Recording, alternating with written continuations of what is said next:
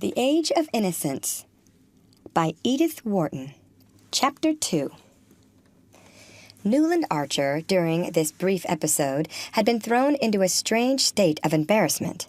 It was annoying that the box, which was thus attracting the undivided attention of masculine New York, should be that in which his betrothed was seated between her mother and aunt, and for a moment he could not identify the lady in the Empire dress, nor imagine why her presence created such excitement among the initiated. Then light dawned on him, and with it came a momentary rush of indignation. No, indeed, no one would have thought the Mingotts would have tried it on. But they had. They undoubtedly had, for the low-toned comments behind him left no doubt in Archer's mind that the young woman was May Welland's cousin, the cousin always referred to in the family as poor Ellen Olenska. Archer knew that she had suddenly arrived from Europe a day or two previously. He had even heard from Miss Welland, not disapprovingly, that she had been to see poor Ellen, who was staying with old Mrs. Mingott. Archer entirely approved of family solidarity, and one of the qualities he most admired in the Mingotts was the resolute championship of the few black sheep that their blameless stock had produced. There was nothing mean or ungenerous in the young man's heart, and he was glad that his future wife should not be restrained by false prudery from being kind, in private, to her unhappy cousin. But to receive Countess Olenska in the family circle was a different thing from producing her in public, at the opera of all places, and in the very box with the young girl whose engagement to him, Newland Archer, was to be announced within a few weeks. No, he felt as old Sillerton Jackson felt. He did not think the Mingotts would have tried it on. He knew, of course, that whatever man dared within Fifth Avenue's limits, that old Mrs. Manson Mingott, the matriarch of the line, would dare. He had always admired the high and mighty old lady who, in spite of having been only Catherine Spicer of Staten Island, with the father mysteriously discredited and neither money nor position enough to make people forget it, had allied herself with the head of the wealthy Mingott line, married 2 of her daughters to foreigners, an Italian marquis and an English banker, and put the crowning touch to her audacities by building a large house of pale cream-colored stone, when brown sandstone seemed as much the only wear as a frock coat in the afternoon, in an inaccessible wilderness near the Central Park. Old Mrs. Mingott's foreign daughters had become a legend. They never came back to see their mother, and the latter being, like many persons of active mind and dominating will, sedentary and corpulent in her habit, had philosophically remained at home. But the cream-colored house, supposed to be modeled on the private hotels of the Parisian aristocracy, was there as a visible proof of her moral courage, and she throned in it, among pre-revolutionary furniture and souvenirs of the Tuileries of Louis Napoleon, where she had shone in her middle age as placidly as if there were nothing peculiar in living above 34th Street or in having French windows that opened like doors instead of sashes that pushed up. Everyone, including Mr. Sillerton Jackson, was agreed that old Catherine had never had beauty, a gift which, in the eyes of New York, justified every success and excused a certain number of failings. Unkind people said that, like her imperial namesake, she had won her way to success by strength of will and hardness of heart, and a kind of haughty effrontery that was somehow justified by the extreme decency and dignity of her private life. Mr. Manson Mingott had died when she was only 28, and had tied up the money with an additional caution born of the general distrust of the Spicers. But his bold young widow went her way fearlessly, mingled freely in foreign society, married her daughters in heaven, knew what corrupt and fashionable circles hobnobbed with dukes and ambassadors, associated familiarly with papists, entertained opera singers, and was the intimate friend of Madame Taglioni. And all the while, as Sillerton Jackson was the first to proclaim, there had never been a breath on her reputation. The only respect, he always added, in which she differed from the earlier Catherine. Mrs. Manson Mingott had long since succeeded in untying her husband's fortune and had lived in affluence for half a century, but memories of her early straits had made her excessively thrifty, and though when she bought a dress or a piece of furniture she took care that it should be of the best, she could not bring herself to spend much on the transient pleasures of the table. Therefore, for totally different reasons, her food was as poor as Mrs. Archer's, and her wines did nothing to redeem it. Her relatives considered that the penury of her table discredited the Mingott name, which had always been associated with good living, but people continued to come to her in spite of the made dishes and flat champagne, and in reply to the remonstrances of her son Lovell, who tried to retrieve the family credit by having the best chef in New York. She used to say laughingly, "What's the use of 2 good cooks in one family now that I've married the girls and can't eat sauces?" Newland Archer, as he mused on these things, had once more turned his eyes toward the Mingott box. He saw that Mrs. Welland and her sister-in-law were facing their semicircle of critics with the Mingottian aplomb which old Catherine had inculcated in all her tribe, and that only May Welland betrayed, by a heightened color, perhaps due to the knowledge that he was watching her, a sense of the gravity of the situation. As for the cause of the commotion, she sat gracefully in her corner of the box, her eyes fixed on the stage, and revealing, as she leaned forward, a little more shoulder and bosom than New York was accustomed to seeing, at least in ladies who had reasons for wishing to pass unnoticed. Few things seemed to Newland Archer more awful than an offense against taste, that far-off divinity of whom form was the mere visible representative and vicegerent. Madame Olenska's pale and serious face appealed to his fancy as suited to the occasion and to her unhappy situation, but the way her dress, which had no tucker, sloped away from her thin shoulders shocked and troubled him. He hated to think of May Welland's being exposed to the influence of a young woman so careless of the dictates of taste. After all, he heard one of the younger men begin behind him, everybody talked through the Mephistopheles and Martha scenes. After all, just what happened? Well, she left him. Nobody attempts to deny that. "He's an awful brute, isn't he?" continued the young enquirer, a candid Thorley, who was evidently preparing to enter the lists as the ladies' champion. "The very worst. I knew him at Nice," said Lawrence Lefferts with authority. "A half-paralyzed, white, sneering fellow, rather handsome head, but eyes with a lot of lashes. Well, I'll tell you the sort. When he wasn't with women, he was collecting china, paying any price for both, I understand." There was a general laugh, and the young champion said, "Well, then." "Well, then, she bolted with his secretary." "Oh, I see." The champion's face fell. "It didn't last long, though. I heard of her a few months later living alone in Venice.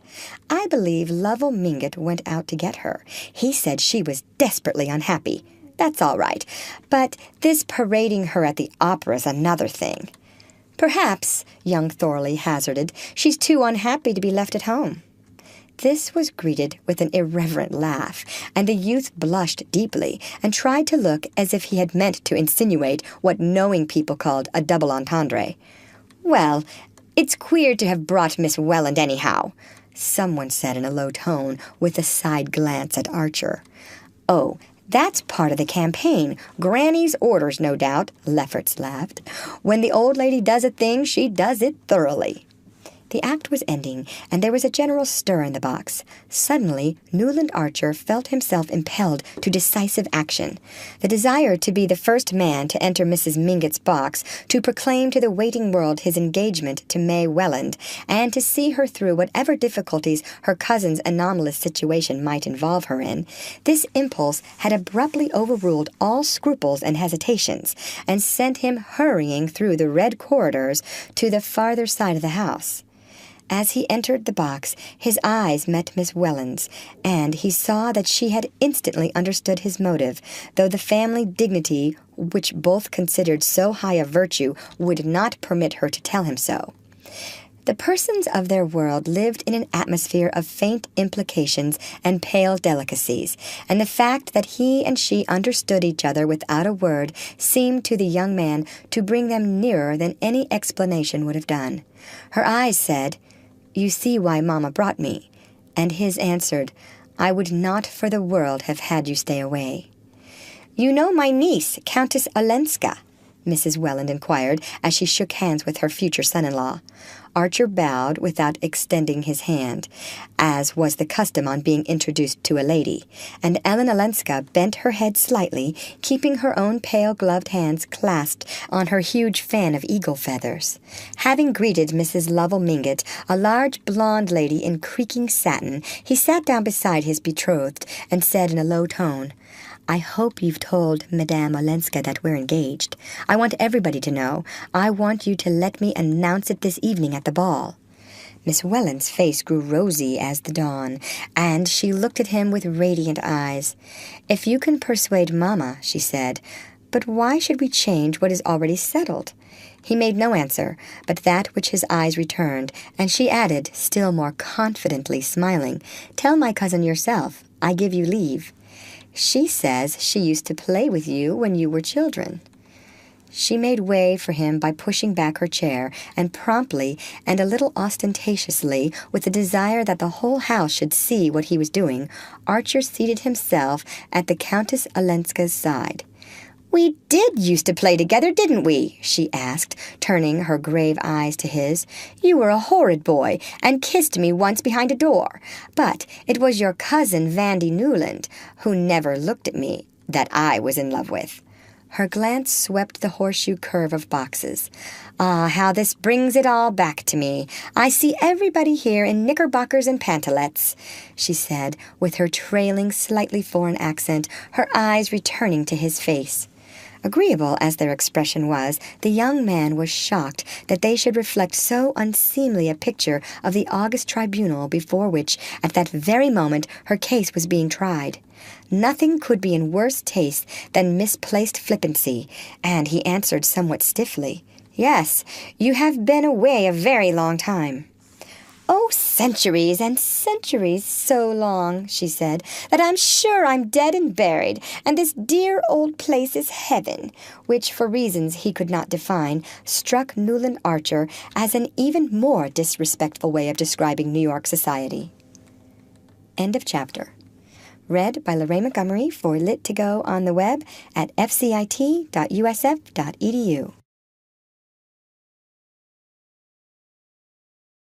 The Age of Innocence by Edith Wharton. Chapter 3. It invariably happened in the same way. Mrs. Julius Buford, on the night of her annual ball, never failed to appear at the opera. Indeed, she always gave her ball on an opera night in order to emphasize her complete superiority to household cares and her possession of a staff of servants competent to organize every detail of the entertainment in her absence. The Buford's house was one of the few in New York that possessed a ballroom. It antedated even Mrs. Manson Mingott's and the Headley Chiverses, and at a time when it was beginning to be thought provincial to put a crash over the drawing-room floor and move the furniture upstairs, the possession of a ballroom that was used for no other purpose and left for 364 days of the year to shuttered darkness, with its gilt chairs stacked in a corner and its chandelier in a bag, this undoubted superiority was felt to compensate for whatever was regrettable in the Buford past. Mrs. Archer, who was fond of coining her social philosophy into axioms, had once said, "We all have our pet common people," and though the phrase was a daring one, its truth was secretly admitted in many an exclusive bosom. But the Bufords were not exactly common. Some people said they were even worse. Mrs. Buford belonged indeed to one of America's most honored families. She had been the lovely Regina Dallas of the South Carolina branch, a penniless beauty introduced to New York society by her cousin, the imprudent Medora Manson, who was always doing the wrong thing from the right motive. When one was related to the Mansons and the Rushworths, one had a droit de cite, as Mr. Sillerton Jackson, who had frequented the Tuileries, called it, in New York society. But did one not forfeit it in marrying Julius Beaufort? The question was, who was Beaufort? He passed for an Englishman, was agreeable, handsome, ill-tempered, hospitable, and witty. He had come to America with letters of recommendation from old Mrs. Manson Mingott's English son-in-law, the banker, and had speedily made himself an important position in the world of affairs. But his habits were dissipated, his tongue was bitter, his antecedents were mysterious, and when Medora Manson announced her cousin's engagement to him, it was felt to be one more act of folly in poor Medora's long record of imprudences. But folly is as often justified of her children as wisdom, and 2 years after young Mrs. Beaufort's marriage, it was admitted that she had the most distinguished house in New York. No one knew exactly how the miracle was accomplished. She was indolent, passive. The caustic even called her dull, but dressed like an idol, hung with pearls, growing younger and blonder and more beautiful each year. She throned in Mr. Beaufort's heavy brownstone palace and drew all the world there without lifting her jeweled little finger. The knowing people said it was Beaufort himself who trained the servants, taught the chef new dishes, told the gardeners what hothouse flowers to grow for the dinner table and the drawing rooms, selected the guests, brewed the after-dinner punch, and dictated the little notes his wife wrote to her friends. If he did, these domestic activities were privately performed, and he presented to the world the appearance of a careless and hospitable millionaire strolling into his own drawing-room with the detachment of an invited guest and saying, "My wife's gloxinias are a marvel, aren't they? I believe she gets them out from Kew." Mr. Beaufort's secret, people were agreed, was the way he carried things off. It was all very well to whisper that he had been helped to leave England by the international banking house in which he had been employed. He carried off that rumor as easily as the rest, though New York's business conscience was no less sensitive than its moral standard. He carried everything before him, and all New York into his drawing-rooms, and for over 20 years now people had said they were going to the Beauforts with the same tone of security as if they had said they were going to Mrs. Manson Mingott's, and with the added satisfaction of knowing they would get hot canvas-back ducks and vintage wines instead of tepid Veuve Clicquot without a year and warmed-up croquettes from Philadelphia. Mrs. Beaufort, then, had as usual appeared in her box just before the Jewel Song, and when, again as usual, she rose at the end of the third act, drew her opera cloak about her lovely shoulders, and disappeared, New York knew that meant that half an hour later the ball would begin. The Beaufort house was one that New Yorkers were proud to show to foreigners, especially on the night of the annual ball. The Beauforts had been among the first people in New York to own their own red velvet carpet and have it rolled down the steps by their own footmen under their own awning, instead of hiring it with the supper and the ballroom chairs. They had also inaugurated the custom of letting the ladies take their cloaks off in the hall, instead of shuffling up to the hostess's bedroom and recurling their hair with the aid of the gas burner. Beaufort was understood to have said that he supposed all his wife's friends had maids who saw to it that they were properly coiffed when they left home. Then the house had been boldly planned with a ballroom so that instead of squeezing through a narrow passage to get to it, as at the Chiverses, one marched solemnly down a vista of enfiladed drawing-rooms, the sea green, the crimson, and the bouton d'or, seeing from afar the many-candled lustres reflected in the polished parquetry, and beyond that the depths of a conservatory where camellias and tree-ferns arched their costly foliage over seats of black and gold bamboo. Newland Archer, as became a young man of his position, strolled in somewhat late. He had left his overcoat with the silk-stockinged footman. The stockings were one of Beaufort's few fatuities, had dawdled a while in the library, hung with Spanish leather and furnished with buhl and malachite, where a few men were chatting and putting on their dancing gloves, and had finally joined the line of guests whom Mrs. Beaufort was receiving on the threshold of the crimson drawing-room. Archer was distinctly nervous. He had not gone back to his club after the opera, as the young bloods usually did, but, the night being fine, had walked for some distance up Fifth Avenue before turning back in the direction of the Beauforts' house.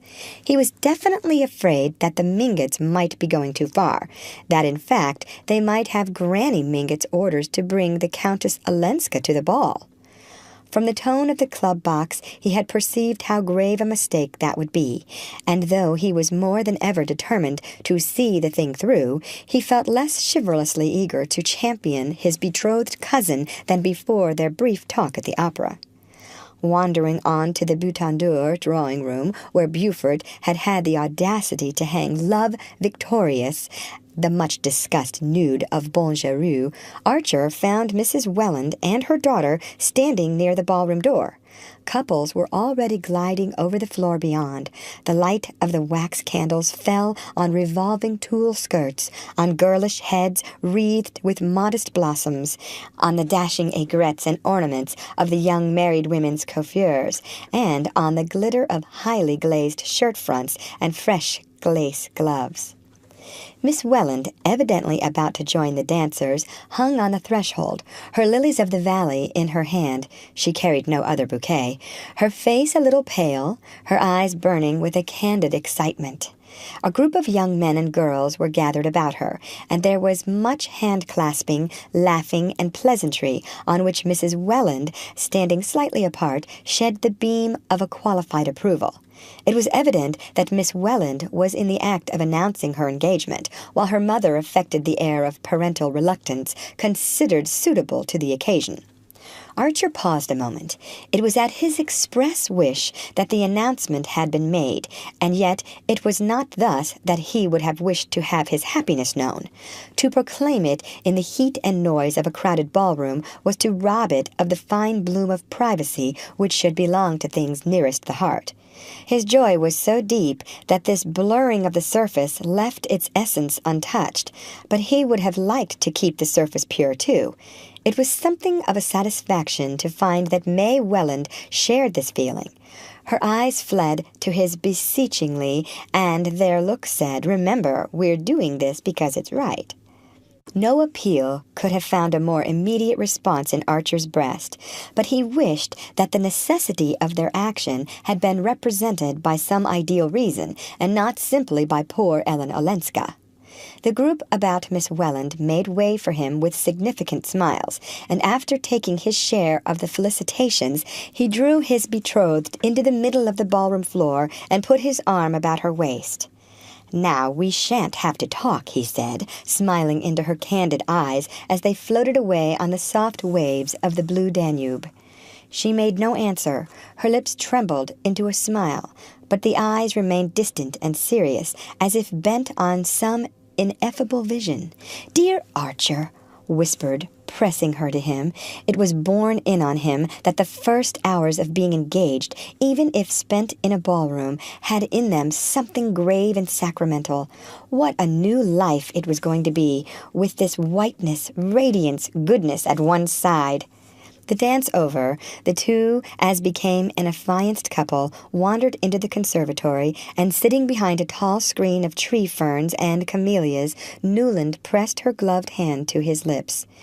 "You see, I did as you asked me to," she said. "Yes, I couldn't wait," he answered, smiling. After a moment he added, "Only I wish it hadn't had to be at a ball." "Yes, I know." She met his glance comprehendingly. "But after all, even here we're alone together, aren't we?" "Oh, dearest, always," Archer cried.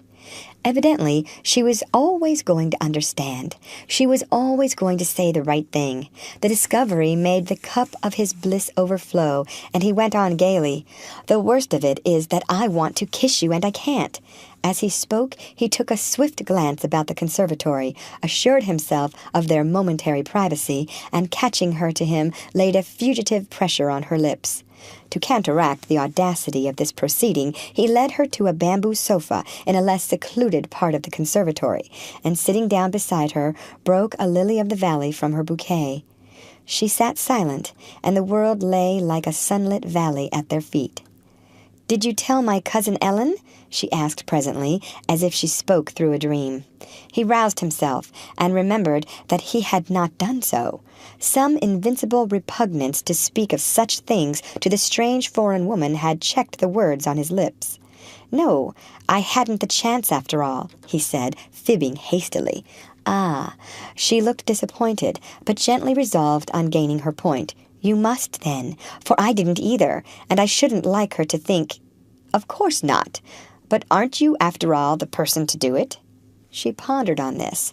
"If I'd done it at the right time, yes. But now that there's been a delay, I think you must explain that I'd asked you to tell her at the opera before our speaking about it to everybody here. Otherwise, she might think I had forgotten her. You see, she's one of the family, and she's been away so long that she's rather sensitive." Archer looked at her glowingly. "Dear and great angel, of course I'll tell her." He glanced a trifle apprehensively toward the crowded ballroom.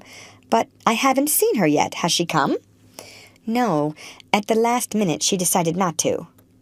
"At the last minute?" he echoed, betraying his surprise that she should ever have considered the alternative possible. "Yes, she's awfully fond of dancing," the young girl answered simply, "but suddenly she made up her mind that her dress wasn't smart enough for a ball, though we thought it so lovely, and so my aunt had to take her home." "Oh, well," said Archer, with happy indifference. Nothing about his betrothed pleased him more than her resolute determination to carry to its utmost limit that ritual of ignoring the unpleasant in which they had both been brought up. "She knows as well as I do," he reflected, "the real reason of her cousin staying away, but I shall never let her see by the least sign that I am conscious of there being a shadow of a shade on poor Ellen Olenska's reputation." End of chapter. Read by Lorraine Montgomery for Lit2Go on the web at fcit.usf.edu.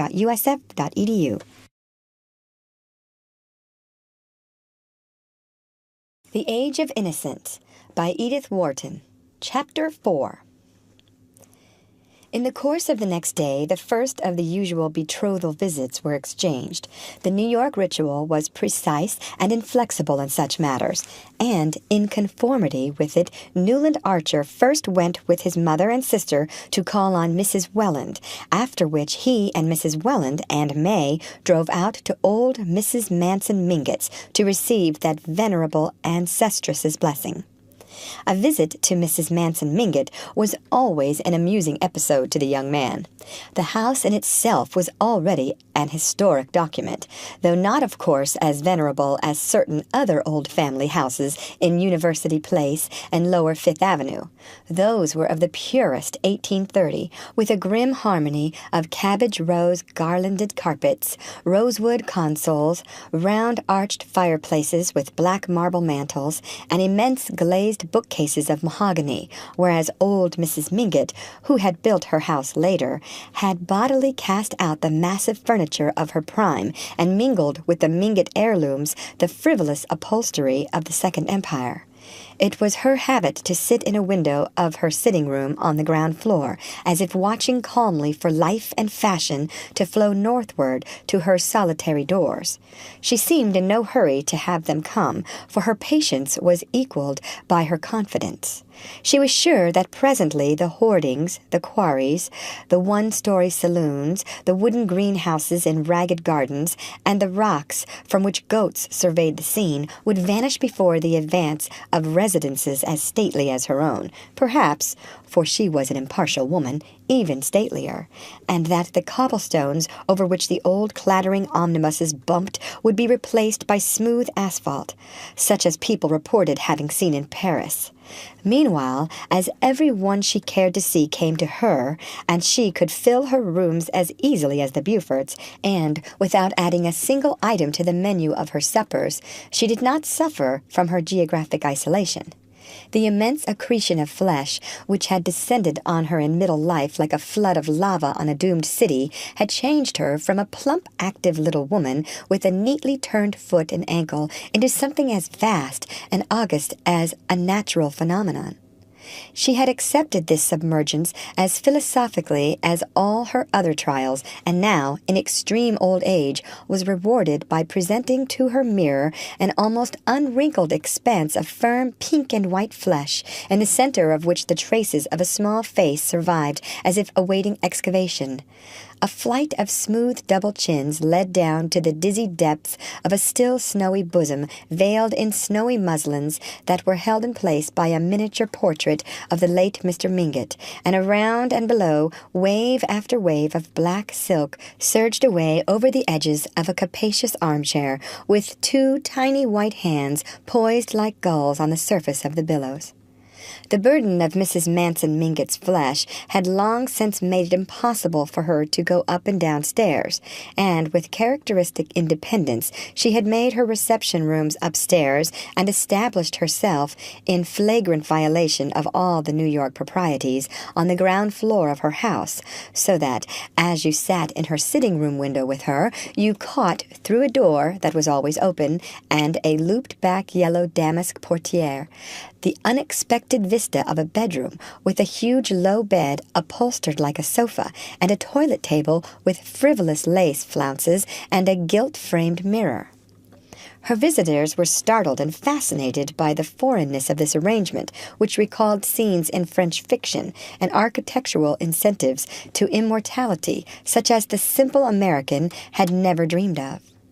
That was how women with lovers lived in the wicked old societies, in apartments with all the rooms on one floor, and all the indecent propinquities that their novels described.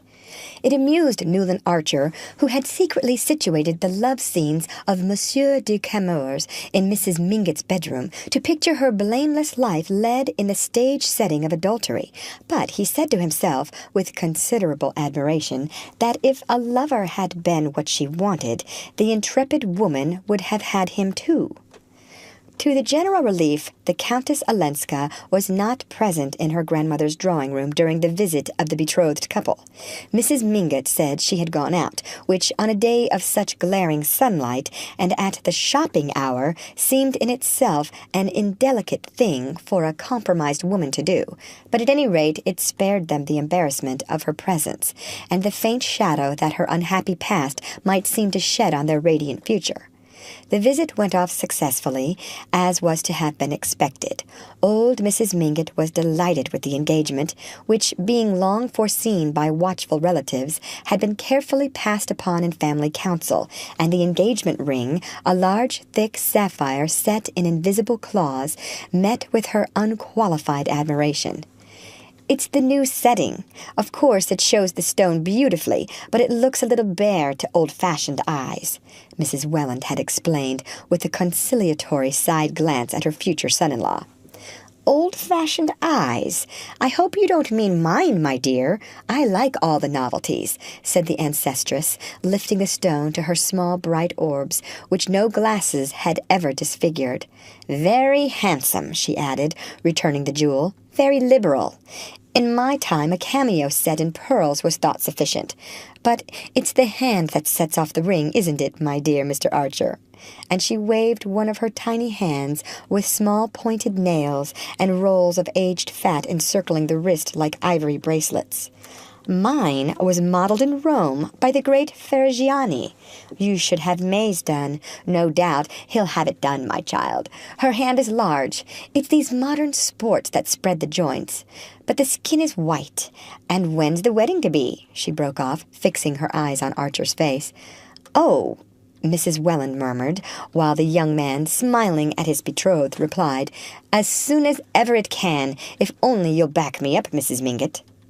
"We must give them time to get to know each other a little better, Mamma," Mrs. Welland interposed, with the proper affectation of reluctance, to which the ancestress rejoined, "Know each other? Fiddlesticks! Everybody in New York has always known everybody. Let the young man have his way, my dear. Don't wait till the bubble's off the wine. Marry them before Lent. I may catch pneumonia any winter now, and I want to give the wedding breakfast." These successive statements were received with the proper expressions of amusement, incredulity, and gratitude, and the visit was breaking up in a vein of mild pleasantry when the door opened to admit the Countess Olenska, who entered in bonnet and mantle, followed by the unexpected figure of Julius Beaufort. There was a cousinly murmur of pleasure between the ladies, and Mrs. Mingott held out Ferrigiani's model to the banker. "Ha! Beaufort, this is a rare favor." She had an odd foreign way of addressing men by their surnames. "Thanks. I wish it might happen oftener," said the visitor in his easy, arrogant way. "I'm generally so tied down, but I met the Countess Ellen in Madison Square, and she was good enough to let me walk home with her." "Ah, I hope the house will be gayer now that Ellen's here," cried Mrs. Mingott with a glorious effrontery. Sit down, Beaufort. Push up the yellow armchair. Now I've got you, I want a good gossip. I hear your ball was magnificent, and I understand you invited Mrs. Lemuel Struthers. Well, I've a curiosity to see the woman myself." She had forgotten her relatives, who were drifting out into the hall under Ellen Olenska's guidance. Old Mrs. Mingott had always professed a great admiration for Julius Beaufort, and there was a kind of kinship in their cool, domineering way and their shortcuts through the conventions. Now she was eagerly curious to know what had decided the Beauforts to invite for the first time Mrs. Lemuel Struthers, the widow of Struthers's shoe polish, who had returned the previous year from a long initiatory sojourn in Europe to lay siege to the tight little citadel of New York. "Of course, if you and Regina invite her, the thing is settled. Well, we need new blood and new money, and I hear she's still very good-looking," the carnivorous old lady declared. In the hall, while Mrs. Welland and May drew on their furs, Archer saw the Countess Olenska was looking at him with a faintly questioning smile. "Of course, you know already about May and me," he said, answering her look with a shy laugh. "She scolded me for not giving you the news last night at the opera. I had her orders to tell you that we were engaged, but I couldn't in that crowd." The smile passed from Countess Olenska's eyes to her lips. She looked younger, more like the bold, brown Ellen Mingott of his boyhood. "Of course I know, yes, and I'm so glad. But one doesn't tell such things first in a crowd." The ladies were on the threshold, and she held out her hand. "Goodbye. Come and see me some day," she said, still looking at Archer. In the carriage, on the way down Fifth Avenue, they talked pointedly of Mrs. Mingott, of her age, her spirit, and all her wonderful attributes. No one alluded to Ellen Olenska, but Archer knew that Mrs. Welland was thinking, "It's a mistake for Ellen to be seen, the very day after her arrival, parading up Fifth Avenue at the crowded hour with Julius Beaufort." And the young man himself mentally added, "And she ought to know that a man who's just engaged doesn't spend his time calling on married women. But I dare say in the set she's lived in they do. They never do anything else." And in spite of the cosmopolitan views on which he prided himself, he thanked heaven that he was a New Yorker and about to ally himself with one of his own kind. End of chapter. Read by Lorraine Montgomery for Lit to Go on the web at fcit.usf.edu.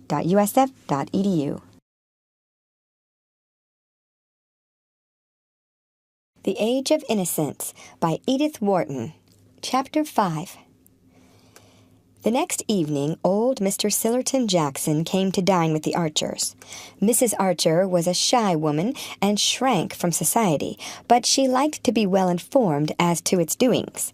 Her old friend, Mr. Sillerton Jackson, applied to the investigation of his friend's affairs the patience of a collector and the science of a naturalist, and his sister, Miss Sophie Jackson, who lived with him, and was entertained by all the people who could not secure her much sought-after brother, brought home bits of minor gossip that filled out usefully the gaps in his picture. Therefore, whenever anything happened that Mrs. Archer wanted to know about, she asked Mr. Jackson to dine, and as she honored few people with her invitations, and as she and her daughter Janie were an excellent audience, Mr. Jackson usually came himself instead of sending his sister. If he could have dictated all the conditions, he would have chosen the evenings when Newland was out, not because the young man was uncongenial to him, the two got on capitally at their club, but because the old anecdotist sometimes felt, on Newland's part, a tendency to weigh his evidence that the ladies of the family never showed. Mr. Jackson, if perfection had been attainable on earth, would also have asked that Mrs. Archer's food should be a little better. But then New York, as far back as the mind of man could travel, had been divided into the two great fundamental groups of the Mingotts and Mansons, and all their clan, who cared about eating and clothes and money, and the Archer, Newland, Van der Luyden tribe, who were devoted to travel, horticulture, and the best fiction, and looked down on the grosser forms of pleasure. You couldn't have everything, after all. If you dined with the Lovell Mingotts, you got canvas back and terrapin and vintage wines.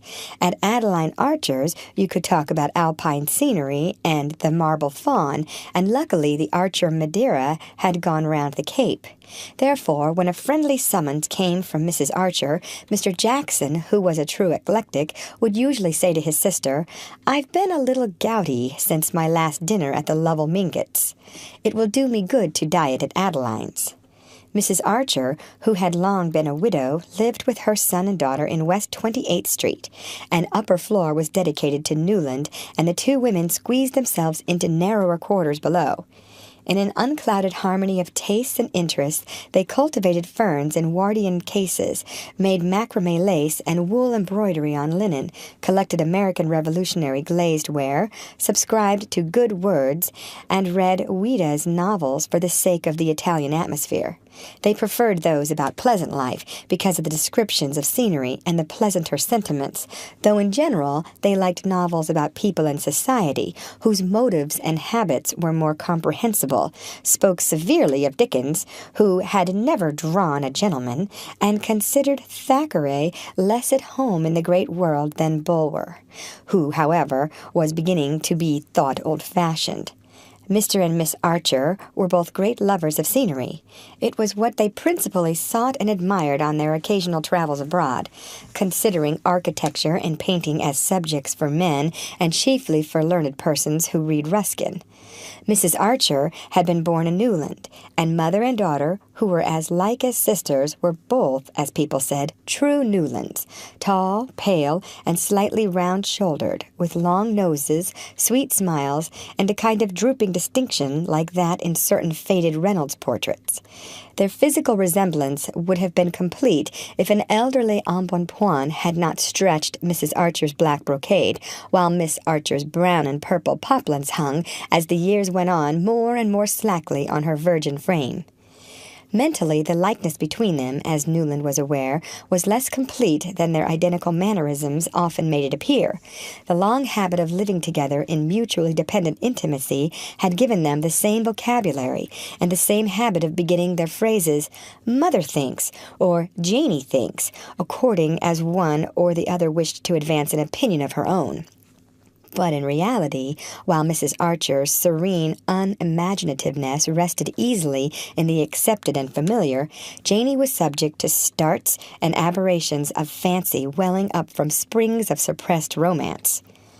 Mother and daughter adored each other and revered their son and brother, and Archer loved them with a tenderness made compunctious and uncritical by the sense of their exaggerated admiration, and by his secret satisfaction in it. After all, he thought it a good thing for a man to have his authority respected in his own house, even if his sense of humor sometimes made him question the force of his mandate. On this occasion, the young man was very sure that Mr. Jackson would rather have had him dine out, but he had his own reasons for not doing so. Of course, old Jackson wanted to talk about Ellen Olenska, and of course Mrs. Archer and Janie wanted to hear what he had to tell. All three would be slightly embarrassed by Newland's presence, now that his prospective relation to the Mingott clan had been made known, and the young man waited with an amused curiosity to see how they would turn the difficulty. They began, obliquely, by talking about Mrs. Lemuel Struthers. "It's a pity the Beauforts asked her," Mrs. Archer said gently, "but then Regina always does what he tells her, and Beaufort—" "Certain nuances escape Beaufort," said Mr. Jackson, cautiously inspecting the broiled shad, and wondering for the 1,000th time why Mrs. Archer's cook always burnt the roe to a cinder. Newland, who had long shared his wonder, could always detect it in the older man's expression of melancholy disapproval. "Oh, necessarily, Beaufort is a vulgar man," said Mrs. Archer. "My grandfather, Newland, always used to say to my mother, 'Whatever you do, don't let that fellow Beaufort be introduced to the girls.' But at least he's had the advantage of associating with gentlemen. In England, too, they say. It's all very mysterious." She glanced at Janey and paused. She and Janey knew every fold of the Beaufort mystery, but in public Mrs. Archer continued to assume that the subject was not one for the unmarried. "But this Mrs. Struthers," Mrs. Archer continued, "what did you say she was, Sillerton?" "Out of a mine, or rather out of the saloon at the head of the pit. Then with living waxworks touring New England. After the police broke that up, they say she lived." Mr. Jackson in his turn glanced at Janey, whose eyes began to bulge from under her prominent lids. There were still hiatuses for her in Mrs. Struthers' past. "Then," Mr. Jackson continued, and Archer saw he was wondering why no one had told the butler never to slice cucumbers with a steel knife, "then Lemuel Struthers came along. They say his advertiser used the girl's head for the shoe polish posters. Her hair's intensely black, you know, the Egyptian style. Anyhow, he eventually married her. There were volumes of innuendo in the way the 'eventually' was spaced, and each syllable given its due stress. "Oh, well, at the pass we've come to nowadays, it doesn't matter," said Mrs. Archer indifferently. The ladies were not really interested in Mrs. Struthers just then. The subject of Ellen Olenska was too fresh and too absorbing to them. Indeed, Mrs. Struthers' name had been introduced by Mrs. Archer, only that she might presently be able to say, "And Newland's new cousin, Countess Olenska, was she at the ball too?" There was a faint touch of sarcasm in the reference to her son, and Archer knew it and had expected it. Even Mrs. Archer, who was seldom unduly pleased with human events, had been altogether glad of her son's engagement, especially after that silly business with Mrs. Rushworth, as she had remarked to Janey, alluding to what had once seemed to Newland a tragedy of which his soul would always bear the scar. There was no better match in New York than May Welland. Look at the question from whatever point you choose. Of course, such a marriage was only what Newland was entitled to, but young men are so foolish and incalculable, and some women so ensnaring and unscrupulous, that it was nothing short of a miracle to see one's only son safe past the Siren Isle and in the haven of a blameless domesticity. All this Mrs. Archer felt, and her son knew she felt. But he knew also that she had been perturbed by the premature announcement of his engagement, or rather by its cause, and it was for that reason, because on the whole he was a tender and indulgent master, that he had stayed at home that evening. It's not that I don't approve of the Mingotts' esprit de corps, but why Newland's engagement should be mixed up with that Olenska woman's comings and goings I don't see. Mrs. Archer grumbled to Janey, the only witness of her slight lapses from perfect sweetness. She had behaved beautifully, and in beautiful behavior she was unsurpassed during the call on Mrs. Welland. But Newland knew, and his betrothed doubtless guessed, that all through the visit she and Janey were nervously on the watch for Madame Olenska's possible intrusion, and when they left the house together she had permitted herself to say to her son, "I'm thankful that Augusta Welland received us alone." These indications of inward disturbance moved Archer the more that he too felt that the Mingotts had gone a little too far. But as it was against all the rules of their code that the mother and son should ever allude to what was uppermost in their thoughts, he simply replied, "Oh, well, there's always a phase of family parties to be gone through when one gets engaged, and the sooner it's over the better." at which his mother merely pursed her lips under the lace veil that hung down from her gray velvet bonnet trimmed with frosted grapes. Her revenge, he felt, her lawful revenge, would be to draw Mr. Jackson that evening on the Countess Olenska, and having publicly done his duty as a future member of the Mingott clan, the young man had no objection to hearing the lady discussed in private, except that the subject was already beginning to bore him. Mr. Jackson had helped himself to a slice of the tepid fillet which the mournful butler had handed him with a look as skeptical as his own, and had rejected the mushroom sauce after a scarcely perceptible sniff. He looked baffled and hungry, and Archer reflected that he would probably finish his meal on Ellen Olenska. Mr. Jackson leaned back in his chair and glanced up at the candlelit Archers, Newlands, and Vanderlydens hanging in dark frames on the dark walls. "Ah, how your grandfather Archer loved a good dinner, my dear Newland," he said, his eyes on the portrait of a plump, full-chested young man in a stock and a blue coat, with the view of a white-columned country house behind him. "Well, well, well, I wonder what he would have said to all these foreign marriages." Mrs. Archer ignored the allusion to the ancestral cuisine, and Mr. Jackson continued with deliberation. "No, she was not at the ball." "Ah," Mrs. Archer murmured in a tone that implied she had that decency. "Perhaps the Bufords don't know her," Janey suggested, with her artless malice. Mr. Jackson gave a faint sip, as if he had been tasting invisible Madeira. "Mrs. Beaufort may not, but Beaufort certainly does, for she was seen walking up Fifth Avenue this afternoon with him by the whole of New York." "Mercy," moaned Mrs. Archer, evidently perceiving the uselessness of trying to ascribe the actions of foreigners to a sense of delicacy. "I wonder if she wears a round hat or a bonnet in the afternoon," Janey speculated. "At the opera, I know she had on dark blue velvet, perfectly plain and flat, like a nightgown." "Janey," said her mother, and Miss Archer blushed and tried to look audacious. "It was, at any rate, in better taste not to go to the ball," Mrs. Archer continued. A spirit of perversity moved her son to rejoin, "I don't think it was a question of taste with her. May said she meant to go, and then decided that the dress in question wasn't smart enough." Mrs. Archer smiled at this confirmation of her inference. "Poor Ellen," she simply remarked, adding compassionately, "we must always bear in mind what an eccentric bringing up Medora Manson gave her. What can you expect of a girl who was allowed to wear black satin at her coming-out ball?" "Ah, don't I remember her in it," said Mr. Jackson, adding, "Poor girl," in the tone of one who, while enjoying the memory, had fully understood at the time what the sight portended. "It's odd," Janey remarked, "that she should have kept such an ugly name as Ellen. I should have changed it to Elaine." She glanced about the table to see the effect of this. Her brother laughed. "Why Elaine?" "I don't know. It sounds more Polish," said Janey, blushing. "It sounds more conspicuous, and that can hardly be what she wishes," said Mrs. Archer distantly. "Why not?" broke in her son, growing suddenly argumentative. "Why shouldn't she be conspicuous if she chooses? Why should she slink about as if it were she who had disgraced herself?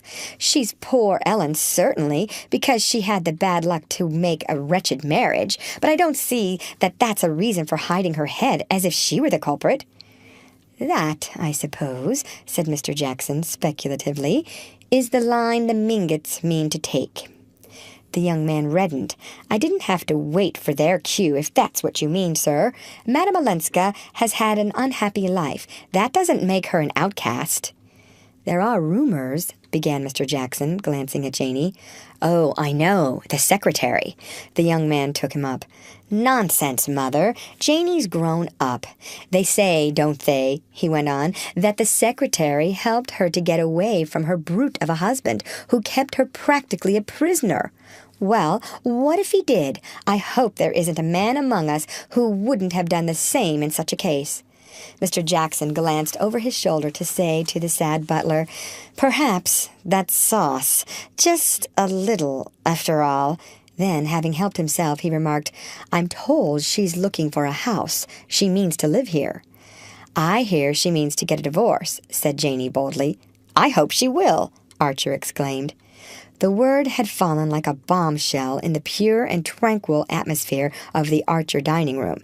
Mrs. Archer raised her delicate eyebrows in the particular curve that signified the butler, and the young man himself, mindful of the bad taste of discussing such intimate matters in public, hastily branched off into an account of his visit to old Mrs. Mingott. After dinner, according to immemorial custom, Mrs. Archer and Janey trailed their long silk draperies up to the drawing-room, where, while the gentlemen smoked below stairs, they sat beside a carcel lamp with an engraved globe, facing each other across a rosewood work-table with a green silk bag under it, and stitched at the two ends of a tapestry band of field flowers destined to adorn an occasional chair in the drawing-room of young Mrs. Newland Archer. While this rite was in progress in the drawing-room, Archer settled Mr. Jackson in an armchair near the fire in the Gothic library and handed him a cigar. Mr. Jackson sank into the armchair with satisfaction, lit his cigar with perfect confidence — it was Newland who bought them — and stretching his thin old ankles to the coals, said, "You say the secretary merely helped her to get away, my dear fellow.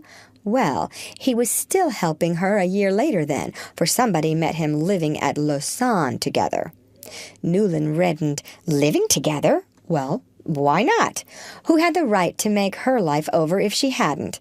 I'm sick of the hypocrisy that would bury alive a woman of her age if her husband prefers to live with harlots."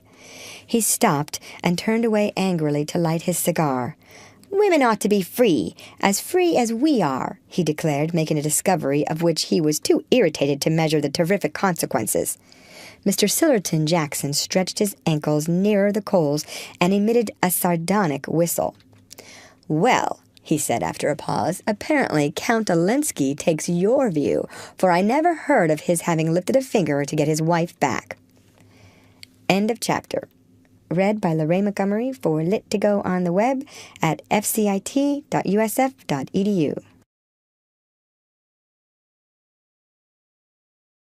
The Age of Innocence by Edith Wharton. Chapter 6. That evening, after Mr. Jackson had taken himself away and the ladies had retired to their chintz-curtained bedroom, Newland Archer mounted thoughtfully to his own study.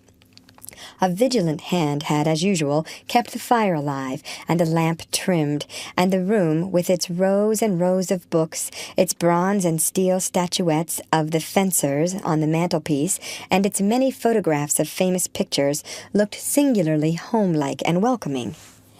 As he dropped into his armchair near the fire, his eyes rested on a large photograph of May Welland, which the young girl had given him in the first days of their romance, and which had now displaced all the other portraits on the table. With a new sense of awe, he looked at the frank forehead, serious eyes, and gay, innocent mouth of the young creature whose soul's custodian he was to be.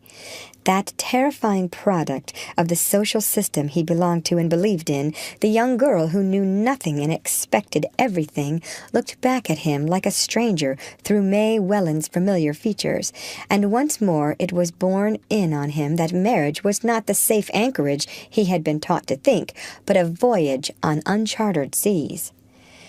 The case of the Countess Olenska had stirred up old settled convictions and set them drifting dangerously through his mind.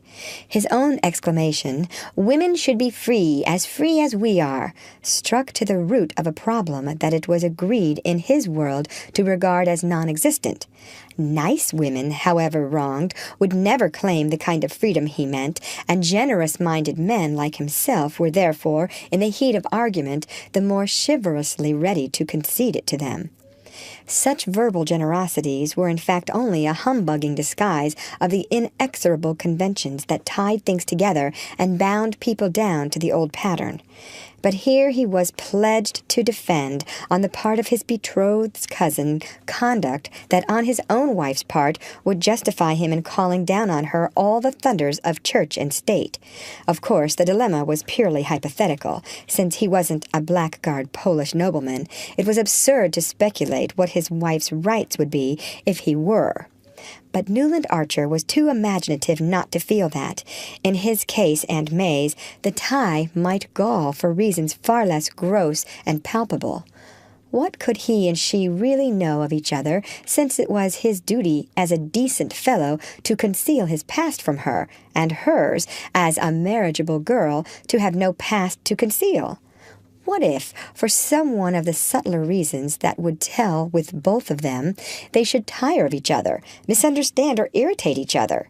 He reviewed his friends' marriages, the supposedly happy ones, and saw none that answered, even remotely, to the passionate and tender comradeship which he pictured as his permanent relation with May Welland. He perceived that such a picture presupposed on her part the experience, the versatility, the freedom of judgment which she had been carefully trained not to possess, and with a shiver of foreboding he saw his marriage becoming what most of the other marriages about him were, a dull association of material and social interests held together by ignorance on the one side and hypocrisy on the other. Lawrence Lefferts occurred to him as the husband who had most completely realized this enviable ideal. As became the high priest of form, he had formed a wife so completely to his own convenience that in the most conspicuous moments of his frequent love affairs with other men's wives, she went about in smiling unconsciousness, saying that Lawrence was so frightfully strict, and had been known to blush indignantly and avert her gaze when someone alluded in her presence to the fact that Julius Beaufort, as became a foreigner of doubtful origin, had what was known in New York as another establishment. Archer tried to console himself with the thought that he was not quite such an ass as Larry Lefferts, nor May such a simpleton as poor Gertrude, but the difference was after all one of intelligence and not of standards. In reality, they all lived in a kind of hieroglyphic world, where the real thing was never said or done or even thought, but only represented by a set of arbitrary signs, as when Mrs. Welland, who knew exactly why Archer had pressed her to announce her daughter's engagement at the Beaufort ball, and had indeed expected him to do no less, yet felt obliged to simulate reluctance and the air of having had her hand forced, quite as, in the books on primitive man that people of advanced culture were beginning to read, the savage bride is dragged with shrieks from her parents' tent. The result, of course, was that the young girl, who was the center of this elaborate system of mystification, remained the more inscrutable for her very frankness and assurance. She was frank, poor darling, because she had nothing to conceal, assured because she knew of nothing to be on her guard against, and with no better preparation than this, she was to be plunged overnight into what people evasively called the facts of life. The young man was sincerely but placidly in love. He delighted in the radiant good looks of his betrothed, in her health, her horsemanship, her grace, and quickness at games, and the shy interest in books and ideas that she was beginning to develop under his guidance. She had advanced far enough to join him in ridiculing the idols of the king, but not to feel the beauty of Ulysses and the lotus-eaters. She was straightforward, loyal, and brave. She had a sense of humor, chiefly proved by her laughing at his jokes, and he suspected in the depths of her innocently gazing soul a glow of feeling that it would be a joy to waken. But when he had gone the brief round of her, he returned discouraged by the thought that all this frankness and innocence were only an artificial product. Untrained human nature was not frank and innocent. It was full of the twists and defenses of an instinctive guile, and he felt himself oppressed by this creation of factitious purity, so cunningly manufactured by a conspiracy of mothers and aunts and grandmothers and long-dead ancestresses, because it was supposed to be what he wanted, what he had a right to, in order that he might exercise his lordly pleasure in smashing it like an image made of snow. There was a certain triteness in these reflections. They were those habitual to young men on the approach of their wedding day. But they were generally accompanied by a sense of compunction and self-abasement of which Newland Archer felt no trace. He could not deplore, as Thackeray's heroes so often exasperated him by doing, that he had not a blank page to offer his bride in exchange for the unblemished one she was to give to him. He could not get away from the fact that if he had been brought up as she had, they would have been no more fit to find their way about than the babes in the wood, nor could he, for all his anxious cogitations, see any honest reason, any that is unconnected with his own momentary pleasure and the passion of masculine vanity, why his bride should not have been allowed the same freedom of experience as himself.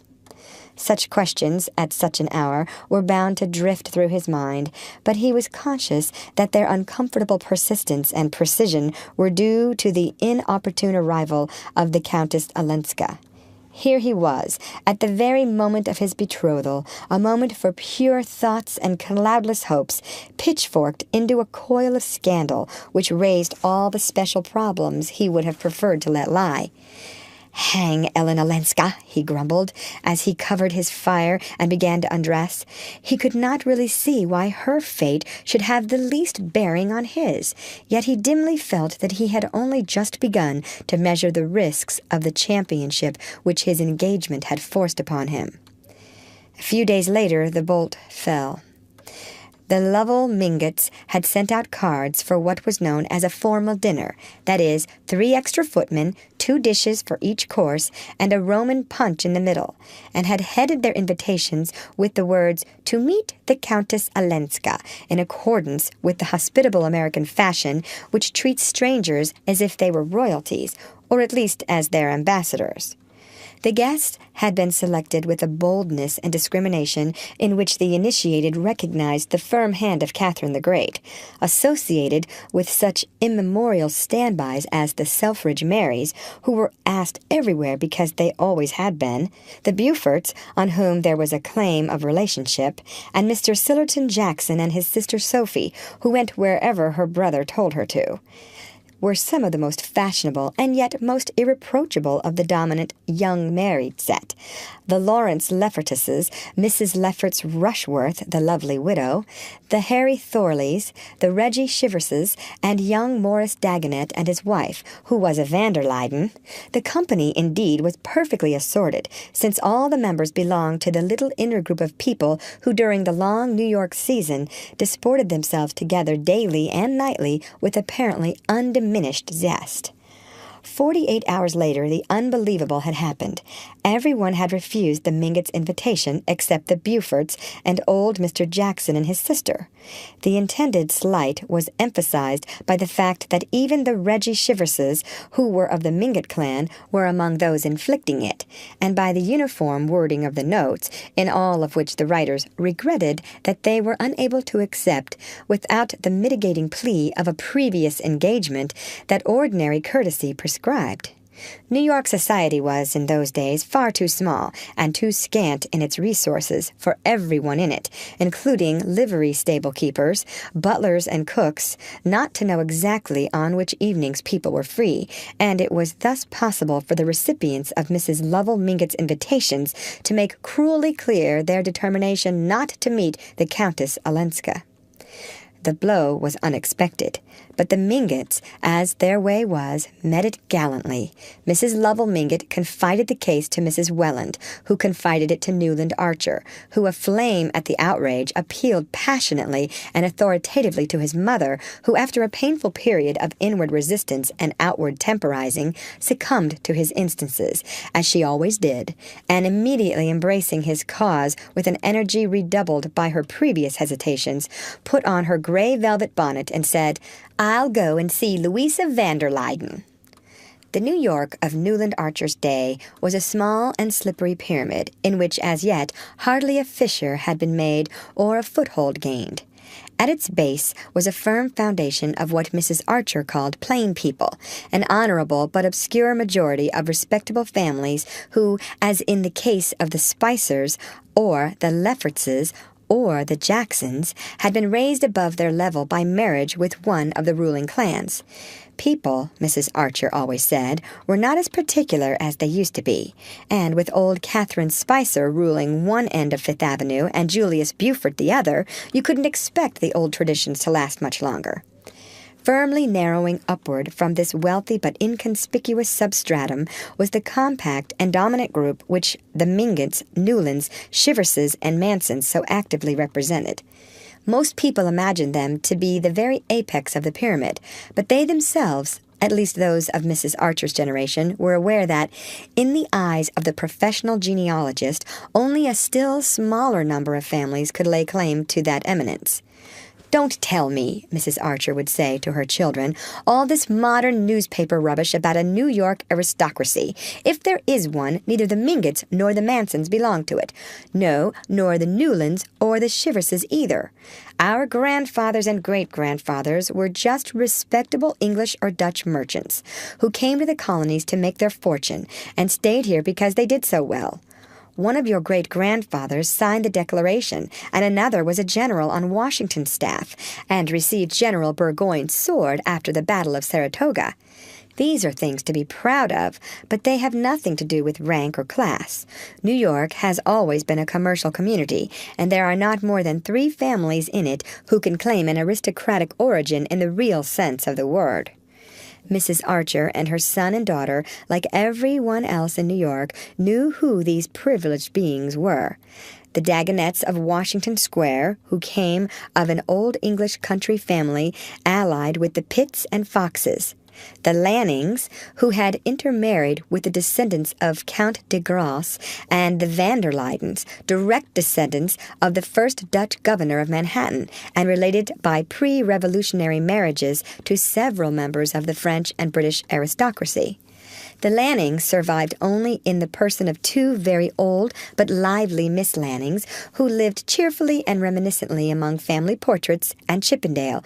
The Dagonets were a considerable clan, allied to the best names in Baltimore and Philadelphia. But the van der Luydens, who stood above all of them, had faded into a kind of super-terrestrial twilight, from which only 2 figures impressively emerged, those of Mr. and Mrs. Henry van der Luyden.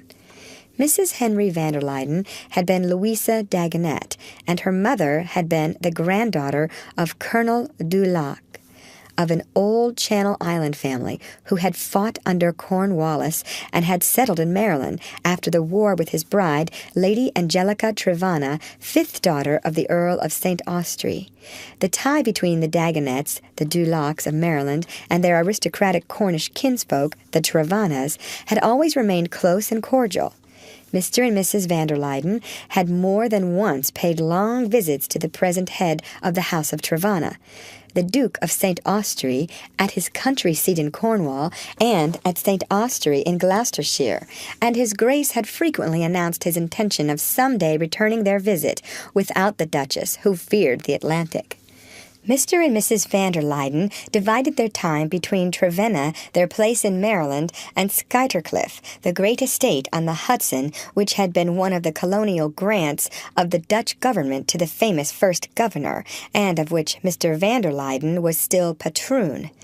Their large, solemn house in Madison Avenue was seldom opened, and when they came to town, they received in it only their most intimate friends.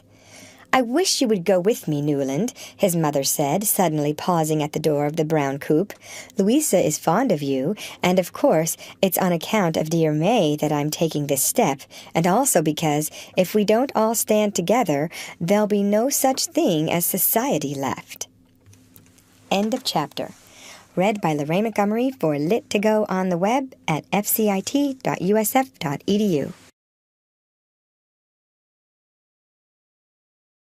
The Age of Innocence by Edith Wharton. Chapter 7. Mrs. Henry van der Luyden listened in silence to her cousin Mrs. Archer's narrative. It was all very well to tell yourself in advance that Mrs. van der Luyden was always silent, and that though non-committal by nature and training, she was very kind to the people she really liked.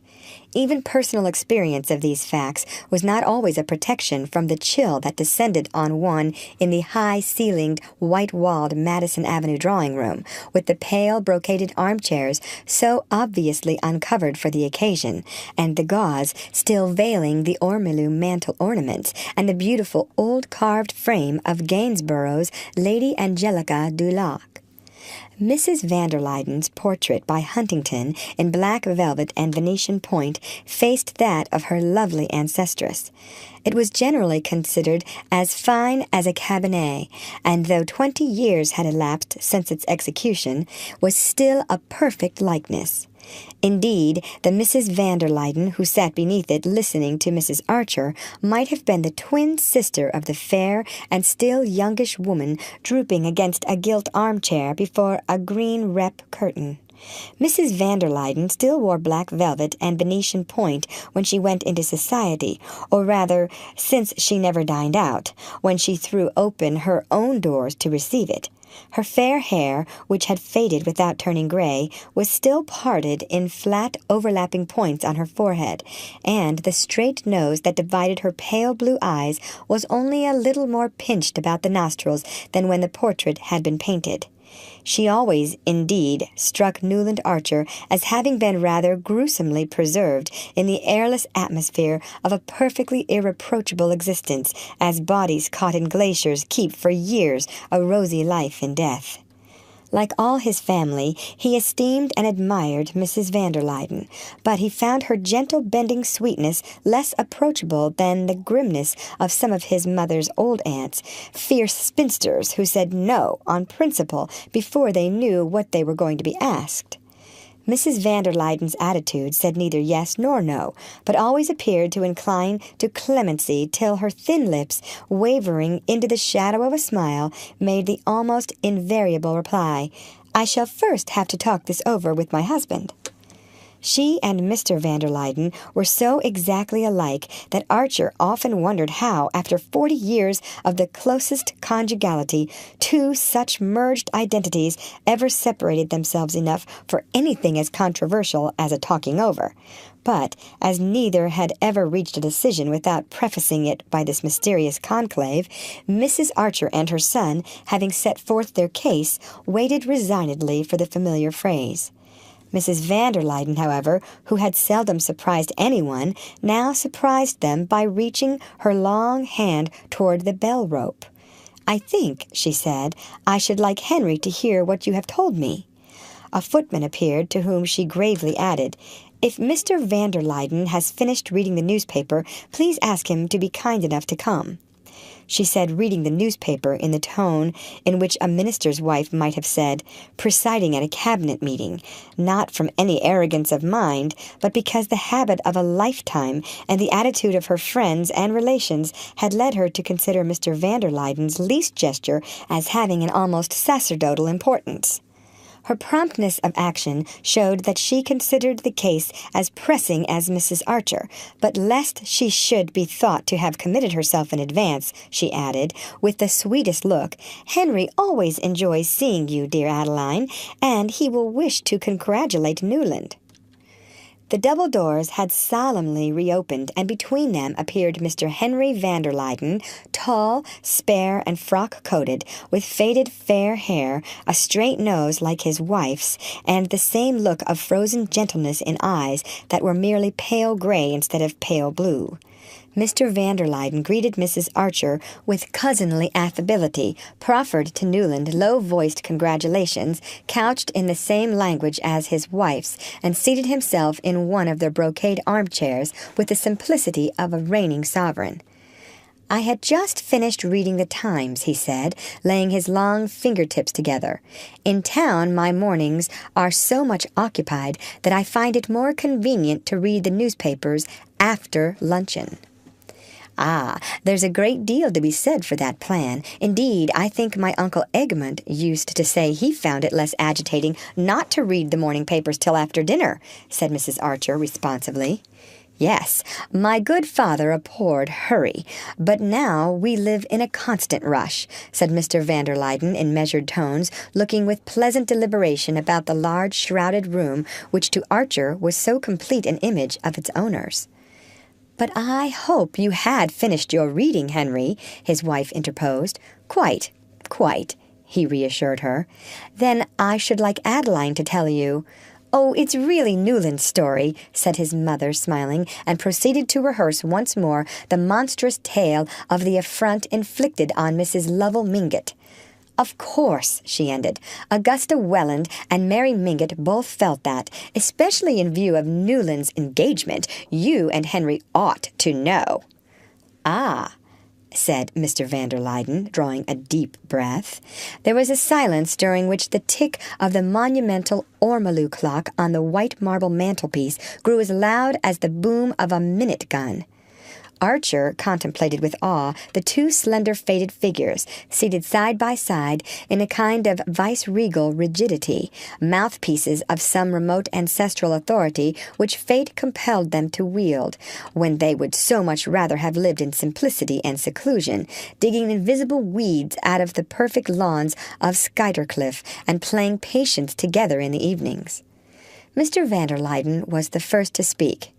"You really think this is due to some intentional interference of Lawrence Lefferts?" he inquired, turning to Archer. "I'm certain of it, sir. Larry has been going it rather harder than usual lately, if Cousin Louisa won't mind my mentioning it, having rather a stiff affair with the postmaster's wife in their village, or someone of that sort, and whenever poor Gertrude Lefferts begins to suspect anything, and he's afraid of trouble, he gets up a fuss of this kind to show how awfully moral he is, and talks at the top of his voice about the impertinence of inviting his wife to meet people he doesn't wish her to know. He's simply using Madame Olenska as a lightning rod.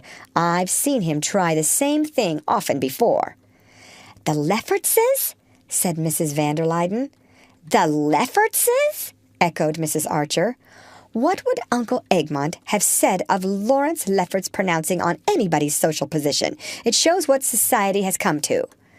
"We'll hope it has not quite come to that," said Mr. van der Luyden firmly.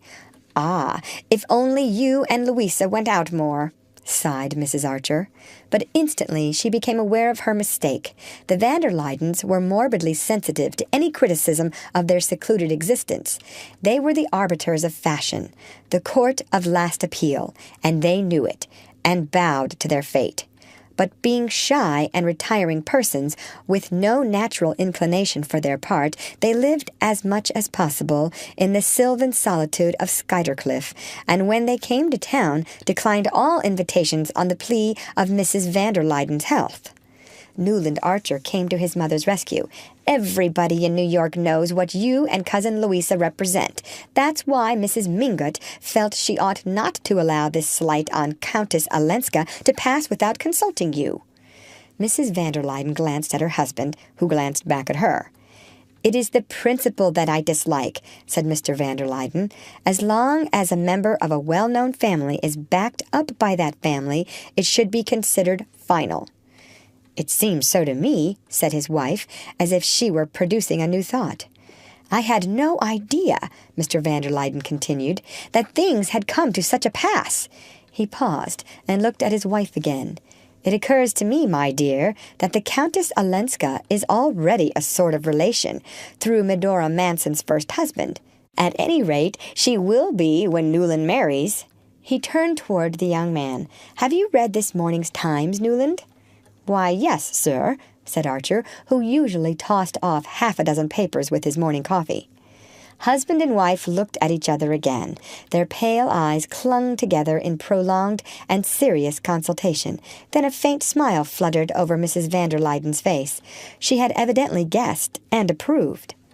Mr. van der Luyden turned to Mrs. Archer. "If Louisa's health allowed her to dine out, I wish you would say to Mrs. Lovell Mingott she and I would have been happy to, fill the places of the Lawrence Leffertses at her dinner." He paused to let the irony of this sink in. As you know, this is impossible." Mrs. Archer sounded a sympathetic assent. "But Newland tells me he has read this morning's Times. Therefore, he has probably seen that Louisa's relative, the Duke of St. Austri, arrives next week on the Russia. He is coming to enter his new sloop, the Guinevere, in next summer's International Cup race, and also to have a little canvasback shooting at Trevenna." Mr. van der Luyden paused again and continued with increasing benevolence. "Before taking him down to Maryland, we are inviting a few friends to meet him here, only a little dinner, with a reception afterward.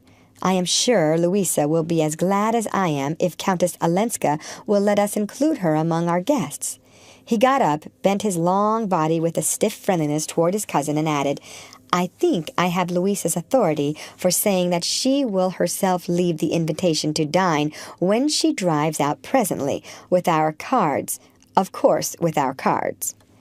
Mrs. Archer, who knew this to be a hint that the 17-hand chestnuts, which were never kept waiting, were at the door, rose with a hurried murmur of thanks. Mrs. van der Luyden beamed on her with the smile of Esther interceding with Ahasuerus, but her husband raised a protesting hand. "There is nothing to thank me for, dear Adeline, nothing whatever. This kind of thing must not happen in New York. It shall not, as long as I can help it," he pronounced with sovereign gentleness as he steered his cousins to the door. 2 hours later, everyone knew that the great sea-spring barouche in which Mrs. van der Luyden took the air at all seasons had been seen at old Mrs. Mingott's door, where a large square envelope was handed in, and that evening at the opera, Mr. Sillerton Jackson was able to state that the envelope contained a card inviting the Countess Olenska to the dinner which the van der Luydens were giving the following week for their cousin, the Duke of St. Austri. Some of the younger men in the club box exchanged a smile at this announcement and glanced sideways at Lawrence Lefferts, who sat carelessly in the front of the box, pulling his long, fair mustache, and who remarked with authority as the soprano paused, "No one but Patty ought to attempt the Sonnambula." End of chapter. Read by Lorraine Montgomery for Lit2Go on the web at fcit.usf.edu.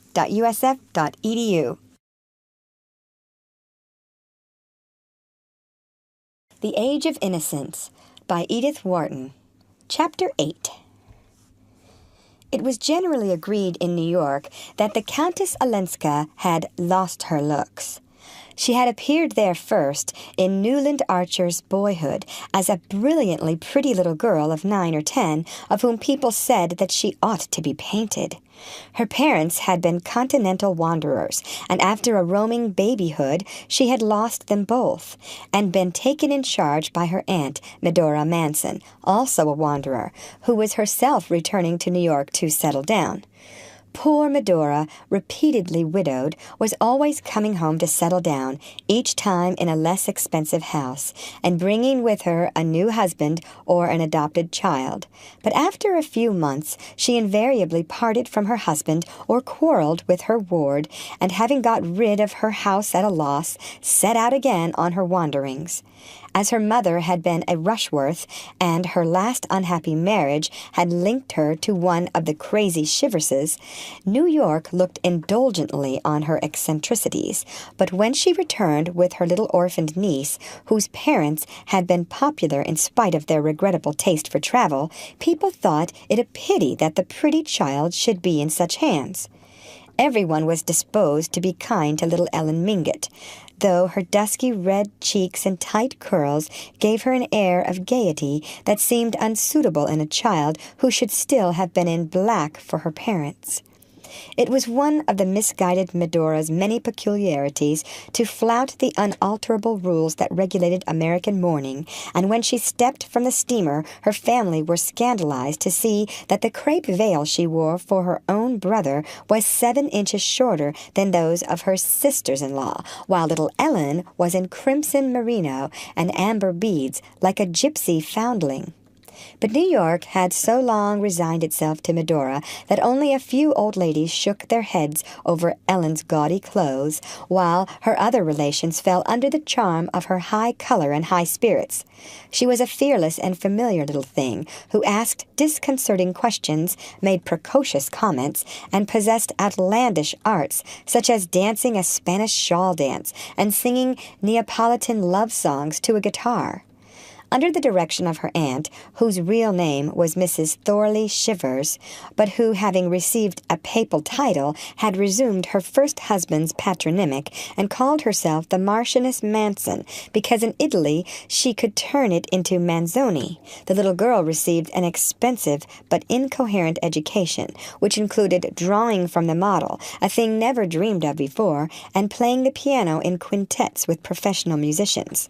Of course, no good could come of this, and when a few years later poor Shivers finally died in a madhouse, his widow, draped in strange weeds, again pulled up stakes and departed with Ellen, who had grown into a tall, bony girl with conspicuous eyes.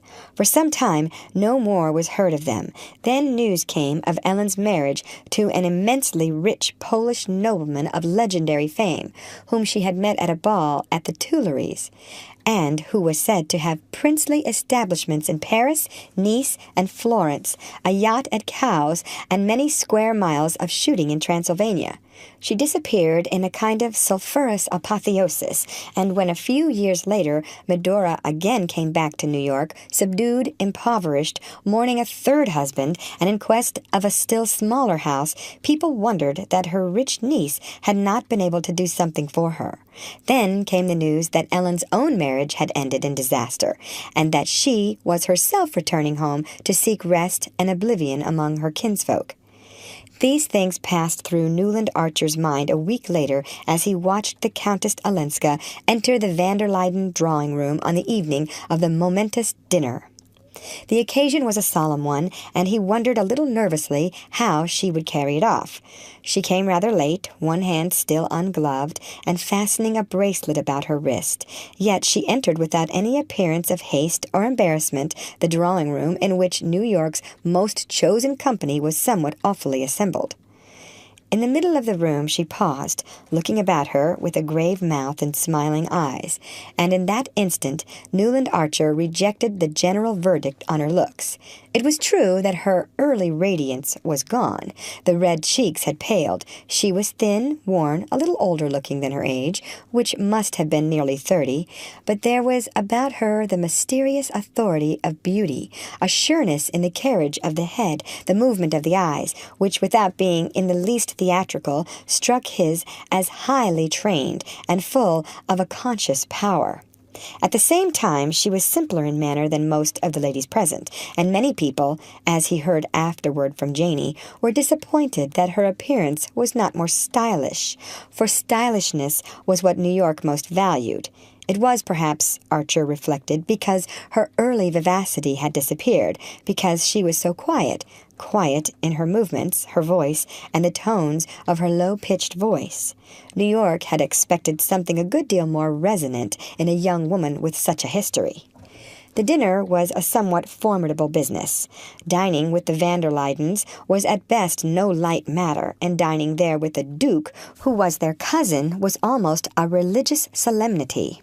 It pleased Archer to think that only an old New Yorker could perceive the shade of difference to New York between being merely a duke and being the van der Luydens' duke. New York took stray noblemen calmly, and even, except in the Struthers set, with a certain distrustful hauteur, but when they presented such credentials as these, they were received with an old-fashioned cordiality that they would have been greatly mistaken in ascribing solely to their standing in Debrett. It was for just such distinctions that the young man cherished his old New York even while he smiled at it. The van der Luydens had done their best to emphasize the importance of the occasion. The Du Lac Sèvres and the Trevenna George II plate were out. So was the van der Luyden Lowestoft East India Company and the Dagonet Crown Derby. Mrs. van der Luyden looked more than ever like a cabinet, and Mrs. Archer, in her grandmother's seed pearls and emeralds, reminded her son of an Isabey miniature. All the ladies had on their handsomest jewels, but it was characteristic of the house and the occasion that these were mostly in rather heavy, old-fashioned settings. And old Miss Lanning, who had been persuaded to come, actually wore her mother's cameos and a Spanish blonde shawl. The Countess Olenska was the only young woman at the dinner, yet as Archer scanned the smooth, plump, elderly faces between their diamond necklaces and towering ostrich feathers, they struck him as curiously immature compared with hers. It frightened him to think what must have gone to the making of her eyes. The Duke of St. Austri, who sat at his hostess's right, was naturally the chief figure of the evening. But if the Countess Olenska was less conspicuous than had been hoped, the Duke was almost invisible.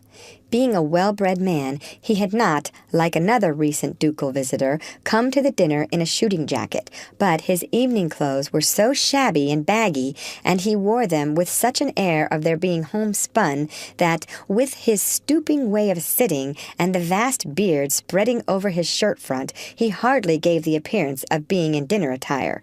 He was short, round-shouldered, sunburnt, with a thick nose, small eyes, and a sociable smile, but he seldom spoke, and when he did, it was in such low tones that despite the frequent silences of expectation about the table, his remarks were lost to all but his neighbors. When the men joined the ladies after dinner, the Duke went straight up to the Countess Olenska, and they sat down in a corner and plunged into animated talk. Neither seemed aware that the Duke should first have paid his respects to Mrs. Lovell Mingott and Mrs. Headley Shivers, and the Countess have conversed with that amiable hypochondriac, Mr. Urban Dagonet of Washington Square, who, in order to have the pleasure of meeting her, had broken through his fixed rule of not dining out between January and April. The two chatted together for nearly 20 minutes. Then the Countess rose, and walking alone across the wide drawing-room, sat down at Newland Archer's side. It was not the custom in New York drawing-rooms for a lady to get up and walk away from one gentleman in order to seek the company of another. Etiquette required that she should wait, immovable as an idol, while the men who wished to converse with her succeeded each other at her side. But the Countess was apparently unaware of having broken any rule. She sat at perfect ease in a corner of the sofa beside Archer, and looked at him with the kindest eyes. "I want you to talk to me about May," she said. Instead of answering her, he asked, "You knew the Duke before?" "Oh, yes. We used to see him every winter at Nice. He's very fond of gambling. He used to come to the house a great deal." She said it in the simplest manner, as if she had said, "He's fond of wildflowers." And after a moment she added candidly, "I think he's the dullest man I ever met." This pleased her companion so much that he forgot the slight shock her previous remark had caused him. It was undeniably exciting to meet a lady who found the van der Luydens' Duke dull, and dared to utter the opinion. He longed to question her, to hear more about the life of which her careless words had given him so illuminating a glimpse. But he feared to touch on distressing memories, and before he could think of anything to say, she had strayed back to her original subject. "May is a darling. I've seen no young girl in New York so handsome and so intelligent. Are you very much in love with her?" Newland Archer reddened and laughed. "As much as a man can be." She continued to consider him thoughtfully, as if not to miss any shade of meaning in what he said. "Do you think, then, there is a limit?" "To being in love? If there is, I haven't found it." She glowed with sympathy. "Ah, it's really and truly a romance?" "The most romantic of romances." "How delightful. And you found it all out for yourselves? It was not in the least arranged for you?" Archer looked at her incredulously. "Have you forgotten," he asked with a smile, "that in our country we don't allow our marriages to be arranged for us?" A dusky blush rose to her cheek, and he instantly regretted his words. "Yes," she answered, "I'd forgotten. You must forgive me if I sometimes make these mistakes. I don't always remember that everything here is good that was, That was bad where I've come from. She looked down at her Viennese fan of eagle feathers, and he saw that her lips trembled. I'm so sorry, he said impulsively, but you are among friends here, you know. Yes, I know. Wherever I go, I have that feeling. That's why I came home. I want to forget everything else, to become a complete American again, like the Mingotts and Wellens, and you and your delightful mother, and all the other good people here tonight. Ah, here's May arriving, and you will want to hurry away to her, she added, but without moving, and her eyes turned back from the door to rest on the young man's face. The drawing rooms were beginning to fill up with after-dinner guests, and following Madame Olenska's glance, Archer saw May Welland entering with her mother, in her dress of white and silver, with a wreath of silver blossoms in her hair. The tall girl looked like a Diana, just a light from the chase. Oh, said Archer, I have so many rivals. You see, she's already surrounded. There's the Duke being introduced. Then stay with me a little longer, Madame Olenska said in a low tone, just touching his knee with her plumed fan.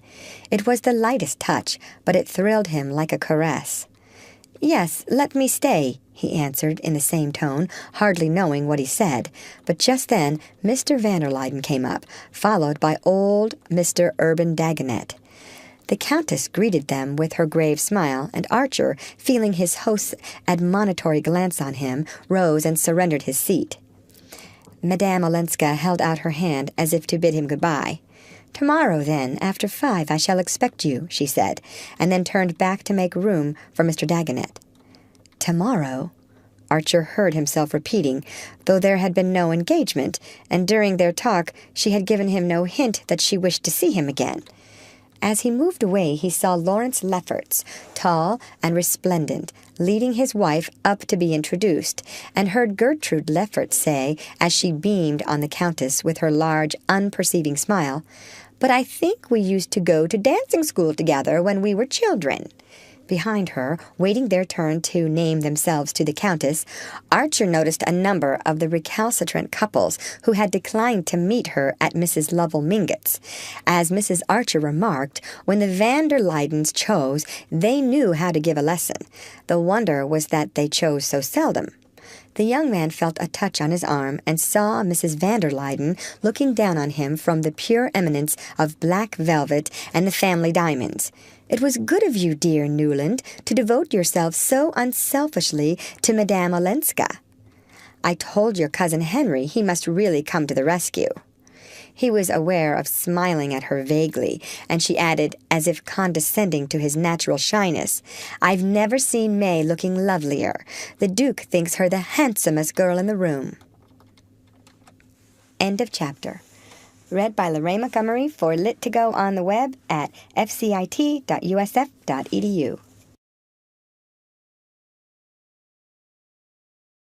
The Age of Innocence by Edith Wharton. Chapter 9. The Countess Olenska had said after 5, and at half after the hour Newland Archer rang the bell of the peeling stucco house with a giant wisteria throttling its feeble cast-iron balcony, which she had hired far down West 23rd Street from the vagabond Medora. It was certainly a strange quarter to have settled in. Small dressmakers, bird stuffers, and people who wrote were her nearest neighbors, and further down the disheveled street Archer recognized a dilapidated wooden house at the end of a paved path, in which a writer and journalist called Winsett, whom he used to come across now and then, had mentioned that he lived. Winsett did not invite people to his house, but he had once pointed it out to Archer in the course of a nocturnal stroll, and the latter had asked himself, with a little shiver, if the humanities were so meanly housed in other capitals.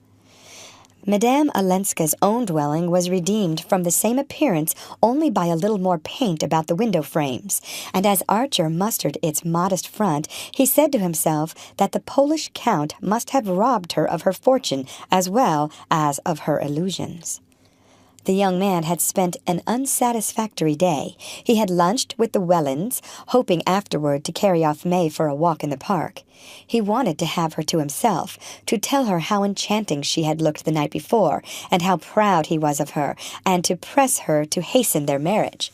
But Mrs. Welland had firmly reminded him that the round of family visits was not half over, and when he hinted at advancing the date of the wedding, had raised reproachful eyebrows and sighed out, 12 dozen of everything, hand-embroidered.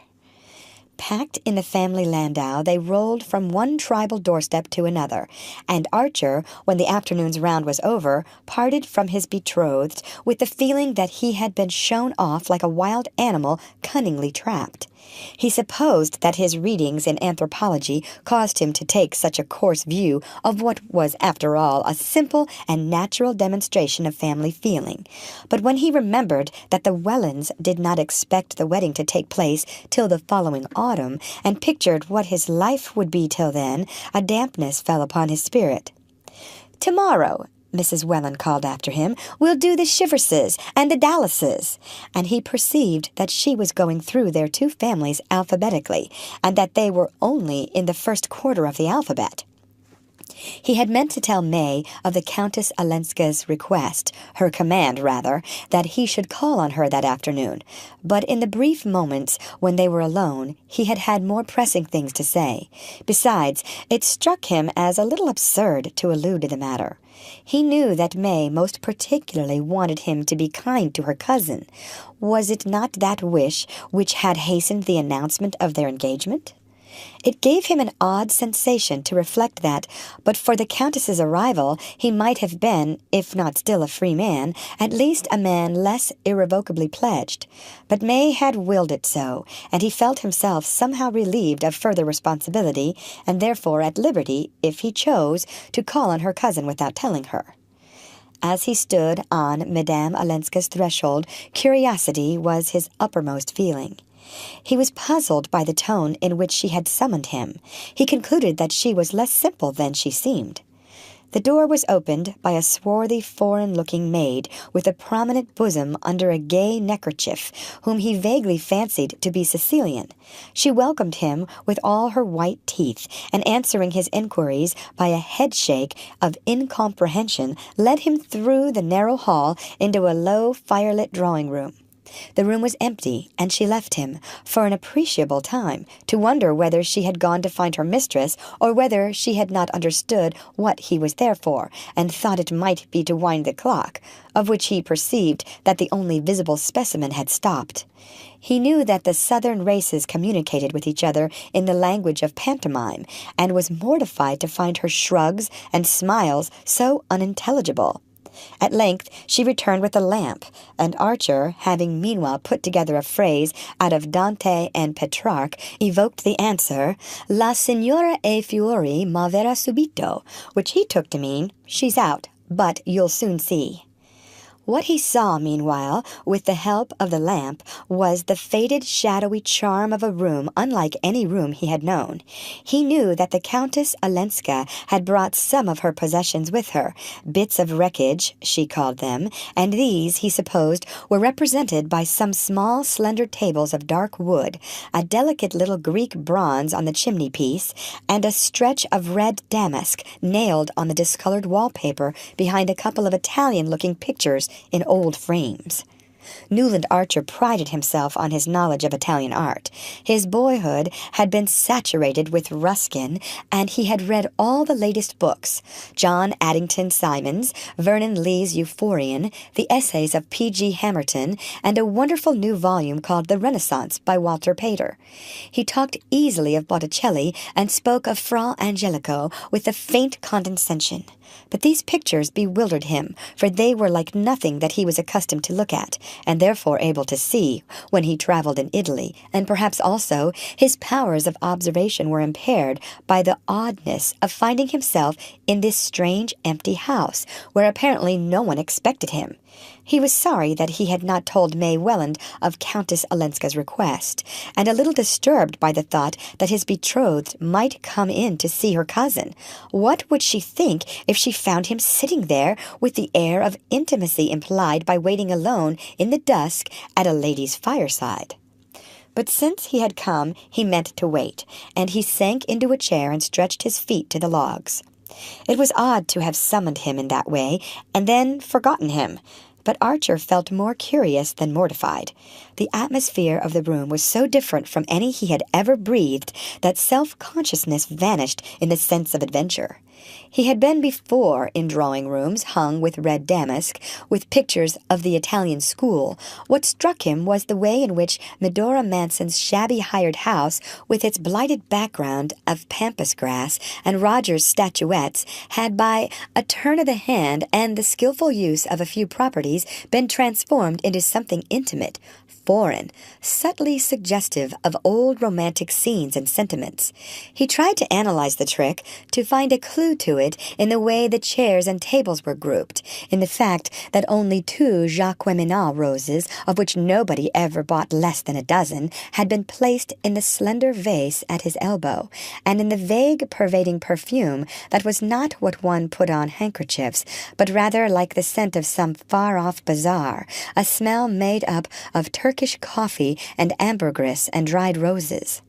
His mind wandered away to the question of what May's drawing-room would look like. He knew that Mr. Welland, who was behaving very handsomely, already had his eye on a newly built house in East 39th Street. The neighborhood was thought remote, and the house was built in a ghastly greenish-yellow stone that the younger architects were beginning to employ as a protest against the brownstone of which the uniform hue coated New York like a cold chocolate sauce. But the plumbing was perfect. Archer would have liked to travel, to put off the housing question, but though the Wellands approved of an extended European honeymoon, perhaps even a winter in Egypt, they were firm as to the need of a house for the returning couple. The young man felt that his fate was sealed. For the rest of his life he would go up every evening between the cast-iron railings of that greenish-yellow doorstep and pass through a Pompeian vestibule into a hall with a wainscoting of varnished yellow wood. But beyond that his imagination could not travel. He knew the drawing-room above had a bay window, but he could not fancy how May would deal with it. She submitted cheerfully to the purple satin and yellow tuftings of the Welland drawing-room, to its sham buhl tables and gilt vitrines full of modern sakes. He saw no reason to suppose that she would want anything different in her own house, and his only comfort was to reflect that she would probably let him arrange his library as he pleased, which would be, of course, with sincere Eastlake furniture and the plain new bookcases without glass doors. The round-bosomed maid came in, drew the curtains, pushed back a log, and said consolingly, "Vera, Vera." When she had gone, Archer stood up and began to wander about. Should he wait any longer? His position was becoming rather foolish. Perhaps he had misunderstood Madame Olenska. Perhaps she had not invited him after all. Down the cobblestones of the quiet street came the ring of a stepper's hoofs. They stopped before the house, and he caught the opening of a carriage door. Parting the curtains, he looked out into the early dusk. A street lamp faced him, and in its light he saw Julius Buford's compact English brougham drawn by a big roan, and the banker descending from it and helping out Madame Olenska. Buford stood, hat in hand, saying something which his companion seemed to negative. Then they shook hands, and he jumped into his carriage while she mounted the steps. When she entered the room, she showed no surprise at seeing Archer there. Surprise seemed the emotion that she was least addicted to. "How do you like my funny house?" she asked. "To me, it's like heaven." As she spoke, she untied her little velvet bonnet, and tossing it away with her long cloak, stood looking at him with meditative eyes. "You've arranged it delightfully," he rejoined, alive to the flatness of the words, but imprisoned in the conventional by his consuming desire to be simple and striking. "Oh, it's a poor little place. My relations despise it. But at any rate, it's less gloomy than the Van der Luydens."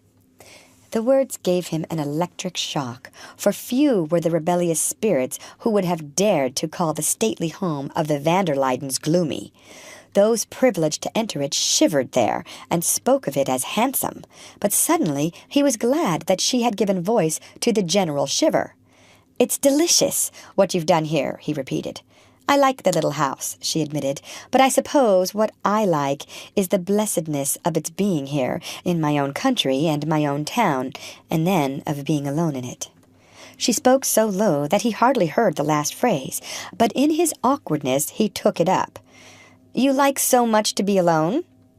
"Yes, as long as my friends keep me from feeling lonely."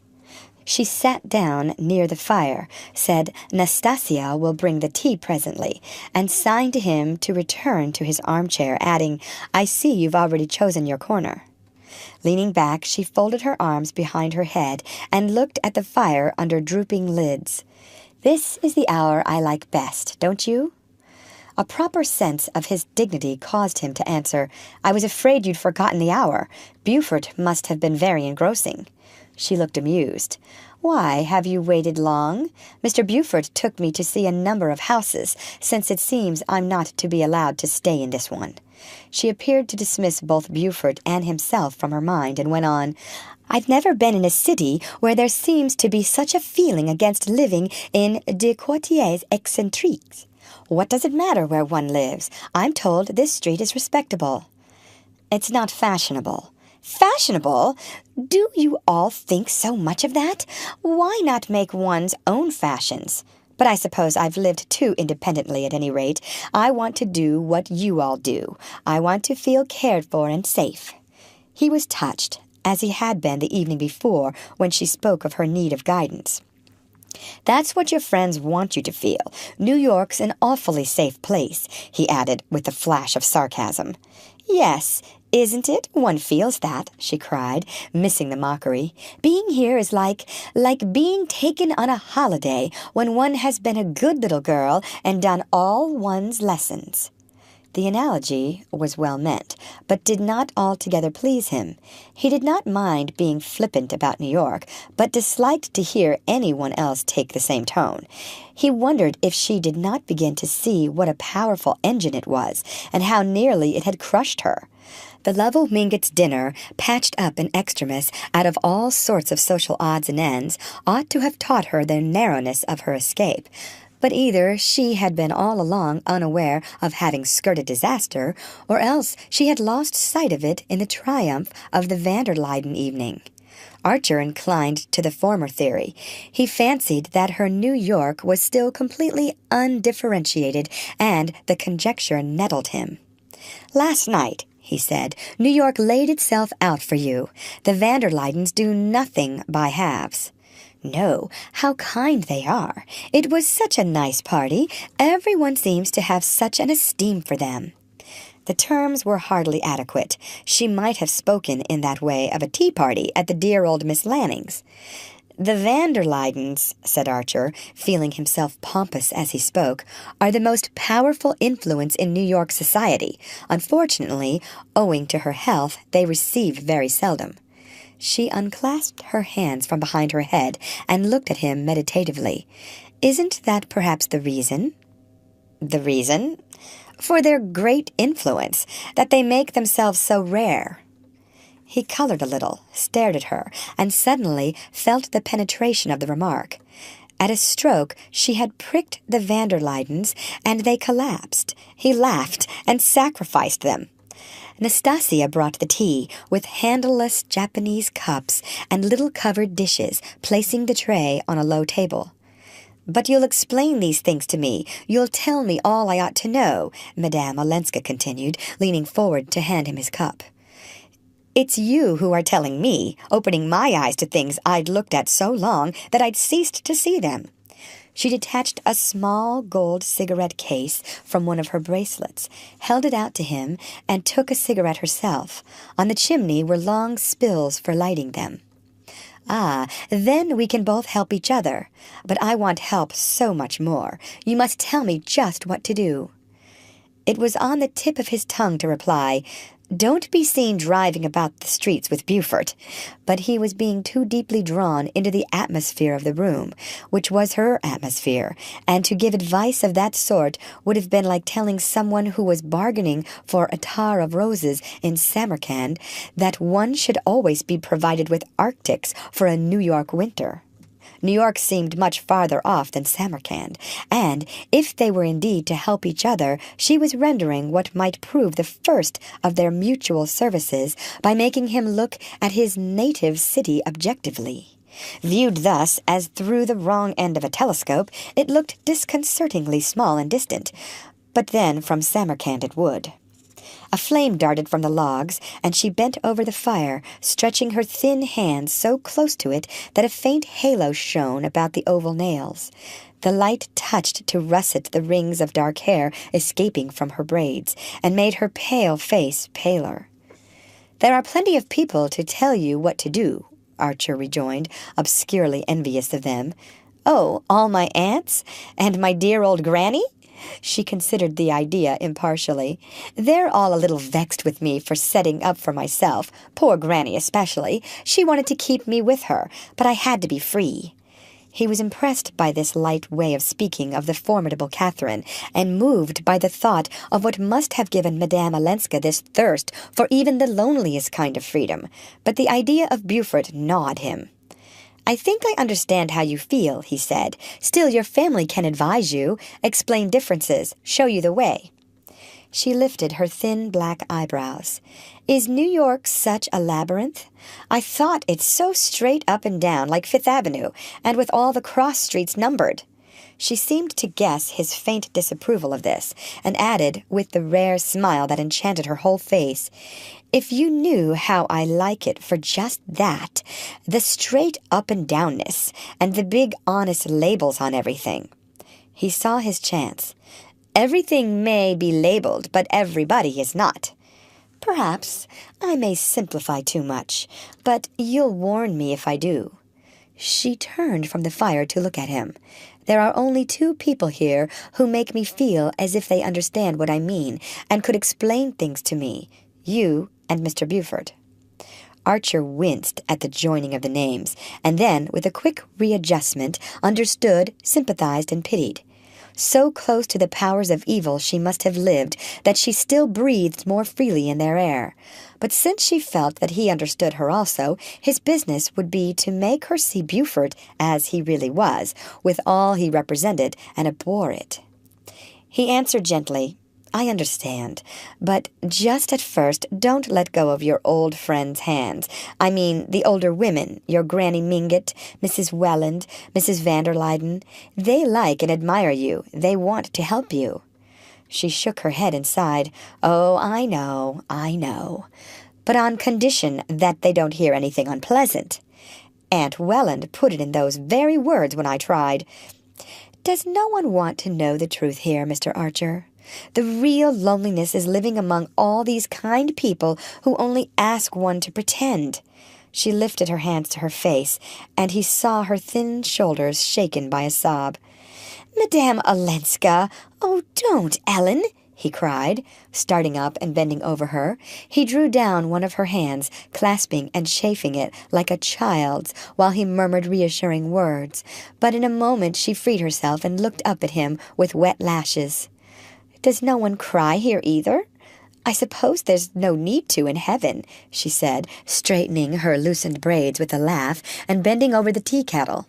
It was burnt into his consciousness that he had called her Ellen, called her so twice, and that she had not noticed it. Far down the inverted telescope he saw the faint white figure of May Welland in New York. Suddenly, Nastasia put her head in to say something in her rich Italian. Madame Olenska, again with a hand at her hair, uttered an exclamation of assent, a flashing "Chia! Chia!" and the Duke of St. Austry entered, piloting a tremendous black-wigged and red-plumed lady in overflowing furs. "My dear Countess, I've brought an old friend of mine to see you, Mrs. Struthers. She wasn't asked to the party last night, and she wants to know you." The Duke beamed on the group, and Madame Olenska advanced with a murmur of welcome toward the queer couple. She seemed to have no idea how oddly matched they were, nor what a liberty the Duke had taken in bringing his companion, and to do him justice, as Archer perceived, the Duke seemed as unaware of it himself. "Of course I want to know you, my dear," cried Mrs. Struthers in a round, rolling voice that matched her bold feathers and her brazen wig. "I want to know everybody who's young and interesting and charming. And the Duke tells me you like music. Didn't you, Duke? You're a pianist yourself, I believe. Well, do you want to hear Sarosate play tomorrow evening at my house? You know I've something going on every Sunday evening. It's the day when New York doesn't know what to do with itself, and so I say to it, come and be amused. And the Duke thought you'd be tempted by Sarosate. You'll find a number of your friends." Madame Olenska's face grew brilliant with pleasure. "How kind! How good of the Duke to think of me!" She pushed a chair up to the tea-table, and Mrs. Struthers sank into it delectably. "Of course I shall be too happy to come." "That's all right, my dear, and bring your young gentleman with you." Mrs. Struthers extended a hail-fellow hand to Archer. "I can't put a name to you, but I'm sure I've met you. I've met everybody here, or in Paris or London. Aren't you in diplomacy?" "All the diplomatists come to me. You like music, too? Duke, you must be sure to bring him." The Duke said rather from the depths of his beard, and Archer withdrew with a stiffly circular bow that made him feel as full of spine as a self-conscious schoolboy among careless and unnoticing elders. He was not sorry for the denouement of his visit. He only wished it had come sooner and spared him a certain waste of emotion. As he went out into the wintry night, New York again became vast and imminent, and May Welland the loveliest woman in it. He turned into his florist's to send her the daily box of lilies of the valley, which, to his confusion, he found he had forgotten that morning. As he wrote a word on his card and waited for an envelope, he glanced about the embowered shop, and his eye lit on a cluster of yellow roses. He had never seen any as sun-golden before, and his first impulse was to send them to May instead of the lilies. But they did not look like her. There was something too rich, too strong, in their fiery beauty. In a sudden revulsion of mood, and almost without knowing what he did, he signed to the florist to lay the roses in another long box, and slipped his card into a second envelope, on which he wrote the name of the Countess Olenska. Then, just as he was turning away, he drew the card out again, and left the empty envelope on the box. "They'll go at once?" he inquired, pointing to the roses. The florist assured him that they would. End of chapter. Read by Lorraine Montgomery for Lit to Go on the web at fcit.usf.edu.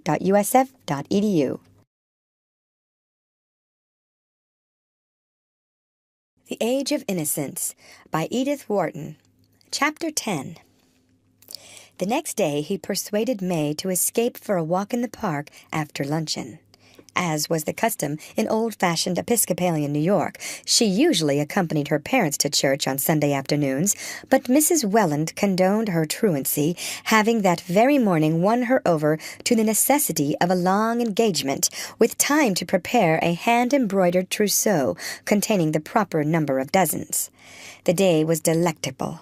The bare vaulting of trees along the Mall was sealed with lapis lazuli and arched above snow that shone like splintered crystals. It was the weather to call out May's radiance, and she burned like a young maple in the frost. Archer was proud of the glances turned on her, and the simple joy of possessorship cleared away his underlying perplexities. "It's so delicious, waking every morning to smell lilies of the valley in one's room," she said. "Yesterday they came late. I hadn't time in the morning. But your remembering each day to send them makes me love them so much more than if you'd given a standing order and they came every morning on the minute, like one's music teacher, as I know Gertrude Lefferts did, for instance, when she and Lawrence were engaged." "Ah, they would," laughed Archer, amused at her keenness. He looked sideways at her fruit-like cheek and felt rich and secure enough to add, "When I sent your lilies yesterday afternoon, I saw some rather gorgeous yellow roses and packed them off to Madame Olenska. Was that right?" How dear of you! Anything of that kind delights her. It's odd she didn't mention it. She lunched with us today and spoke of Mr. Beaufort's having sent her wonderful orchids, and Cousin Henry van der Luyden a whole hamper of carnations from Skuytercliff. She seemed so surprised to receive flowers. Don't people send them in Europe? She thinks it's such a pretty custom. Oh, well, no wonder mine were overshadowed by Beaufort's, said Archer irritably. Then he remembered that he had not put a card with the roses, and was vexed at having spoken of them. He wanted to say, I called on your cousin yesterday, but hesitated. If Madame Olenska had not spoken of his visit, it might seem awkward that he should. Yet, not to do so gave the affair an air of mystery that he disliked. To shake off the question, he began to talk of their own plans, their future, and Mrs. Welland's insistence on a long engagement.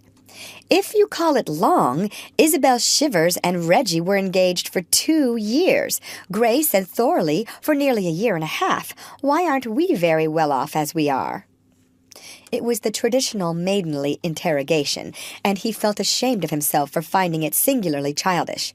No doubt she simply echoed what was said for her, but she was nearing her 22nd birthday, and he wondered at what age nice women began to speak for themselves. Never, if we won't let them, I suppose, he mused, and recalled his mad outburst to Mr. Sillerton Jackson. Women ought to be as free as we are. It would presently be his task to take the bandage from this young woman's eyes and bid her look forth on the world. But how many generations of the women who had gone to her making had descended bandaged to the family vault? He shivered a little, remembering some of the new ideas in his scientific books, and the much-cited instance of the Kentucky cave-fish, which had ceased to develop eyes because they had no use for them. What if, when he had bidden May Welland to open hers, they could only look out blankly at blankness? We might be much better off. We might be altogether together. We might travel. Her face lit up. That would be lovely, she owned. She would love to travel. But her mother would not understand their wanting to do things so differently. As if the mere differently didn't account for it, the wooer insisted. Newland, you're so original, she exulted. His heart sank, for he saw that he was saying all the things that young men in the same situation were expected to say, and that she was making the answers that instinct and tradition taught her to make, even to the point of calling him original. Original? We're all as like each other as those dolls cut out of the same folded paper. We're like patterns stenciled on a wall.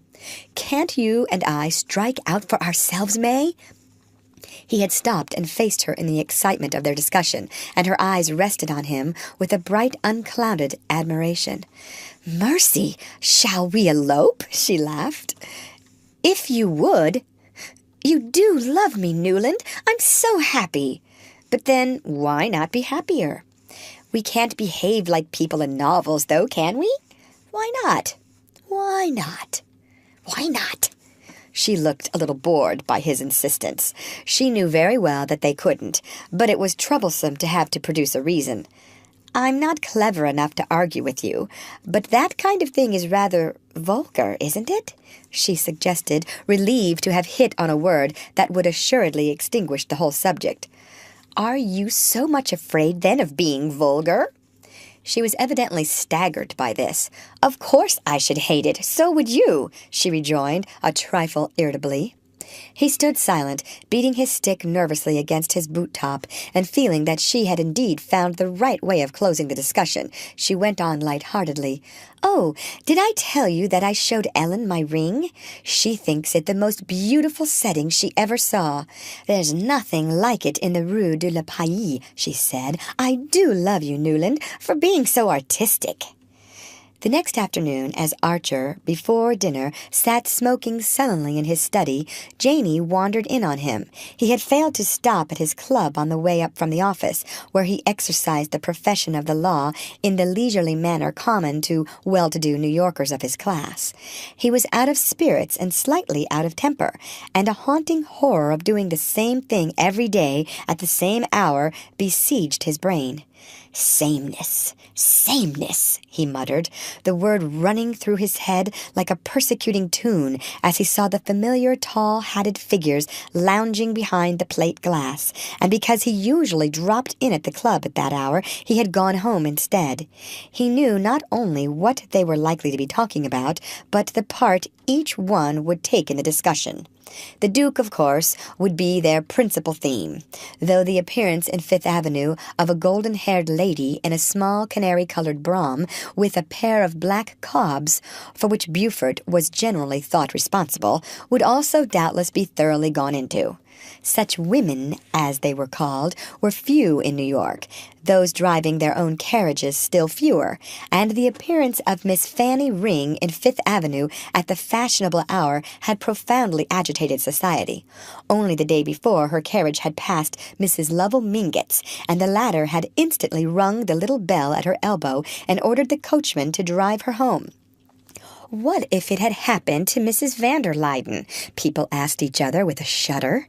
Archer could hear Lawrence Lefferts at that very hour holding forth on the disintegration of society. He raised his head irritably when his sister Janey entered, and then quickly bent over his book, Swinburne's Chastelard, just out, as if he had not seen her. She glanced at the writing-table heaped with books, opened a volume of the Countess Dramatique, made a wry face over the archaic French, and sighed, "What learned things you read!" "Well?" he asked, as she hovered, Cassandra-like, before him. "Mother's very angry." "Angry? With whom? About what?" "Miss Sophie Jackson has just been here. She brought word that her brother would come in after dinner. She couldn't say very much, because he forbade her to. He wishes to give all the details himself. He's with Cousin Louisa van der Luyden now." "For heaven's sake, my dear girl, try a fresh start. It would take an omniscient deity to know what you're talking about." "It's not a time to be profane, Newland. Mother feels badly enough about your not going to church." With a groan, he plunged back into his book. "Newland, do listen. Your friend, Madame Olenska, was at Mrs. Lemuel Struthers's party last night. She went there with the Duke and Mr. Beaufort." At the last clause of this announcement, a senseless anger swelled the young man's breast. To smother it, he laughed. "Well, what of it? I knew she meant to." Janey paled and her eyes began to project. "You knew she meant to, and you didn't try to stop her, to warn her?" "Stop her? Warn her?" He laughed again. "I'm not engaged to be married to the Countess Olenska." The words had a fantastic sound in his own ears. "You're marrying into her family." "Oh, family, family," he jeered. "Newland, don't you care about family?" "Not a brass farthing." "Nor about what Cousin Louisa van der Luyden will think?" "Not the half of one. If she thinks such old maid's rubbish—" "Mother is not an old maid," said his virgin sister with pinched lips. He felt like shouting back, "Yes, she is, and so are the van der Luydens, and so we all are, when it comes to being so much as brushed by the wing-tip of reality." But he saw her long, gentle face puckering into tears, and felt ashamed of the useless pain he was inflicting. "Hang Countess Olenska! Don't be a goose, Janey. I'm not her keeper." "No, but you did ask the Wellens to announce your engagement sooner, so that we might all back her up, and if it hadn't been for that, Cousin Louisa would never have invited her to the dinner for the Duke." "Well, what harm was there in inviting her? She was the best-looking woman in the room. She made the dinner a little less funereal than the usual van der Luyden banquet." "You know Cousin Henry asked her to please you. He persuaded Cousin Louisa. And now they're so upset that they're going back to Skuytercliff tomorrow. I think, Newland, you'd better come down. You don't seem to understand how Mother feels." In the drawing-room, Newland found his mother. She raised a troubled brow from her needlework to ask, "Has Janey told you?" "Yes." He tried to keep his tone as measured as her own. "But I can't take it very seriously." "Not the fact of having offended Cousin Louisa and Cousin Henry?" "The fact that they can be offended by such a trifle as Countess Olenska's going to the house of a woman they consider common." "Consider?" "Well, who is? But who has good music and amuses people on Sunday evenings when the whole of New York is dying of inanition?" good music. All I know is there was a woman who got up on a table and sang the things they sing at the places you go to in Paris. There was smoking and champagne. Well, that kind of thing happens in other places, and the world still goes on. I don't suppose, dear, you're really defending the French Sunday. I've heard you often enough, Mother, grumble at the English Sunday when we've been in London. New York is neither Paris nor London. Oh, no, it's not, her son groaned. You mean, I suppose, that society here is not as brilliant? You're right, I dare say, but we belong here, and people should respect our ways when they come among us. Ellen Olenska especially. She came back to get away from the kind of life people lead in brilliant societies. Newland made no answer, and after a moment his mother ventured, I was going to put on my bonnet and ask you to take me to see Cousin Louisa for a moment before dinner. He frowned, and she continued, I thought you might explain to her what you've just said, that society abroad is different, that people are not as particular, and that Madame Olenska may not have realized how we feel about such things. It would be, you know, dear, she added with an innocent adroitness, in Madame Olenska's interest if you did. Dearest Mother, I really don't see how we're concerned in the matter. The Duke took Madame Olenska to Mrs. Struthers. In fact, he brought Mrs. Struthers to call on her. I was there when they came. If the van der Luydens want to quarrel with anybody, the real culprit is under their own roof. Quarrel? Newland, did you ever know of Cousin Henry's quarreling? Besides, the Duke's his guest, and a stranger, too. Strangers don't discriminate. How should they? Countess Olenska is a New Yorker, and should have respected the feelings of New York. Well, then, if they must have a victim, you have my leave to throw Madame Olenska to them, cried her son, exasperated. I don't see myself, or you either, offering ourselves up to expiate her crimes. Oh, of course you see only the Mingott side, his mother answered, in the sensitive tone that was her nearest approach to anger. The sad butler drew back the drawing-room portieres and announced, Mr. Henry van der Luyden. Mrs. Archer dropped her needle and pushed her chair back with an agitated hand. Another lamp, she cried to the retreating servant, while Janey bent over to straighten her mother's cap. Mr. van der Luyden's figure loomed on the threshold, and Newland Archer went forward to greet his cousin. We were just talking about you, sir, he said. Mr. van der Luyden seemed overwhelmed by the announcement. He drew off his glove to shake hands with the ladies, and smoothed his tall hat shyly, while Janey pushed an armchair forward, and Archer continued, And the Countess Olenska. Mrs. Archer paled. Ah, a charming woman. I have just been to see her, said Mr. van der Luyden, complacency restored to his brow. He sank into the chair, laid his hat and gloves on the floor beside him in the old-fashioned way, and went on. She has a real gift for arranging flowers. I had sent her a few carnations from Skuytercliff, and I was astonished.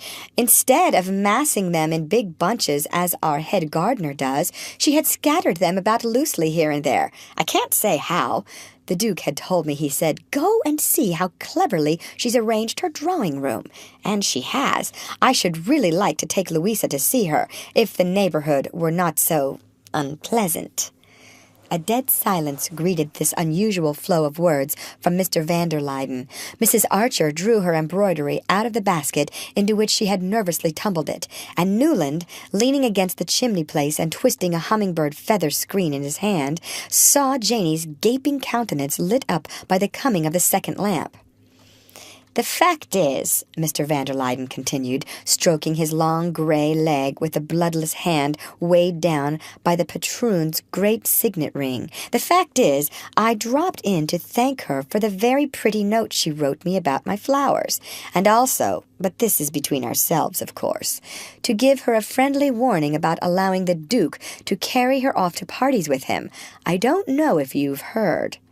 Mrs. Archer produced an indulgent smile. Has the Duke been carrying her off to parties? You know what these English grandees are. They're all alike. Louisa and I are very fond of our cousin, but it's hopeless to expect people who are accustomed to the European courts to trouble themselves about our little republican distinctions. The Duke goes where he's amused. Mr. van der Luyden paused, but no one spoke. Yes, it seems he took her with him last night to Mrs. Lemuel Struthers. Sillerton Jackson has just been to us with the foolish story, and Louisa was rather troubled. So I thought the shortest way was to go straight to Countess Olenska and explain, by the merest hint, you know, how we feel in New York about certain things. I felt I might, without indelicacy, because the evening she dined with us she rather suggested, rather let me see that she would be grateful for guidance. And she was. Mr. van der Luyden looked about the room with what would have been self-satisfaction on features less purged of the vulgar passions. On his face it became a mild benevolence which Mrs. Archer's countenance dutifully reflected. "How kind you both are, dear Henry, always. Newland will particularly appreciate what you have done because of dear May and his new relations." She shot an admonitory glance at her son, who said, "Immensely, sir, but I was sure you'd like Madame Olenska." Mr. van der Luyden looked at him with extreme gentleness. "I never ask to my house, my dear Newland," he said, "anyone whom I do not like, and so I have just told Sillerton Jackson." With a glance at the clock he rose and added, "But Louisa will be waiting. We are dining early to take the Duke to the opera." After the portieres had solemnly closed behind their visitor, a silence fell upon the Archer family. "Gracious, how romantic!" at last broke explosively from Janey. No one knew exactly what inspired her elliptic comments, and her relations had long since given up trying to interpret them. Mrs. Archer shook her head with a sigh. "Provided it all turns out for the best," she said, in the tone of one who knows how surely it will not. "Newland, you must stay and see Sillerton Jackson when he comes this evening. I really shan't know what to say to him." "Poor mother! But he won't come," her son laughed, stooping to kiss away her frown. End of chapter. Read by Lorraine Montgomery for Lit2Go on the web at fcit.usf.edu.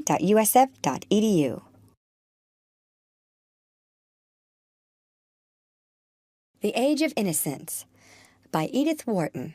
Chapter 11. Some 2 weeks later, Newland Archer, sitting in abstracted idleness in his private compartment of the office of Letterblair, Lampson & Lowe, attorneys at law, was summoned by the head of the firm. Old Mr. Letterblair, the accredited legal adviser of 3 generations of New York gentility, throned behind his mahogany desk in evident perplexity.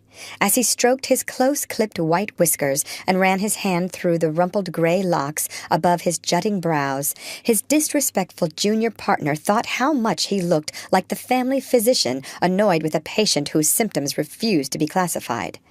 "My dear sir," he always addressed Archer as sir, "I have sent for you to go into a little matter, a matter which, for the moment, I prefer not to mention either to Mr. Skipworth or Mr. Redwood." The gentlemen he spoke of were the other senior partners of the firm, for, as was always the case with legal associations of old standing in New York, all the partners named on the office letterhead were long since dead, and Mr. Letterblair, for example, was, professionally speaking, his own grandson. He leaned back in his chair with a furrowed brow. "For family reasons," he continued. Archer looked up. "The Mingott family," said Mr. Letterblair, with an explanatory smile and bow. "Mrs. Manson Mingott sent for me yesterday. Her granddaughter, the Countess Olenska, wishes to sue her husband for divorce. Certain papers have been placed in my hands." He paused and drummed on his desk. "In view of your prospective alliance with the family, I should like to consult you, to consider the case with you before taking any farther steps." Archer felt the blood in his temples. He had seen the Countess Olenska only once since his visit to her, and then at the opera, in the Mingott box. During this interval, she had become a less vivid and importunate image, receding from his foreground as May Welland resumed her rightful place in it. He had not heard her divorce spoken of since Janey's first random allusion to it, and had dismissed the tale as unfounded gossip. Theoretically, the idea of divorce was almost as distasteful to him as to his mother, and he was annoyed that Mr. Letterblair, no doubt prompted by old Catherine Mingott, should be so evidently planning to draw him into the affair.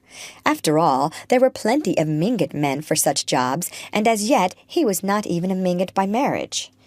He waited for the senior partner to continue. Mr. Letterblair unlocked a drawer and drew out a packet.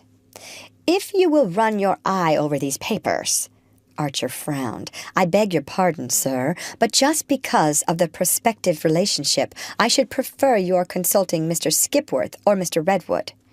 Mr. Letterblair looked surprised and slightly offended.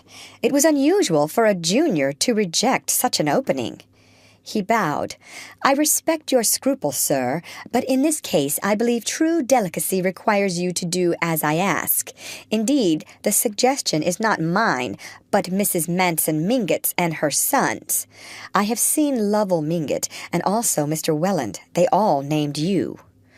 Archer felt his temper rising. He had been somewhat languidly drifting with events for the last fortnight, and letting May's fair looks and radiant nature obliterate the rather importunate pressure of the Mingott claims. But this behest of old Mrs. Mingott's roused him to a sense of what the clan thought they had the right to exact from a prospective son-in-law, and he chafed at the role. "Her uncles ought to deal with this," he said. "They have. The matter has been gone into by the family. They are opposed to the Countess's idea, but she is firm and insists on a legal opinion." The young man was silent. He had not opened the packet in his hand. "Does she want to marry again?" "I believe it is suggested, but she denies it." "Then will you oblige me, Mr. Archer, by first looking through these papers? Afterward, when we have talked the case over, I will give you my opinion." Archer withdrew reluctantly with the unwelcome documents. Since their last meeting, he had half unconsciously collaborated with events in ridding himself of the burden of Madame Olenska. His hour alone with her by the firelight had drawn them into a momentary intimacy on which the Duke of St. Austrey's intrusion with Mrs. Lemuel Struthers and the Countess's joyous greeting of them had rather providentially broken. 2 days later, Archer had assisted at the comedy of her reinstatement in the van der Luydens' favor, and had said to himself with a touch of tartness that a lady who knew how to thank all-powerful elderly gentlemen to such good purpose for a bunch of flowers did not need either the private consolations or the public championship of a young man of his small compass.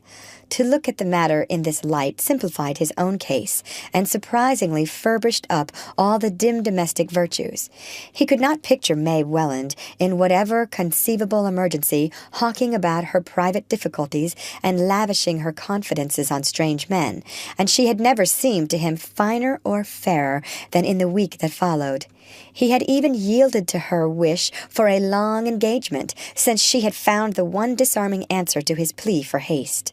"You know, when it comes to the point, your parents have always let you have your way ever since you were a little girl," he argued, and she had answered, with her clearest look, "Yes, and that's what makes it so hard to refuse the very last thing they'll ever ask of me as a little girl." That was the old New York note. That was the kind of answer he would like always to be sure of his wife's making. If one had habitually breathed the New York air, there were times when anything less crystalline seemed stifling. The papers he had retired to read did not tell him much, in fact, but they plunged him into an atmosphere in which he choked and spluttered. They consisted mainly of an exchange of letters between Count Olenski's solicitors and a French legal firm to whom the Countess had applied for the settlement of her financial situation. There was also a short letter from the Count to his wife. After reading it, Newland Archer rose, jammed the papers back into their envelope, and re-entered Mr. Letterblair's office. "Here are the letters, sir, if you wish. I'll see Madame Olenska," he said in a constrained voice. Thank you, Mr. Archer. Come and dine with me tonight if you're free, and we'll go into the matter afterward, in case you wish to call on our client tomorrow."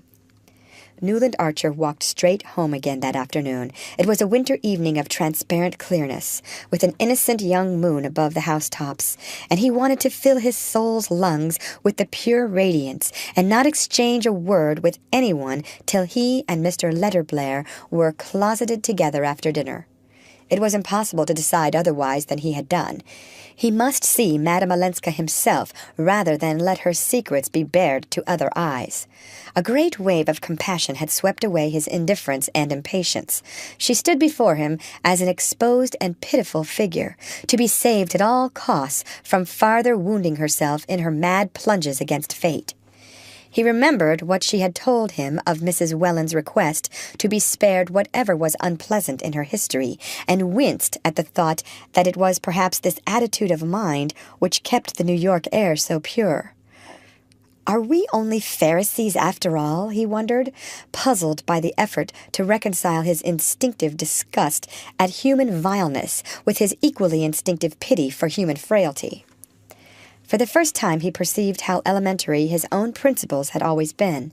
He passed for a young man who had not been afraid of risks, and he knew that his secret love affair with poor, silly Mrs. Thorley Rushworth had not been too secret to invest him with a becoming air of adventure. But Mrs. Rushworth was that kind of woman, foolish, vain, clandestine by nature, and far more attracted by the secrecy and peril of the affair than by such charms and qualities as he possessed. When the fact dawned on him, it nearly broke his heart, but now it seemed the redeeming feature of the case. The affair, in short, had been of the kind that most of the young men of his age had been through, and emerged from with calm consciences and an undisturbed belief in the abysmal distinction between the women one loved and respected and those one enjoyed and pitied.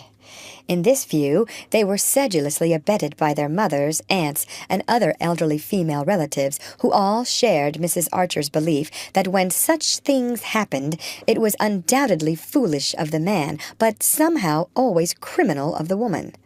All the elderly ladies whom Archer knew regarded any woman who loved imprudently as necessarily unscrupulous and designing, and mere simple-minded man as powerless in her clutches. The only thing to do was to persuade him as early as possible to marry a nice girl, and then trust to her to look after him. In the complicated old European communities, Archer began to guess love problems might be less simple and less easily classified. Rich and idle and ornamental societies must produce many more such situations, and there might even be one in which a woman naturally sensitive and aloof would yet, from the force of circumstances, from sheer defenselessness and loneliness, be drawn into a tie inexcusable by conventional standards.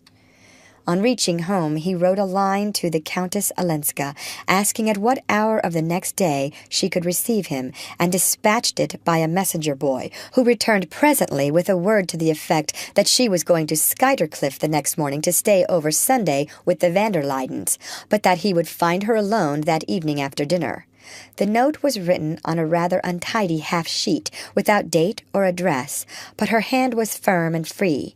He was amused at the idea of her week ending in the stately solitude of Skuytercliff, but immediately afterward felt that there, of all places, she would most feel the chill of minds rigorously averted from the unpleasant. He was at Mr. Letterblair's punctually at 7, glad of the pretext for excusing himself soon after dinner. He had formed his own opinion from the papers entrusted to him, and did not especially want to go into the matter with his senior partner. Mr. Letterblair was a widower, and they dined alone, copiously and slowly, in a dark, shabby room hung with yellowing prints of the death of Chatham and the coronation of Napoleon. On the sideboard, between fluted Sheraton knife cases, stood a decanter of hot Brion and another of the old Lanning port, the gift of a client, which the wastrel Tom Lanning had sold off a year or two before his mysterious and discreditable death in San Francisco, an incident less publicly humiliating to the family than the sale of the cellar. After a velvety oyster soup came shad and cucumbers, then a young broiled turkey with corn fritters, followed by a canvas back with currant jelly and a celery mayonnaise. Mr. Letterblair, who lunched on a sandwich and tea, dined deliberately and deeply, and insisted on his guests doing the same. Finally, when the closing rites had been accomplished, the cloth was removed, cigars were lit, and Mr. Letterblair, leaning back in his chair and pushing the port westward, said, spreading his back agreeably to the coal fire behind him, "The whole family are against a divorce, and I think rightly." Archer instantly felt himself on the other side of the argument. "But why, sir, if there ever was a case—" "Well, what's the use? She's here, he's there. The Atlantic's between them. She'll never get back $1 more of her money than what he's voluntarily returned to her. Their damned heathen marriage settlements take precious good care of that. As things go over there, Olenski's acted generously. He might have turned her out without a penny." The young man knew this and was silent. "I understand, though," Mr. Letterblair continued, "that she attaches no importance to the money. Therefore, as the family say, why not let well enough alone?" Archer had gone to the house an hour earlier in full agreement with Mr. Letterblair's view, but put into words by this selfish, well-fed, and supremely indifferent old man, it suddenly became the Pharisaic voice of a society wholly absorbed in barricading itself against the unpleasant. "I think that's for her to decide." Have you considered the consequences if she decides for divorce?" "You mean the threat in her husband's letter? What weight would that carry? It's no more than the vague charge of an angry blackguard." "Yes, but it might make some unpleasant talk if he really defends the suit."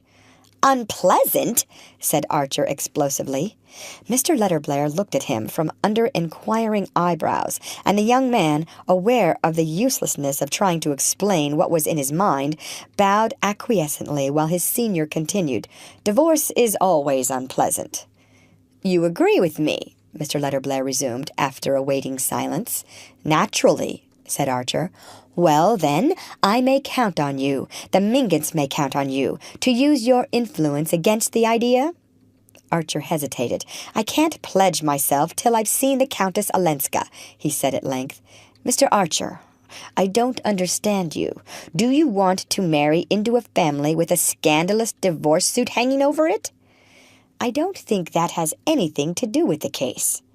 Mr. Letterblair put down his glass of port and fixed on his young partner a cautious and apprehensive gaze.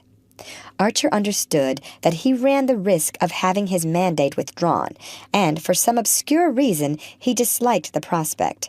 Now that the job had been thrust on him, he did not propose to relinquish it, and to guard against the possibility, he saw that he must reassure the unimaginative old man who was the legal conscience of the Mingotts. "You may be sure, sir, that I shan't commit myself till I've reported to you. What I meant was that I'd rather not give an opinion till I've heard what Madame Olenska has to say." Mr. Letterblair nodded approvingly at an excess of caution worthy of the best New York tradition, and the young man, glancing at his watch, pleaded an engagement and took leave. End of chapter. Read by Lorraine Montgomery for Lit to Go on the web at fcit.usf.edu.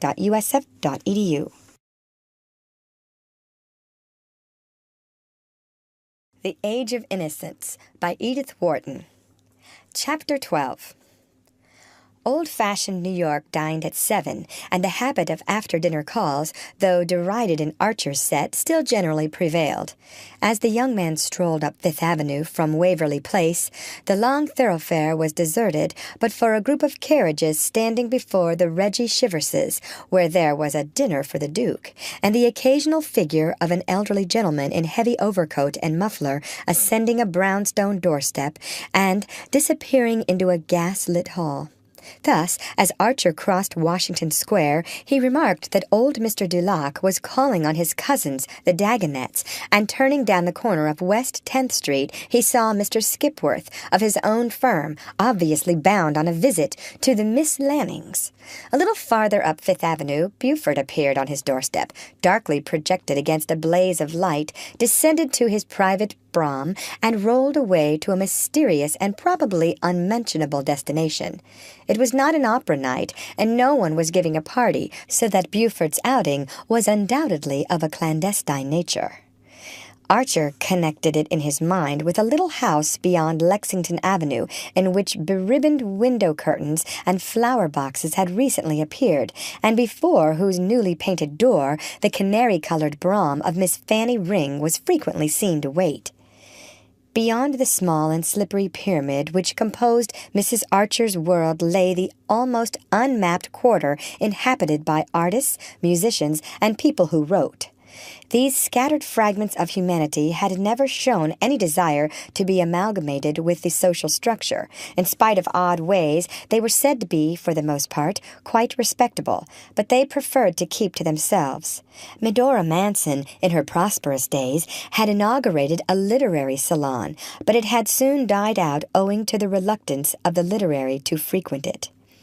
Others had made the same attempt, and there was a household of Blenkers, an intense and voluble mother, and 3 blousy daughters, who imitated her, where one met Edwin Booth and Patty and William Winter, and the new Shakespearean actor George Rignold, and some of the magazine editors and musical and literary critics. Mrs. Archer and her group felt a certain timidity concerning these persons. They were odd, they were uncertain, they had things one didn't know about in the background of their lives and minds.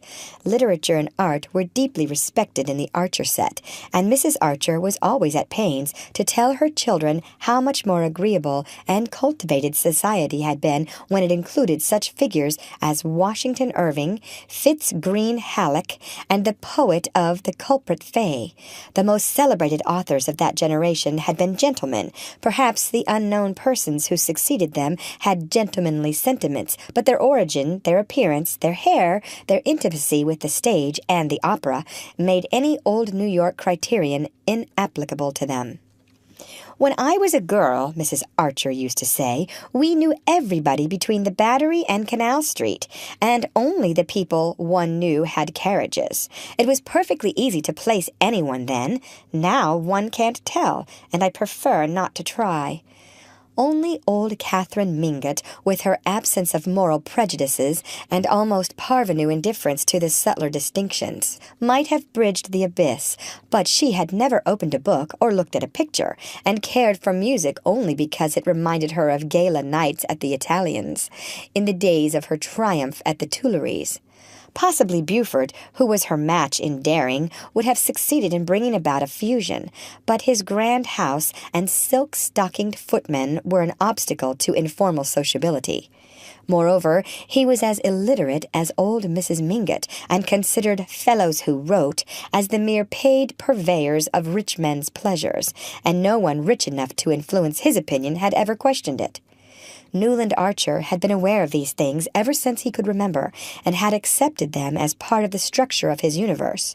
He knew that there were societies where painters and poets and novelists and men of science and even great actors were as sought after as dukes.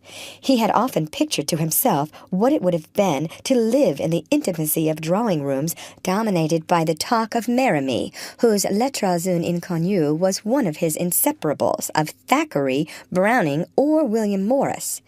But such things were inconceivable in New York and unsettling to think of. Archer knew most of the fellows who wrote, the musicians and the painters. He met them at the Century, or at the little musical and theatrical clubs that were beginning to come into existence.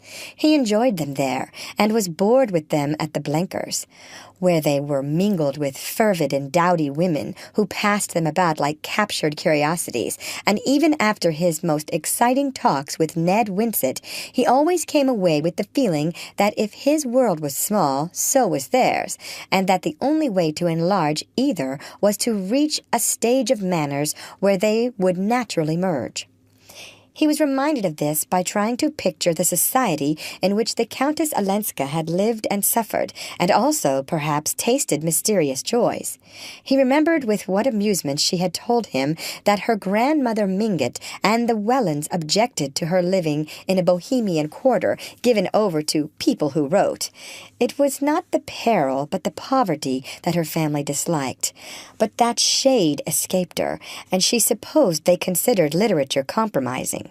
She herself had no fears of it, and the books scattered about her drawing-room, a part of the house in which books were usually supposed to be out of place, though chiefly works of fiction, had whetted Archer's interest with such new names of those of Paul Bourget, Huysmans, and the Goncourt brothers.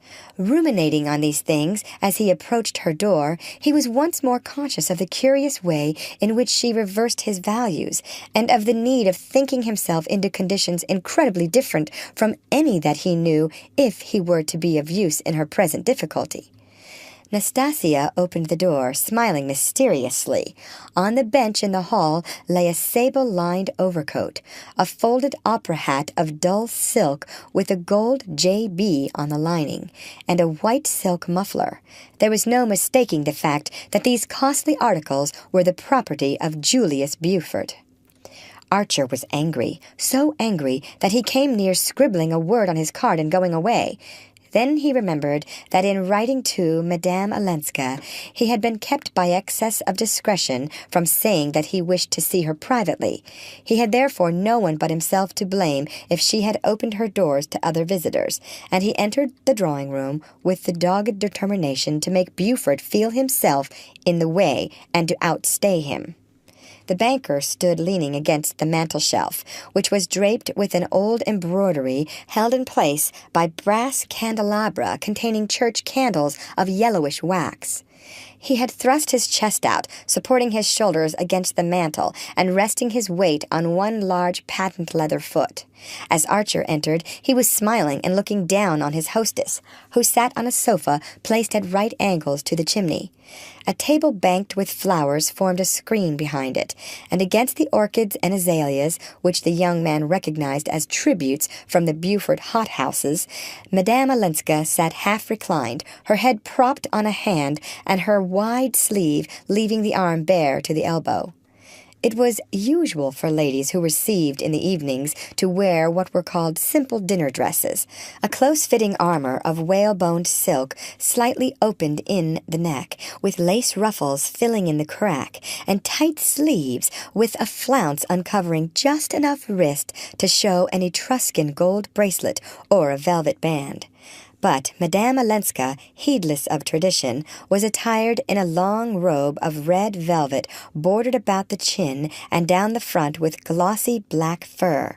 Archer remembered on his last visit to Paris seeing a portrait by the new painter, Carolus Duran, whose pictures were the sensation of the salon, in which the lady wore one of these bold, sheath-like robes with her chin nestling in fur. There was something perverse and provocative in the notion of fur worn in the evening in a heated drawing-room, and in the combination of a muffled throat and bare arms, but the effect was undeniably pleasing. "Lord love us! 3 whole days at Skuytercliff," Beaufort was saying in his loud, sneering voice as Archer entered. "You'd better take all your furs and a hot water bottle." "Why, is the house so cold?" she asked, holding out her left hand to Archer in a way mysteriously suggesting that she expected him to kiss it. "No, but the missus is," said Beaufort, nodding carelessly to the young man. "But I thought her so kind. She came herself to invite me. Granny says I must certainly go." "Granny would, of course, and I say it's a shame you're going to miss the little oyster supper I'd planned for you at Delmonico's next Sunday, with Campanini and Scalchi and a lot of jolly people." She looked doubtfully from the banker to Archer. "Ah, that does tempt me. Except the other evening at Mrs. Struthers', I've not met a single artist since I've been here." What kind of artists? I know one or two painters, very good fellows, that I could bring to see you, if you'd allow me, said Archer boldly. Painters? Are there painters in New York? Asked Beaufort, in a tone implying that there could be none, since he did not buy their pictures, and Madame Olenska said to Archer, with her grave smile, That would be charming. But I was really thinking of dramatic artists, singers, actors, musicians. My husband's house was always full of them. She said the words, my husband, as if no sinister associations were connected with them, and in a tone that seemed almost to sigh over the lost delights of her married life. Archer looked at her perplexedly, wondering if it were lightness or dissimulation that enabled her to touch so easily on the past at the very moment when she was risking her reputation in order to break with it. I do think, she went on, addressing both men, that the imprévu adds to one's enjoyment. It's perhaps a mistake to see the same people every day. It's confoundedly dull, anyhow. New York is dying of dullness, Beaufort grumbled. And when I try to liven it up for you, you go back on me. Come, think better of it. Sunday is your last chance, for Campanini leaves next week for Baltimore and Philadelphia, and I've a private room and a Steinway, and they'll sing all night for me. How delicious! May I think it over and write to you tomorrow morning? She spoke amiably, yet with the least hint of dismissal in her voice. Beaufort evidently felt it, and being unused to dismissals, stood staring at her with an obstinate line between his eyes. Why not now? It's too serious a question to decide at this late hour. Do you call it late? She returned his glance coolly. Yes, because I have still to talk business with Mr. Archer for a little while. Ah, Beaufort snapped. There was no appeal from her tone, and with a slight shrug he recovered his composure, took her hand, which he kissed with a practised air, and calling out from the threshold, I say, Newland, if you can persuade the Countess to stop in town, of course you're included in the supper, left the room with his heavy, important step. For a moment Archer fancied that Mr. Letterblair must have told her of his coming, but the irrelevance of her next remark made him change his mind. You know painters, then? You live in their milieu? She asked, her eyes full of interest. Oh, not exactly. I don't know that the arts have a milieu here, any of them. They're more like a very thinly settled outskirt. But you care for such things? Immensely. When I'm in Paris or London, I never miss an exhibition. I try to keep up. She looked down at the tip of the little satin boot that peeped from her long draperies. I used to care immensely, too. My life was full of such things, but now I want to try not to. You want to try not to? Yes, I want to cast off all my old life, to become just like everybody else here. Archer reddened. You'll never be like everybody else, he said. She raised her straight eyebrows a little. Ah, don't say that. If you knew how I hate to be different. Her face had grown as somber as a tragic mask. She leaned forward, clasping her knee in her thin hands and looking away from him into remote dark distances. I want to get away from it all, she insisted. He waited a moment and cleared his throat. I know, Mr. Letterblair has told me. Ah? That's the reason I've come. He asked me to... You see, I'm in the firm. She looked slightly surprised, and then her eyes brightened. You mean you can manage it for me? I can talk to you instead of Mr. Letterblair? Oh, that will be so much easier. Her tone touched him, and his confidence grew with his self-satisfaction.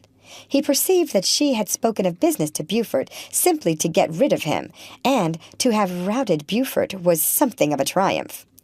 I am here to talk about it, he repeated. She sat silent, her head still propped by the arm that rested on the back of the sofa. Her face looked pale and extinguished, as if dimmed by the rich red of her dress. She struck Archer of a sudden as a pathetic and even pitiful figure. Now we're coming to hard facts, he thought, conscious in himself of the same instinctive recoil that he had so often criticized in his mother and her contemporaries. How little practice he had had in dealing with unusual situations. Their very vocabulary was unfamiliar to him, and seemed to belong to fiction and the stage. In face of what was coming, he felt as awkward and embarrassed as a boy. After a pause, Madame Olenska broke out with unexpected vehemence. "I want to be free! I want to wipe out all the past!" "I understand that." Her face warmed. "Then you'll help me." "First," he hesitated, "perhaps I ought to know a little more." She seemed surprised. "You know about my husband, my life with him?" He made a sign of assent. "Well, then, what more is there? In this country are such things tolerated? I'm a Protestant. Our church does not forbid divorce in such cases." "Certainly not." They were both silent again, and Archer felt the spectre of Count Olenski's letter grimacing hideously between them. The letter filled only half a page, and was just what he had described it to be in speaking of it to Mr. Letterblair, the vague charge of an angry blackguard. But how much truth was behind it, only Count Olenski's wife could tell. "I've looked through the papers you gave to Mr. Letterblair," he said at length. "Well, can there be anything more abominable?" "No." She changed her position slightly, screening her eyes with her lifted hand. "Of course you know," Archer continued, "that if your husband chooses to fight the case, as he threatens to—" "Yes." "He can say things that might be might be disagreeable to you. Say them publicly, so that they would get about and harm you even no matter how unfounded they were." She paused for a long interval, so long that, not wishing to keep his eyes on her shaded face, he had time to imprint on his mind the exact shape of her other hand, the one on her knee, and every detail of the 3 rings on her 4th and 5th fingers, among which he noticed a wedding ring did not appear. What harm could such accusations, even if he made them publicly, do me here? It was on his lips to exclaim, "My poor child, far more harm than anywhere else." Instead, he answered in a voice that sounded in his ears like Mr. Letterblair's, "New York society is a very small world compared with the one you've lived in, and it's ruled, in spite of appearances, by a few people with, well, rather old-fashioned ideas." She said nothing, and he continued, "Our ideas about marriage and divorce are particularly old-fashioned. Our legislation favors divorce. Our social customs don't." "Never?" "Well, not if the woman, however injured, however irreproachable, has appearances in the least degree against her, has exposed herself by any unconventional action to offensive insinuations." She drooped her head a little lower, and he waited again, intensely hoping for a flash of indignation, or at least a brief cry of denial. None came. A little traveling clock ticked purringly at her elbow, and a log broke in 2 and sent up a shower of sparks. The whole hushed and brooding room seemed to be waiting silently with Archer. "Yes," she murmured at length, "that's what my family tell me." He winced a little. "It's not unnatural." "Our family," she corrected herself, and Archer colored. "For you'll be my cousin soon," she continued gently. "I hope so." "And you take their view?" He stood up at this, wandered across the room, stared with void eyes at one of the pictures against the old red damask, and came back irresolutely to her side. How could he say, "Yes, if what your husband hints is true, or if you've no way of disproving it"? "Sincerely," she interjected, as he was about to speak. He looked down into the fire. "Sincerely, then, what should you gain that would compensate for the possibility, the certainty, of a lot of beastly talk?" "But my freedom, is that nothing?" It flashed across him at that instant that the charge in the letter was true, and that she hoped to marry the partner of her guilt. How was he to tell her that, if she really cherished such a plan? The laws of the state were inexorably opposed to it. The mere suspicion that the thought was in her mind made him feel harshly and impatiently toward her. "But aren't you as free as air as it is?" he returned. Who can touch you? Mr. Letterblair tells me the financial question has been settled." "Oh, yes," she said indifferently.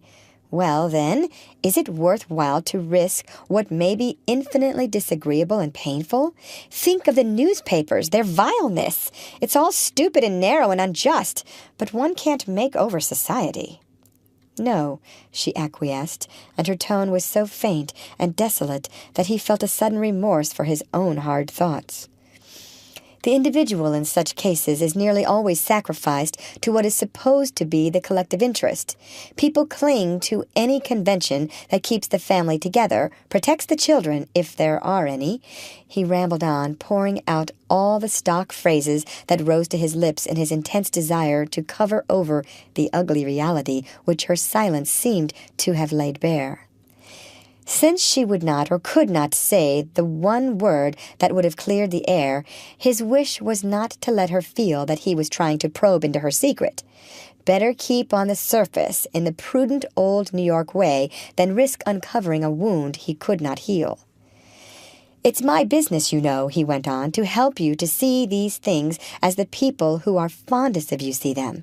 The Mingotts, the Wellens, the Vanderlydens, all your friends and relations. If I didn't show you honestly how they judge such questions, it wouldn't be fair of me, would it?" He spoke insistently, almost pleading with her in his eagerness to cover up that yawning silence. She said slowly, "No, it wouldn't be fair." The fire had crumbled down to grayness, and one of the lamps made a gurgling appeal for attention. Madame Olenska rose, wound it up, and returned to the fire, but without resuming her seat. Her remaining on her feet seemed to signify that there was nothing more for either of them to say, and Archer stood up also. "Very well. I will do what you wish," she said abruptly. The blood rushed to his forehead, and taken aback by the suddenness of her surrender, he caught her two hands awkwardly in his. I do want to help you," he said. "You do help me. Good night, my cousin." He bent and laid his lips on her hands, which were cold and lifeless. She drew them away, and he turned to the door, found his coat and hat under the faint gas light of the hall, and plunged out into the winter night, bursting with the belated eloquence of the inarticulate. End of chapter. Read by Lorraine Montgomery for Lit to Go on the web at fcit.usf.edu.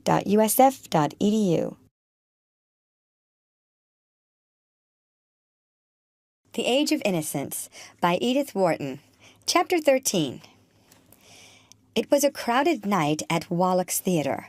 The play was The Chagrin, with Dion Boucicault in the title role and Harry Montague and Ada Diaz as the lovers. The popularity of the admirable English company was at its height, and The Chagrin always packed the house. In the galleries, the enthusiasm was unreserved. In the stalls and boxes, people smiled a little at the hackneyed sentiments and claptrap situations, and enjoyed the play as much as the galleries did. There was one episode in particular that held the house from floor to ceiling. It was that in which Harry Montague, after a sad, almost monosyllabic scene of parting with Miss Diaz, bade her goodbye and turned to go. The actress, who was standing near the mantelpiece and looking down into the fire, wore a gray cashmere dress without fashionable loopings or trimmings, molded to her tall figure and flowing in long lines about her feet. Around her neck was a narrow black velvet ribbon, with the ends falling down her back.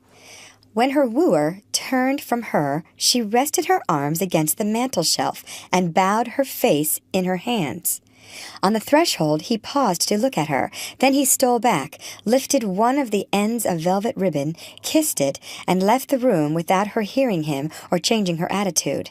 And on this silent parting the curtain fell. It was always for the sake of that particular scene that Newland Archer went to see The Chagrin. He thought the adieu of Montague and Ada Diaz as fine as anything he had ever seen Crosset and Brissot do in Paris, or Madge Robertson and Kendall in London. In its reticence, its dumb sorrow, it moved him more than the most famous histrionic outpourings. On the evening in question, the little scene acquired an added poignancy by reminding him, he could not have said why, of his leave-taking from Madame Olenska after their confidential talk a week or 10 days earlier. It would have been as difficult to discover any resemblance between the two situations as between the appearance of the persons concerned.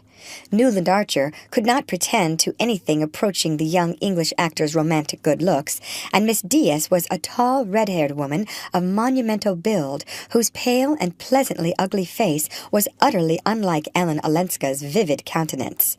Nor were Archer and Madame Olenska two lovers parting in heartbroken silence. They were client and lawyer, separating after a talk which had given the lawyer the worst possible impression of the client's case, wherein, then, lay the resemblance that made the young man's heart beat with a kind of retrospective excitement.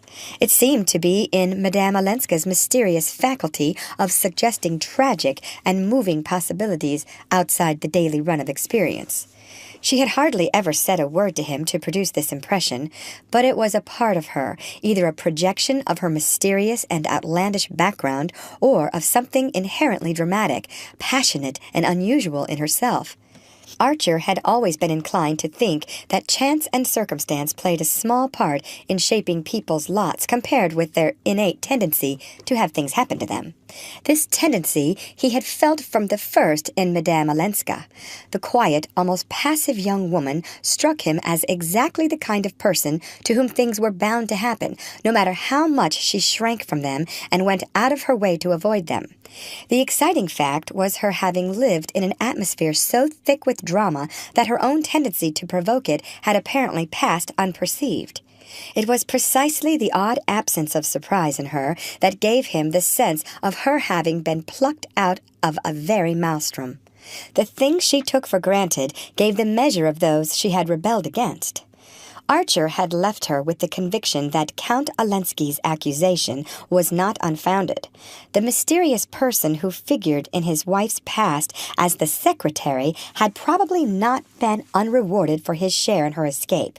The conditions from which she had fled were intolerable, past speaking of, past believing. She was young, she was frightened, she was desperate. What more natural than that she should be grateful to her rescuer? The pity was that her gratitude put her, in the law's eyes and the world's, on a par with her abominable husband. Archer had made her understand this, and he was bound to do. He had also made her understand that simple-hearted, kindly New York, on whose larger charity she had apparently counted, was precisely the place where she could least hope for indulgence. To have to make this fact plain to her, and to witness her resigned acceptance of it, had been intolerably painful to him. He felt himself drawn to her by obscure feelings of jealousy and pity, as if her dumbly confessed error had put her at his mercy, humbling yet endearing her. He was glad it was to him she had revealed her secret, rather than to the cold scrutiny of Mr. Letterblair, or the embarrassed gaze of her family. He immediately took it upon himself to assure them both that she had given up her idea of seeking a divorce, basing her decision on the fact that she had understood the uselessness of the proceeding, and with infinite relief they had all turned their eyes from the unpleasantness she had spared them.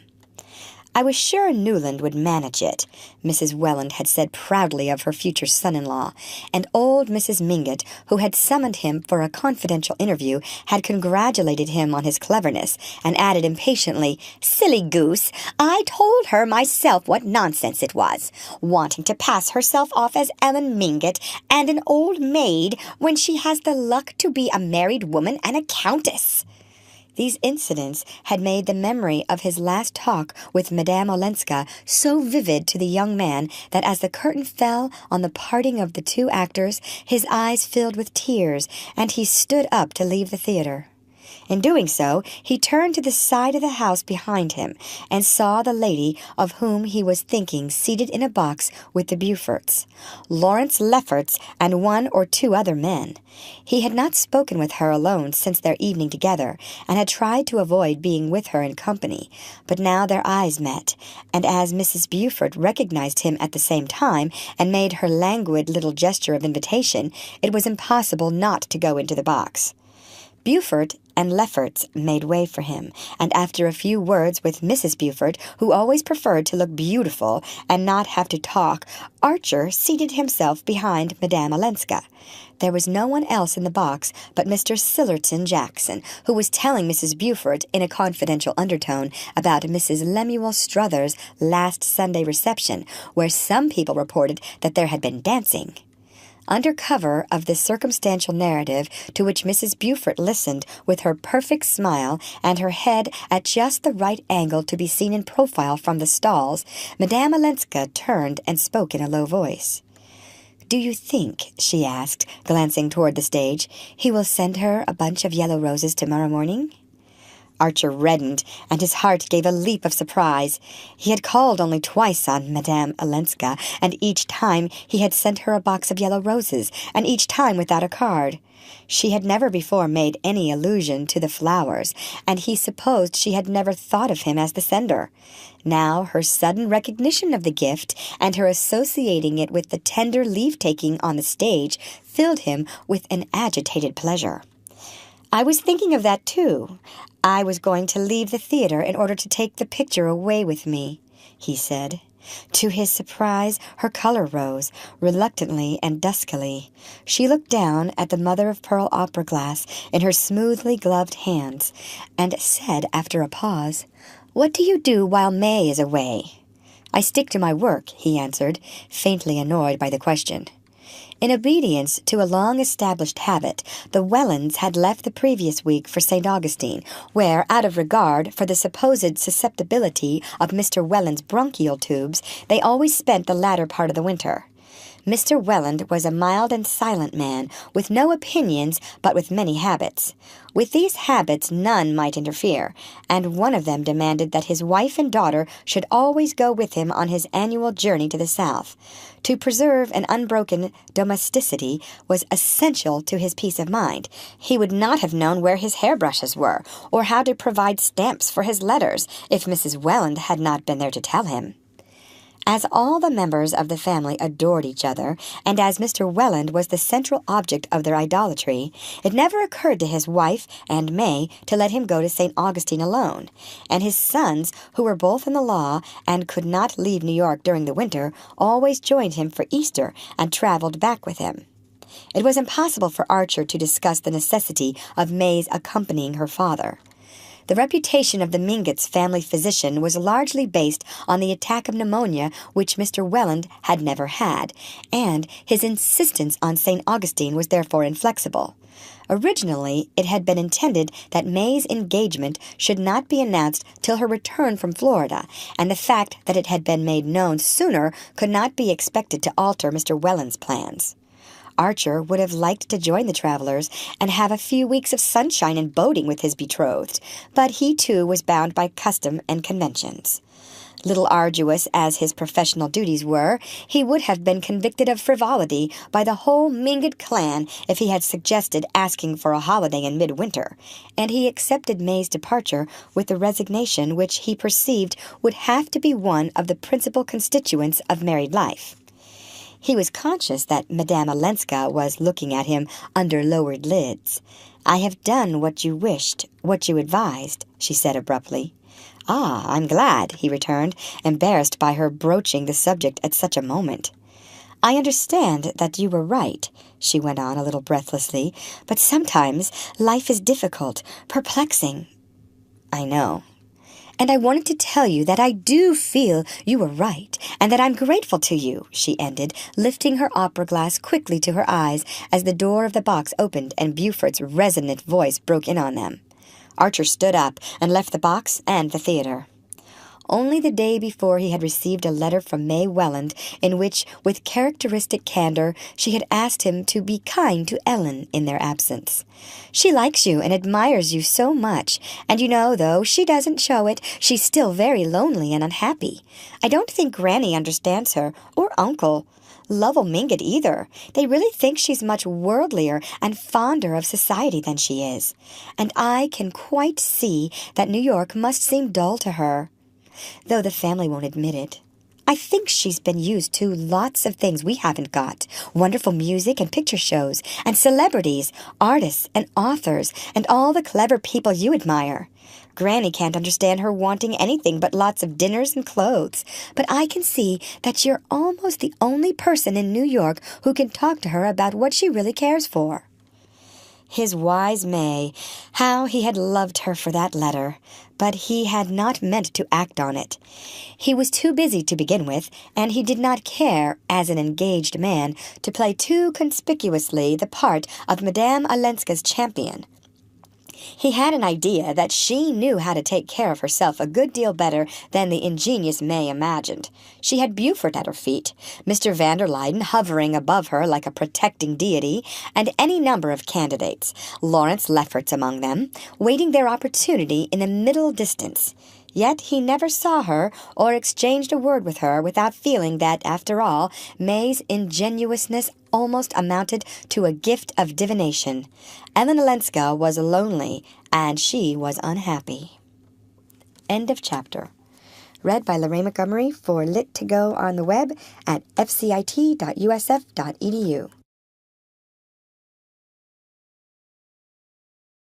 The Age of Innocence by Edith Wharton. Chapter 14. As he came out into the lobby, Archer ran across his friend Ned Winsett, the only one among what Janey called his clever people, with whom he cared to probe into things a little deeper than the average level of club and chop-house banter. He had caught sight across the house of Winsett's shabby round-shouldered back, and had once noticed his eyes turned toward the Beaufort box. The two men shook hands, and Winsett proposed a bock at a little German restaurant around the corner. Archer, who was not in the mood for the kind of talk they were likely to get there, declined on the plea that he had work to do at home, and Winsett said, "Oh, well, so have I, for that matter, and I'll be the industrious apprentice, too." They strolled along together, and presently Winsett said, "Look here, what I'm really after is the name of the dark lady in that swell box of yours, with the Beauforts, wasn't she? The one your friend Lefferts seems so smitten by." Archer, he could not have said why, was slightly annoyed. What the devil did Ned Winsett want with Ellen Olenska's name? And above all, why did he couple it with Lefferts's? It was unlike Winsett to manifest such curiosity, but after all, Archer remembered he was a journalist. "It's not for an interview, I hope," he laughed. "Well, not for the press, just for myself," Winsett rejoined. "The fact is, she's a neighbor of mine.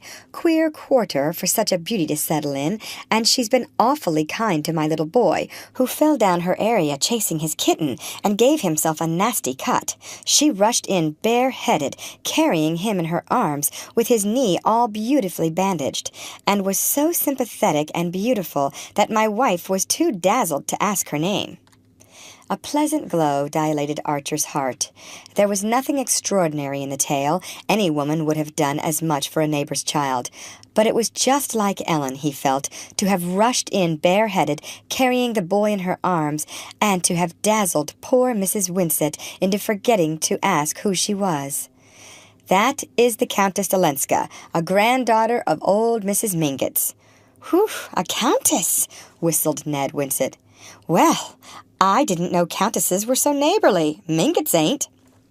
"They would be if you'd let them." "Ah, well."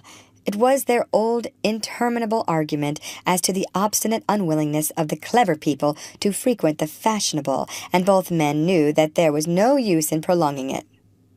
"I wonder," Winsett broke off, "how a countess happens to live in our slum."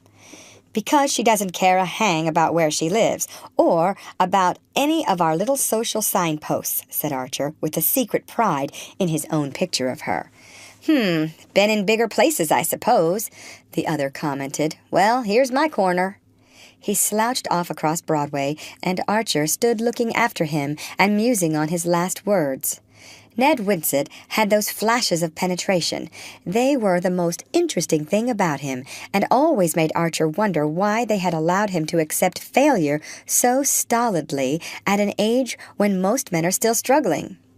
Archer had known that Winsett had a wife and child, but he had never seen them. The two men always met at the Century, or at some haunt of journalists and theatrical people, such as the restaurant where Winsett had proposed to go for a bock. He had given Archer to understand that his wife was an invalid, which might be true of the poor lady, or might merely mean that she was lacking in social gifts, or in evening clothes, or in both. Winsett himself had a savage abhorrence of social observances. Archer, who dressed in the evening because he thought it cleaner and more comfortable to do so, and who had never stopped to consider that cleanliness and comfort are two of the costliest items in a modest budget, regarded Winsett's attitude as part of the boring bohemian pose that always made fashionable people who changed their clothes without talking about it, and were not forever harping on the number of servants one kept, seem so much simpler and less self-conscious than the others. Nevertheless, he was always stimulated by Winsett, and whenever he caught sight of the journalist's lean, bearded face and melancholy eyes, he would rout him out of his corner and carry him off for a long talk. Winsett was not a journalist by choice. He was a pure man of letters, untimely born in a world that had no need of letters. But after publishing one volume of brief and exquisite literary appreciations, of which 120 copies were sold, 30 given away, and the balance eventually destroyed by the publishers as per contract, to make room for more marketable material, he had abandoned his real calling and taken a sub-editorial job on a women's weekly where fashion plates and paper patterns alternated with New England love stories and advertisements of temperance drinks. On the subject of hearth fires, as the paper was called, he was inexhaustibly entertaining, but beneath his fun lurked the sterile bitterness of the still young man who has tried and given up. His conversation always made Archer take the measure of his own life and feel how little it contained. But Winsett's, after all, contained still less, and though their common fund of intellectual interests and curiosities made their talks exhilarating, their exchange of views usually remained within the limits of a pensive dilettantism. "The fact is, life isn't much a fit for either of us," Winsett had once said. "I'm down and out, nothing to be done about it. I've got only one ware to produce, and there's no market for it here, and won't be in my time. But you're free, and you're well off. Why don't you get into touch? There's only one way to do it, to go into politics." Archer threw his head back and laughed. There one saw at a flash the unbridgeable difference between men like Winsett and the others, Archer's kind. Everyone in polite circles knew that in America a gentleman couldn't go into politics. But since he could hardly put it in that way to Winsett, he answered evasively, "Look at the career of the honest men in American politics. They don't want us." "Who's they? Why don't you all get together and be they yourselves?" Archer's laugh lingered on his lips in a slightly condescending smile. It was useless to prolong the discussion. Everybody knew the melancholy fate of the few gentlemen who had risked their clean linen in municipal or state politics in New York. The day was past when that sort of thing was possible. The country was in possession of the bosses and the emigrant, and decent people had to fall back on sport or culture. Culture, yes, if we had it, but there are just a few little local patches, dying out here and there for lack of, well, hoeing and cross-fertilizing, the last remnants of the old European tradition that your forebears brought with them. But you're in a pitiful little minority. You've got no center, no competition, no audience. You're like the pictures on the walls of a deserted house, the portrait of a gentleman. You'll never amount to anything, any of you, till you roll up your sleeves and get right down into the muck. That or emigrate. God, if I could emigrate. Archer mentally shrugged his shoulders and turned the conversation back to books, where Winsett, if uncertain, was always interesting. "Emigrate! As if a gentleman could abandon his own country! One could no more do that than one could roll up one's sleeves and go down into the muck.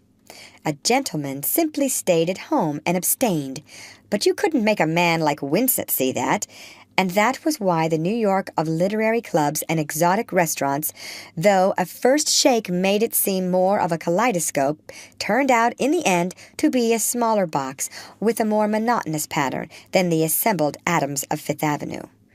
The next morning, Archer scoured the town in vain for more yellow roses. In consequence of this search, he arrived late at the office, perceived that his doing so made no difference whatever to anyone, and was filled with sudden exasperation at the elaborate futility of his life. Why should he not be, at that moment, on the sands of St. Augustine with May Welland? No one was deceived by his pretense of professional activity. In old-fashioned legal firms, like that of which Mr. Letterblair was the head, and which were mainly engaged in the management of large estates and conservative investments, there were always 2 or 3 young men, fairly well off and without professional ambition, who, for a certain number of hours of each day, sat at their desks, accomplishing trivial tasks or simply reading the newspapers. Though it was supposed to be proper for them to have an occupation, the crude fact of money-making was still regarded as derogatory, and the law, being a profession, was accounted a more gentlemanly pursuit than business. But none of these young men had much hope of really advancing in his profession, or any earnest desire to do so, and over many of them the green mold of the perfunctory was always perceptibly spreading. It made Archer shiver to think that it might be spreading over him, too. He had, to be sure, other tastes and interests. He spent his vacations in European travel, cultivated the clever people May spoke of, and generally tried to keep up, as he had somewhat wistfully put it to Madame Olenska. But once he was married, what would become of this narrow margin of life in which his real experiences were lived? He had seen enough of other young men who had dreamed his dream, though perhaps less ardently, and who had gradually sunk into the placid and luxurious routine of their elders. From the office he sent a note by messenger to Madame Olenska, asking if he might call that afternoon, and begging her to let him find a reply at his club. But at the club he found nothing, nor did he receive any letter the following day. This unexpected silence mortified him beyond reason, and though the next morning he saw a glorious cluster of yellow roses behind a florist's window-pane, he left it there. It was only on the 3rd morning that he received a line by post from the Countess Olenska. To his surprise, it was dated from Skuytercliff, whither the van der Luydens had promptly retreated after putting the Duke on board his steamer. "I ran away," the writer began abruptly, without the usual preliminaries, "the day after I saw you at the play, and these kind friends have taken me in. I wanted to be quiet and think things over. You were right in telling me how kind they were. I feel myself so safe here.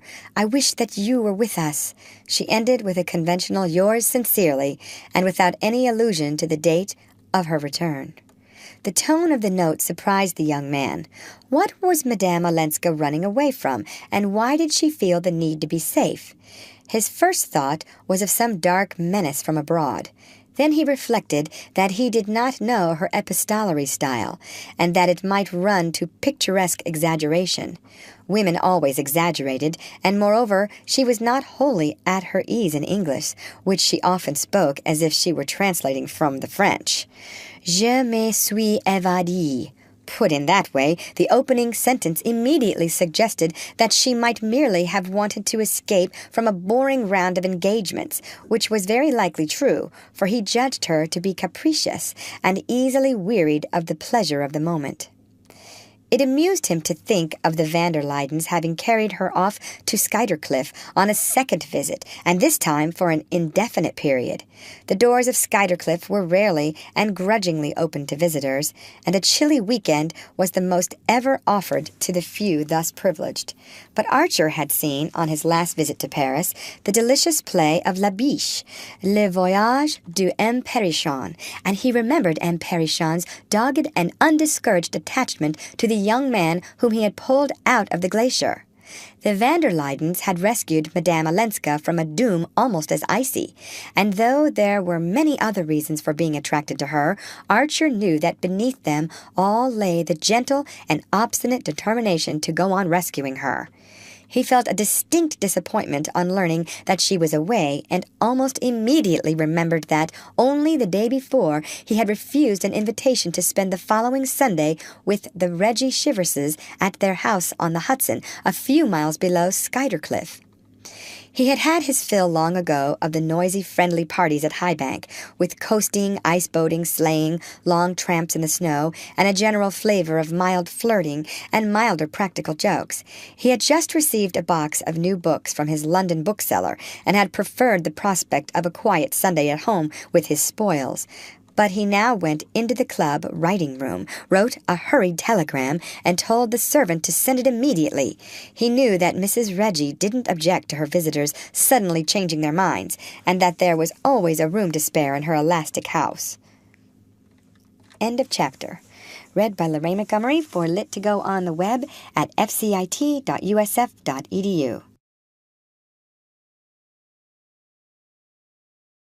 The Age of Innocence by Edith Wharton. Chapter 15. Newland Archer arrived at the Shiverses on Friday evening, and on Saturday went conscientiously through all the rites appertaining to a weekend at High Bank. In the morning, he had a spin in the ice-boat with his hostess and a few of the heartier guests. In the afternoon, he went over the farm with Reggie and listened in the elaborately appointed stables to long and impressive disquisitions on the horse. After tea, he talked in a corner of a firelit hall with a young lady who had professed herself broken-hearted when his engagement was announced, but was now eager to tell him of her own matrimonial hopes. And finally, about midnight, he assisted in putting a goldfish in one visitor's bed, dressed up a burglar in the bathroom of a nervous aunt, and saw in the small hours by joining in a pillow fight that ranged from the nurseries to the basement. But on Sunday after luncheon he borrowed a cutter and drove over to Skuytercliff. People had always been told that the house at Skuytercliff was an Italian villa. Those who had never been to Italy believed it. So did some who had. The house had been built by Mr. van der Luyden in his youth, on his return from the Grand Tour, and in anticipation of his approaching marriage with Miss Louisa Dagonet. It was a large square wooden structure with tongued and grooved walls painted pale green and white, a Corinthian portico, and fluted pilasters between the windows. From the high ground on which it stood, a series of terraces bordered by balustrades and urns descended in the steel engraving style to a small irregular lake with an asphalt edge overhung by rare weeping conifers. To the right and left, the famous weedless lawn studded with specimen trees, each of a different variety, rolled away to long ranges of grass crested with elaborate cast-iron ornaments, and below, in a hollow, lay the four-roomed stone house, which the first patroon had built on the land granted him in 1612. Against the uniform sheet of snow and the grayish winter sky, the Italian villa loomed up rather grimly.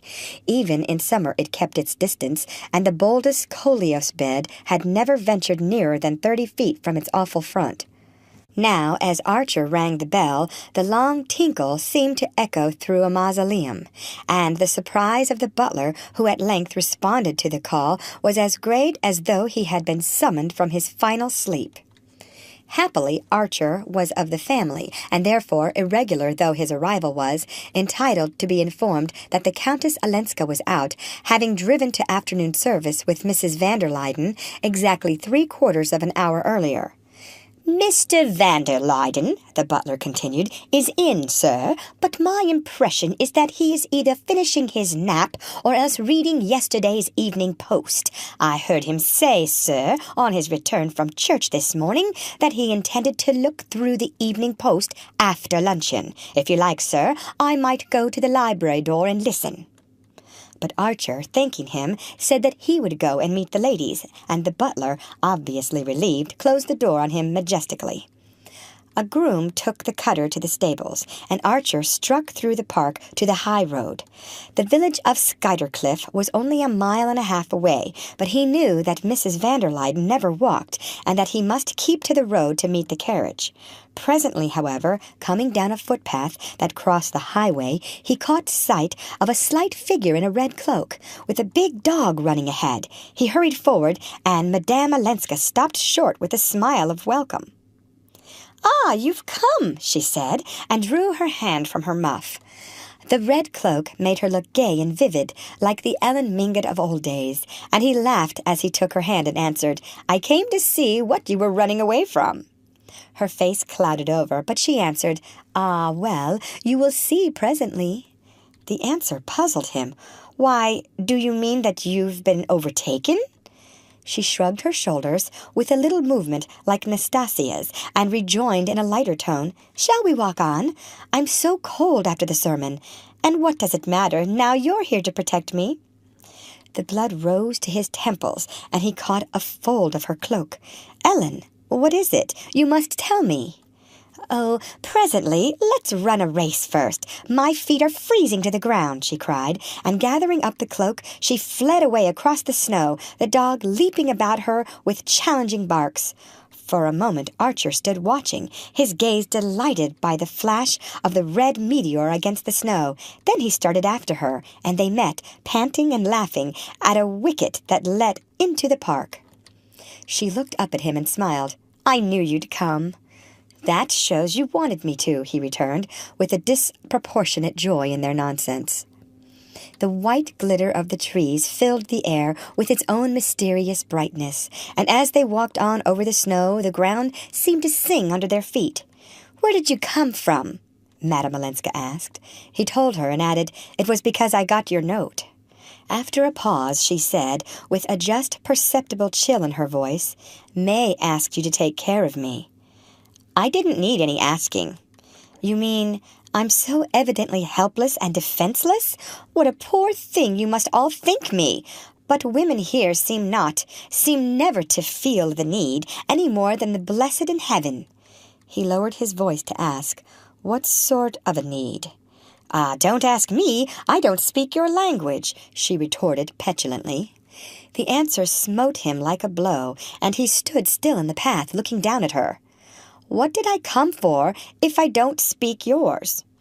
"Oh, my friend!" She laid her hand lightly on his arm, and he pleaded earnestly, "Ellen, why won't you tell me what's happened?" She shrugged again. "Does anything ever happen in heaven?" He was silent, and they walked on a few yards without exchanging a word. Finally she said, "I will tell you, but where? One can't be alone for a minute in that great seminary of a house with all the doors wide open and always a servant bringing tea or a log for the fire or the newspaper. Is there nowhere in an American house where one may be by oneself?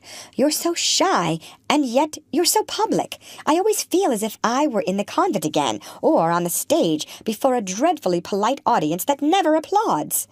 "Ah, you don't like us," Archer exclaimed. They were walking past the house of the old patroon, with its squat walls and small square windows compactly grouped about a central chimney. The shutters stood wide, and through one of the newly washed windows Archer caught the light of a fire. "Why, the house is open," he said. She stood still. "No, only for today at least. I wanted to see it, and Mr. van der Luyden had the fire lit and the windows opened so that we might stop there on the way back from church this morning." She ran up the steps and tried the door. "It's still unlocked. What luck! Come in and we can have a quiet talk. Mrs. van der Luyden has driven over to see her old aunts at Rhinebeck, and we shan't be missed at the house for another hour." He followed her into the narrow passage. His spirits, which had dropped at her last words, rose with an irrational leap. The homely little house stood there, its panels and brasses shining in the firelight as if magically created to receive them. A big bed of embers still gleamed in the kitchen chimney under an iron pot hung from an ancient crane. Rush-bottomed armchairs faced each other across the tiled hearth, and rows of Delft plates stood on shelves against the walls. Archer stooped over and threw a log upon the embers. Madame Olenska, dropping her cloak, sat down in one of the chairs. Archer leaned against the chimney and looked at her. "You're laughing now, but when you wrote me you were unhappy," he said. "Yes," she paused, "but I can't feel unhappy when you're here." "I shan't be here long," he rejoined, his lips stiffening with the effort to say just so much and no more. "No, I know. But I'm improvident. I live in the moment when I'm happy." The words stole through him like a temptation, and to close his senses to it, he moved away from the hearth and stood gazing out at the black tree boles against the snow.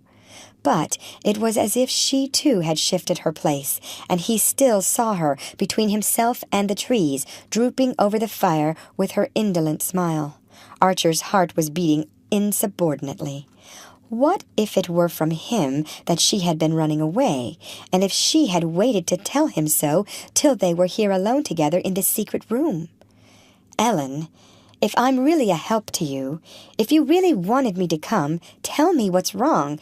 Tell me what it is you're running away from," he insisted. He spoke without shifting his position, without even turning to look at her. If the thing was to happen, it was to happen in this way, with the whole width of the room between them, and his eyes still fixed on the outer snow. For a long moment she was silent, and in that moment Archer imagined her, almost heard her, stealing up behind him to throw her light arms about his neck. While he waited, soul and body throbbing with the miracle to come, his eyes mechanically received the image of a heavily coated man with his fur collar turned up who was advancing along the path to the house. The man was Julius Beaufort. "Ah!" Archer cried, bursting into a laugh. Madame Olenska had sprung up and moved to his side, slipping her hand into his, but after a glance through the window, her face paled, and she shrank back. "So that was it," Archer said derisively. "I didn't know he was here," Madame Olenska murmured. Her hand still clung to Archer's, but he drew away from her, and walking out into the passage, threw open the door of the house. "Hello, Beaufort! This way! Madame Olenska was expecting you," he said. During his journey back to New York the next morning, Archer relived with a fatiguing vividness his last moments at Skuytercliff. Beaufort, though clearly annoyed at finding him with Madame Olenska, had as usual carried off the situation high-handedly. His way of ignoring people whose presence inconvenienced him actually gave them, if they were sensitive to it, a feeling of invisibility, of non-existence. Archer, as the three strolled back through the park, was aware of this odd sense of disembodiment, and humbling as it was to his vanity, it gave him the ghostly advantage of observing unobserved. Beaufort had entered the little house with his usual easy assurance, but he could not smile away the vertical line between his eyes. It was fairly clear that Madame Olenska had not known that he was coming, though her words to Archer had hinted at the possibility. At any rate, she had evidently not told him where she was going when she left New York, and her unexplained departure had exasperated him. The ostensible reason of his appearance was the discovery the very night before of a perfect little house, not in the market, which was really just the thing for her, but would be snapped up instantly if she didn't take it, and he was loud in mock reproaches for the dance she had led him in running away just as he had found it. If only this new dodge for talking along a wire had been a little bit nearer perfection, I might have told you all this from town and been toasting my toes before the club fire at this minute, instead of tramping after you through the snow, he grumbled, disguising a real irritation under the pretense of it. And at this opening, Madame Olenska twisted the talk away to the fantastic possibility that they might one day actually converse with each other from street to street, or even, incredible dream, from one town to another. This struck from all three allusions to Edgar Poe and Jules Verne, and such platitudes as naturally rise to the lips of the most intelligent when they are talking against time and dealing with a new invention, in which it would seem ingenuous to believe too soon, and the question of the telephone carried them safely back to the big house.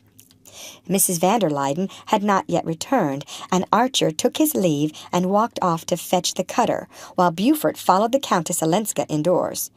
It was probable that, little as the van der Luydens encouraged unannounced visits, he could count on being asked to dine, and sent back to the station to catch the 9 o'clock train.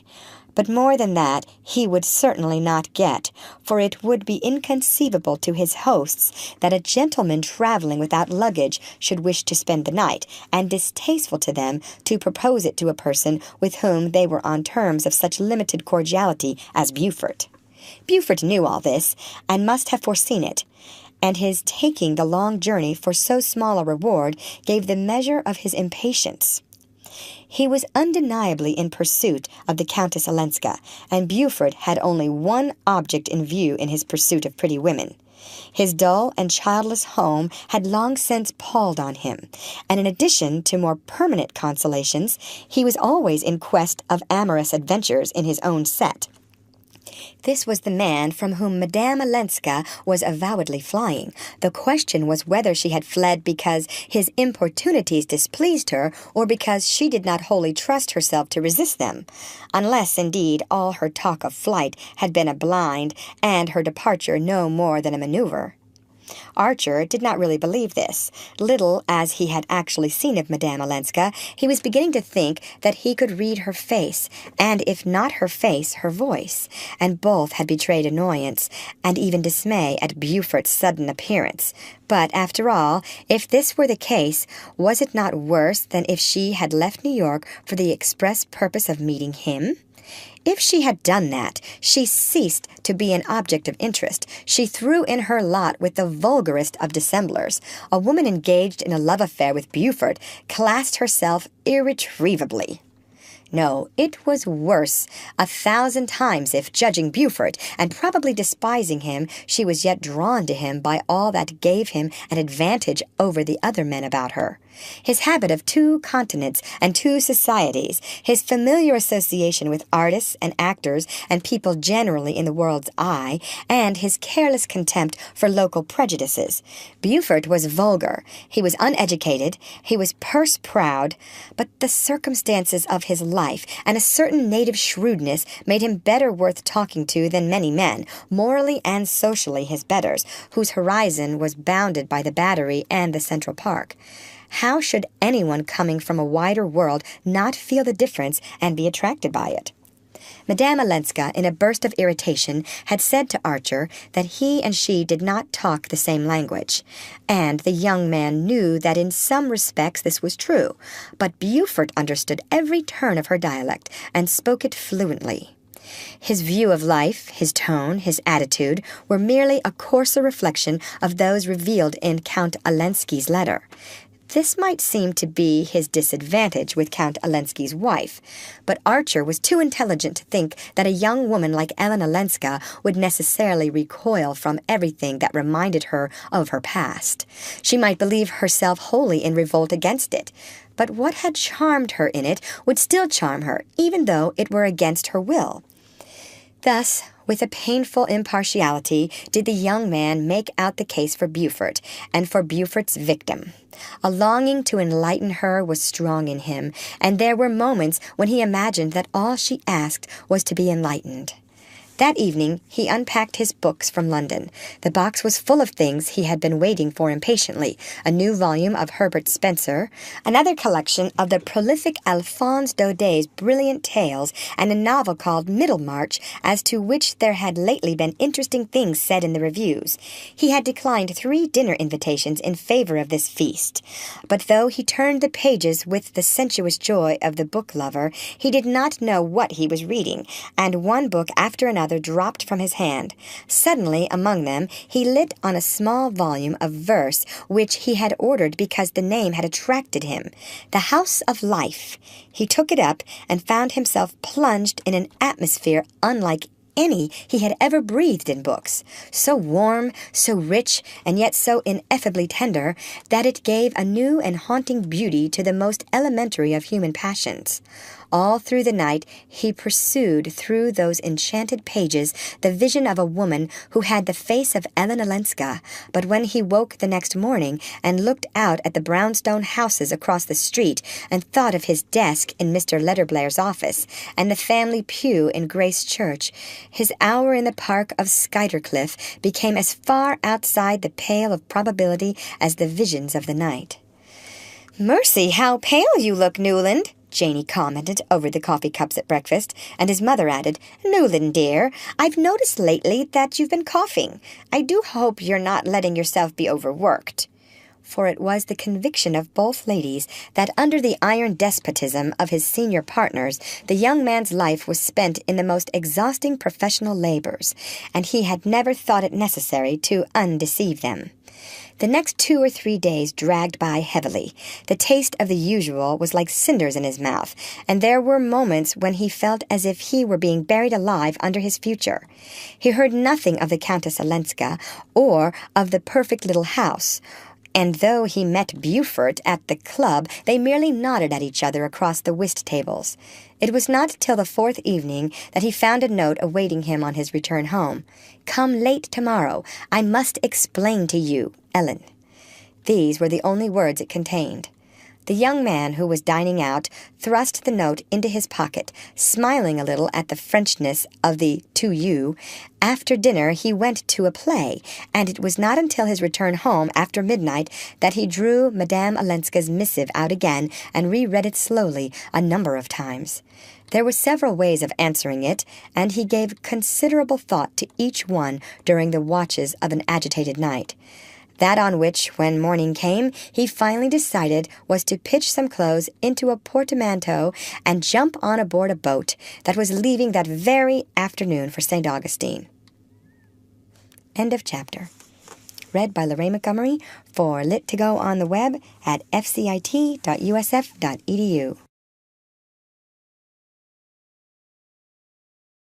The Age of Innocence by Edith Wharton. Chapter 16. When Archer walked down the sandy main street of St. Augustine to the house which had been pointed out to him as Mr. Welland's, and saw May Welland standing under a magnolia with the sun in her hair, he wondered why he had waited so long to come. Here was the truth. Here was reality. Here was the life that belonged to him, and he, who fancied himself so scornful of arbitrary restraints, had been afraid to break away from his desk because of what people might think of his stealing a holiday.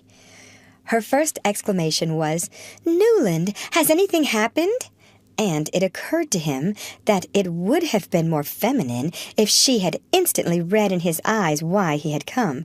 But when he answered, "Yes, I found I had to see you," her happy blushes took the chill from her surprise, and he saw how easily he would be forgiven, and how soon even Mr. Letterblair's mild disapproval would be smiled away by a tolerant family. Early as it was, the main street was no place for any but formal greetings, and Archer longed to be alone with May, and to pour out all his tenderness and his impatience. It still lacked an hour to the late Welland breakfast time, and instead of asking him to come in, she proposed that they should walk out to an old orange garden beyond the town. She had just been for a row on the river, and the sun that nettled the little waves with gold seemed to have caught her in its meshes.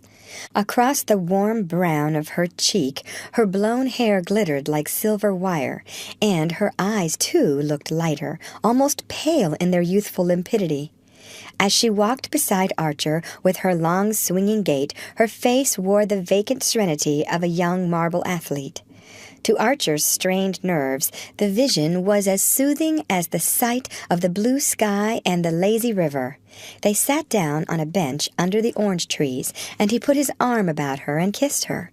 It was like drinking at a cold spring with the sun on it. But his pressure may have been more vehement than he had intended, for the blood rose to her face, and she drew back as if he had startled her. "What is it?" he asked, smiling, and she looked at him with surprise and answered, "Nothing." A slight embarrassment fell on them, and her hand slipped out of his. It was the only time that he had kissed her on the lips, except for their fugitive embrace in the Beaufort conservatory, and he saw that she was disturbed and shaken out of her cool, boyish composure.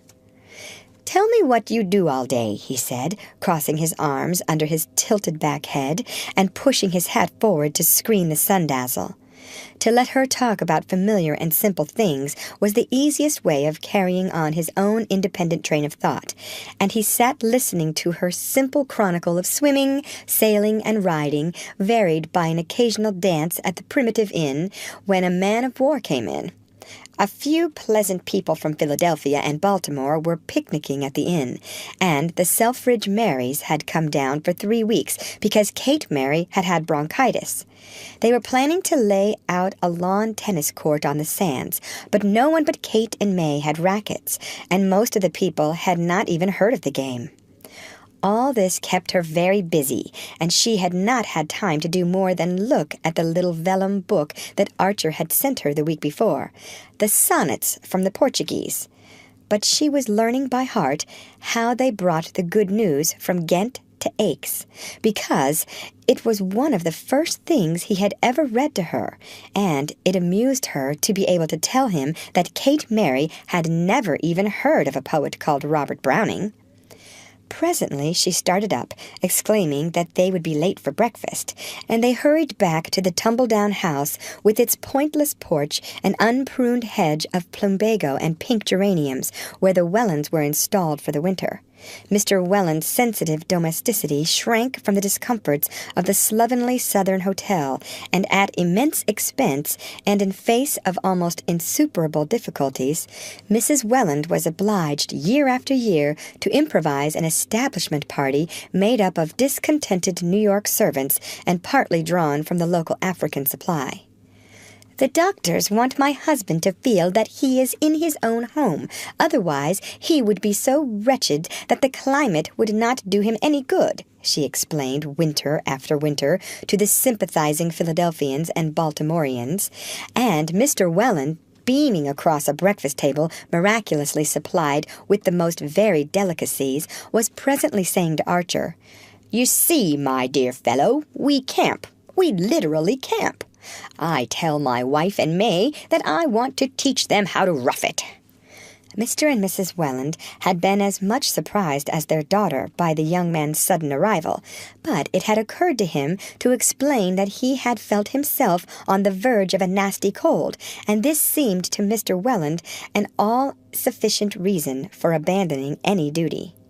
"You can't be too careful, especially towards spring," he said, heaping his plate with straw-colored griddle cakes and drowning them in golden syrup. "If I'd only been as prudent at your age, May would have been dancing at the assemblies now instead of spending her winters in a wilderness with an old invalid." "Oh, but I love it here, Papa. You know I do. If only Newland could stay, I should like it 1,000 times better than New York." "Newland must stay till he has quite thrown off his cold," said Mrs. Welland indulgently, and the young man laughed and said he supposed there was such a thing as one's profession. He managed, however, after an exchange of telegrams with the firm, to make his cold last a week, and it shed an ironic light on the situation to know that Mr. Letterblair's indulgence was partly due to the satisfactory way in which his brilliant young junior partner had settled the troublesome matter of the Olenski divorce. Mr. Letterblair had let Mrs. Welland know that Mr. Archer had rendered an invaluable service to the whole family, and that old Mrs. Manson Mingott had been particularly pleased, and one day when May had gone for a drive with her father in the only vehicle the place produced, Mrs. Welland took occasion to touch on a topic which she always avoided in her daughter's presence. "I'm afraid Ellen's ideas are not at all like ours. She was barely 18 when Medora Manson took her back to Europe. You remember the excitement when she appeared in black at her coming-out ball?" "Another of Medora's fads. Really, this time it was almost prophetic." "That must have been at least 12 years ago, and since then Ellen has never been to America. No wonder she is completely Europeanized." "But European society is not given to divorce. Countess Olenska thought she would be conforming to American ideas in asking for her freedom." It was the first time that the young man had pronounced her name since he had left Skuytercliff, and he felt the color rise to his cheek. Mrs. Welland smiled compassionately. That is just like the extraordinary things that foreigners invent about us. They think we dine at 2 o'clock and countenance divorce. That is why it seems to me so foolish to entertain them when they come to New York. They accept our hospitality, and then they go home and repeat the same stupid stories." Archer made no comment on this, and Mrs. Welland continued, "But we do most thoroughly appreciate your persuading Ellen to give up the idea. Her grandmother and her Uncle Lovell could do nothing with her. Both of them have written that her changing her mind was entirely due to your influence. In fact, she said so to her grandmother. She has an unbounded admiration for you. Poor Ellen, she was always a wayward child. I wonder what her fate will be." "What we've all contrived to make it," he felt like answering. "If you'd all of you rather she should be Beaufort's mistress than some decent fellow's wife, you've certainly gone the right way about it." He wondered what Mrs. Welland would have said if he had uttered the words instead of merely thinking them. He could picture the sudden decomposure of her firm, placid features, to which a lifelong mastery over trifles had given an air of factitious authority. Traces still lingered on them of a fresh beauty like her daughter's, and he asked himself if May's face was doomed to thicken into the same middle-aged image of invincible innocence. Ah, no, he did not want May to have that kind of innocence, the innocence that seals the mind against imagination and the heart against experience. "I verily believe," Mrs. Welland continued, "that if the horrible business had come out in the newspapers, it would have been my husband's death blow. I don't know any of the details. I only ask not to, as I told poor Ellen when she tried to talk to me about it. Having an invalid to care for, I have to keep my mind bright and happy. But Mr. Welland was terribly upset. He had a slight temperature every morning while we were waiting to hear what had been decided. It was the horror of his girl's learning that such things were possible. But of course, dear Newland, you felt that too. We all knew that you were thinking of May." "I'm always thinking of May," the young man rejoined, rising to cut short the conversation. He had meant to seize the opportunity of his private talk with Mrs. Welland to urge her to advance the date of his marriage, but he could think of no arguments that would move her, and with a sense of relief he saw Mr. Welland and May driving up to the door.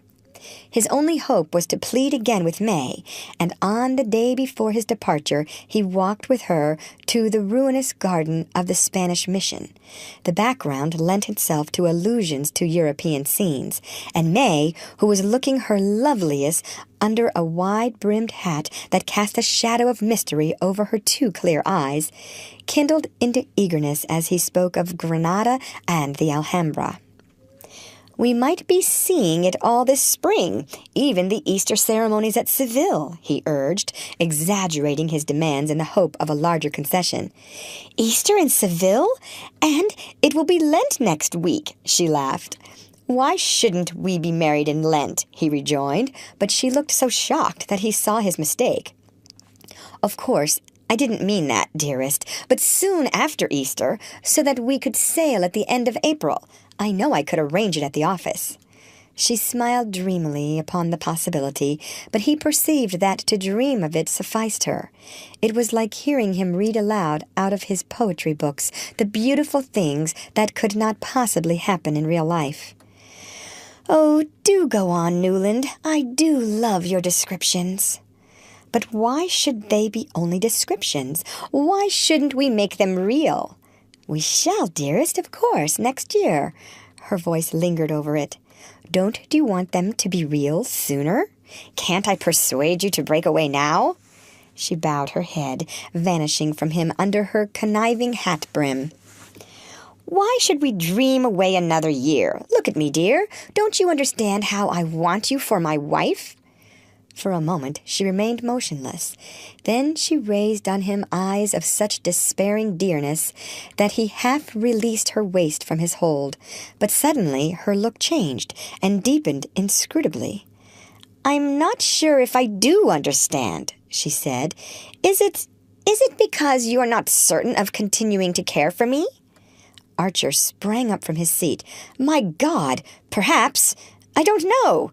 he broke out angrily. May Welland rose also. As they faced each other, she seemed to grow in womanly stature and dignity.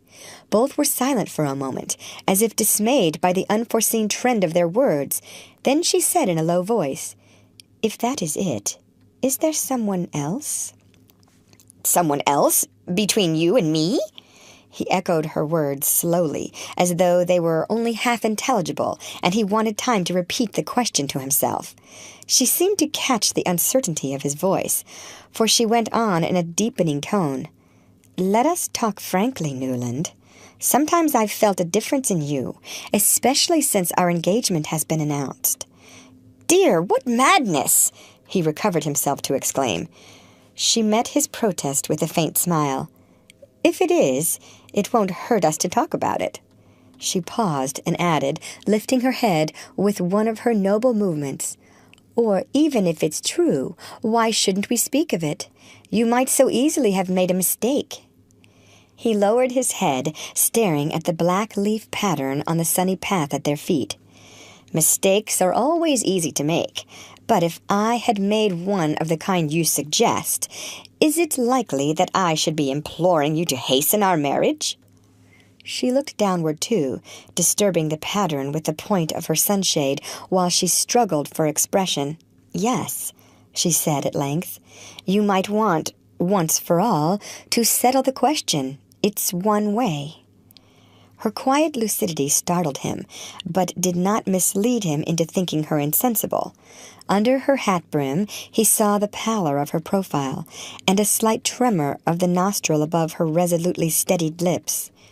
"Well?" he questioned, sitting down on the bench and looking up at her with a frown that he tried to make playful. She dropped back into her seat and went on. "You mustn't think that a girl knows as little as her parents imagine. One hears and one notices. One has one's feelings and ideas. And of course, long before you told me that you cared for me, I'd known that there was someone else you were interested in. Everyone was talking about it 2 years ago at Newport. And once I saw you sitting together on the veranda at a dance. And when she came back into the house, her face was sad, and I felt sorry for her. I remembered it afterward, when we were engaged." Her voice had sunk almost to a whisper, and she sat clasping and unclasping her hands about the handle of her sunshade. The young man laid his upon them with a gentle pressure. His heart dilated with an inexpressible relief. "My dear child, was that it? If you only knew the truth!" She raised her head quickly. "Then there is a truth I don't know?" He kept his hand over hers. "I meant the truth about the old story you speak of." "But that's what I want to know, Newland, what I ought to know. I couldn't have my happiness made out of a wrong, an unfairness to somebody else. And I want to believe that it would be the same with you. What sort of a life could we build on such foundations?" Her face had taken on a look of such tragic courage that he felt like bowing himself down at her feet. "I've wanted to say this for a long time," she went on. "I've wanted to tell you that when two people really love each other, I understand that there may be situations which make it right that they should go against public opinion. And if you feel yourself in any way pledged to the person we've spoken of, and if there is any way in which you can fulfill your pledge, even by her getting a divorce, Newland, don't give her up because of me." His surprise at discovering that her fears had fastened upon an episode so remote and so completely of the past as his love affair with Mrs. Thorley Rushworth gave way to wonder at the generosity of her view. There was something superhuman in an attitude so recklessly unorthodox, and if other problems had not pressed on him, he would have been lost in wonder at the prodigy of the Wellands' daughter urging him to marry his former mistress. But he was still dizzy with the glimpse of the precipice they had skirted, and full of a new awe at the mystery of young girlhood. For a moment he could not speak. Then he said, "There is no pledge, no obligation whatever, of the kind you think. Such cases don't always present themselves quite as simply as... But that's no matter. I love your generosity because I feel as you do about those things. I feel that each case must be judged individually on its own merits, irrespective of stupid conventionalities. I mean each woman's right to her liberty." He pulled himself up, startled by the turn his thoughts had taken, and went on, looking at her with a smile. "Since you understand so many things, dearest, can't you go a little farther and understand the uselessness of our submitting to another form of the same foolish conventionalities? If there's no one and nothing between us, isn't that an argument for marrying quickly rather than for more delay?" She flushed with joy and lifted her face to his. As he bent to it, he saw that her eyes were full of happy tears. But in another moment she seemed to have descended from her womanly eminence to helpless and timorous girlhood, and he understood that her courage and initiative were all for others, and that she had none for herself.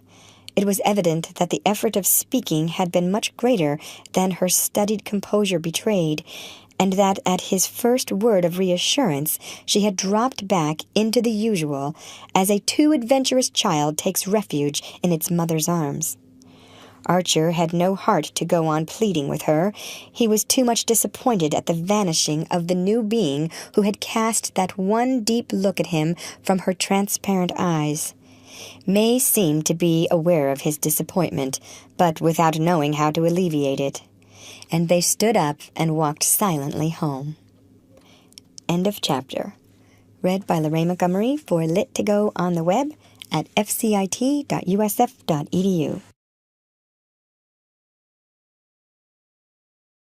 The Age of Innocence by Edith Wharton.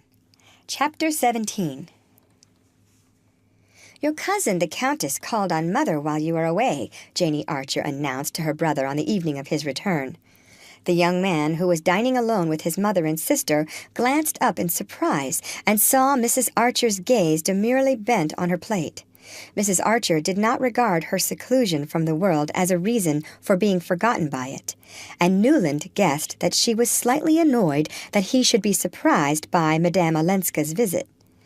She had on a black velvet polonaise with jet buttons and a tiny green monkey muff. "I never saw her so stylishly dressed," Janie continued. "She came alone, early on Sunday afternoon. Luckily, the fire was lit in the drawing-room. She had one of those new card cases. She said she wanted to know us because you'd been so good to her." Newland laughed. "Madame Olenska always takes that tone about her friends. She's very happy at being among her own people again." "Yes, so she told us," said Mrs. Archer. "I must say she seems thankful to be here." "I hope you liked her, Mother." Mrs. Archer drew her lips together. "She certainly lays herself out to please, even when she's calling on an old lady." "Mother doesn't think her simple," Janie interjected, her eyes screwed upon her brother's face. "It's just my old-fashioned feeling. Dear May is my ideal," said Mrs. Archer. "Ah," said her son, "they're not alike." Archer had left St. Augustine charged with many messages for old Mrs. Mingott, and a day or two after his return to town he called on her. The old lady received him with unusual warmth. She was grateful to him for persuading the Countess Olenska to give up the idea of a divorce, and when he told her that he had deserted the office without leave and rushed down to St. Augustine simply because he wanted to see May, she gave an adipose chuckle and patted his knee with her puffball hand. Ah, so you kicked over the traces, did you? And I suppose Augusta and Welland pulled long faces and behaved as if the end of the world had come. But little May, she knew better, I'll be bound." "I hoped she did, but after all she wouldn't agree to what I'd gone down to ask for." "Wouldn't she indeed? And what was that?" "I wanted to get her to promise that we should be married in April. What's the use of our wasting another year?" Mrs. Manson Mingott screwed up her little mouth into a grimace of mimic prudery and twinkled at him through malicious lids. "Ask Mama, I suppose. The usual story. Ah, these Mingotts all alike. Born in a rut, and you can't root 'em out of it. When I built this house, you'd have thought I was moving to California. Nobody ever had built above 40th Street. No, says I, nor above the Battery either, before Christopher Columbus discovered America. No, not one of them wants to be different. They're as scared of it as the smallpox. Ah, my dear Mr. Archer, I thank my stars I'm nothing but a vulgar spicer. But there's not one of my own children that takes after me but my little Ellen," she broke off, still twinkling at him, and asked, with the casual irrelevance of old age, "Now, why in the world didn't you marry my little Ellen?" Archer laughed. "For one thing, she wasn't there to be married." "No, to be sure, more's the pity. And now it's too late. Her life is finished." She spoke with the cold-blooded complacency of the aged, throwing earth into the grave of young hopes. The young man's heart grew chill, and he said hurriedly, "Can't I persuade you to use your influence with the Wellens, Mrs. Mingott? I wasn't made for long engagements." Old Catherine beamed on him approvingly. "No, I can see that. You've got a quick eye. When you were a little boy, I've no doubt you liked to be helped first."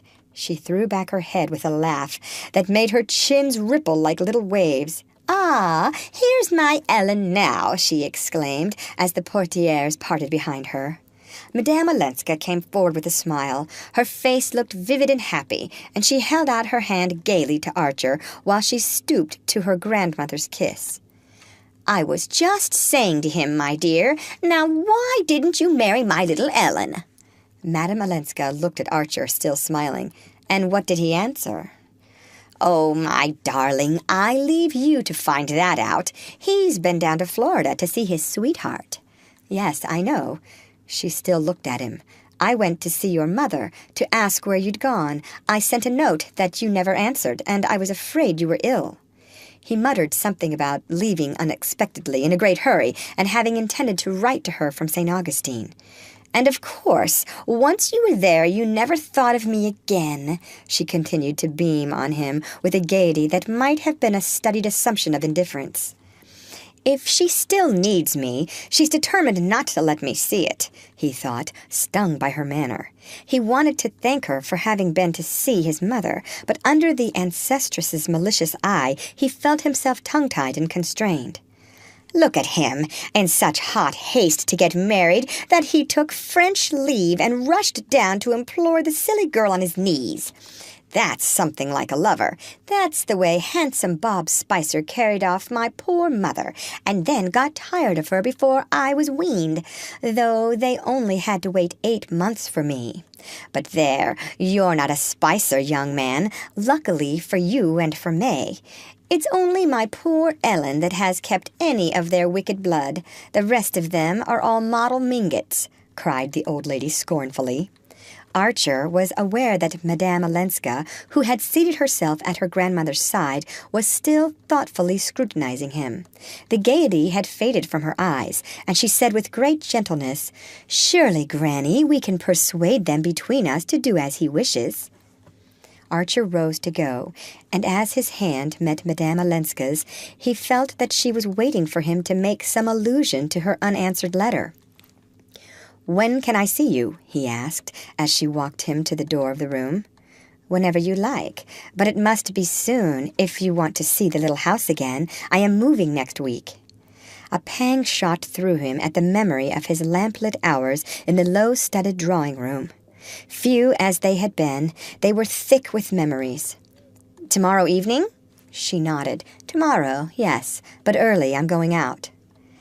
The next day was a Sunday, and if she were going out on a Sunday evening, it could, of course, be only to Mrs. Lemuel Struthers. He felt a slight movement of annoyance, not so much at her going there, for he rather liked her going where she pleased in spite of the van der Luydens, but because it was the kind of house at which she was sure to meet Beaufort, where she must have known beforehand that she would meet him, and where she was probably going for that purpose. "Very well, tomorrow evening," he repeated, inwardly resolved that he would not go early, and that by reaching her door late he would either prevent her from going to Mrs. Struthers, or else arrive after she had started, which, all things considered, would no doubt be the simplest solution. It was only 8:30 after all when he rang the bell under the wisteria. Not as late as he had intended by half an hour, but a singular restlessness had driven him to her door. He reflected, however, that Mrs. Struthers's Sunday evenings were not like a ball, and that her guests, as if to minimize their delinquency, usually went early. The one thing he had not counted on in entering Madame Olenska's hall was to find hats and overcoats there. Why had she bidden him to come early if she was having people to dine? On a closer inspection of the garments besides which Nastasia was laying his own, his resentment gave way to curiosity. The overcoats were in fact the very strangest he had ever seen under a polite roof, and it took but a glance to assure himself that neither of them belonged to Julius Beaufort. One was a shaggy yellow ulster of reach-me-down cut, the other a very old and rusty cloak with a cape, something like what the French called a McFarlane. This garment, which appeared to be made for a person of prodigious size, had evidently seen long and hard wear, and its greenish-black folds gave out a moist, sawdusty smell suggestive of prolonged sessions against bar-room walls. On it lay a ragged gray scarf and an odd felt hat of semi-clerical shape. Archer raised his eyebrows inquiringly at Nastasia, who raised hers in return with a fatalistic "Chia!" as she threw open the drawing-room door. The young man saw at once that his hostess was not in the room. Then, with surprise, he discovered another lady standing by the fire. This lady, who was long, lean, and loosely put together, was clad in raiment intricately looped and fringed, with plaids and stripes and bands of plain color, disposed in a design to which the clue seemed missing. Her hair, which had tried to turn white and only succeeded in fading, was surmounted by a Spanish comb and black lace scarf, and silk mittens, visibly darned, covered her rheumatic hands. Beside her, in a cloud of cigar smoke, stood the owners of the two overcoats, both in morning clothes that they had evidently not taken off since morning. In one of the two, Archer, to his surprise, recognized Ned Winsett.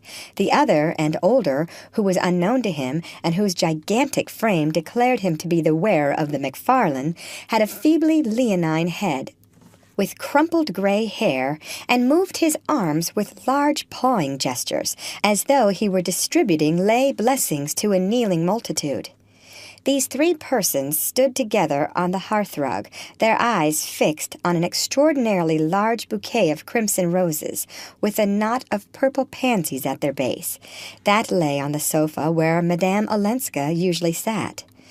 "What they must have cost at this season, though of course it's the sentiment one cares about," the lady was saying in a sighing staccato as Archer came in. The three turned with surprise at his appearance, and the lady, advancing, held out her hand. "Dear Mr. Archer, almost my cousin Newland," she said. "I am the Marchioness Manson." Archer bowed, and she continued, "My Ellen has taken me in for a few days. I came from Cuba, where I have been spending the winter with Spanish friends. Such delightful, distinguished people, the highest nobility of old Castile. How I wish you could know them. But I was called away by our dear great friend here, Dr. Carver. You don't know Dr. Agathon Carver, founder of the Valley of Love community?" Dr. Carver inclined his leonine head, and the Marchioness continued, "Ah, New York, New York! How little the life of the spirit has reached it! But I see you do know Mr. Winsett." "Oh, yes, I reached him some time ago, but not by that route," Winsett said with his dry smile. The Marchioness shook her head reprovingly. "How do you know, Mr. Winsett? The spirit bloweth where it listeth." "List? Oh, list," interjected Dr. Carver in a stentorian murmur. "But do sit down, Mr. Archer. We four have been having a delightful little dinner together, and my child has gone up to dress. She expects you. She will be down in a moment. We were just admiring these marvelous flowers, which will surprise her when she reappears." Winsett remained on his feet. "I'm afraid I must be off. Please tell Madame Olenska that we shall all feel lost when she abandons our street. This house has been an oasis." Ah, but she won't abandon you. Poetry and art are the breath of life to her. It is poetry you write, Mr. Winsett?" "Well, no, but I sometimes read it," said Winsett, including the group in a general nod and slipping out of the room. "A caustic spirit, un peu sauvage, but so witty. Dr. Carver, you do think him witty?" "I never think of wit," said Dr. Carver severely. Ah, you never think of wit. How merciless he is to us weak mortals, Mr. Archer. But he lives only in the life of the spirit, and tonight he is mentally preparing the lecture he is to deliver presently at Mrs. Blenker's. Dr. Carver, would there be time before you start for the Blenkers to explain to Mr. Archer your illuminating discovery of the direct contact? But no, I see it is nearly 9 o'clock, and we have no right to detain you while so many are waiting for your message." Dr. Carver looked slightly disappointed at this conclusion, but having compared his ponderous gold timepiece with Madame Olenska's little traveling clock, he reluctantly gathered up his mighty limbs for departure. "I shall see you later, dear friend," he suggested to the Marchioness, who replied with a smile. "As soon as Ellen's carriage comes, I will join you. I do hope the lecture won't have begun." Dr. Carver looked thoughtfully at Archer. "Perhaps, if this young gentleman is interested in my experiences, Mrs. Blenker might allow you to bring him with you." "Oh, dear friend, if it were possible, I am sure she would be too happy, but I fear my Ellen counts on Mr. Archer herself." "That," said Dr. Carver, "is unfortunate, but here is my card." He handed it to Archer, who read on it in Gothic characters, "Agathon Carver, the Valley of Love, Kittassquatomie, New York." Dr. Carver bowed himself out, and Mrs. Manson, with a sigh that might have been either of regret or relief, again waved Archer to a seat. "Ellen will be down in a moment, and before she comes, I am so glad of this quiet moment with you." Archer murmured his pleasure at their meeting, and the Marchioness continued in her low, sighing accents. "I know everything, dear Mr. Archer. My child has told me all you have done for her. Your wise advice, your courageous firmness. Thank heaven it was not too late." The young man listened with considerable embarrassment. Was there anyone, he wondered, to whom Madame Olenska had not proclaimed his intervention in her private affairs? "Madame Olenska exaggerates. I simply gave her a legal opinion as she asked me to." "Ah, but in doing it, you were the unconscious instrument of what word have we moderns for Providence, Mr. Archer?" cried the lady, tilting her head on one side and drooping her lids mysteriously. "Little did you know that at that very moment I was being appealed to, being approached, in fact, from the other side of the Atlantic." She glanced over her shoulder as though fearful of being overheard, and then, drawing her chair nearer and raising a tiny ivory fan to her lips, breathed behind it. "By the Count himself, my poor, mad, foolish Olenski, who asks only to take her back on her own terms." "Good God!" Archer exclaimed, springing up. "You are horrified?" "Yes, of course, I understand. I don't defend poor Stanislaus, though he has always called me his best friend. He does not defend himself. He casts himself at her feet, in my person." She tapped her emaciated bosom. "I have his letter here." "A letter? Has Madame Olenska seen it?" Archer stammered, his brain whirling with the shock of the announcement. The Marchioness Manson shook her head softly. Time, I must have time. I know my Ellen haughty, intractable, shall I say just a shade unforgiving. But good heavens, to forgive is one thing, to go back into that hell— "Ah, yes," the Marchioness acquiesced. "So she describes it, my sensitive child. But on the material side, Mr. Archer, if one may stoop to consider such things, do you know what she is giving up? Those roses there on the sofa, acres like them, under glass and in the open, in his matchless terraced gardens at Nice. Jewels, historic pearls, the Sobieski emeralds, sables. But she cares nothing for all these. Art and beauty, those she does care for, she lives for, as I always have, and those also surrounded her. Pictures, priceless furniture, music, brilliant conversation. Ah, that, my dear young man, if you'll excuse me, is what you've no conception of here. And she had it all, and the homage of the greatest. She tells me she is not thought handsome in New York. Good heavens! Her portrait has been painted 9 times. The greatest artists in Europe have begged for the privilege. Are these things nothing? And the remorse of an adoring husband? As the Marchioness Manson rose to her climax, her face assumed an expression of ecstatic retrospection which would have moved Archer's mirth had he not been numb with amazement. He would have laughed if anyone had foretold to him that his first sight of poor Medora Manson would have been in the guise of a messenger of Satan. But he was in no mood for laughing now, and she seemed to him to come straight out of the hell from which Ellen Olenska had just escaped. "She knows nothing yet of all this?" he asked abruptly. Mrs. Manson laid a purple finger on her lips. "Nothing directly, but does she suspect? Who can tell? The truth is, Mr. Archer, I have been waiting to see you. From the moment I heard of the firm stand you had taken, and of your influence over her, I hoped it might be possible to count on your support, to convince you." "That she ought to go back? I would rather see her dead," cried the young man violently. "Ah," the Marchioness murmured without visible resentment. For a while she sat in her armchair, opening and shutting the absurd ivory fan between her mittened fingers. But suddenly she lifted her head and listened. "Here she comes," she said in a rapid whisper, and then, pointing to the bouquet on the sofa. "Am I to understand that you prefer that, Mr. Archer?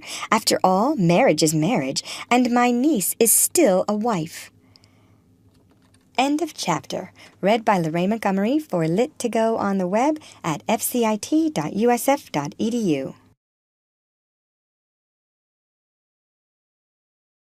The Age of Innocence by Edith Wharton. Chapter 18. "What are you two plotting together, Aunt Medora?" Madame Olenska cried as she came into the room. She was dressed as if for a ball. Everything about her shimmered and glimmered softly, as if her dress had been woven out of candle beams, and she carried her head high, like a pretty woman challenging a roomful of rivals. "We were saying, my dear, that here was something beautiful to surprise you with," Mrs. Manson rejoined, rising to her feet and pointing archly to the flowers. Madame Olenska stopped short and looked at the bouquet. Her color did not change, but a sort of white radiance of anger ran over her like summer lightning. "Ah!" she exclaimed in a shrill voice that the young man had never heard. "Who is ridiculous enough to send me a bouquet? Why a bouquet? And why tonight of all nights? I am not going to a ball. I am not a girl engaged to be married. But some people are always ridiculous." She turned back to the door, opened it, and called out, "Nastasia!" The ubiquitous handmaiden promptly appeared, and Archer heard Madame Olenska say in Italian that she seemed to pronounce with intentional deliberateness in order that he might follow it, "Here, throw this into the dustbin!" And then, as Nastasia stared protestingly, "But no, it's not the fault of the poor flowers. Tell the boy to carry them to the house 3 doors away, the house of Mr. Winsett, the dark gentleman who dined here. His wife is ill. They may give her pleasure. The boy is out, you say? Then, my dear one, run yourself. Here, put my cloak over you and fly. I want the thing out of the house immediately. And as you live, don't say they come from me." She flung her velvet opera cloak over the maid's shoulders and turned back into the drawing-room, shutting the door sharply. Her bosom was rising high under its lace, and for a moment Archer thought she was about to cry, but she burst into a laugh instead, and looking from the Marchioness to Archer, asked abruptly, "And you two, have you made friends?" "It's for Mr. Archer to say, darling. He has waited patiently while you were dressing." Yes, I gave you time enough. My hair wouldn't go, Madame Olenska said, raising her hand to the heaped-up curls of her chignon. But that reminds me. I see Dr. Carver is gone, and you'll be late at the Blenkers. Mr. Archer, will you put my aunt in the carriage? She followed the Marchioness into the hall, saw her fitted into a miscellaneous heap of overshoes, shawls, and tippets, and called from the doorstep, "Mind, the carriage is to be back for me at 10. Then she returned to the drawing-room, where Archer, on re-entering it, found her standing by the mantelpiece, examining herself in the mirror. It was not usual in New York society for a lady to address her parlour-maid as "my dear one," and send her out on an errand wrapped in her own opera cloak, and Archer, through all his deeper feelings, tasted the pleasurable excitement of being in a world where action followed on emotion with such Olympian speed. Madame Olenska did not move when he came up behind her, and for a second their eyes met in the mirror. Then she turned, threw herself into her sofa corner, and sighed out, "There's time for a cigarette." He handed her the box and lit a spill for her, and as the flame flashed up into her face, she glanced at him with laughing eyes and said, "What do you think of me in a temper?" Archer paused a moment. Then he answered with sudden resolution, "It makes me understand what your aunt has been saying about you." "I knew she'd been talking about me." "Well?" "She said you were used to all kinds of things, splendors and amusements and excitements, that we could never hope to give you here." Madame Olenska smiled faintly into the circle of smoke about her lips. "Medora is incorrigibly romantic. It has made up to her for so many things." Archer hesitated again, and again took his risk. "Is your aunt's romanticism always consistent with accuracy?" "You mean, does she speak the truth?" Her niece considered. "Well, I'll tell you. In almost everything she says, there's something true and something untrue. But why do you ask? What has she been telling you?" He looked away into the fire, and then back at her shining presence. His heart tightened with the thought that this was their last evening by that fireside, and that in a moment the carriage would come to carry her away. She pretends that Count Olenski has asked her to persuade you to go back to him." Madame Olenska made no answer. She sat motionless, holding her cigarette in her half-lifted hand. The expression on her face had not changed, and Archer remembered that he had before noticed her apparent incapacity for surprise. "You knew then?" he broke out. She was silent for so long that the ash dropped from her cigarette. She brushed it to the floor. "She has hinted about a letter, poor darling, Medora's hints. Is it at your husband's request that she has arrived here suddenly?" Madame Olenska seemed to consider this question also. "There again, one can't tell. She told me she had had a spiritual summons, whatever that is, from Dr. Carver. I'm afraid she's going to marry Dr. Carver. Poor Medora, there's always someone she wants to marry. But perhaps the people in Cuba just got tired of her.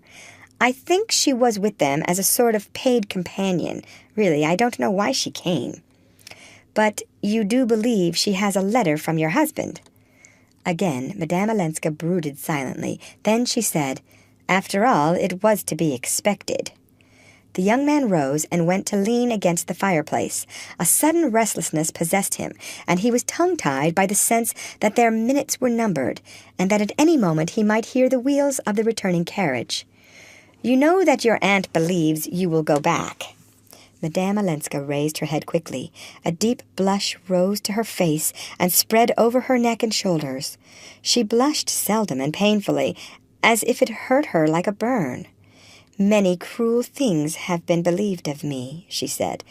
"Oh, Ellen, forgive me. I'm a fool and a brute." She smiled a little. "You are horribly nervous. You have your own troubles.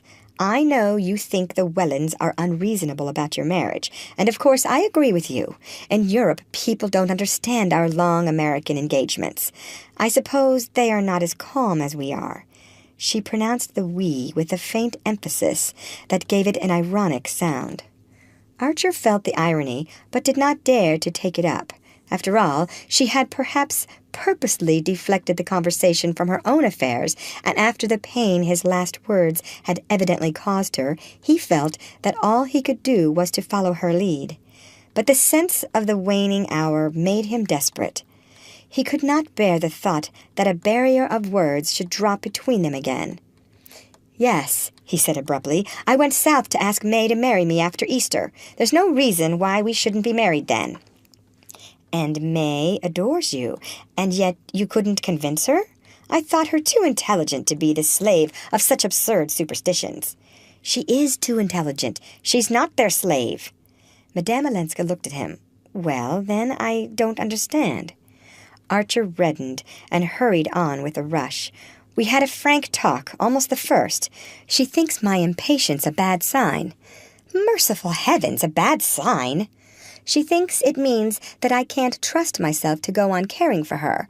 She thinks, in short, I want to marry her at once to get away from someone that I care for more." Madame Olenska examined this curiously. "But if she thinks that, why isn't she in a hurry too?" "Because she's not like that. She's so much nobler. She insists all the more on the long engagement to give me time." "Time to give her up for the other woman?" "If I want to." Madame Olenska leaned toward the fire and gazed into it with fixed eyes. Down the quiet street Archer heard the approaching trot of her horses. "That is noble," she said, with a slight break in her voice. "Yes, but it's ridiculous." "Ridiculous? Because you don't care for anyone else?" "Because I don't mean to marry anyone else." "Ah." There was another long interval. At length she looked up at him and asked, "This other woman, does she love you?" "Oh, there's no other woman. I mean, the person that May was thinking of was never. Then why, after all, are you in such haste?" "There's your carriage," said Archer. She half rose and looked about her with absent eyes. Her fan and gloves lay on the sofa beside her, and she picked them up mechanically. "Yes, I suppose I must be going." "You're going to Mrs. Struthers?" "Yes," she smiled and added, "I must go where I am invited, or I should be too lonely. Why not come with me?" Archer felt that at any cost he must keep her beside him, must make her give him the rest of her evening. Ignoring her question, he continued to lean against the chimney-piece, his eyes fixed on the hand in which she held her gloves and fan, as if watching to see if he had the power to make her drop them. "May guessed the truth," he said. "There is another woman, but not the one she thinks." Ellen Olenska made no answer, and did not move. After a moment, he sat down beside her, and, taking her hand, softly unclasped it, so that the gloves and fan fell on the sofa between them. She started up, and freeing herself from him, moved away to the other side of the hearth. "Ah, don't make love to me. Too many people have done that," she said, frowning. Archer, changing color, stood up also. It was the bitterest rebuke she could have given him. "I have never made love to you," he said, "and I never shall, but you are the woman I would have married if it had been possible for either of us." "Possible for either of us?" She looked at him with unfeigned astonishment. "And you say that, when it's you who've made it impossible?" He stared at her, groping in a blackness through which a single arrow of light tore its blinding way. "I've made it impossible?" You, she cried, her lip trembling like a child on the verge of tears. "Isn't it you who made me give up divorcing? Give it up because you showed me how selfish and wicked it was, how one must sacrifice oneself to preserve the dignity of marriage, and to spare one's family the publicity, the scandal? And because my family was going to be your family, for May's sake and for yours, I did what you told me, what you proved to me that I ought to do. Ah," she broke out with a sudden laugh, "I've made no secret of having done it for you." She sank down on the sofa again, crouching among the festive ripples of her dress like a stricken masquerader, and the young man stood by the fireplace and continued to gaze at her without moving. "Good God," he groaned, "when I thought—" "You thought?" "Don't ask me what I thought." Still looking at her, he saw the same burning flush creep up her neck to her face. She sat upright, facing him with a rigid dignity. "I do ask you." "Well, then, there were things in that letter you asked me to read." "My husband's letter?" "Yes." "I had nothing to fear from that letter, absolutely nothing. All I feared was to bring notoriety, scandal on the family, on you and May." "Good God," he groaned again, bowing his face in his hands. The silence that followed lay on them with the weight of things final and irrevocable. It seemed to Archer to be crushing him down like his own gravestone. In all the wide future he saw nothing that would ever lift that load from his heart. He did not move from his place or raise his head from his hands. His hidden eyeballs went on staring into utter darkness. "At least I loved you," he brought out. On the other side of the hearth, from the sofa corner where he supposed that she still crouched, he heard a faint, stifled crying, like a child's. He started up and came to her side. "Ellen, what madness! Why are you crying? Nothing's done that can't be undone. I'm still free, and you're going to be." He had her in his arms, her face like a wet flower at his lips, and all their vain terrors shriveling up like ghosts at sunrise. The one thing that astonished him now was that he should have stood for 5 minutes arguing with her across the width of the room, when just touching her made everything so simple. She gave him back all his kiss, but after a moment he felt her stiffening in his arms, and she put him aside and stood up. "Ah, my poor Newland, I suppose this had to be. But it doesn't in the least alter things," she said, looking down at him in her turn from the hearth. "It alters the whole of life for me." No, it mustn't. It can't. You're engaged to May Welland, and I'm married." He stood up, too, flushed and resolute. "Nonsense! It's too late for that sort of thing. We've no right to lie to other people or to ourselves. We won't talk of your marriage. But do you see me marrying May after this?" She stood silent, resting her thin elbows on the mantelpiece, her profile reflected in the glass behind her. One of the locks of her chignon had become loosened and hung on her neck. She looked haggard and almost old. "I don't see you," she said at length, putting that question to May. "Do you?" He gave a reckless shrug. "It's too late to do anything else." "You say that because it's the easiest thing to say at this moment, not because it's true. In reality, it's too late to do anything but what we'd both decided on." "I don't understand you." She forced a pitiful smile that pinched her face instead of smoothing it. "You don't understand because you haven't yet guessed how you've changed things for me. Oh, from the first, long before I knew all you'd done." "All I'd done?" "Yes, I was perfectly unconscious at first that people here were shy of me, that they thought I was a dreadful sort of person. It seems they had even refused to meet me at dinner. I found that out afterward, and how you'd made your mother go with you to the van der Luydens, and how you'd insisted on announcing your engagement at the Beaufort ball, so that I might have 2 families to stand by me instead of 1. At that he broke into a laugh. "Just imagine," she said, "how stupid and unobservant I was. I knew nothing of all this till Granny blurted it out one day. New York simply meant peace and freedom to me. It was coming home, and I was so happy at being among my own people that every one I met seemed kind and good and glad to see me. But from the very beginning," she continued, "I felt there was no one as kind as you, no one who gave me reasons that I understood for doing what at first seemed so hard and unnecessary. The very good people didn't convince me. I felt they'd never been tempted. But you knew, you understood. You had felt the world outside tugging at one with all its golden hands. And yet you hated the things it asks of one. You hated happiness bought by disloyalty and cruelty and indifference. That was what I'd never known before, and it's better than anything I've known." She spoke in a low, even voice, without tears or visible agitation, and each word, as it dropped from her, fell into his breast like burning lead. He sat bowed over, his head between his hands, staring at the hearthrug, and at the tip of the satin shoe that showed under her dress. Suddenly he knelt down and kissed the shoe. She bent over him, laying her hands on his shoulders, and looking at him with eyes so deep that he remained motionless under her gaze. "Ah, don't let us undo what you've done," she cried. "I can't go back now to that other way of thinking. I can't love you unless I give you up." His arms were yearning up to her, but she drew away, and they remained facing each other, divided by the distance that her words had created. Then, abruptly, his anger overflowed. "And Beaufort? Is he to replace me?"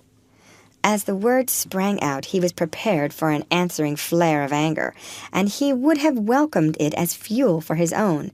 But Madame Olenska only grew a shade paler, and stood with her arms hanging down before her, and her head slightly bent, as her way was when she pondered a question.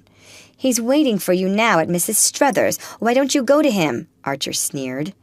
She turned to ring the bell. "I shall not go out this evening. Tell the carriage to go and fetch the Signora Marchesa," she said when the maid came. After the door had closed again, Archer continued to look at her with bitter eyes. "Why this sacrifice? Since you tell me that you're lonely, I've no right to keep you from your friends." She smiled a little under her wet lashes. "I shan't be lonely now. I was lonely. I was afraid. But the emptiness and the darkness are gone. When I turn back into myself now, I'm like a child going at night into a room where there's always a light." Her tone and her look still enveloped her in a soft inaccessibility, and Archer groaned out again, "I don't understand you." "Yet you understand May." He reddened under the retort, but kept his eyes on her. "May is ready to give me up." "What? 3 days after you've entreated her on your knees to hasten your marriage? She's refused. That gives me the right." "Ah, you've taught me what an ugly word that is," she said. He turned away with a sense of utter weariness. He felt as though he had been struggling for hours up the face of a steep precipice, and now, just as he had fought his way to the top, his hold had given way, and he was pitching down headlong into darkness. If he could have got her in his arms again, he might have swept away her arguments, but she still held him at a distance by something inscrutably aloof in her look and attitude, and by his own odd sense of her sincerity. At length he began to plead again. "If we do this now, it will be worse afterward, worse for everyone." "No, no, no!" she almost screamed, as if he frightened her. At that moment the bell sent a long tinkle through the house. They had heard no carriage stopping at the door, and they stood motionless, looking at each other with startled eyes. Outside, Nastasia's step crossed the hall, the outer door opened, and a moment later she came in carrying a telegram, which she handed to the Countess Olenska. "The lady was very happy at the flowers," Nastasia said, smoothing her apron. "She thought it was her Signor Marito who had sent them, and she cried a little and said it was a folly." Her mistress smiled and took the yellow envelope. She tore it open and carried it to the lamp. Then, when the door had closed again, she handed the telegram to Archer. It was dated from St. Augustine and addressed to the Countess Olenska. In it, he read, "Granny's telegram successful. Papa and Mama agree marriage after Easter. Am telegraphing Newland. Am too happy for words and love you dearly. Your grateful May." Half an hour later, when Archer unlocked his own front door, he found a similar envelope on the hall table on top of his pile of notes and letters. The message inside the envelope was also from May Welland and ran as follows. "Parents consent wedding Tuesday after Easter at 12 Grace Church. 8 bridesmaids, please see rector. So happy. Love, May." Archer crumpled up the yellow sheet as if the gesture would annihilate the news it contained. Then he pulled out a small pocket diary and turned over the pages with trembling fingers, but he did not find what he wanted, and cramming the telegram into his pocket, he mounted the stairs. A light was shining through the door of the little hall room, which served Janey as a dressing room and boudoir, and her brother rapped impatiently on the panel. The door opened, and his sister stood before him in her immemorial purple flannel dressing gown, with her hair on pins. Her face looked pale and apprehensive. "Newland, I hope there's no bad news in that telegram. I waited on purpose in case." No item of his correspondence was safe from Janey. He took no notice of her question. "Look here, what day is Easter this year?" She looked shocked at such unchristian ignorance. "Easter? Newland? Why, of course, the first week in April. Why?" "The first week?" He turned again to the pages of his diary, calculating rapidly under his breath. "The first week, did you say?" He threw back his head with a long laugh. "For mercy's sake, what's the matter?" "Nothing's the matter, except that I'm going to be married in a month." Janey fell upon his neck and pressed him to her purple flannel breast. "Oh, Newland, how wonderful! I'm so glad! But, dearest, why do you keep on laughing? Do hush, or you'll wake Mama." End of chapter. End of Book 1. Read by Lorraine Montgomery for Lit2Go on the web at fcit.usf.edu.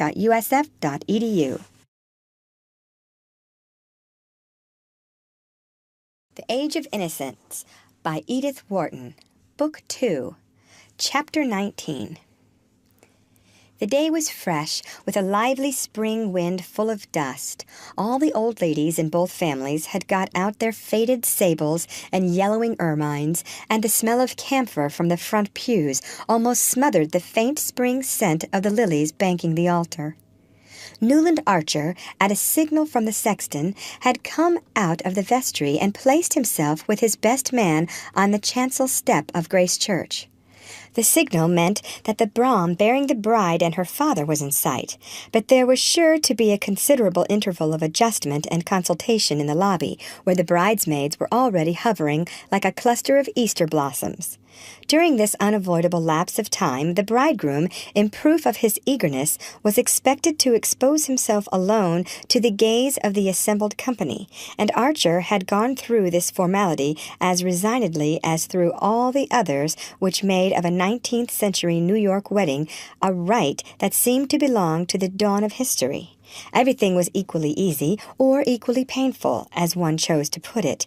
In the path he was committed to tread, and he had obeyed the flurried injunctions of his best man as piously as other bridegrooms had obeyed his own, in the days when he had guided them through the same labyrinth. So far, he was reasonably sure of having fulfilled all his obligations. The bridesmaids' 8 bouquets of white lilac and lilies of the valley had been sent in due time, as well as the gold and sapphire sleeve links of the 8 ushers and the best man's cat's-eye scarf pin. Archer had sat up half the night trying to vary the wording of his thanks for the last batch of presents from men friends and ex-lady loves. The fees for the bishop and the rector were safely in the pocket of his best man. His own luggage was already at Mrs. Manson Mingott's, where the wedding breakfast was to take place, and so were the traveling clothes into which he was to change, and a private compartment had been engaged in the train that was to carry the young couple to their unknown destination, concealment of the spot in which the bridal night was to be spent being one of the most sacred taboos of the prehistoric ritual. "Got the ring all right?" whispered young van der Luyden Newland, who was inexperienced in the duties of a best man and awed by the weight of his responsibility. Archer made the gesture which he had seen so many bridegrooms make.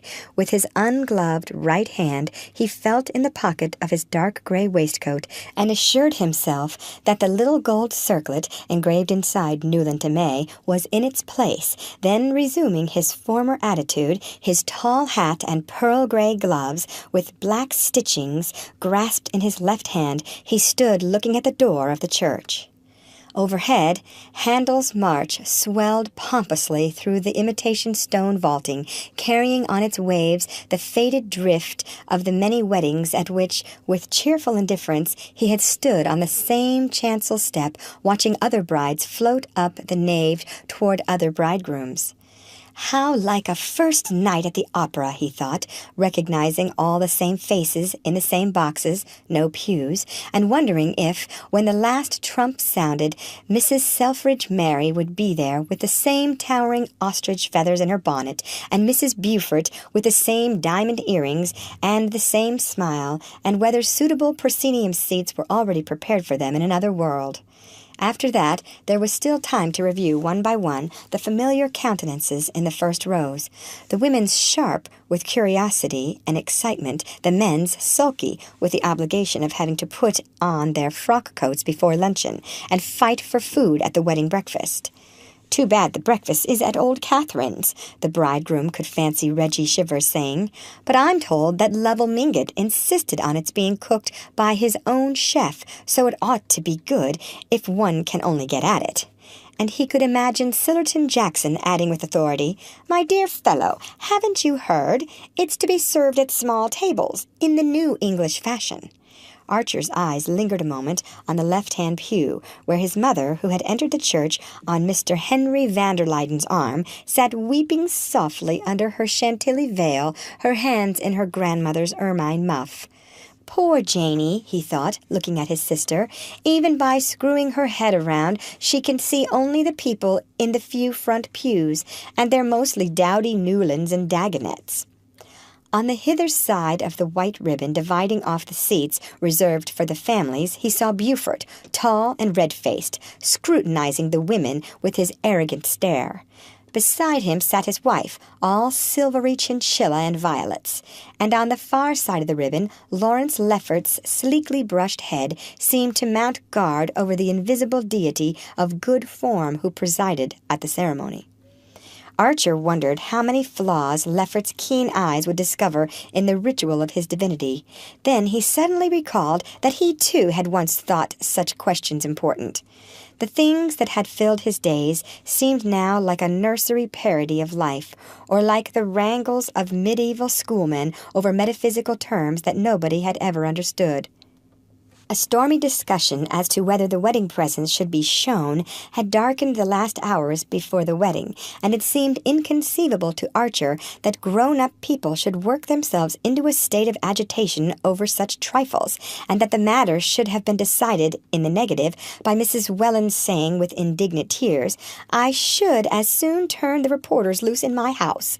Yet there was a time when Archer had had definite and rather aggressive opinions on all such problems, and when everything concerning the manners and customs of his little tribe had seemed to him fraught with worldwide significance. And all the while, I suppose, he thought, real people were living somewhere and real things happening to them. "There they come!" breathed the best man excitedly, but the bridegroom knew better. The cautious opening of the door of the church meant only that Mr. Brown, the livery stable keeper, gowned in black in his intermittent character of sexton, was taking a preliminary survey of the scene before marshalling his forces. The door was softly shut again. Then after another interval it swung majestically open, and a murmur ran through the church. "The family!"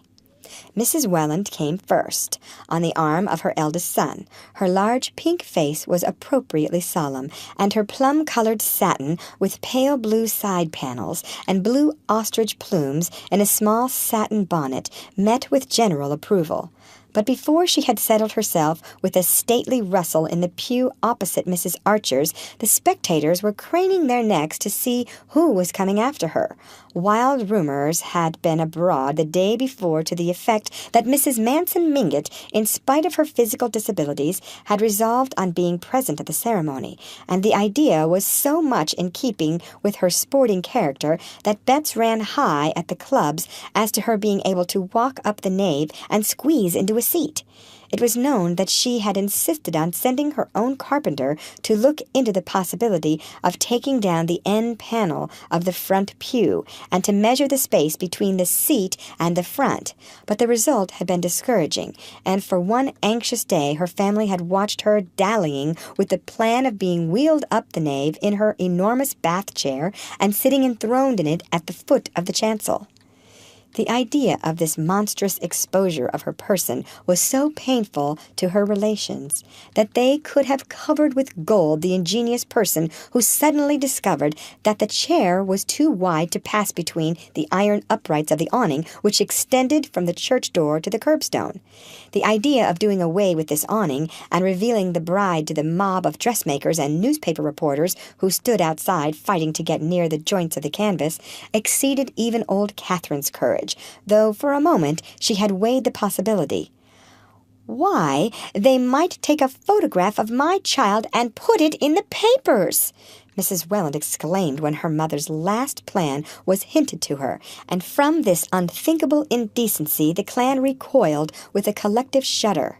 The ancestress had had to give in, but her concession was bought only by the promise that the wedding breakfast should take place under her roof, though, as the Washington Square connection said, with the Wellands' house in easy reach, it was hard to have to make a special price with Brown to drive one to the other end of nowhere. Though all these transactions had been widely reported by the Jacksons, a sporting minority still clung to the belief that old Catherine would appear in church, and there was a distinct lowering of the temperature when she was found to have been replaced by her daughter-in-law. Mrs. Lovell Mingott had the high color and glassy stare induced in ladies of her age and habit by the effort of getting into a new dress. But once the disappointment occasioned by her mother-in-law's non-appearance had subsided, it was agreed that her black chantilly over lilac satin with a bonnet of Parma violets formed the happiest contrast to Mrs. Welland's blue and plum color. Far different was the impression produced by the gaunt and mincing lady who followed on Mr. Mingott's arm in a wild dishevelment of stripes and fringes and floating scarves. And as this last apparition glided into view, Archer's heart contracted and stopped beating. He had taken it for granted that the Marchioness Manson was still in Washington, where she had gone some 4 weeks previously with her niece, Madame Olenska. It was generally understood that their abrupt departure was due to Madame Olenska's desire to remove her aunt from the baleful eloquence of Dr. Agathon Carver, who had nearly succeeded in enlisting her as a recruit for the Valley of Love, and in the circumstances no one had expected either of the ladies to return for the wedding. For a moment Archer stood with his eyes fixed on Medora's fantastic figure, straining to see who came behind her. But the little procession was at an end, for all the lesser members of the family had taken their seats, and the 8 tall ushers, gathering themselves together like birds or insects preparing for some migratory maneuver, were already slipping through the side doors into the lobby. "Newland, I say, she's here," the best man whispered. Archer roused himself with a start. A long time had apparently passed since his heart had stopped beating, for the white and rosy procession was in fact halfway up the nave. The bishop, the rector, and 2 white-winged assistants were hovering about the flower-banked altar, and the first chords of the Spohr Symphony were strewing their flower-like notes before the bride. Archer opened his eyes, but could they really have been shut as he imagined, and felt his heart beginning to resume its usual task? The music, the scent of the lilies on the altar, the vision of the cloud of tulle and orange blossoms floating nearer and nearer, the sight of Mrs. Archer's face suddenly convulsed with happy sobs, the low benedictory murmur of the rector's voice, the ordered evolutions of the 8 pink bridesmaids and the 8 black ushers, all these sights, sounds, and sensations, so familiar in themselves, so unutterably strange and meaningless in his new relation to them, were confusedly mingled in his brain. "My God," he thought, "have I got the ring?" And once more he went through the bridegroom's convulsive gesture. Then, in a moment, May was beside him, such radiance streaming from her that it sent a faint warmth through his numbness, and he straightened himself and smiled into her eyes. "Dearly beloved, we are gathered together here," the rector began. The ring was on her hand. The bishop's benediction had been given. The bridesmaids were poised to resume their place in the procession, and the organ was showing preliminary symptoms of breaking out into the Mendelssohn March, without which no newly wedded couple had ever emerged upon New York. "Your arm! I say, give her your arm!" young Newland nervously hissed, and once more Archer became aware of having been adrift far off in the unknown. What was it that had sent him there, he wondered? Perhaps the glimpse, among the anonymous spectators in the transept, of a dark coil of hair under a hat which a moment later revealed itself as belonging to an unknown lady with a long nose, so laughably unlike the person whose image she had evoked that he asked himself if he were becoming subject to hallucinations. And now he and his wife were pacing slowly down the nave, carried forward on the light Mendelssohn ripples, the spring day beckoning to them through widely open doors, and Mrs. Welland's chestnuts, with big white favors on their frontlets, curvetting and showing off at the far end of the canvas tunnel. The footman, who had a still bigger white favor on his lapel, wrapped May's white cloak about her, and Archer jumped into the brougham at her side. She turned to him with a triumphant smile, and their hands clasped under her veil. "Darling," Archer said, and suddenly the same black abyss yawned before him, and he felt himself sinking into it deeper and deeper, while his voice rambled on smoothly and cheerfully. "Yes, of course I thought I'd lost the ring. No wedding would be complete if the poor devil of a bridegroom didn't go through that. But you did keep me waiting, you know. I had time to think of every horror that might possibly happen." She surprised him by turning in full Fifth Avenue and flinging her arms about his neck. "But none ever can happen now, can it, Newland? As long as we two are together." Every detail of the day had been so carefully thought out that the young couple, after the wedding breakfast, had ample time to put on their traveling clothes, descend the wide Mingott stairs between laughing bridesmaids and weeping parents, and get into the brougham under the traditional shower of rice and satin slippers. And there was still half an hour left in which to drive to the station, buy the last weeklies at the bookstall with the air of seasoned travelers, and settle themselves in the reserved compartment in which May's maid had already placed her dove-colored traveling cloak and glaringly new dressing bag from London. The old Dulac aunts at Rhinebeck had put their house at the disposal of the bridal couple, with a readiness inspired by the prospect of spending a week in New York with Mrs. Archer, and Archer, glad to escape the usual bridal suite in a Philadelphia or Baltimore hotel, had accepted with an equal alacrity. May was enchanted at the idea of going to the country, and childishly amused at the vain efforts of the 8 bridesmaids to discover where their mysterious retreat was situated. It was thought very English to have a country house lent to one, and the fact gave a last touch of distinction to what was generally conceded to be the most brilliant wedding of the year, but where the house was no one was permitted to know, except the parents of bride and groom, who, when taxed with the knowledge, pursed their lips and said mysteriously, "They didn't tell us," which was manifestly true, since there was no need to. Once they were settled in their compartment, and the train, shaking off the endless wooden suburbs, had pushed out into the pale landscape of spring, talk became easier than Archer had expected. May was still, in look and tone, the simple girl of yesterday, eager to compare notes with him as to the incidents of the wedding, and discussing them as impartially as a bridesmaid talking it over with an usher. At first, Archer had fancied that this detachment was the disguise of an inward tremor, but her clear eyes revealed only the most tranquil unawareness. She was alone for the first time with her husband, but her husband was only the charming comrade of yesterday. There was no one whom she liked as much, no one whom she trusted as completely, and the culminating lark of the whole delightful adventure of engagement and marriage was to be off with him alone on a journey, like a grown-up person, like a married woman, in fact. It was wonderful that, as he had learned in the mission garden at St. Augustine, such depths of feeling could coexist with such absence of imagination. But he remembered how, even then, she had surprised him by dropping back to inexpressive girlishness as soon as her conscience had been eased of its burden, and he saw that she would probably go through life dealing to the best of her ability with each experience as it came, but never anticipating any by so much as a stolen glance. Perhaps that faculty of unawareness was what gave her eyes their transparency, and her face the look of representing a type rather than a person, as if she might have been chosen to pose for a civic virtue or a Greek goddess.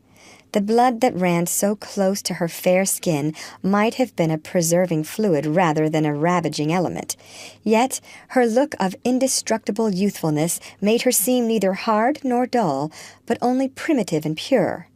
In the thick of this meditation, Archer suddenly felt himself looking at her with the startled gaze of a stranger, and plunged into a reminiscence of the wedding breakfast and of Granny Mingott's immense and triumphant pervasion of it. May settled down to frank enjoyment of the subject. "I was surprised, though, weren't you, that Aunt Medora came after all? Ellen wrote that they were neither of them well enough to take the journey. I do wish it had been she who had recovered. Did you see the exquisite old lace she sent me?"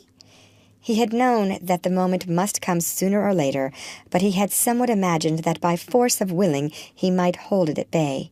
Yes, it was beautiful," he said, looking at her blindly, and wondering if, whenever he heard those two syllables, all his carefully built-up world would tumble about him like a house of cards. "Aren't you tired? It will be good to have some tea when we arrive. I'm sure the aunts have got everything beautifully ready," he rattled on, taking her hand in his, and her mind rushed away instantly to the magnificent tea and coffee service of Baltimore silver which the Beauforts had sent, and which went so perfectly with Uncle Lovell Mingott's trays and side dishes. In the spring twilight the train stopped at the Rhinebeck station, and they walked along the platform to the waiting carriage. "Ah, how awfully kind of the van der Luydens. They've sent their man over from Skuytercliff to meet us," Archer exclaimed, as a sedate person out of livery approached them and relieved the maid of her bags. "I'm extremely sorry, sir," said the emissary, "that a little accident has occurred at the Miss Dulacs. A leak in the water tank. It happened yesterday, and Mr. van der Luyden, who heard of it this morning, sent a housemaid up by the early train to get the patroon's house ready. It will be quite comfortable, I think you'll find, sir. And the Miss Dulac have sent their cook over, so that it will be exactly the same as if you'd been at Rhinebeck." Archer stared at the speaker so blankly that he repeated in still more apologetic accents, "It'll be exactly the same, sir, I do assure you." And May's eager voice broke out, covering the embarrassed silence. "The same as Rhinebeck? The patroon's house? But it will be 100,000 times better, won't it, Newland? It's too dear and kind of Mr. van der Luyden to have thought of it." And as they drove off, with the maid beside the coachman and their shining bridle bags on the seat before them, she went on excitedly, "Only fancy, I've never been inside it, have you? The van der Luydens show it to so few people. But they opened it for Ellen, it seems, and she told me what a darling little place it was. She says it's the only house she's seen in America that she could imagine being perfectly happy in." "Well, that's what we're going to be, isn't it?" cried her husband gaily, and she answered with her boyish smile, "Ah, it's just our luck beginning, the wonderful luck we're always going to have together." End of chapter. Read by Lorraine Montgomery for Lit to Go on the web at fcit.usf.edu.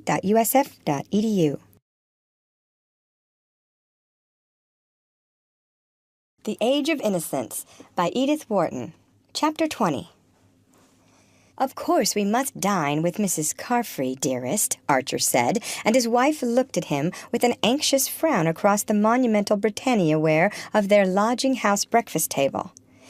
In all the rainy desert of autumnal London, there were only two people whom the Newland Archers knew, and these two they had sedulously avoided, in conformity with the old New York tradition that it was not dignified to force oneself on the notice of one's acquaintances in foreign countries. Mrs. Archer and Janey, in the course of their visits to Europe, had so unflinchingly lived up to this principle and met the friendly advances of their fellow travelers with an air of such impenetrable reserve that they had, almost achieved the record of never having exchanged a word with a foreigner other than those employed in hotels and railway stations. Their own compatriots, save those previously known or properly accredited, they treated with an even more pronounced disdain, so that unless they ran across a Shivers, a Dagonet, or a Mingott, their months abroad were spent in an unbroken tete-a-tete. But the utmost precautions are sometimes unavailing, and one night at Botzen, one of the two English ladies in the room across the passage, whose names, dress, and social situation were already intimately known to Janey, had knocked on the door and asked if Mrs. Archer had a bottle of liniment. The other lady, the intruder's sister, Mrs. Carfrey, had been seized with a sudden attack of bronchitis, and Mrs. Archer, who never traveled without a complete family pharmacy, was fortunately able to produce the required remedy.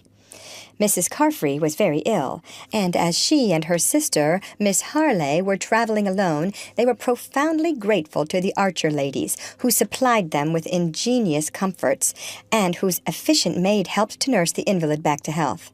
When the Archers left Botzen, they had no idea of ever seeing Mrs. Carfrey and Miss Harley again. Nothing, to Mrs. Archer's mind, would have been more undignified than to force one's self on the notice of a foreigner to whom one had happened to render an accidental service. But Mrs. Carfrey and her sister, to whom this point of view was unknown, and who would have found it utterly incomprehensible, felt themselves linked by an eternal gratitude to the delightful Americans who had been so kind at Botzen. With touching fidelity, they seized every chance of meeting Mrs. Archer and Janey in the course of their continental travels, and displayed a supernatural acuteness in finding out when they were to pass through London on their way to or from the States. The intimacy became indissoluble, and Mrs. Archer and Janey, whenever they alighted at Brown's Hotel, found themselves awaited by two affectionate friends who, like themselves, cultivated ferns in Wardian cases, made macrame lace, read the memoirs of the Baroness Bunsen, and had views about the occupants of the leading London pulpits. As Mrs. Archer said, it made another thing of London to know Mrs. Carfrey and Miss Harley, and by the time that Newland became engaged, the tie between the families was so firmly established that it was thought only right to send a wedding invitation to the two English ladies, who sent in return a pretty bouquet of pressed alpine flowers under glass. And on the dock, when Newland and his wife sailed for England, Mrs. Archer's last word had been, "You must take May to see Mrs. Carfrey." Newland and his wife had had no idea of obeying this injunction, but Mrs. Carfrey, with her usual acuteness, had run them down and sent them an invitation to dine, and it was over this invitation that May Archer was wrinkling her brows across the tea and muffins. "It's all very well for you, Newland. You know them. But I shall feel so shy among a lot of people I've never met. And what shall I wear?" Newland leaned back in his chair and smiled at her. She looked handsomer and more Diana-like than ever. The moist English air seemed to have deepened the bloom of her cheeks and softened the slight hardness of her virginal features, or else it was simply the inner glow of happiness shining through like a light under ice. "Where, dearest? I thought a trunk full of things had come from Paris last week." "Yes, of course. I meant to say that I shan't know which to wear." She pouted a little. "I've never dined out in London, and I don't want to be ridiculous." He tried to enter into her perplexity. "But don't English women dress just like everybody else in the evening?" "Newland, how can you ask such funny questions? When they go to the theater in old ball dresses and bare heads." "Well, perhaps they wear new ball dresses at home. But at any rate, Mrs. Carfrey and Miss Harley won't. They'll wear caps like my mother's, and shawls, very soft shawls." "Yes, but how will the other women be dressed?" "Not as well as you, dear," he rejoined, wondering what had suddenly developed in her, Janey's morbid interest in clothes. She pushed back her chair with a sigh. "That's dear of you, Newland, but it doesn't help me much." He had an inspiration. "Why not wear your wedding dress? That can't be wrong, can it?" "Oh, dearest, if I only had it here, but it's gone to Paris to be made over for next winter, and Worth hasn't sent it back." "Oh, well," said Archer, getting up. "Look here, the fog's lifting. If we made a dash for the National Gallery, we might manage to catch a glimpse of the pictures." the Newland Archers were on their way home after a 3-month wedding tour, which May, in writing to her girlfriends, vaguely summarized as blissful. They had not gone to the Italian lakes. On reflection, Archer had not been able to picture his wife in that particular setting. Her own inclination, after a month with the Paris dressmakers, was for mountaineering in July and swimming in August. This plan they punctually fulfilled, spending July at Interlaken and Grindelwald, and August at a little place called Etretat on the Normandy coast, which someone had recommended as quaint and quiet. Once or twice in the mountains, Archer had pointed southward and said, "There's Italy," and May, her feet in a gentian bed, had smiled cheerfully and replied, "It would be lovely to go there next winter, if only you didn't have to be in New York." But in reality, traveling interested her even less than he had expected. She regarded it, once her clothes were ordered, as merely an enlarged opportunity for walking, riding, swimming, and trying her hand at the fascinating new game of lawn tennis. And when they finally got back to London, where they were to spend a fortnight while he ordered his clothes, she no longer concealed the eagerness with which she looked forward to sailing. In London, nothing interested her but the theatres and the shops, and she found the theatres less exciting than the Paris café chantants, where under the blossoming horse chestnuts of the Champs-Élysées she had had the novel experience of looking down from the restaurant terrace on an audience of cocottes and having her husband interpret to her as much of the songs as he thought suitable for bridal ears. Archer had reverted to all his old inherited ideas about marriage. It was less trouble to conform with the tradition and treat May exactly as all his friends treated their wives than to try to put into practice the theories with which his untrammeled bachelorhood had dallied. There was no use in trying to emancipate a wife who had not the dimmest notion that she was not free, and he had long since discovered that May's only use of the liberty she supposed herself to possess would be to lay it on the altar of her wifely adoration. Her innate dignity would always keep her from making the gift abjectly, and a day might even come, as it once had, when she would find strength to take it altogether back if she thought she were doing it for his own good. But with a conception of marriage so uncomplicated and incurious as hers, such a crisis could be brought about only by something visibly outrageous in his own conduct, and the fineness of her feeling for him made that unthinkable. Whatever happened, he knew she would always be loyal, gallant, and unresentful, and that pledged him to the practice of the same virtues. All this tended to draw him back into his old habits of mind. If her simplicity had been the simplicity of pettiness, he would have chafed and rebelled. But since the lines of her character, though so few, were on the same fine mold as her face, she became the tutelary divinity of all his old traditions and reverences.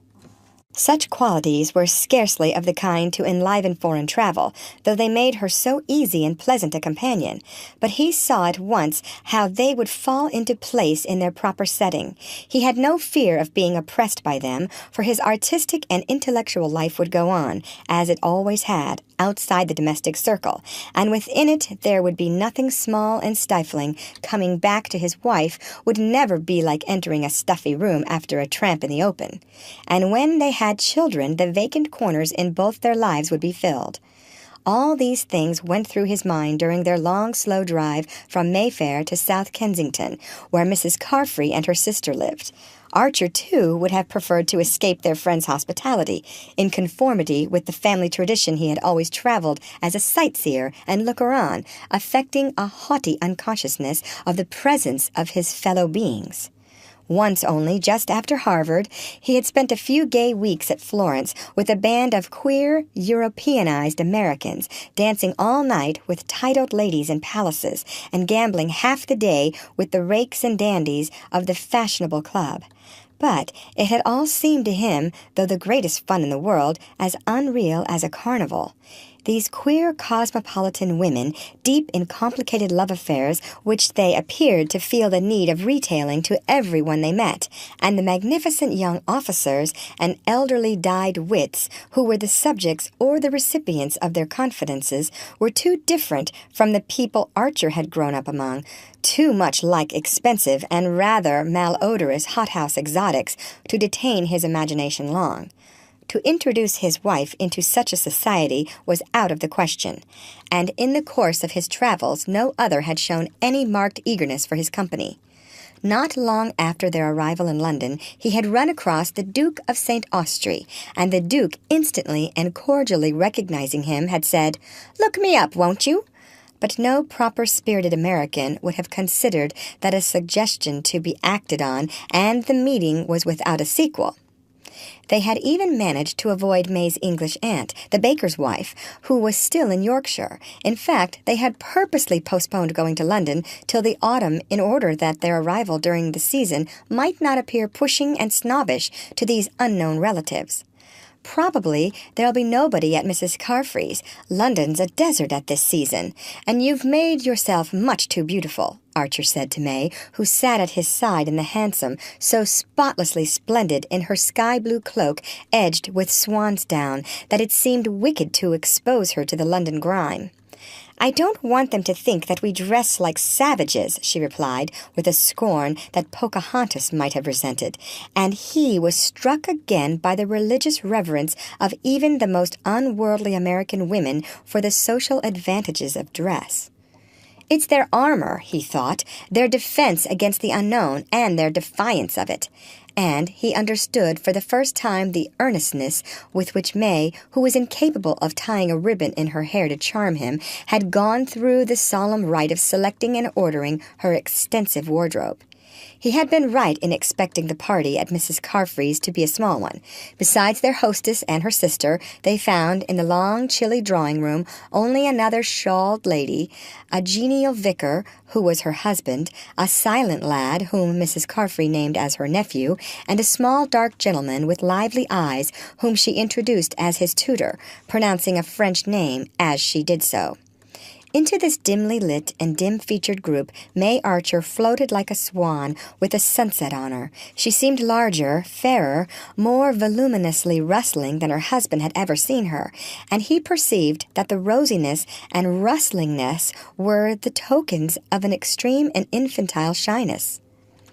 "What on earth will they expect me to talk about?" her helpless eyes implored him, at the very moment that her dazzling apparition was calling forth the same anxiety in their own bosoms. But beauty, even when distrustful of itself, awakens confidence in the manly heart, and the vicar and the French-named tutor were soon manifesting to May their desire to put her at her ease. In spite of their best efforts, however, the dinner was a languishing affair.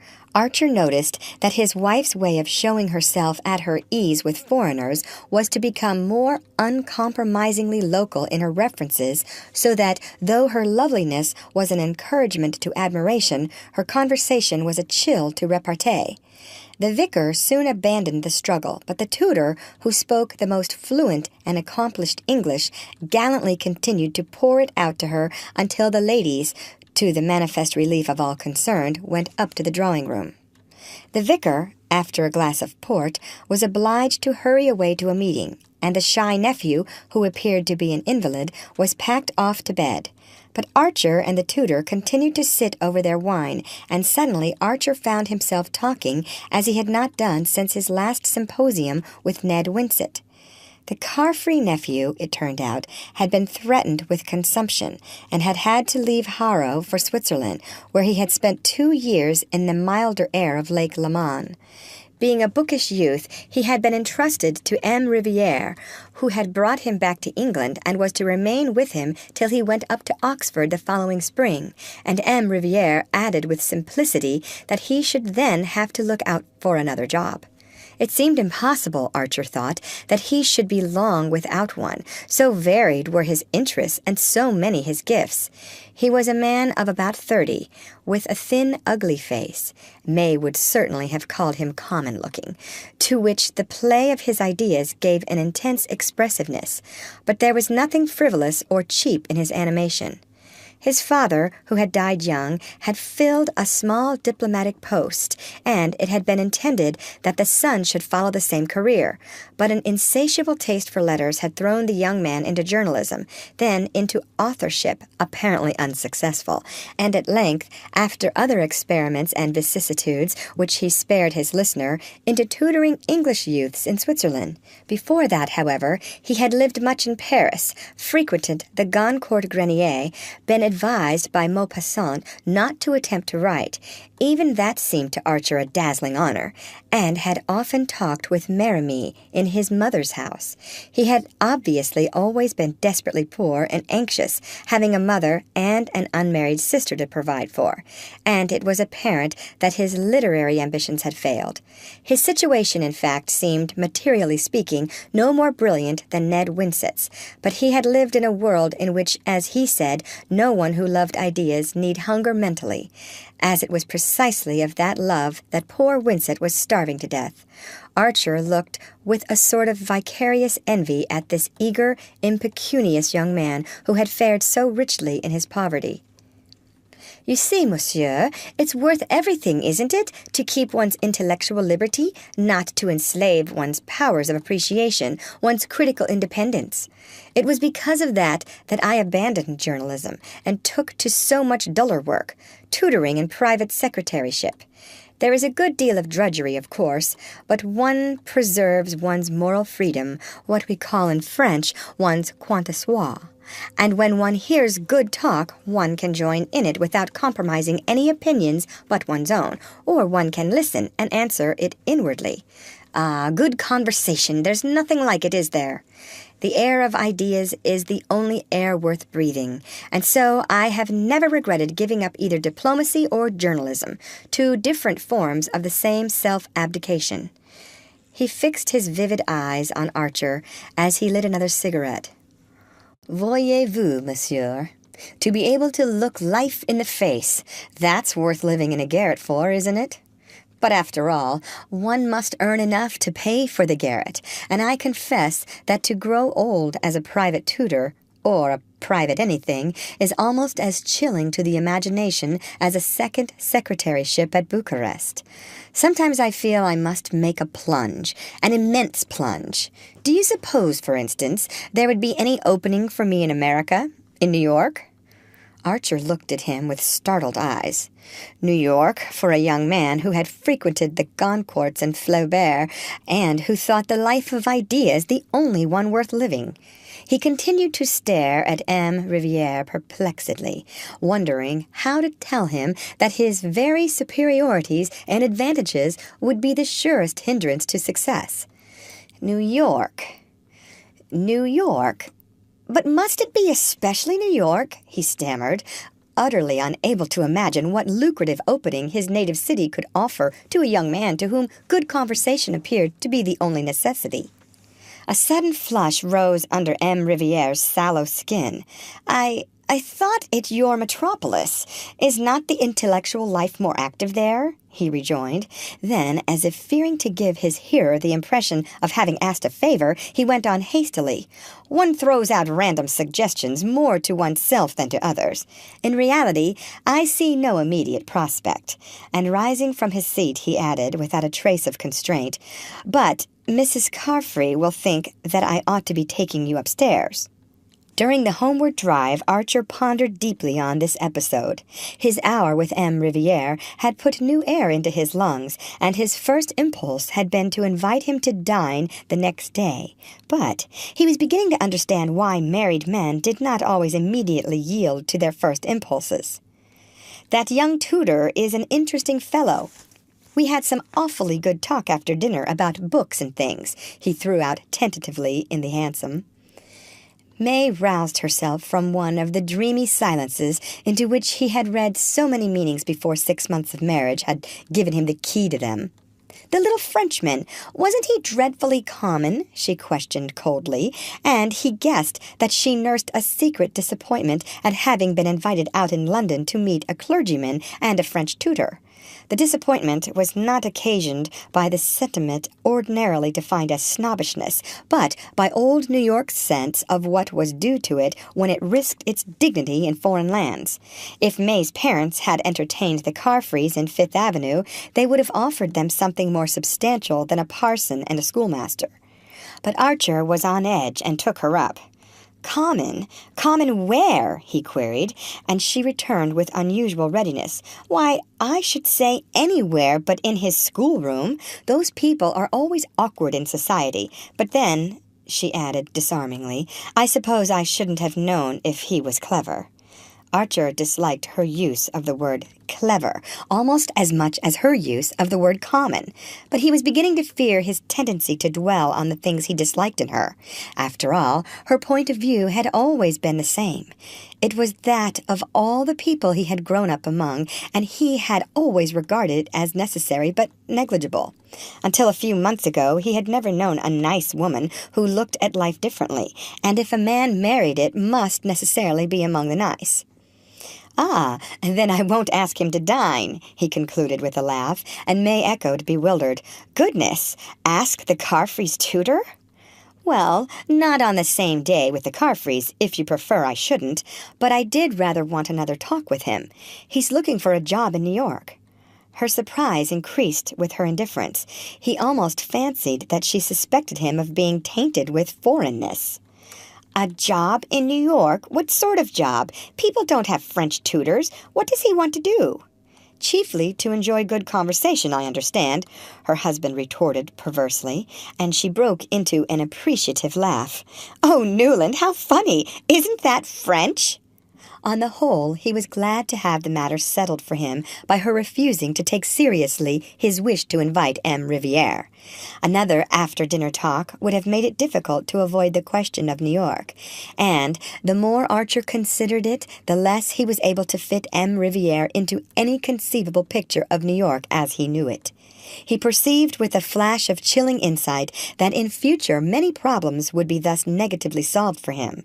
But as he paid the hansom and followed his wife's long train into the house, he took refuge in the comforting platitude that the first 6 months were always the most difficult in marriage. "After that, I suppose we shall have pretty nearly finished rubbing off each other's angles," he reflected, but the worst of it was that May's pressure was already bearing on the very angles whose sharpness he most wanted to keep. End of chapter. Read by Lorraine Montgomery for Lit to Go on the web at fcit.usf.edu.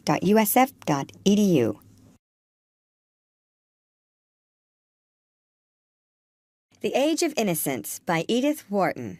Chapter 21. The small bright lawn stretched away smoothly to the big bright sea. The turf was hemmed with an edge of scarlet geranium and coleus, and cast-iron vases painted in chocolate color, standing at intervals along the winding path that led to the sea, looped their garlands and petunia and ivy geranium above the neatly raked gravel.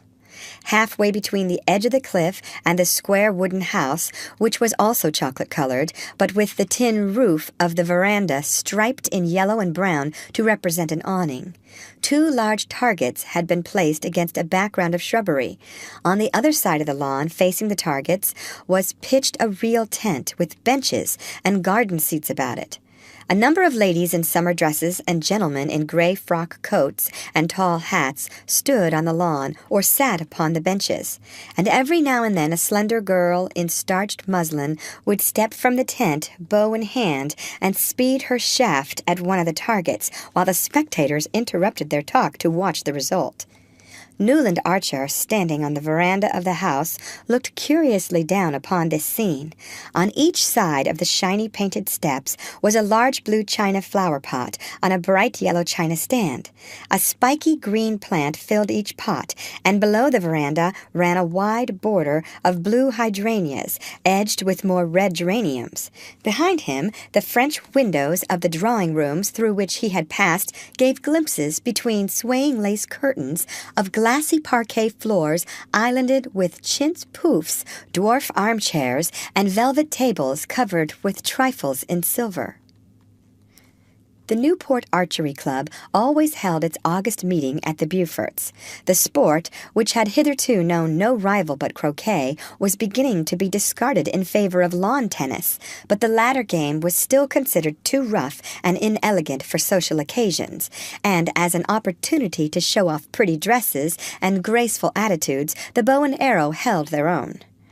Archer looked down with wonder at the familiar spectacle. It surprised him that life should be going on in the old way when his own reactions to it had so completely changed.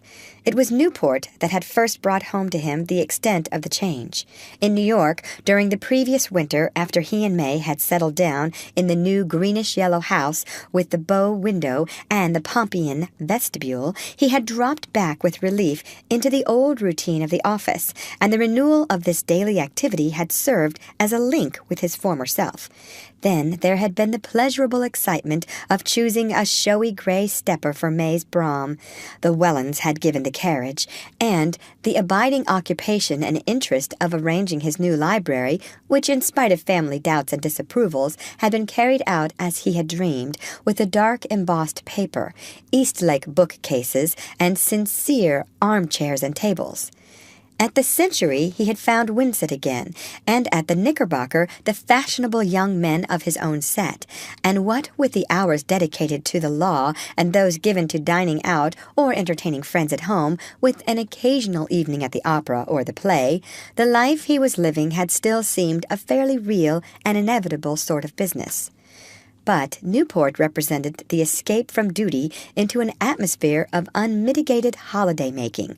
Archer had tried to persuade May to spend the summer on a remote island off the coast of Maine, called appropriately enough Mount Desert, where a few hardy Bostonians and Philadelphians were camping in native cottages, and whence came reports of enchanting scenery and a wild, almost trapper-like existence amid woods and waters.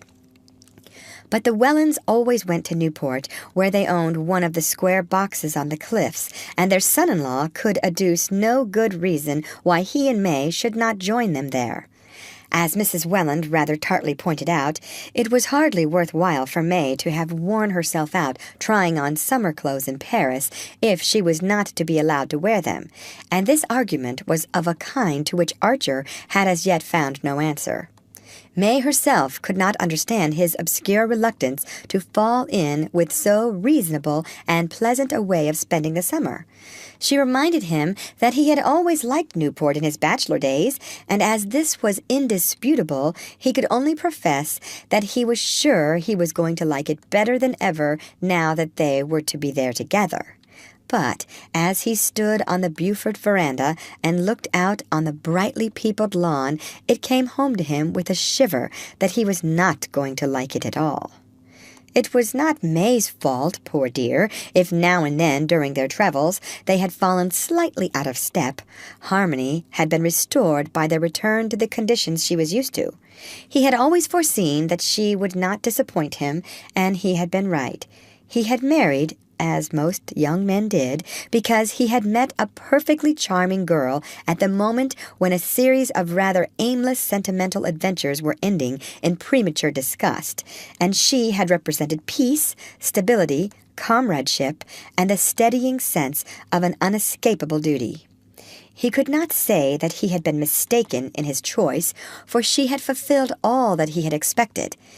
It was undoubtedly gratifying to be the husband of one of the handsomest and most popular young married women in New York, especially when she was also one of the sweetest-tempered and most reasonable of wives, and Archer had never been insensible to such advantages. As for the momentary madness which had fallen upon him on the eve of his marriage, he had trained himself to regard it as the last of his discarded experiments. The idea that he could ever, in his senses, have dreamed of marrying the Countess Olenska had become almost unthinkable, and she remained in his memory simply as the most plaintive and poignant of a line of ghosts. But all these abstractions and eliminations made of his mind a rather empty and echoing place, and he supposed that was one of the reasons why the busy animated people on the Beaufort lawn shocked him as if they had been children playing in a graveyard. He heard a murmur of skirts beside him, and the Marchioness Manson fluttered out of the drawing-room window. As usual, she was extraordinarily festooned and bedizened, with a limp leghorn hat anchored to her head by many windings of faded gauze, and a little black velvet parasol on a carved ivory handle absurdly balanced over her much larger hat-brim. "My dear Newland, I had no idea that you and May had arrived. You yourself came only yesterday, you say? Ah, business, professional duties. I understand. Many husbands I know find it impossible to join their wives here except for the weekend." She cocked her head on one side and languished at him through screwed-up eyes. "But marriage is one long sacrifice, as I used often to remind my Ellen." Archer's heart stopped with the queer jerk which it had given once before, and which seemed suddenly to slam a door between himself and the outer world. But this break of continuity must have been of the briefest, for he presently heard Medora answering a question he had apparently found voice to put. "No, I am not staying here, but with the Blenkers in their delicious solitude at Portsmouth. Beaufort was kind enough to send his famous trotters for me this morning, so that I might have at least a glimpse of one of Regina's garden parties. But this evening I go back to rural life. The Blenkers, dear original beings, have hired a primitive old farmhouse at Portsmouth, where they gather about them representative people." She drooped slightly beneath her protecting brim and added with a faint blush, "This week, Dr. Agathon Carver is holding a series of inner thought meetings there. A contrast indeed to this gay scene of worldly pleasure, but then I have always lived on contrasts. To me, the only death is monotony. I always say to Ellen, beware of monotony. It's the mother of all the deadly sins. But my poor child is going through a phase of exaltation, of abhorrence of the world. You know, I suppose that she has declined all invitations to stay at Newport, even with her grandmother Mingott. I could hardly persuade her to come with me to the Blenkers, if you will believe it. The life she leads is morbid, unnatural. Ah, if she had only listened to me when it was still possible, when the door was still open. But shall we go down and watch this absorbing match? I hear your May is one of the competitors." Strolling toward them from the tent, Beaufort advanced over the lawn, tall, heavy, too tightly buttoned into a London frock-coat, with one of his own orchids in its buttonhole. Archer, who had not seen him for 2 or 3 months, was struck by the change in his appearance. In the hot summer light, his floridness seemed heavy and bloated, and but for his erect, square-shouldered walk, he would have looked like an overfed and overdressed old man. There were all sorts of rumors afloat about Beaufort. In the spring he had gone off on a long cruise to the West Indies in his new steam yacht, and it was reported that, at various points where he had touched, a lady resembling Miss Fanny Ring had been seen in his company. The steam yacht, built in the Clyde and fitted with tiled bathrooms and other unheard-of luxuries, was said to have cost him $500,000, and the pearl necklace which he had presented to his wife on his return was as magnificent as such expiatory offerings are apt to be. Beaufort's fortune was substantial enough to stand the strain, and yet the disquieting rumors persisted, not only in Fifth Avenue, but in Wall Street. Some people said he had speculated unfortunately in railways, others that he was being bled by one of the most insatiable members of her profession, and to every report of threatened insolvency, Beaufort replied by a fresh extravagance, the building of a new row of orchid houses, the purchase of a new string of racehorses, or the addition of a new maisonnière or cabanel to his picture gallery. He advanced toward the Marchioness and Newland with his usual half-sneering smile. "Hello, Medora. Did the trotters do their business? 40 minutes, eh? Well, that's not so bad, considering your nerves had to be spared." He shook hands with Archer, and then, turning back with them, placed himself on Mrs. Manson's other side and said in a low voice a few words which their companion did not catch. the Marchioness replied by one of her queer foreign jerks and a "Que voulez-vous?" which deepened Beaufort's frown, but he produced a good semblance of a congratulatory smile as he glanced at Archer to say, "You know May's going to carry off the first prize." "Ah, then it remains in the family," Medora rippled, and at that moment they reached the tent, and Mrs. Beaufort met them in a girlish cloud of mauve muslin and floating veils. May Welland was just coming out of the tent, in her white dress, with a pale green ribbon about the waist and a wreath of ivy on her hat. She had the same Diana-like aloofness as when she had entered the Beaufort ballroom on the night of her engagement. In the interval, not a thought seemed to have passed behind her eyes or a feeling through her heart, and though her husband knew that she had the capacity for both, he marveled afresh at the way in which experience dropped away from her. She had her bow and arrow in her hand, and placing herself on the chalk mark traced on the turf, she lifted the bow to her shoulder and took aim. The attitude was so full of a classic grace that a murmur of appreciation followed her appearance, and Archer felt the glow of proprietorship that so often cheated him into momentary well-being.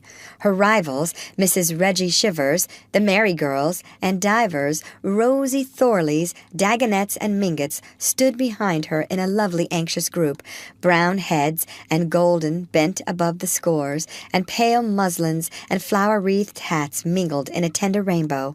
All were young and pretty and bathed in summer bloom, but not one had the nymph-like ease of his wife, when, with tense muscles and happy frown, she bent her soul upon some feat of strength. "Gad," Archer heard Lawrence Lefford say, "not one of the lot holds the bow as she does."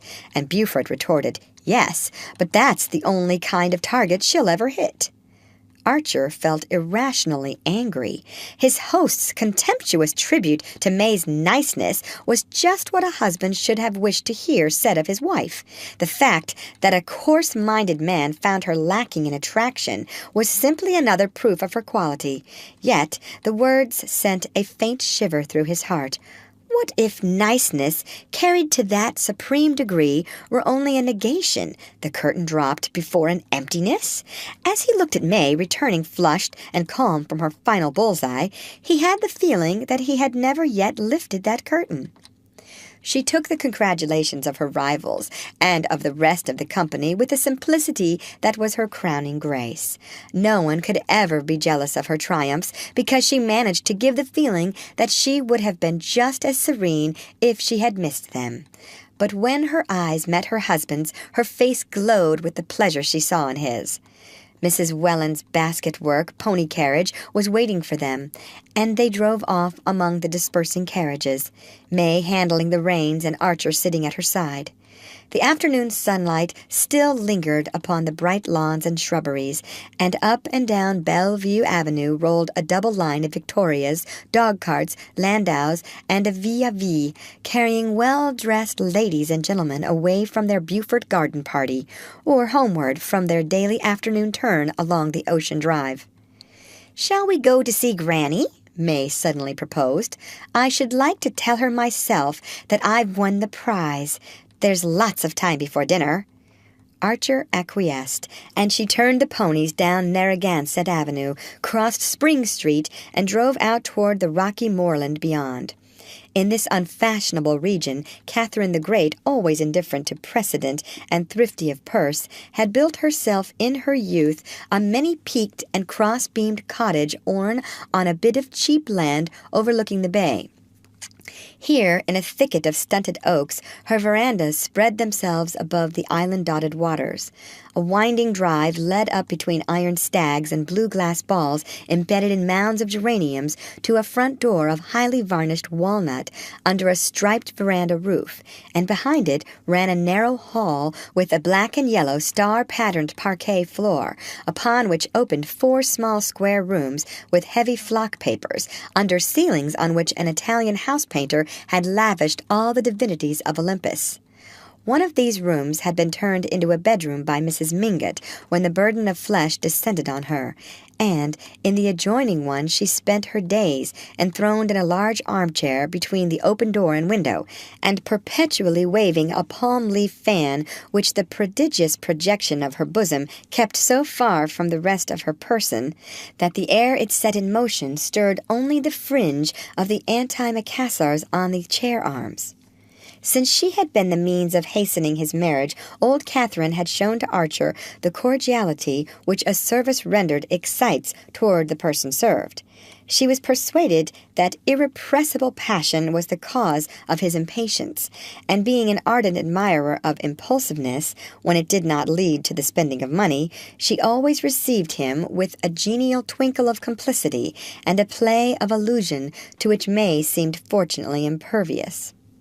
She examined and appraised with much interest the diamond-tipped arrow which had been pinned on May's bosom at the conclusion of the match, remarking that in her day a filigree brooch would have been thought enough, but that there was no denying that Beaufort did things handsomely.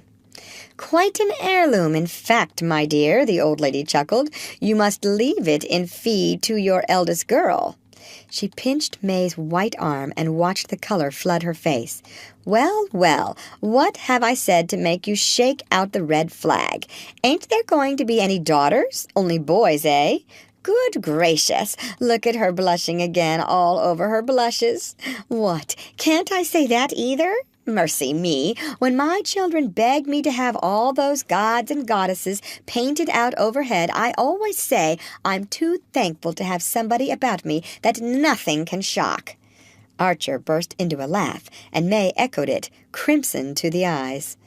"Well, now tell me all about the party, please, my dears, for I shall never get a straight word about it out of that silly Medora," the ancestress continued, and as May exclaimed, "Cousin Medora? But I thought she was going back to Portsmouth," she answered placidly. "So she is, but she's got to come here first to pick up Ellen." "Ah, you didn't know Ellen had come to spend the day with me? Such fol-de-rol, her not coming for the summer, but I gave up arguing with young people about 50 years ago." "Ellen! Ellen!" she cried in her shrill old voice, trying to bend forward far enough to catch a glimpse of the lawn beyond the veranda. There was no answer, and Mrs. Mingott rapped impatiently with her stick on the shiny floor. A mulatto maid served in a bright turban, replying to the summons, informed her mistress that she had seen Miss Ellen going down the path to the shore, and Mrs. Mingott turned to Archer. "Run down and fetch her like a good grandson. This pretty lady will describe the party to me," she said, and Archer stood up as if in a dream. He had heard the Countess Olenska's name pronounced often enough during the year and a half since they had last met, and was even familiar with the main incidents of her life in the interval. He knew that she had spent the previous summer at Newport, where she appeared to have gone a great deal into society, but that in the autumn she had suddenly sublet the perfect house, which Beaufort had been at such pains to find for her, and decided to establish herself in Washington. There, during the winter, he had heard of her, as one always heard of pretty women in Washington, as shining in the brilliant diplomatic society that was supposed to make up for the social shortcomings of the administration. He had listened to these accounts and to various contradictory reports on her appearance, her conversation, her point of view, and her choice of friends, with the detachment with which one listens to reminiscences of someone long since dead. Not till Medora suddenly spoke her name at the archery match had Ellen Olenska become a living presence to him again. The Marchioness's foolish lisp had called up a vision of the little firelit drawing-room and the sound of the carriage wheels returning down the deserted street. He thought of a story he had read, of some peasant children in Tuscany lighting a bunch of straw in a wayside cavern and revealing old silent images in their painted tomb. The way to the shore descended from the bank on which the house was perched to a walk above the water planted with weeping willows.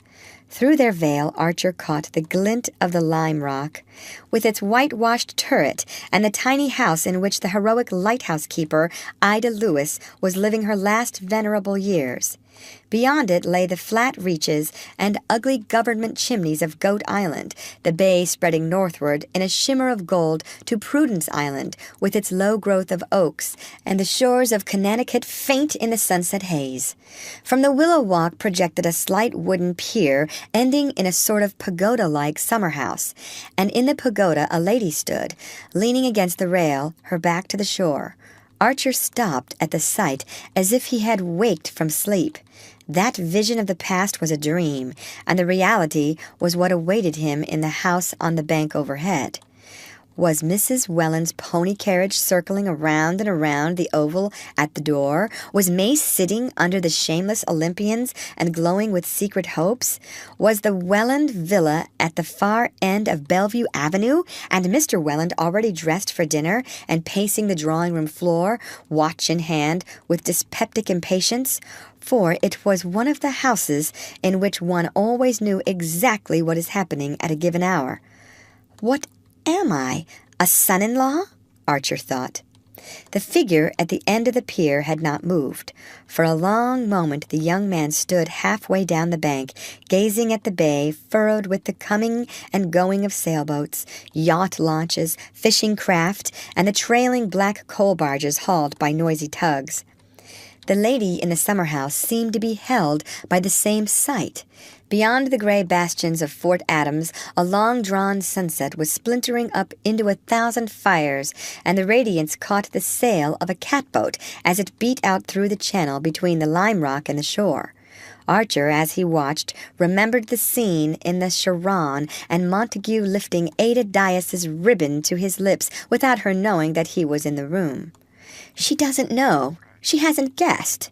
Shouldn't I know if she came up behind me, I wonder? He mused, and suddenly he said to himself, if she doesn't turn before that sail crosses the lime rock light, I'll go back. The boat was gliding out on the receding tide. It slid before the lime rock, blotted out Ida Lewis's little house, and passed across the turret in which the light was hung. Archer waited till a wide space of water sparkled between the last reef of the island and the stern of the boat, but still the figure in the summer house did not move. He turned and walked up the hill. I'm sorry you didn't find Ellen. I should have liked to see her again, May said as they drove home through the dusk, but perhaps she wouldn't have cared. She seems so changed. Changed, echoed her husband in a colorless voice, his eyes fixed on the pony's twitching ears. So indifferent to her friends, I mean, giving up New York and her house and spending her time with such queer people. Fancy how hideously uncomfortable she must be at the Blenkers. She says she does it to keep Cousin Medora out of mischief, to prevent her marrying dreadful people, but I sometimes think we've always bored her. Archer made no answer, and she continued with a tinge of hardness that he had never before noticed in her frank, fresh voice. After all, I wonder if she wouldn't be happier with her husband. He burst into a laugh. Sancta simplicitas, he exclaimed, and as he turned a puzzled frown on him, he added, I don't think I ever heard you say a cruel thing before. Cruel? Well, watching the contortions of the damned is supposed to be a favorite sport of the angels, but I believe even they don't think people happier in hell. It's a pity she ever married abroad, then, said May, in the placid tone with which her mother met Mr. Welland's vagaries, and Archer felt himself gently relegated to the category of unreasonable husbands. They drove down Bellevue Avenue and turned in between the chamfered wooden gate posts surmounted by cast-iron lamps which marked the approach to the Welland villa. Lights were already shining through its windows, and Archer, as the carriage stopped, caught a glimpse of his father-in-law, exactly as he had pictured him, pacing the drawing-room, watch in hand, and wearing the pained expression that he had long since found to be much more efficacious than anger. The young man, as he followed his wife into the hall, was conscious of a curious reversal of mood. There was something about the luxury of the Welland house and the density of the Welland atmosphere so charged with minute observances and exactions that always stole into his system like a narcotic. The heavy carpets, the watchful servants, the perpetually reminding tick of disciplined clocks, the perpetually renewed stack of cards and invitations on the hall table, the whole chain of tyrannical trifles binding one hour to the next, and each member of the household to all the others, made any less systematized and affluent existence seem unreal and precarious. But now it was the Welland house, and the life he was expected to lead in it, that had become unreal and irrelevant, and the brief scene on the shore when he had stood irresolute halfway down the bank was as close to him as the blood in his veins. All night he lay awake in the big chintz bedroom at May's side, watching the moonlight slant along the carpet, and thinking of Ellen Olenska driving home across the gleaming beaches behind Beaufort's trotters. End of chapter. Read by Lorraine Montgomery for Lit2Go on the web at fcit.usf.edu.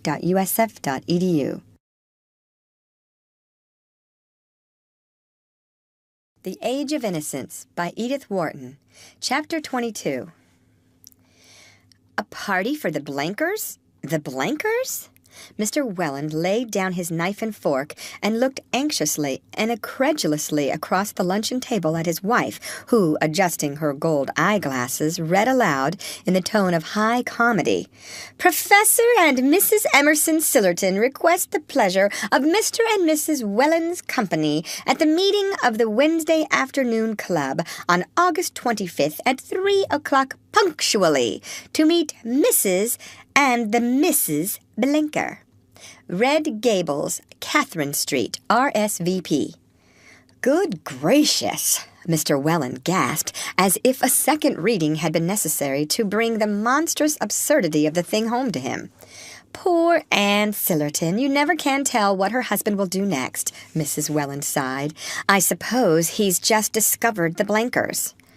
Professor Emerson Sillerton was a thorn in the side of Newport society, and a thorn that could not be plucked out, for it grew on a venerable and venerated family tree.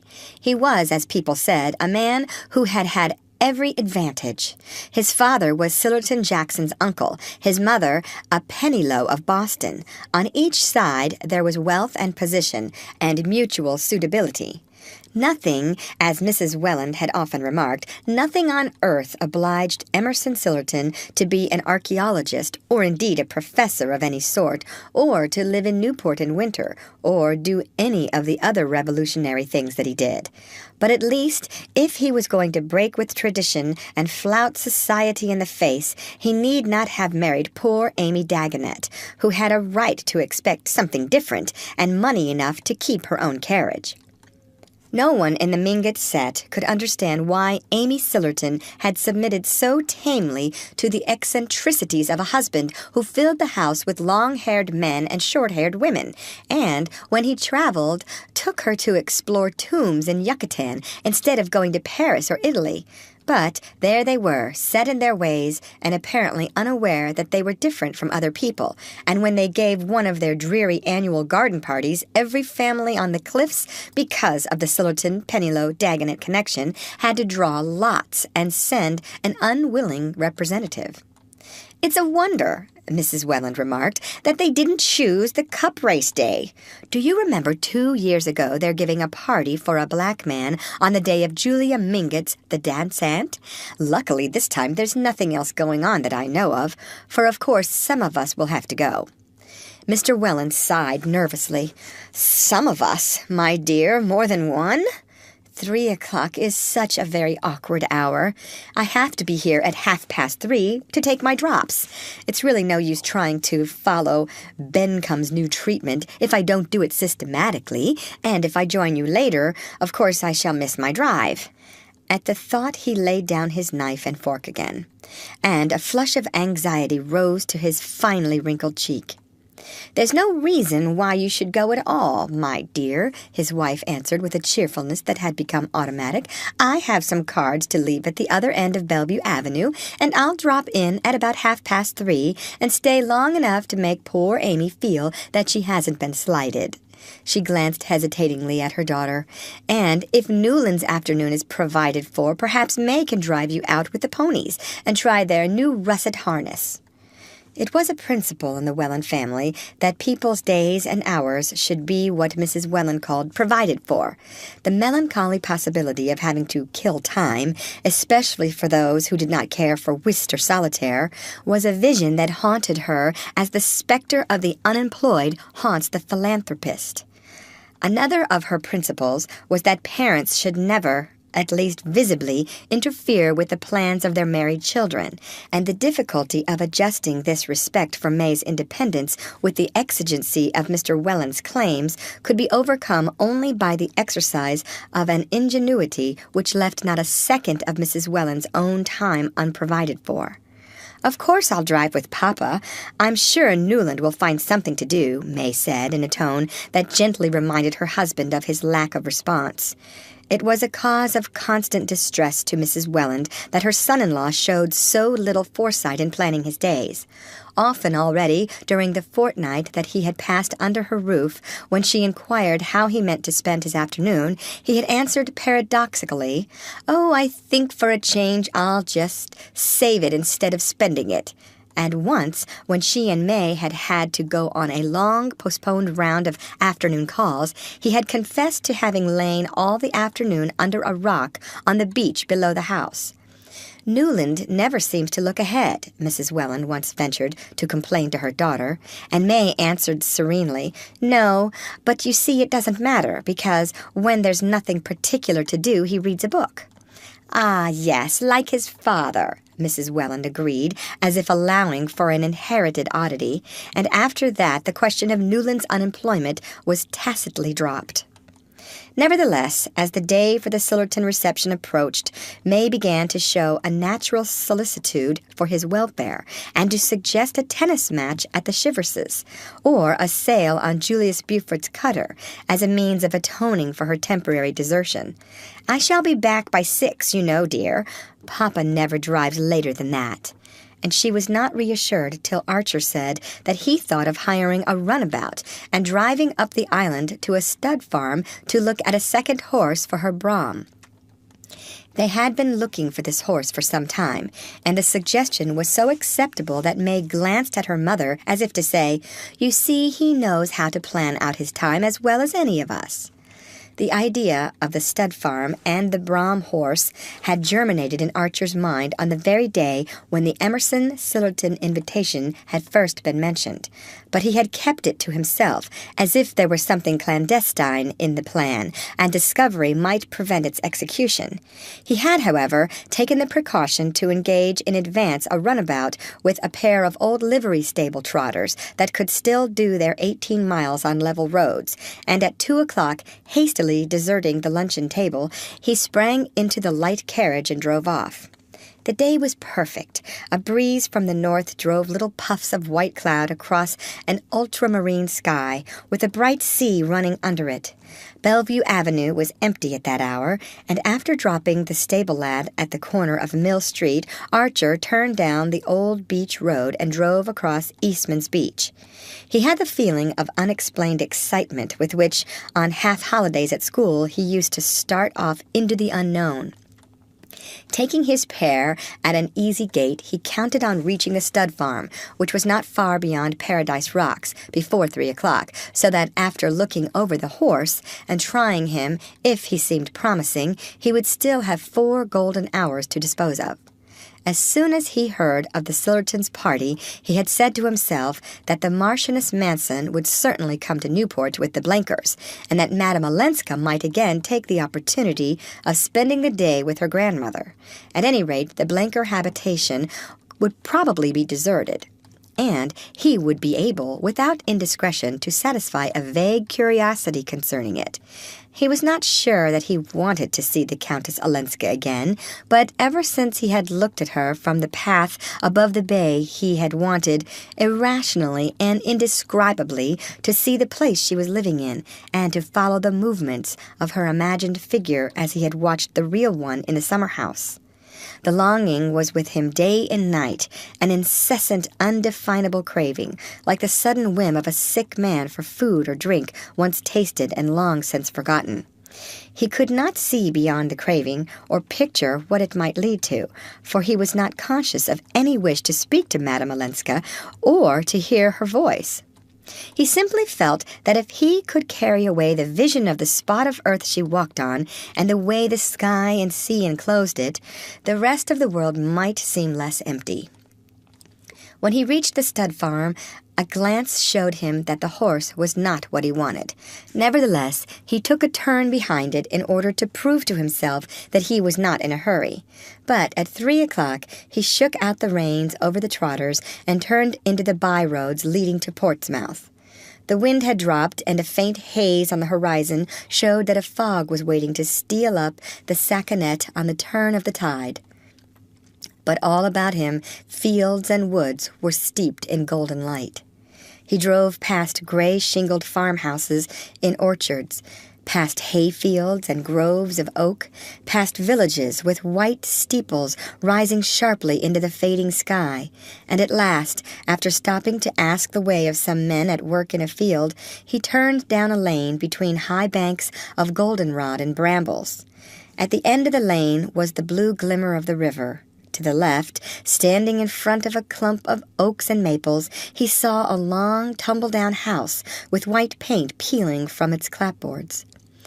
On the roadside, facing the gateway, stood one of the open sheds in which the New Englander shelters his farming implements and visitors hitch their teams. Archer, jumping down, led his pair into the shed, and after tying them to a post, turned toward the house. The patch of lawn before it had relapsed into a hayfield, but to the left an overgrown box garden full of dahlias and rusty rose bushes encircled a ghostly summer house of trellis work that had once been white, surmounted by a wooden cupid who had lost his bow and arrow but continued to take ineffectual aim. Archer leaned for a while against the gate. No one was in sight, and not a sound came from the open windows of the house. A grizzled Newfoundland dozing before the door seemed as ineffectual a guardian as the arrowless Cupid. It was strange to think that this place of silence and decay was the home of the turbulent Blenkers, yet Archer was sure that he was not mistaken. For a long time he stood there, content to take in the scene, and gradually falling under its drowsy spell, but at length he roused himself to the sense of the passing time. Should he look his fill and then drive away? He stood irresolute, wishing suddenly to see the inside of the house, so that he might picture the room that Madame Olenska sat in. There was nothing to prevent his walking up to the door and ringing the bell. If, as he supposed, she was away with the rest of the party, he could easily give his name and ask permission to go into the sitting-room to write a message. But instead, he crossed the lawn and turned toward the box garden. As he entered it, he caught sight of something bright-colored in the summer-house, and presently made it out to be a pink parasol. The parasol drew him like a magnet. He was sure it was hers. He went into the summer-house, and sitting down on the rickety seat, picked up the silken thing and looked at its carved handle, which was made of some rare wood that gave out an aromatic scent. Archer lifted the handle to his lips. He heard a rustle of skirts against the box, and sat motionless, leaning on the parasol handle with clasped hands, and letting the rustle come nearer without lifting his eyes. He had always known that this must happen. "Oh, Mr. Archer!" exclaimed a loud young voice, and looking up he saw before him the youngest and largest of the Blenker girls, blonde and blousy in bedraggled muslin. A red blotch on one of her cheeks seemed to show that it had recently been pressed against a pillow, and her half-awakened eyes stared at him hospitably but confusedly. "Gracious, where did you drop from? I must have been sound asleep in the hammock. Everybody else has gone to Newport. Did you ring?" she incoherently inquired. Archer's confusion was greater than hers. No, that is, I was just going to. I had come up the island to see about a horse, and I drove over on a chance of finding Mrs. Blenker and your visitors. But the house seemed empty, so I sat down to wait." Miss Blanker, shaking off the fumes of sleep, looked at him with increasing interest. "The house is empty. Mother's not here, or the Marchioness, or anybody but me." Her glance became faintly reproachful. "Didn't you know that Professor and Mrs. Sillerton are giving a garden party for Mother and all of us this afternoon? It was too unlucky that I couldn't go, but I've had a sore throat, and Mother was afraid of the drive home this evening. Did you ever know anything so disappointing? Of course," she added gaily, "I shouldn't have minded half as much if I'd known you were coming."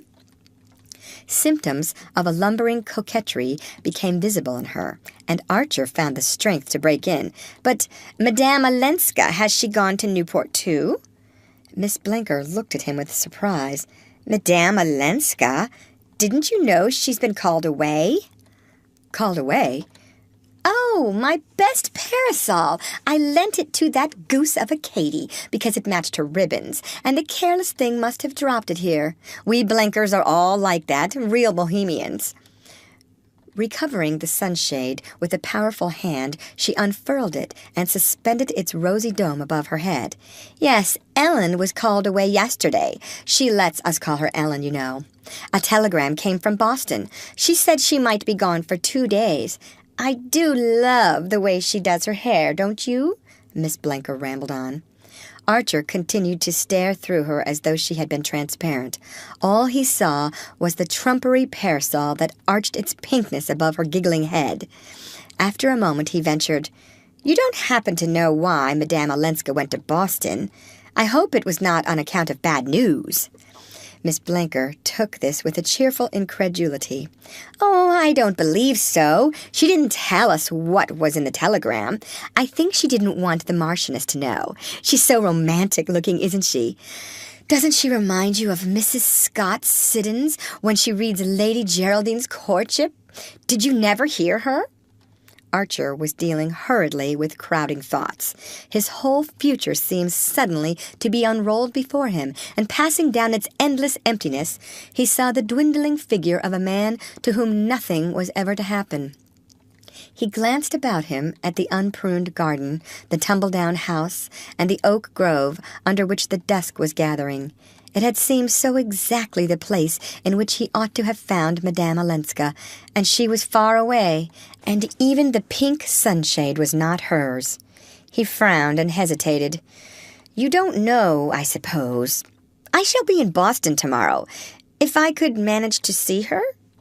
He felt that Miss Blinker was losing interest in him, though her smile persisted. "Oh, of course, how lovely of you. She's staying at the Parker house.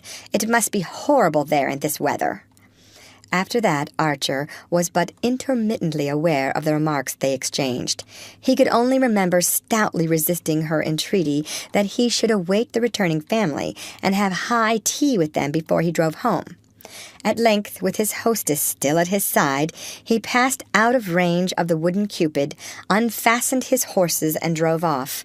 At the turn of the lane, he saw Miss Blinker standing at the gate and waving the pink parasol. End of chapter. Read by Lorraine Montgomery for Lit to Go on the web at fcit.usf.edu.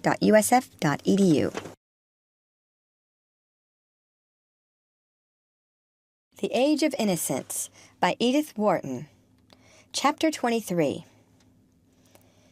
The next morning, when Archer got out of the Fall River train, he emerged upon a steaming midsummer Boston. The streets near the station were full of the smell of beer and coffee and decaying fruit, and a shirt-sleeved populace moved through them with the intimate abandon of boarders going down the passage to the bathroom. Archer found a cab and drove to the Somerset Club for breakfast. Even the fashionable quarters had the air of untidy domesticity to which no excess of heat ever degrades the European cities. Caretakers in calico lounged on the doorsteps of the wealthy, and the common looked like a pleasure ground on the morrow of a Masonic picnic. If Archer had tried to imagine Ellen Olenska in improbable scenes, he could not have called up any into which it was more difficult to fit her than this heat-prostrated and deserted Boston. He breakfasted with appetite and method, beginning with a slice of melon and studying a morning paper while he waited for his toast and scrambled eggs.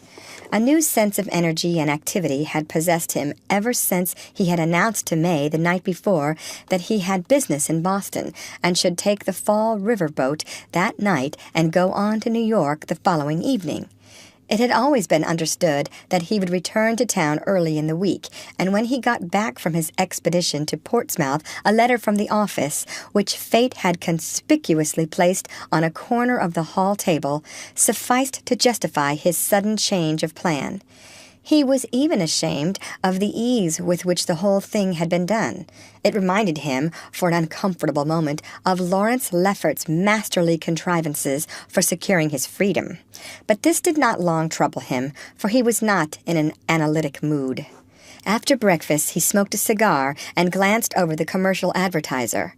While he was thus engaged, 2 or 3 men he knew came in, and the usual greetings were exchanged. It was the same world, after all, though he had such a queer sense of having slipped through the meshes of time and space.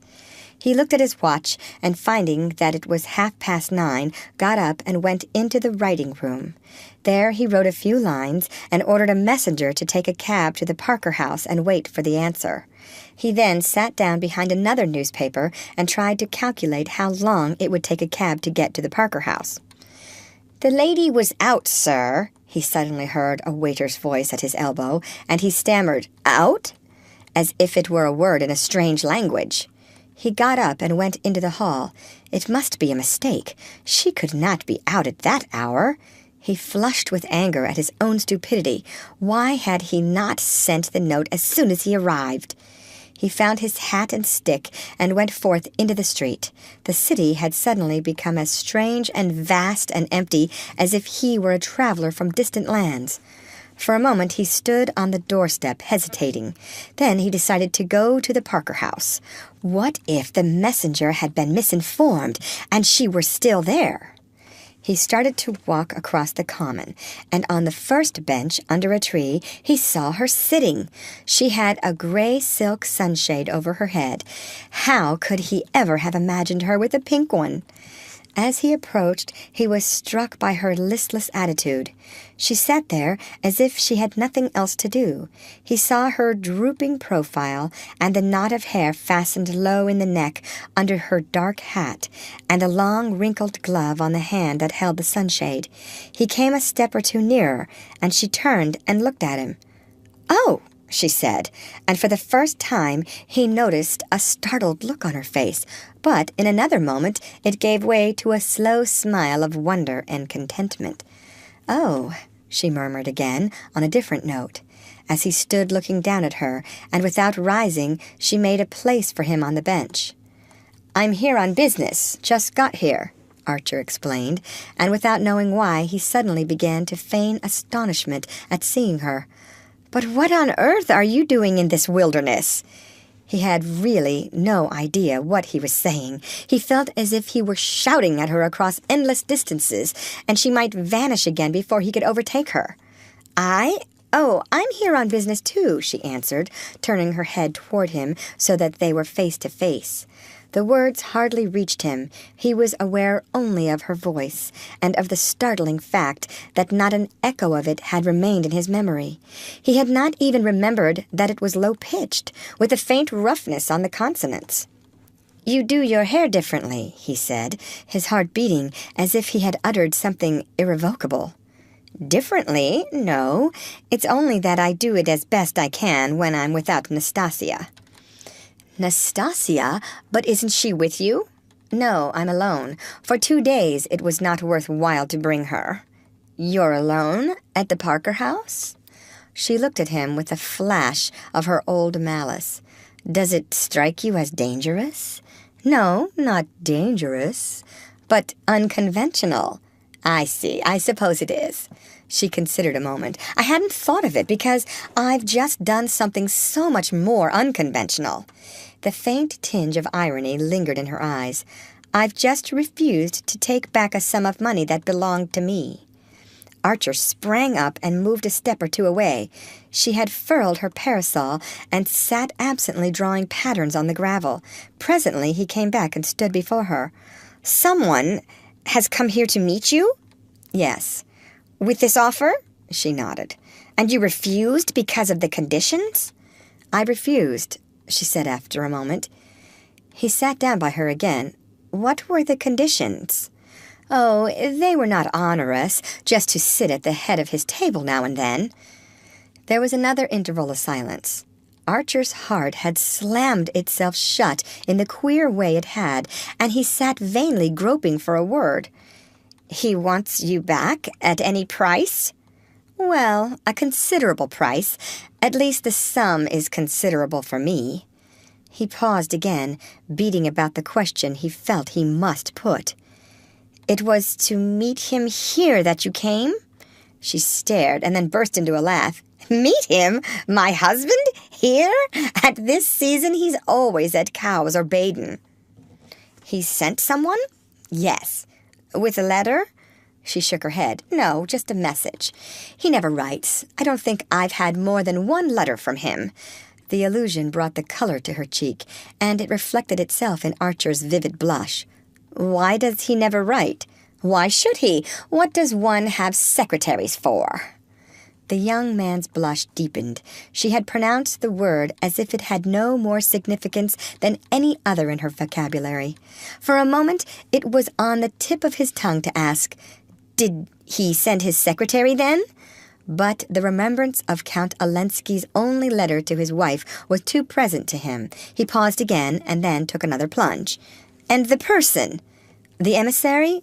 "The emissary," Madame Olenska rejoined, still smiling, "might, for all I care, have left already, but he has insisted on waiting till this evening, in case, on the chance." "And you came out here to think the chance over?" "I came out to get a breath of air. The hotel's too stifling. I'm taking the afternoon train back to Portsmouth." They sat silent, not looking at each other, but straight ahead at the people passing along the path. Finally she turned her eyes again to his face and said, "You're not changed." He felt like answering, "I was, till I saw you again." But instead he stood up abruptly and glanced about him at the untidy, sweltering park. "This is horrible. Why shouldn't we go out a little on the bay? There's a breeze, and it will be cooler. We might take the steamboat down to Point Arley." She glanced up at him hesitatingly, and he went on. "On a Monday morning, there won't be anybody on the boat. My train doesn't leave till evening. I'm going back to New York." "Why shouldn't we?" he insisted, looking down at her, and suddenly he broke out, "Haven't we done all we could?" "Oh," she murmured again. She stood up and reopened her sunshade, glancing about her as if to take counsel of the scene and assure herself of the impossibility of remaining in it. Then her eyes returned to his face. "You mustn't say things like that to me," she said. "I'll say anything you like, or nothing. I won't open my mouth unless you tell me to. What harm can it do to anybody? All I want is to listen to you," he stammered. She drew out a little gold-faced watch on an enameled chain. "Oh, don't calculate," he broke out. "Give me the day. I want to get you away from that man. At what time was he coming?" Her color rose again. "At 11. "Then you must come at once. You needn't be afraid if I don't come. Nor you either if you do. I swear I only want to hear about you, to know what you've been doing. It's 100 years since we've met. It may be another 100 before we meet again." Still she wavered, her anxious eyes on his face. "Why didn't you come down to the bench to fetch me the day I was at Granny's?" she asked. "Because you didn't look round. Because you didn't know I was there. I swore I wouldn't unless you looked round." He laughed as the childishness of the confession struck him. "But I didn't look round on purpose." "On purpose?" "I knew you were there. When you drove in, I recognized the ponies. So I went down to the beach." "To get away from me as far as you could?" She repeated in a low voice, "To get away from you as far as I could." He laughed out again, this time in boyish satisfaction. "Well, you see, it's no use. I may as well tell you," he added, "that the business I came here for was just to find you. But look here, we must start, or we shall miss our boat." "Our boat?" She frowned perplexedly, and then smiled. "Oh, but I must go back to the hotel first. I must leave a note." "As many notes as you please. You can write here." He drew out a note case and one of the new stylographic pens. "I've even got an envelope. You see how everything's predestined? There, steady the thing on your knee, and I'll get the pen going in a second. They have to be humored. Wait." He banged the hand that held the pen against the back of the bench. "It's like jerking down the mercury in a thermometer. Just a trick. Now try." She laughed, and bending over the sheet of paper which he had laid on his note-case, began to write. Archer walked away a few steps, staring with radiant, unseeing eyes at the passer-by, who, in their turn, paused to stare at the unwonted sight of a fashionably dressed lady writing a note on her knee on a bench in the common. Madame Olenska slipped the sheet into the envelope, wrote a name on it, and put it into her pocket. Then she too stood up. They walked back toward Beacon Street, and near the club Archer caught sight of the plush-lined herdic, which had carried his note to the Parker house, and whose driver was reposing from this effort by bathing his brow at the corner hydrant. "I told you everything was predestined. Here's a cab for us, you see?" They laughed, astonished at the miracle of picking up a public conveyance at that hour, and in that unlikely spot, in a city where cab stands were still a foreign novelty. Archer, looking at his watch, saw that there was time to drive to the Parker house before going to the steamboat landing.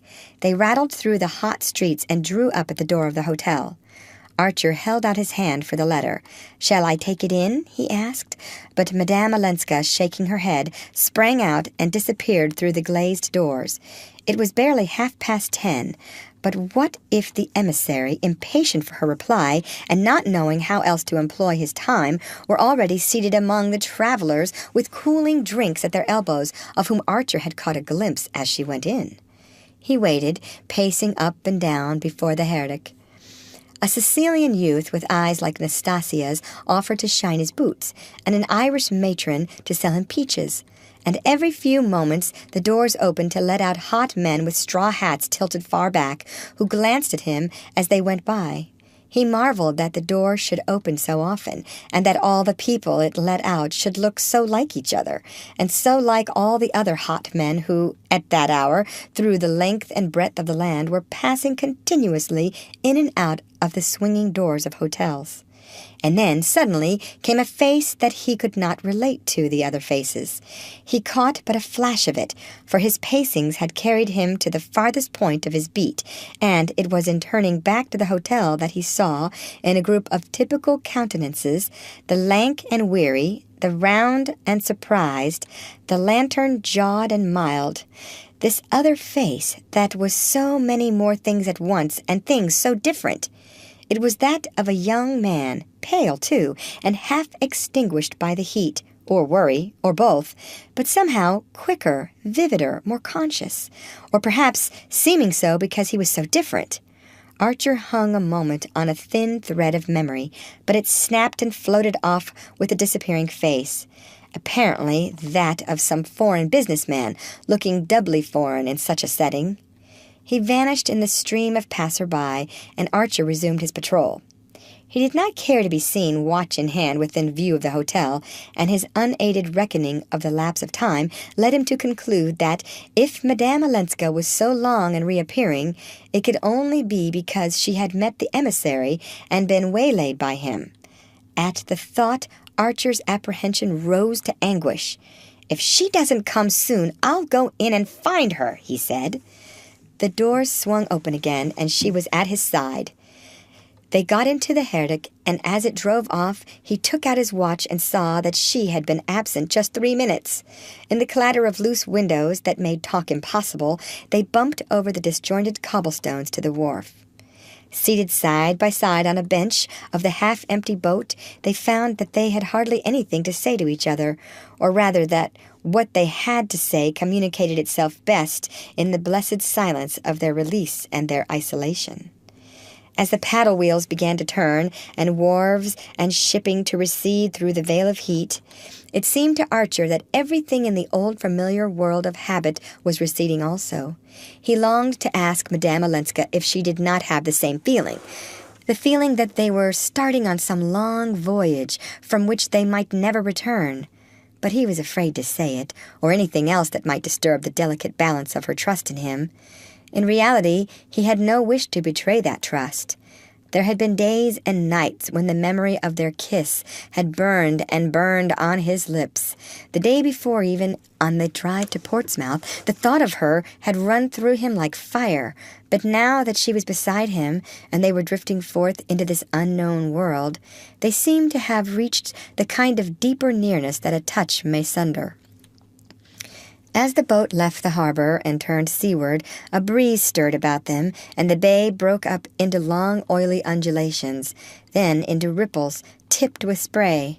The fog of sultriness still hung over the city, but ahead lay a fresh world of ruffled waters and distant promontories with lighthouses in the sun. Madame Olenska, leaning back against the boat rail, drank in the coolness between parted lips. She had wound a long veil about her hat, but it left her face uncovered, and Archer was struck by the tranquil gaiety of her expression. She seemed to take their adventure as a matter of course, and to be neither in fear of unexpected encounters, nor, what was worse, unduly elated by their possibility.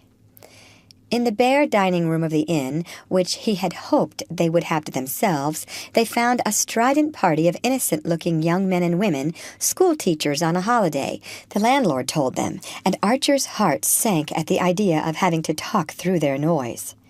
"This is hopeless. I'll ask for a private room," he said, and Madame Olenska, without offering any objection, waited while he went in search of it. The room opened on a long wooden veranda, with the sea coming in at the windows. It was bare and cool, with a table covered with a coarse checkered cloth and adorned by a bottle of pickles and a blueberry pie under a cage. No more guileless-looking cabinet particulier ever offered its shelter to a clandestine couple. Archer fancied he saw the sense of its reassurance in the faintly amused smile with which Madame Olenska sat down opposite to him. A woman who had run away from her husband, and reputedly with another man, was likely to have mastered the art of taking things for granted, but something in the quality of her composure took the edge from his irony. By being so quiet, so unsurprised, and so simple, she had managed to brush away the conventions and make him feel that to seek to be alone was the natural thing for two old friends who had so much to say to each other. End of chapter. Read by Lorraine Montgomery for Lit2Go on the web at fcit.usf.edu.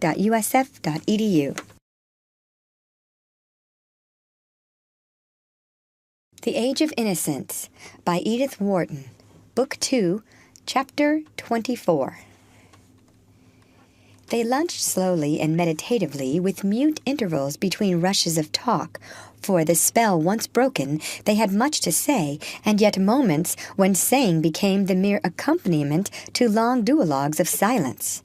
Archer kept the talk from his own affairs, not with conscious intention, but because he did not want to miss a word of her history, and leaning on the table, her chin resting on her clasped hands, she talked to him of the year and a half since they had met. She had grown tired of what people called society. New York was kind. It was almost oppressively hospitable. She should never forget the way in which it had welcomed her back. But after the first flush of novelty, she had found herself, as she phrased it, too different to care for the things it cared about. And so she had decided to try Washington, where one was supposed to meet more varieties of people and of opinion. And on the whole, she should probably settle down in Washington and make a home there for poor Medora, who had worn out the patience of all her other relations just at the time when she most needed looking after and protecting from matrimonial perils. "But Dr. Carver, aren't you afraid of Dr. Carver? I hear he's been staying with you at the Blankers." She smiled. "Oh, the Carver danger is over. Dr. Carver is a very clever man. He wants a rich wife to finance his plans, and Medora is simply a good advertisement as a convert." A convert to what? To all sorts of new and crazy social schemes. But do you know, they interest me more than the blind conformity to tradition, somebody else's tradition, that I see among our own friends. It seems stupid to have discovered America only to make it into a copy of another country. She smiled across the table. Do you suppose Christopher Columbus would have taken all that trouble just to go to the opera with the suffrage Marys? Archer changed color. And Beaufort, do you say these things to Beaufort? He asked abruptly. I haven't seen him for a long time, but I used to, and he understands. Ah, it's what I've always told you. You don't like us, and you like Beaufort because he's so unlike us. He looked about the bare room and out at the bare beach and the row of stark white village houses strung along the shore. We're damnably dull. We've no character, no color, no variety. I wonder, he broke out, why you don't go back. Her eyes darkened, and he expected an indignant rejoinder. But she sat silent, as if thinking over what he had said, and he grew frightened lest she should answer that she wondered too. At length she said, I believe it's because of you. It was impossible to make the confession more dispassionately or in a tone less encouraging to the vanity of the person addressed. Archer reddened to the temples, but dared not move or speak. It was as if her words had been some rare butterfly that the least motion might drive off on startled wings, but that might gather a flock about it if it were left undisturbed. At least, she continued, it was you who made me understand that under the dullness there are things so fine and sensitive and delicate that even those I most cared for in my other life look cheap in comparison. I don't know how to explain myself. She drew together her troubled brows. But it seems as if I'd never before understood with how much that is hard and shabby and base the most exquisite pleasures may be paid. Exquisite pleasures! It's something to have had them, he felt like retorting, but the appeal in her eyes kept him silent. I want, she went on, to be perfectly honest with you and with myself. For a long time I've hoped this chance would come, that I might tell you how you've helped me, what you've made of me. Archer sat staring beneath frowning brows. He interrupted her with a laugh. And what do you make out that you've made of me? She paled a little. Of you? Yes, for I'm of your making much more than you ever were of mine. I'm the man who married one woman because another one told him to. Her paleness turned to a fugitive flush. I thought, you promised. You were not to say such things today. Ah, how like a woman. None of you will ever see a bad business through. She lowered her voice. Is it a bad business? For May? He stood in the window, drumming against the raised sash, and feeling in every fiber the wistful tenderness with which she had spoken her cousin's name. For that's the thing we've always got to think of, haven't we? By your own showing, she insisted. My own showing, he echoed, his blank eyes still on the sea. Or, if not, she continued, pursuing her own thought with a painful application, if it's not worthwhile to have given up, to have missed things so that others may be saved from disillusionment and misery, then everything I came home for, everything that made my other life seem, by contrast, so bare and so poor because no one there took account of them, all these things are a sham or a dream. He turned around without moving from his place. And in that case, there's no reason on earth why you shouldn't go back? He concluded for her. Her eyes were clinging to him desperately. Oh, is there no reason? Not if you staked your all on the success of my marriage. My marriage, he said savagely, isn't going to be a sight to keep you here. She made no answer, and he went on. What's the use? You gave me my first glimpse of a real life, and at the same moment you asked me to go on with a sham one. It's beyond human enduring, that's all. Oh, don't say that. When I'm enduring it, she burst out, her eyes filling. Her arms had dropped along the table, and she sat with her face abandoned to his gaze as if in the recklessness of a desperate peril. The face exposed her as much as if it had been her whole person, with the soul behind it. Archer stood dumb, overwhelmed by what it suddenly told him. "You too? Oh, all this time, you too?" For answer, she let the tears on her lids overflow and run slowly downward. Half the width of the room was still between them, and neither made any show of moving. Archer was conscious of a curious indifference to her bodily presence. He would hardly have been aware of it if one of the hands she had flung out on the table had not drawn his gaze, as on the occasion when, in the little 23rd Street house, he had kept his eye on it in order not to look at her face. Now his imagination spun about the hand as about the edge of a vortex. But still he made no effort to draw nearer. He had known the love that is fed on caresses and feeds them, but this passion that was closer than his bones was not to be superficially satisfied. His one terror was to do anything which might efface the sound and impression of her words, his one thought that he should never again feel quite alone. But after a moment the sense of waste and ruin overcame him. There they were, close together, and safe and shut in, yet so chained to their separate destinies that they might as well have been half the world apart. "What's the use? When you will go back?" he broke out, a great hopeless, "How on earth can I keep you?" crying out to her beneath his words. She sat motionless with lowered lids. "Oh, I shan't go yet." "Not yet? Some time, then? Some time that you already foresee?" At that she raised her clearest eyes. "I promise you, not as long as you hold out, not as long as we can look straight at each other like this." He dropped into his chair. What her answer really said was, "If you lift a finger, you'll drive me back. Back to all the abominations you know of, and all the temptations you half guess." He understood it as clearly as if she had uttered the words, and the thought kept him anchored to his side of the table in a kind of moved and sacred submission. "What a life for you!" he groaned. "Oh, as long as it's a part of yours." "And mine a part of yours?" she nodded. "And that's to be all for either of us?" "Well, it is all, isn't it?" At that he sprang up, forgetting everything but the sweetness of her face. She rose too, not as if to meet him or to flee from him, but quietly, as though the worst of the task were done, and she had only to wait, so quietly that, as he came close, her outstretched hands acted not as a check, but as a guide to him. They fell into his, while her arms, extended but not rigid, kept him far enough off to let her surrendered face say the rest. They may have stood in that way for a long time, or only for a few moments, but it was long enough for her silence to communicate all she had to say, and for him to feel that only one thing mattered. He must do nothing to make this meeting their last. He must leave their future in her care, asking only that she should keep fast hold of it. Don't be unhappy," she said, with a break in her voice, as she drew her hands away, and he answered, "You won't go back?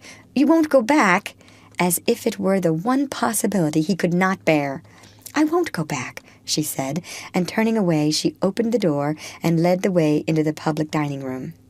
The strident school-teachers were gathering up their possessions, preparatory to a straggling flight to the wharf. Across the beach lay the white steamboat at the pier, and over the sunlit waters Boston loomed in a line of haze. End of chapter.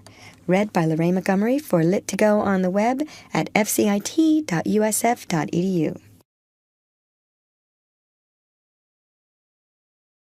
The Age of Innocence by Edith Wharton. Book 2, Chapter 25. Once more on the boat, and in the presence of others, Archer felt a tranquility of spirit that surprised as much as it sustained him. The day, according to any current valuation, had been a rather ridiculous failure. He had not so much as touched Madame Olenska's hand with his lips, or extracted one word from her that gave promise of farther opportunities. Nevertheless, for a man sick with unsatisfied love and parting for an indefinite period from the object of his passion, he felt himself almost humiliatingly calm and comforted. It was the perfect balance she had held between their loyalty to others and their honesty to themselves that had so stirred and yet tranquilized him. A balance not artfully calculated, as her tears and her faltering showed, but resulting naturally from her unabashed sincerity.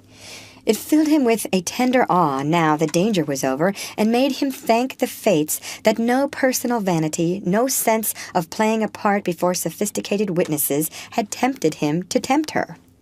Even after they had clasped hands for goodbye at the Fall River station, and he had turned away alone, the conviction remained with him of having saved out of their meeting much more than he had sacrificed. He wandered back to the club and went and sat alone in the deserted library, turning and turning over in his thoughts every separate second of their hours together. It was clear to him, and it grew more clear under closer scrutiny, that if she should finally decide on returning to Europe, returning to her husband, it would not be because her old life tempted her, even on the new terms offered. No, she would go only if she felt herself becoming a temptation to Archer, a temptation to fall away from the standard they had both set up. Her choice would be to stay near him as long as he did not ask her to come nearer, and it depended on himself to keep her just there, safe but secluded. In the train, these thoughts were still with him. They enclosed him in a kind of golden haze, through which the faces about him looked remote and indistinct. He had a feeling that if he spoke to his fellow travelers, they would not understand what he was saying. In this state of abstraction he found himself the following morning, waking to the reality of a stifling September day in New York. The heat-withered faces in the long train streamed past him, and he continued to stare at them through the same golden blur. But suddenly, as he left the station, one of the faces detached itself, came closer, and forced itself upon his consciousness. It was, as he instantly recalled, the face of the young man he had seen the day before, passing out of the Parker house, and had noted as not conforming to type, as not having an American hotel face. The same thing struck him now, and again he became aware of a dim stir of former associations. The young man stood looking about him with the dazed air of the foreigner flung upon the harsh mercies of American travel. Then he advanced toward Archer, lifted his hat, and said in English, "Surely, monsieur, we met in London." "Ah, to be sure, in London." Archer grasped his hand with curiosity and sympathy. "So you did get here after all," he exclaimed, casting a wondering eye on the astute and haggard little countenance of young Carfry's French tutor. "Oh, I got here, yes." M. Riviere smiled with drawn lips. "But not for long. I return the day after tomorrow." He stood grasping his light valise in one neatly gloved hand and gazing anxiously, perplexedly, almost appealingly into Archer's face. "I wonder, monsieur, since I've had the good luck to run across you, if I might—" "I was just going to suggest it. Come to luncheon, won't you? Downtown, I mean. If you'll look me up in my office, I'll take you to a very decent restaurant in that quarter." M. Riviere was visibly touched and surprised. "You're too kind, but I was only going to ask if you would tell me how to reach some sort of conveyance. There are no porters, and no one here seems to listen." "I know, our American stations must surprise you.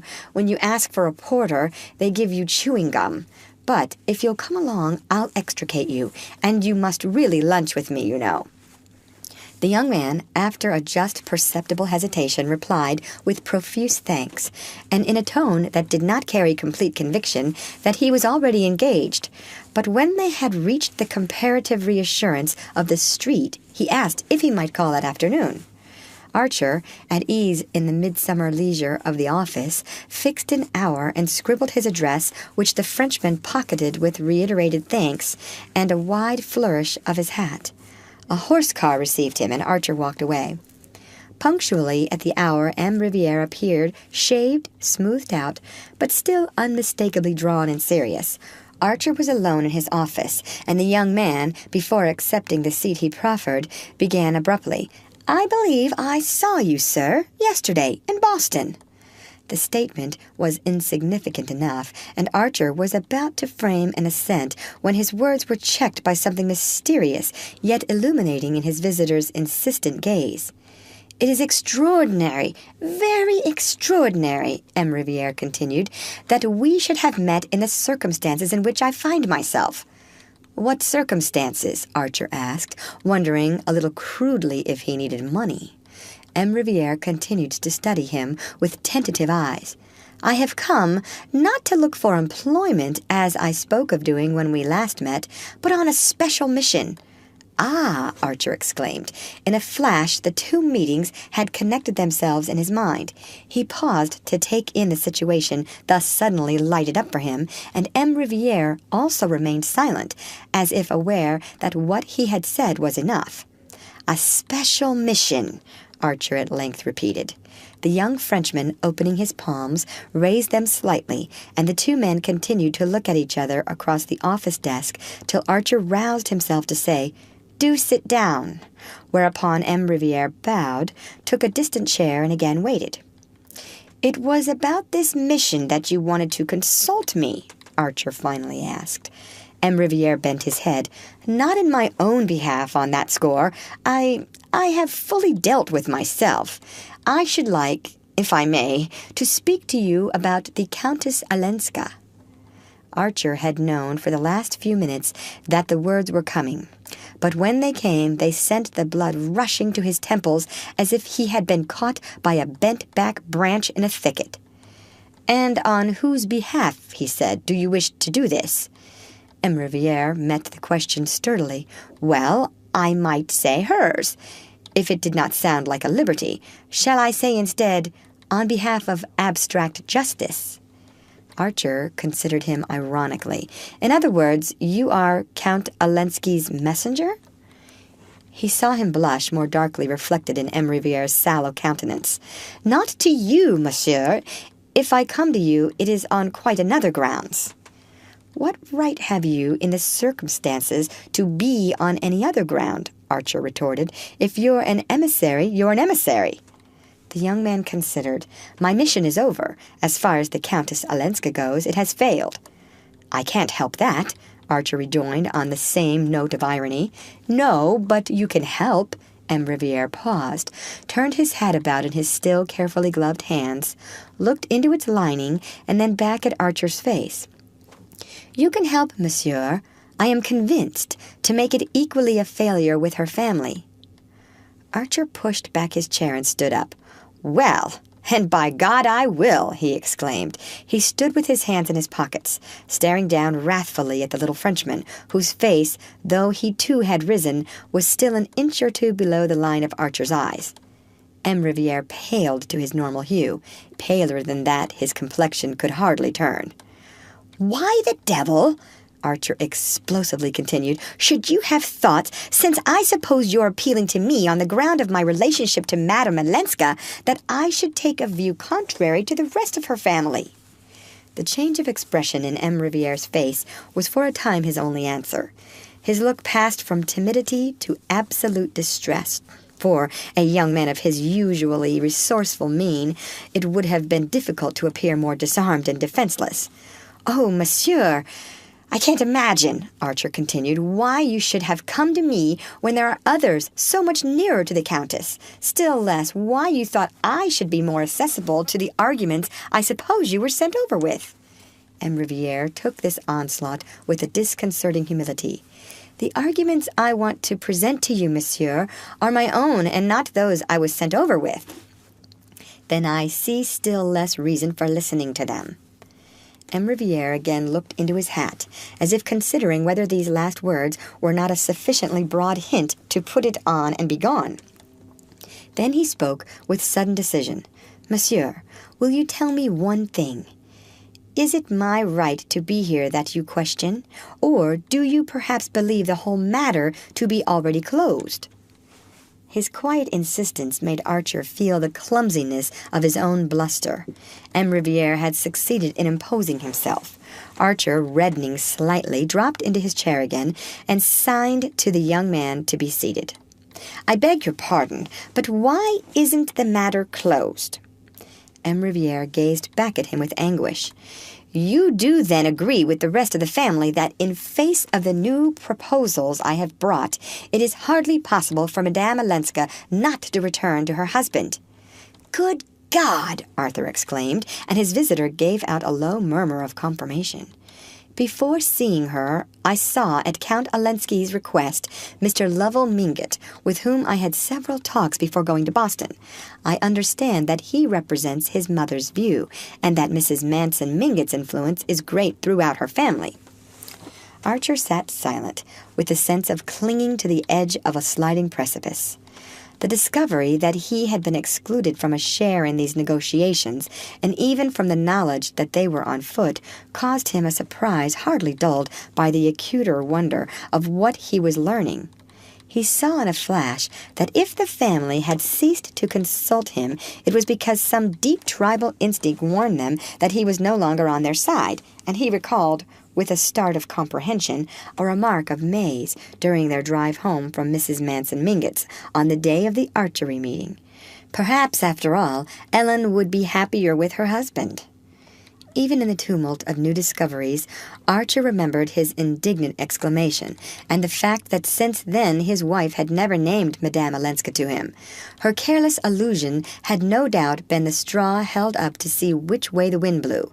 The result had been reported to the family, and thereafter Archer had been tacitly omitted from their councils.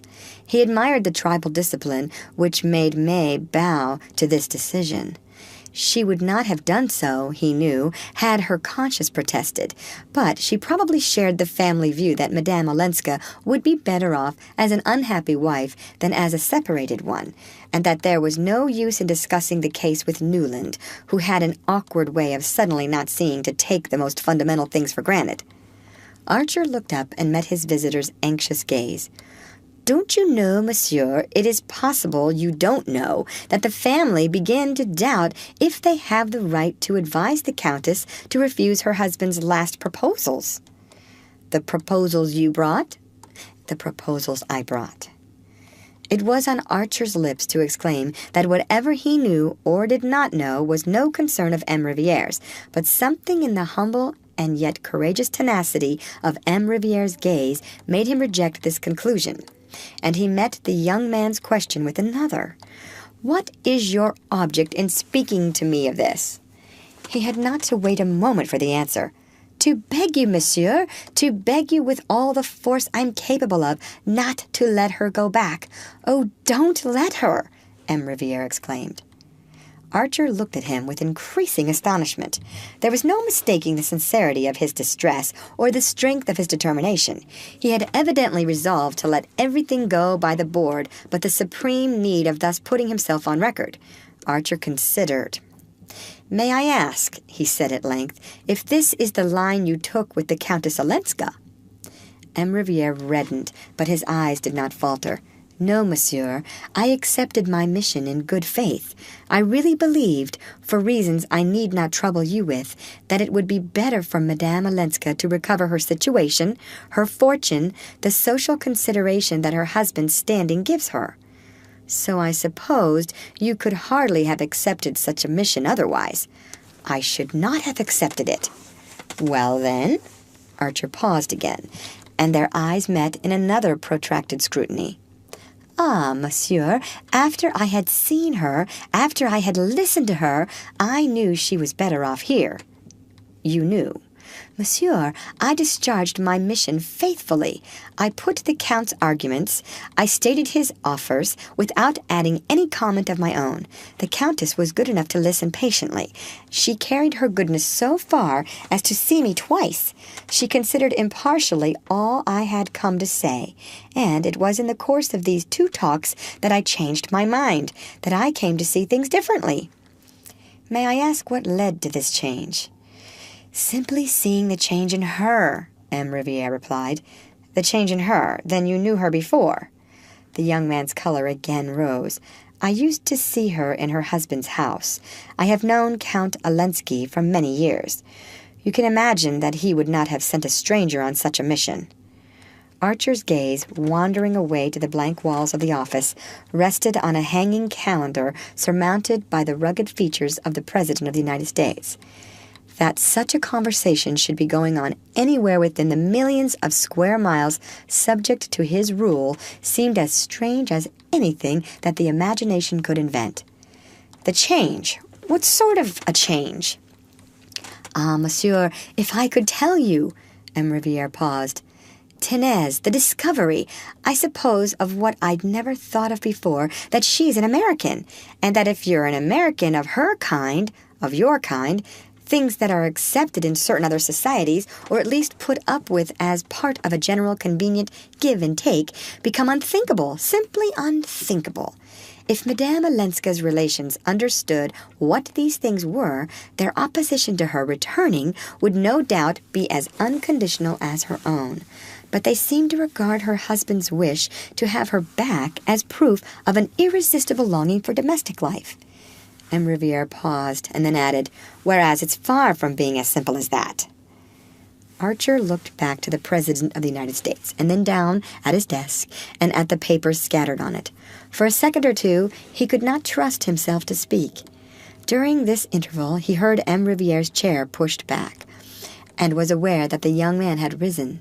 When he glanced up again, he saw that his visitor was as moved as himself. "Thank you," Archer said simply. "There's nothing to thank me for, monsieur. It is I, rather—" M. Riviere broke off, as if speech for him too were difficult. "I should like, though," he continued in a firmer voice, "to add one thing. You asked me if I was in Count Olenski's employ. I am at this moment. I returned to him a few months ago for reasons of private necessity, such as may happen to anyone who has persons ill and older persons dependent on him.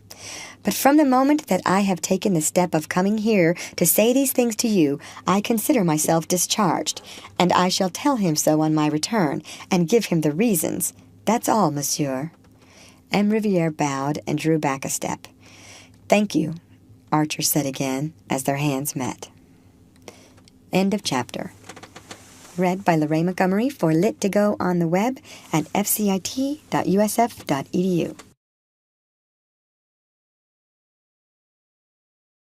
The Age of Innocence by Edith Wharton, Chapter 26. Every year on the 15th of October, Fifth Avenue opened its shutters, unrolled its carpets, and hung up its triple layer of window curtains. By the 1st of November, this household ritual was over, and society had begun to look about and take stock of itself. By the 15th, the season was in full blast. Opera and theaters were putting forth their new attractions, dinner engagements were accumulating, and dates for dances being fixed. And punctually at about this time, Mrs. Archer always said that New York was very much changed. Observing it from the lofty standpoint of a non-participant, she was able, with the help of Mr. Sillerton Jackson and Miss Sophie, to trace each new crack in its surface, and all the strange weeds pushing up between the ordered rows of social vegetables. It had been one of the amusements of Archer's youth to wait for this annual pronouncement of his mother's and to hear her enumerate the minute signs of disintegration that his careless gaze had overlooked. For New York, to Mrs. Archer's mind, never changed without changing for the worse, and in this view Miss Sophie Jackson heartily concurred. Mr. Sillerton Jackson, as became a man of the world, suspended his judgment and listened with an amused impartiality to the lamentations of the ladies. But even he never denied that New York had changed, and Newland Archer, in the winter of the second year of his marriage, was himself obliged to admit that if it had not actually changed, it was certainly changing. These points had been raised, as usual, at Mrs. Archer's Thanksgiving dinner. At the date when she was officially enjoined to give thanks for the blessings of the year, it was her habit to take a mournful, though not embittered, stock of her world, and wonder what there was to be thankful for. At any rate, not the state of society. Society, if it could be said to exist, was rather a spectacle on which to call down biblical imprecations, and in fact, everyone knew that the Reverend Dr. Ashmore meant when he chose a text from Jeremiah, chapter 2, verse 25, for his Thanksgiving sermon. Dr. Ashmore, the new rector of St. Matthew's, had been chosen because he was very advanced. His sermons were considered bold in thought and novel in language. When he fulminated against fashionable society, he always spoke of its trend, and to Mrs. Archer it was terrifying and yet fascinating to feel herself part of a community that was trending. "There's no doubt that Dr. Ashmore is right. There is a marked trend," she said, as if it were something visible and measurable, like a crack in a house. "It was odd, though, to preach about it on Thanksgiving," Miss Jackson opined, and her hostess dryly rejoined, "Oh, he means us to give thanks for what's left." Archer had been wont to smile at these annual vaticinations of his mother's, but this year even he was obliged to acknowledge, as he listened to an enumeration of the changes, that the trend was visible. "The extravagance in dress," Miss Jackson began. "Sillerton took me to the first night of the opera, and I can only tell you that Jane Mary's dress was the only one I recognized from last year, and even that had had the front panel changed. Yet I know she got it out from Worth only 2 years ago, because my seamstress always goes in to make over her Paris dresses before she wears them." "Ah, Jane Mary is one of us," said Mrs. Archer, sighing, as if it were not such an enviable thing to be in an age when ladies were beginning to flaunt abroad their Paris dresses as soon as they were out of the custom-house, instead of letting them mellow under lock and key, in the manner of Mrs. Archer's contemporaries. "Yes, she's one of the few. In my youth," Miss Jackson rejoined, "it was considered vulgar to dress in the newest fashions, and Amy Sillerton has always told me that in Boston the rule was to put away one's Paris dresses for 2 years. Old Mrs. Baxter Pennilow, who did everything handsomely, used to import 12 a year, 2 velvet, 2 satin, 2 silk, and the other 6 of poplin, and the finest cashmere. It was a standing order, and as she was ill for 2 years before she died, they found 48 Worth dresses that had never been taken out of tissue paper, and when the girls left off their mourning, they were able to wear the first lot at the symphony concerts without looking in advance of the fashion. Ah, well, Boston is more conservative than New York, but I always think it's a safe rule for a lady to lay aside her French dresses for 1 season," Mrs. Archer conceded. "It was Beaufort who started the new fashion by making his wife clap her new clothes on her back as soon as they arrived. I must say at times it takes all Regina's distinction not to look like... Miss Jackson glanced around the table, caught Janie's bulging gaze, and took refuge in an unintelligible murmur. "Like her rivals?" said Mr. Sillerton Jackson, with the air of producing an epigram. "Oh," the ladies murmured, and Mrs. Archer added, partly to distract her daughter's attention from forbidden topics, "Poor Regina! Her Thanksgiving hasn't been a very cheerful one, I'm afraid. Have you heard the rumors about Beaufort's speculations, Sillerton?" Mr. Jackson nodded carelessly. Everyone had heard the rumors in question, and he scorned to confirm a tale that was already common property. A gloomy silence fell upon the party. No one really liked Beaufort, and it was not wholly unpleasant to think the worst of his private life, but the idea of his having brought financial dishonor on his wife's family was too shocking to be enjoyed even by his enemies. Archer's New York tolerated hypocrisy in private relations, but in business matters it exacted a limpid and impeccable honesty. It was a long time since any well-known banker had failed discreditably, but everyone remembered the social extinction visited on the heads of the firm when the last event of the kind had happened. It would be the same with the Beauforts. In spite of his power and her popularity, not all the leagued strength of the Dallas connection would save poor Regina if there were any truth in the reports of her husband's unlawful speculations. The talk took refuge in less ominous topics, but everything they touched on seemed to confirm Mrs. Archer's sense of an accelerated trend. "Of course, Newland, I know you let dear May go to Mrs. Struthers Sunday evenings," she began, and May interposed gaily. "Oh, you know everybody goes to Mrs. Struthers now, and she was invited to Granny's last reception." It was thus, Archer reflected, that New York managed its transitions, conspiring to ignore them till they were well over, and then, in all good faith, imagining that they had taken place in a preceding age. There was always a traitor in the citadel, and after he, or generally she, had surrendered the keys, what was the use of pretending that it was impregnable? Once people had tasted of Mrs. Struthers' easy Sunday hospitality, they were not likely to sit at home remembering that her champagne was transmuted shoe polish. "I know, dear, I know," Mrs. Archer sighed. "Such things have to be, I suppose, as long as amusement is what people go out for. But I've never quite forgiven your cousin, Madame Olenska, for being the first person to countenance Mrs. Struthers." A sudden blush rose to young Mrs. Archer's face. It surprised her husband as much as the other guests about the table. "Oh, Ellen," she murmured, much in the same accusing and yet deprecating tone in which her parents might have said, "Oh, the Blankers." It was the note which the family had taken to sounding on the mention of the Countess Olenska's name, since she had surprised and inconvenienced them by remaining obdurate to her husband's advances. But on May's lips it gave food for thought, and Archer looked at her with the sense of strangeness that sometimes came over him when she was most in the tone of her environment. His mother, with less than her usual sensitiveness to atmosphere, still insisted, "I've always thought that people like the Countess Olenska, who have lived in aristocratic societies, ought to help us to keep up our social distinctions instead of ignoring them." May's blush remained permanently vivid. It was seemed to have a significance beyond that implied by the recognition of Madame Olenska's social bad faith. "I've no doubt we all seem alike to foreigners," said Miss Jackson tartly.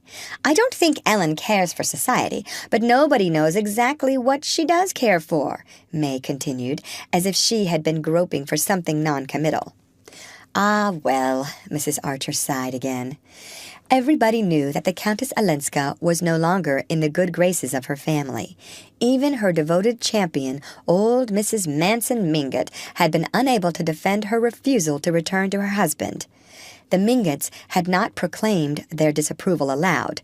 Their sense of solidarity was too strong.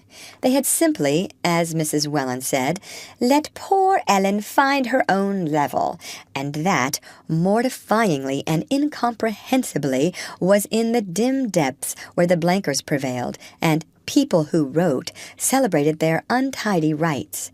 It was incredible, but it was a fact that Ellen, in spite of all her opportunities and her privileges, had become simply bohemian.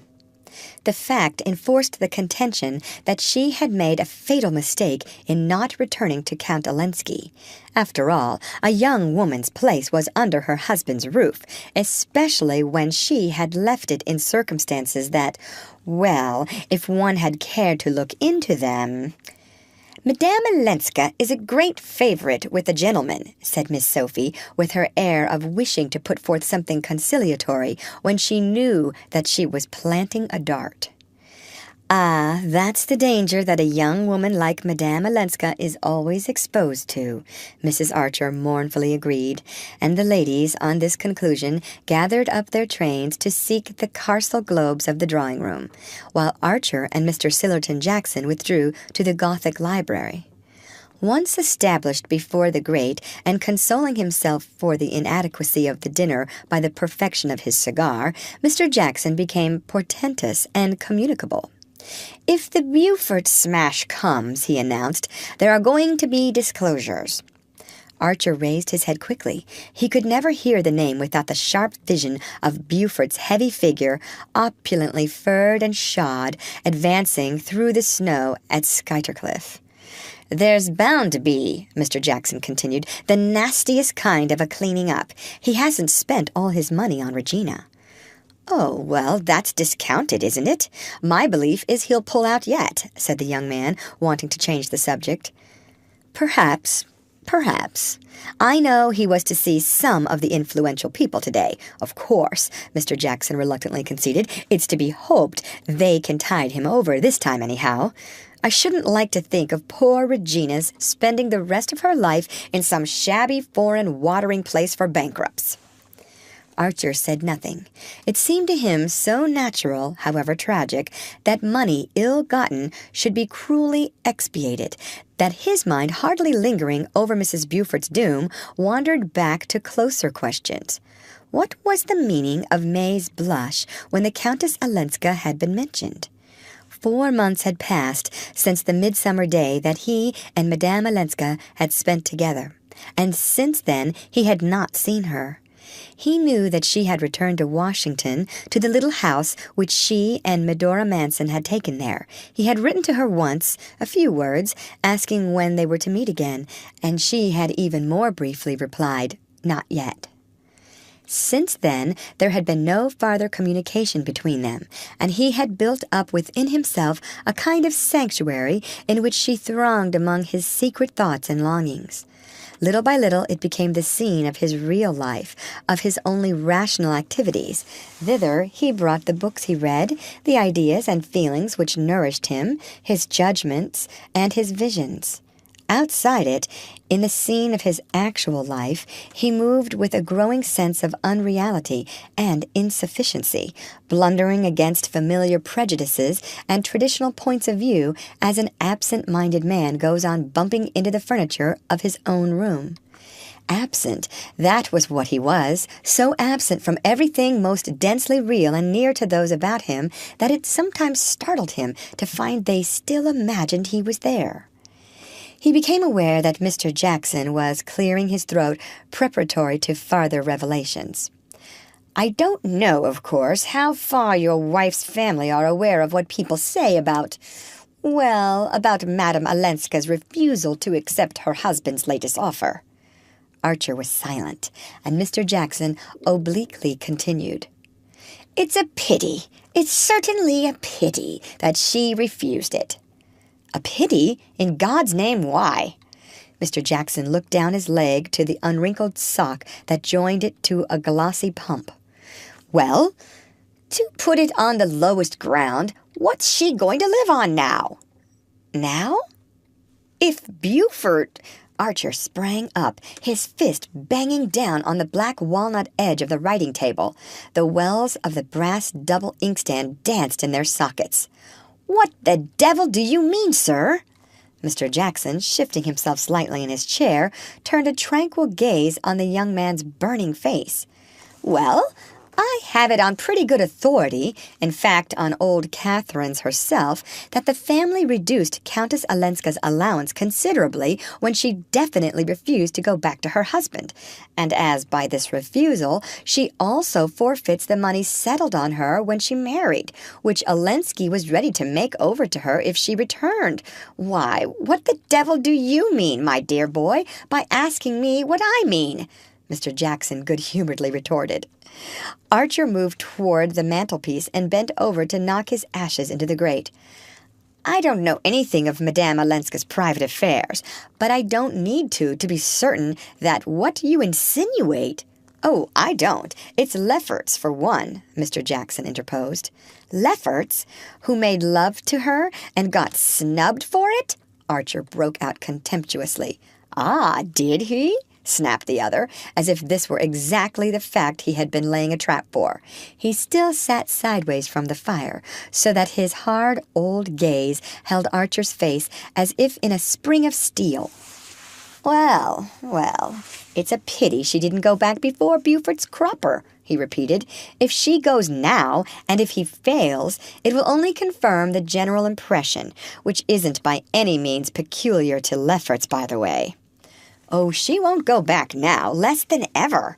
Archer had no sooner said it than he had once more the feeling that it was exactly what Mr. Jackson had been waiting for. The old gentleman considered him attentively. That's your opinion, eh? Well, no doubt you know, but everybody will tell you that the few pennies Medora Manson has left are all in Buford's hands, and how the two women are to keep their heads above water unless he does, I can't imagine. Of course, Madame Olenska may still soften old Catherine, who's been the most inexorably opposed to her staying, and old Catherine could make her any allowance she chooses. But we all know that she hates parting with good money, and the rest of the family have no particular interest in keeping Madame Olenska here. Archer was burning with unavailing wrath. He was exactly in the state when a man is sure to do something stupid, knowing all the while that he is doing it. He saw that Mr. Jackson had been instantly struck by the fact that Madame Olenska's differences with her grandmother and her other relations were not known to him, and that the old gentleman had drawn his own conclusions as to the reasons for Archer's exclusion from the family councils. This fact warned Archer to go warily, but the insinuations about Buford made him reckless. He was mindful, however, if not of his own danger, at least of the fact that Mr. Jackson was under his mother's roof, and consequently his guest.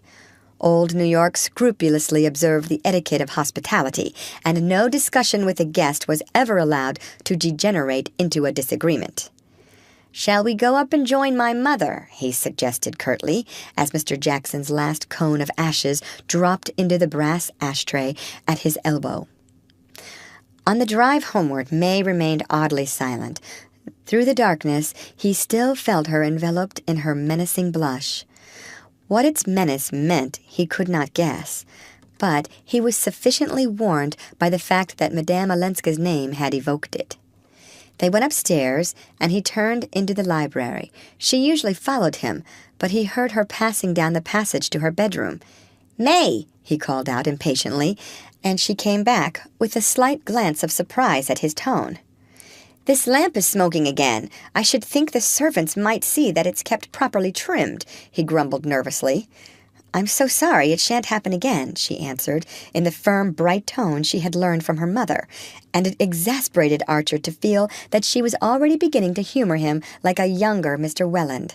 She bent over to lower the wick, and as the light struck up on her white shoulders and the clear curves of her face, he thought, "How young she is! For what endless years this life will have to go on!" He felt, with a kind of horror, his own strong youth and the bounding blood in his veins. "Look here," he said suddenly, "I may have to go to Washington for a few days, soon, next week perhaps." Her hand remained on the key of the lamp as she turned to him slowly. The heat from its flame had brought back a glow to her face, but it paled as she looked up. "On business?" she asked, in a tone which implied that there could be no other conceivable reason, and that she had put the question automatically, as if merely to finish his own sentence. "On business, naturally. There's a patent case coming up before the Supreme Court." He gave the name of the inventor, and went on furnishing details with all Lawrence Lefferts's practised glibness, while she listened attentively, saying at intervals, "Yes, I see." "The change will do you good," she said simply, when he had finished, "and you must be sure to go and see Ellen," she added, looking him straight in the eyes with her cloudless smile, and speaking in the tone she might have employed in urging him not to neglect some irksome family duty. It was the only word that passed between them on the subject, But in the code in which they had both been trained, it meant, "Of course, you understand that I know all that people have been saying about Ellen, and heartily sympathize with my family in their effort to get her to return to her husband. I also know that, for some reason, you have not chosen to tell me. You have advised her against this course, which all the older men of the family, as well as our grandmother, agree in approving, and that it is owing to your encouragement that Ellen defies us all and exposes herself to the kind of criticism of which Mr. Sillerton Jackson probably gave you this evening, the hint that has made you so irritable. Hints have indeed not been wanting, but since you appear unwilling to take them from others, I offer you this one myself, in the only form in which well-bred people of our kind can communicate unpleasant things to each other, by letting you understand that I know you mean to see Ellen when you are in Washington, and are perhaps going there expressly for that purpose, and that, since you are sure to see her, I wish you to do so with my full and explicit approval, and to take the opportunity of letting her know what the course of conduct you have encouraged her in is likely to lead to." Her hand was still on the key of the lamp when the last word of this mute message reached him. She turned the wick down, lifted off the globe, and breathed on the sulky flame. "They smell less if one blows them out," she explained, with her bright housekeeping air. On the threshold, she turned and paused for a kiss. End of chapter. Read by Lorraine Montgomery for Lit2Go on the web at fcit.usf.edu.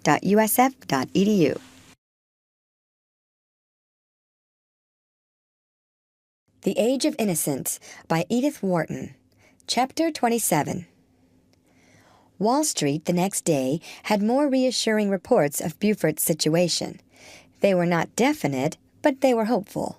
It was generally understood that he could call on powerful influences in case of emergency, and that he had done so with success.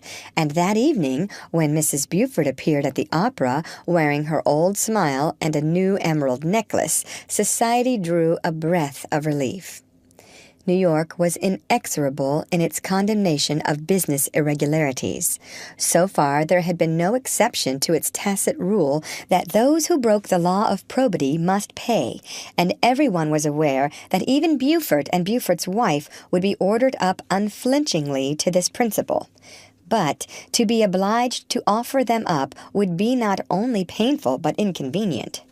The disappearance of the Beauforts would leave a considerable void in their compact little circle, and those who were too ignorant or too careless to shudder at the moral catastrophe bewailed in advance the loss of the best ballroom in New York.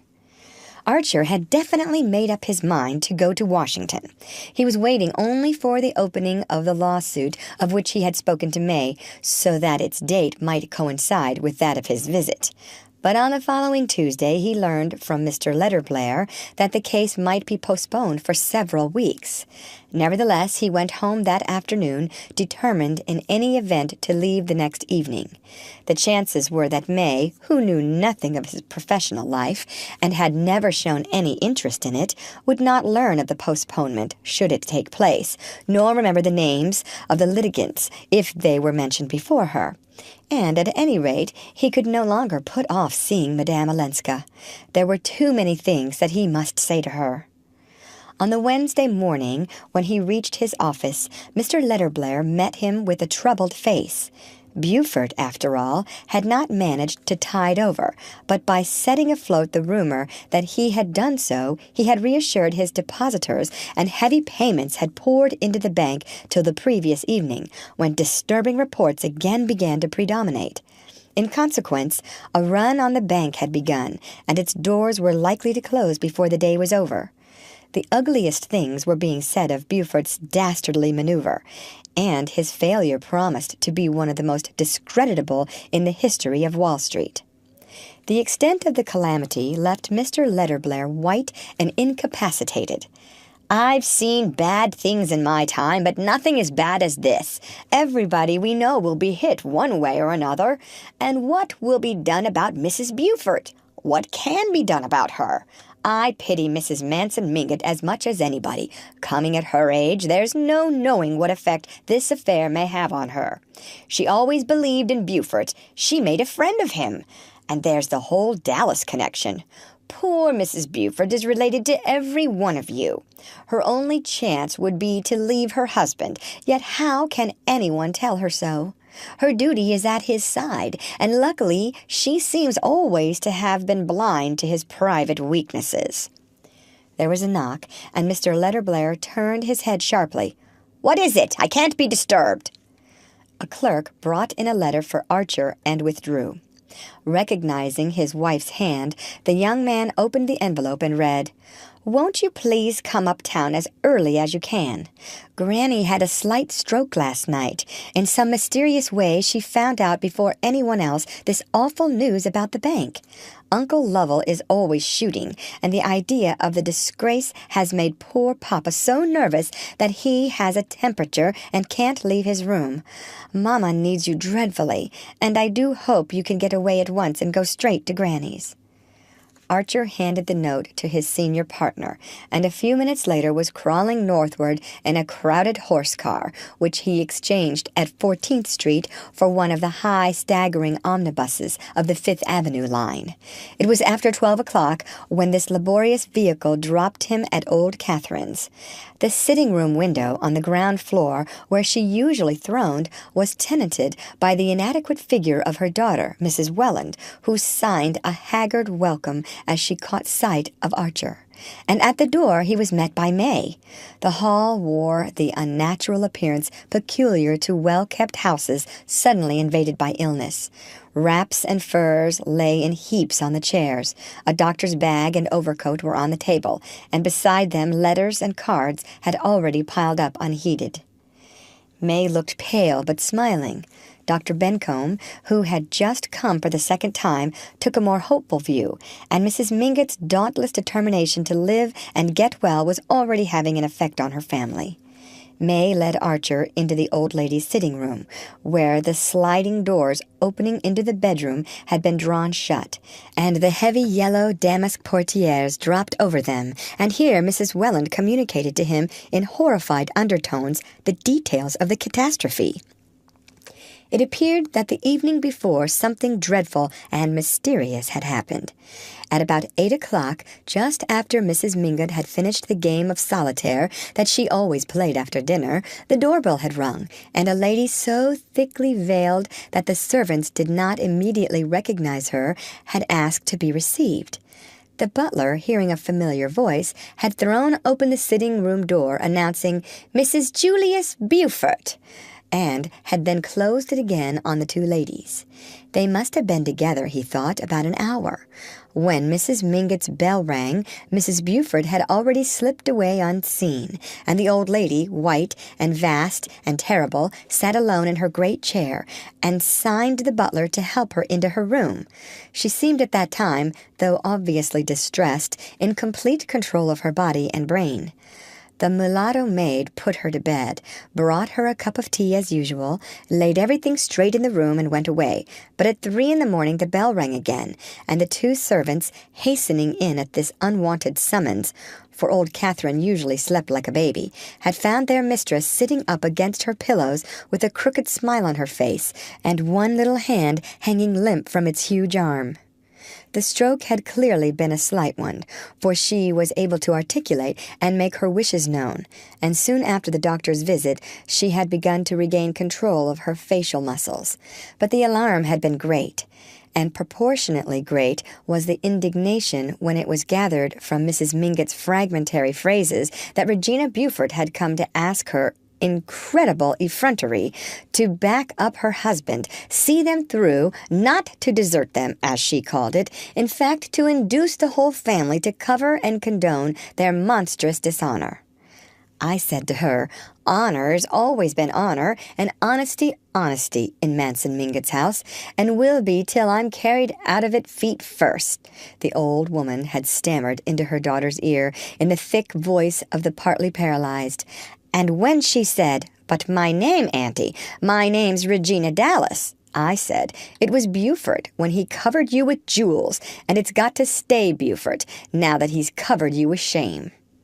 So much, with tears and gasps of horror, Mrs. Welland imparted, blanched and demolished by the unwanted obligation of having at last to fix her eyes on the unpleasant and the discreditable. "If only I could keep it from your father-in-law. He always says, 'Augusta, for pity's sake, don't destroy my last illusions.' And how am I to prevent his knowing these horrors?" the poor lady wailed. "After all, Mamma, he won't have seen them," her daughter suggested, and Mrs. Welland sighed, "Ah, no, thank heaven he's safe in bed, and Dr. Bencomb has promised to keep him there till poor Mamma is better, and Regina has been got away somewhere." Archer had seated himself near the window and was gazing out blankly at the deserted thoroughfare. It was evident that he had been summoned rather for the moral support of the stricken ladies than because of any specific aid that he could render. Mr. Lovell Mingott had been telegraphed for, and messages were being dispatched by hand to the members of the family living in New York, and meanwhile there was nothing to do but to discuss, in hushed tones, the consequences of Buford's dishonor and of his wife's unjustifiable action.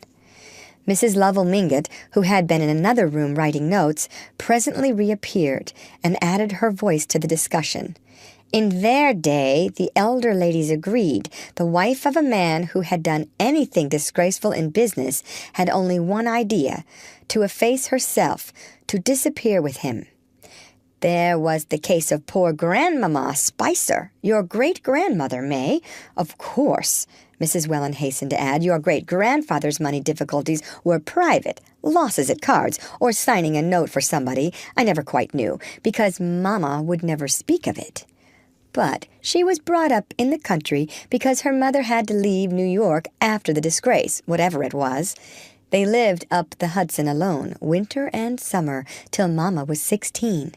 It would never have occurred to Grandmamma Spicer to ask the family to countenance her, as I understand Regina calls it, though a private disgrace is nothing compared to the scandal of ruining hundreds of innocent people." "Yes, it would be more becoming in Regina to hide her own countenance than to talk about other people's," Mrs. Lovell Mingott agreed. "I understand that the emerald necklace she wore at the opera last Friday had been sent on approval from Ball and Black's in the afternoon. I wonder if they'll ever get it back." Archer listened unmoved to the relentless chorus. The idea of absolute financial probity as the first law of a gentleman's code was too deeply ingrained in him for sentimental considerations to weaken it. An adventurer like Lemuel Struthers might build up the millions of his shoe polish on any number of shady dealings, but unblemished honesty was the noblest oblige of old financial New York. Nor did Mrs. Buford's fate greatly move Archer.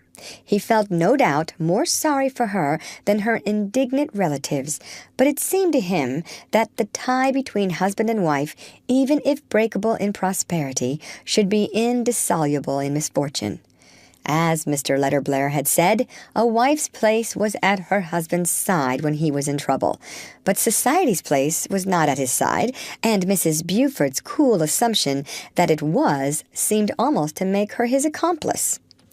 The mere idea of a woman's appealing to her family to screen her husband's business dishonor was inadmissible, since it was the one thing that the family, as an institution, could not do. The mulatto maid called Mrs. Lovell Mingott into the hall, and the latter came back in a moment with a frowning brow. "She wants me to telegraph for Ellen Olenska.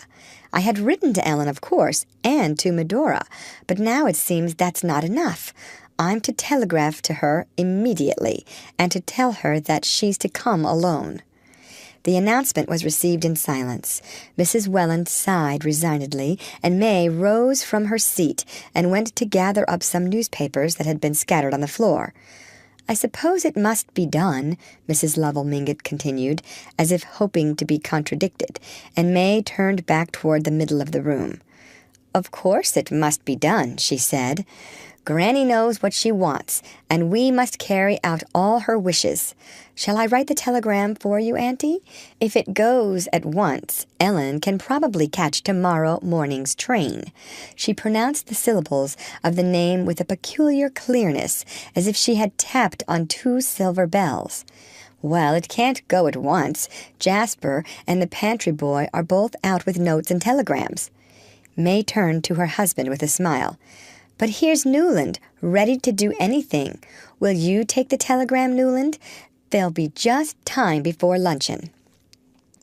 Archer rose with a murmur of readiness, and she seated herself at old Catherine's rosewood bonheur du jour and wrote out the message in her large immature hand. When it was written, she blotted it neatly and handed it to Archer. "What a pity," she said, "that you and Ellen will cross each other on the way. Newland," she added, turning to her mother and aunt, "is obliged to go to Washington about a patent lawsuit that is coming up before the Supreme Court. I suppose Uncle Lovell will be back by tomorrow night, and with Granny improving so much, it doesn't seem right to ask Newland to give up an important engagement for the firm, does it?" She paused, as if for an answer, and Mrs. Welland hastily declared, "Oh, of course not, darling. Your Granny would be the last person to wish it." As Archer left the room with the telegram, he heard his mother-in-law add, presumably to Mrs. Lovell Mingott, "But why on earth she should make you telegraph for Ellen Olenska?" And May's clear voice rejoined, "Perhaps it's to urge on her again that after all her duty is with her husband." The outer door closed on Archer, and he walked hastily away toward the telegraph office. End of chapter. Read by Lorraine Montgomery for Lit to Go on the web at fcit.usf.edu.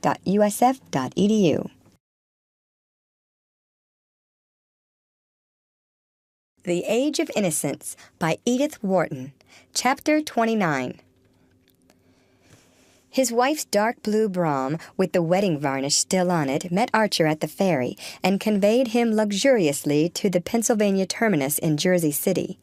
It was a somber, snowy afternoon, and the gas lamps were lit in the big, reverberating station. As he passed the platform, waiting for the Washington Express, he remembered that there were people who thought there would one day be a tunnel under the Hudson through which the trains of the Pennsylvania Railway would run straight into New York. They were of the Brotherhood of Visionaries, who likewise predicted the building of ships that would cross the Atlantic in 5 days, the invention of a flying machine, lighting by electricity, telephonic communication without wires, and other Arabian Night marvels. "I don't care which of their visions comes true," Archer mused, "as long as the tunnel isn't built yet." In his senseless schoolboy happiness, he pictured Madame Olenska's descent from the train, his discovery of her a long way off, among the throngs of meaningless faces, her clinging to his arm as he guided her to the carriage, their slow approach to the wharf among slipping horses, laden carts, vociferating teamsters, and then the startling quiet of the ferry-boat, where they would sit side by side under the snow in the motionless carriage, while the earth seemed to glide away under them, rolling to the other side of the sun. It was incredible, the number of things he had to say to her, and in what eloquent order they were forming themselves on his lips. The clanging and groaning of the train came nearer, and it staggered slowly into the station like a prey-laden monster into its lair. Archer pushed forward, elbowing through the crowd and staring blindly into window after window of the high-hung carriages. And then, suddenly, he saw Madame Olenska's pale and surprised face close at hand, and had again the mortified sensation of having forgotten what she looked like. They reached each other, their hands met, and he drew her arm through his. "This way, I have the carriage," he said. After that, it all happened as he had dreamed. He helped her into the brougham with her bags, and had afterward the vague recollection of having properly reassured her about her grandmother and given her a summary of the Beaufort situation. He was struck by the softness of her. Poor Regina! Meanwhile, the carriage had worked its way out of the coil about the station, and they were crawling down the slippery incline to the wharf, menaced by swaying coal carts, bewildered horses, disheveled express wagons, and an empty hearse. Ah, that hearse! She shut her eyes as it passed and clutched at Archer's hand. If only it doesn't mean... Poor Granny. Oh, no, she's much better. She's all right, really. There, we've passed it, he exclaimed, as if that made all the difference. Her hand remained in his, and as the carriage lurched across the gangplank onto the ferry, he bent over, unbuttoned her tight brown glove, and kissed her palm as if he had kissed a relic. She disengaged herself with a faint smile, and he said, "You didn't expect me today?" "Oh, no. I meant to go to Washington to see you. I'd made all my arrangements. I very nearly crossed you on the train." "Oh," she exclaimed, as if terrified by the narrowness of their escape. "Do you know, I hardly remembered you?" "Hardly remembered me? I mean, how shall I explain? It's always so. Each time you happen to me all over again." "Oh, yes, I know. Do I too, to you?" he insisted. She nodded, looking out of the window. Ellen. She made no answer, and he sat in silence, watching her profile grow indistinct against the snow-streaked dusk beyond the window. What had she been doing in all those 4 long months, he wondered? How little they knew of each other, after all. The precious moments were slipping away, but he had forgotten everything that he had meant to say to her, and could only helplessly brood on the mystery of their remoteness and their proximity, which seemed to be symbolized by the fact of their sitting so close to each other, and yet being unable to see each other's faces. "What a pretty carriage! Is it May's?" she asked, suddenly turning her face from the window. "Yes." "It was May who sent you to fetch me then. How kind of her." He made no answer for a moment. Then he said explosively, "Your husband's secretary came to see me the day after we met in Boston."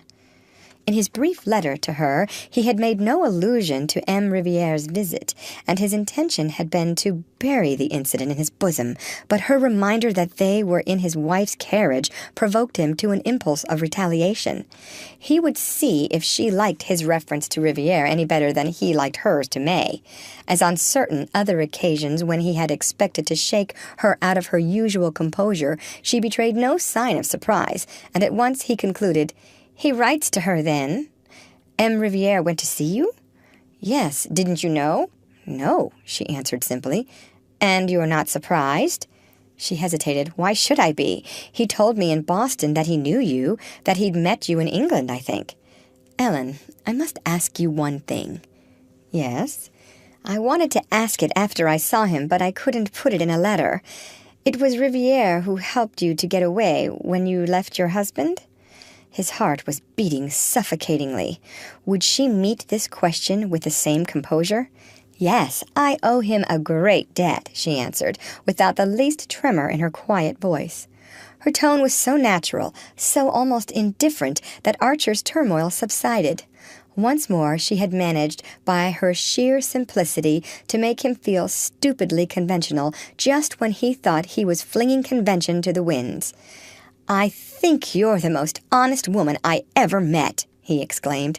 "Oh, no, but probably one of the least fussy," she answered, a smile in her voice. "Call it what you like. You look at things as they are." "Ah, I've had to. I've had to look at the Gorgon." "Well, it hasn't blinded you. You've seen that she's just an old bogey like all the others." "She doesn't blind one, but she dries up one's tears." The answer checked the pleading on Archer's lips. It seemed to come from depths of experience beyond his reach. The slow advance of the ferryboat had ceased, and her bows bumped against the piles of the slip with a violence that made the Brahms stagger, and flung Archer and Madame Olenska against each other.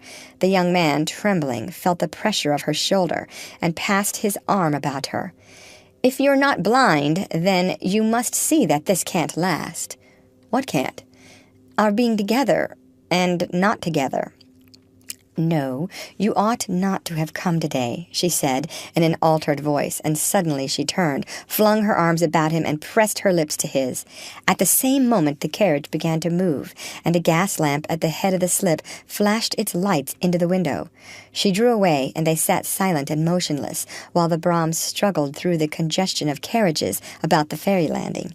As they gained the street, Archer began to speak hurriedly. Don't be afraid of me. You needn't squeeze yourself back into your corner like that. A stolen kiss isn't what I want. Look, I'm not even trying to touch the sleeve of your jacket. Don't suppose that I don't understand your reasons for not wanting to let this feeling between us dwindle into an ordinary hole-and-corner love affair.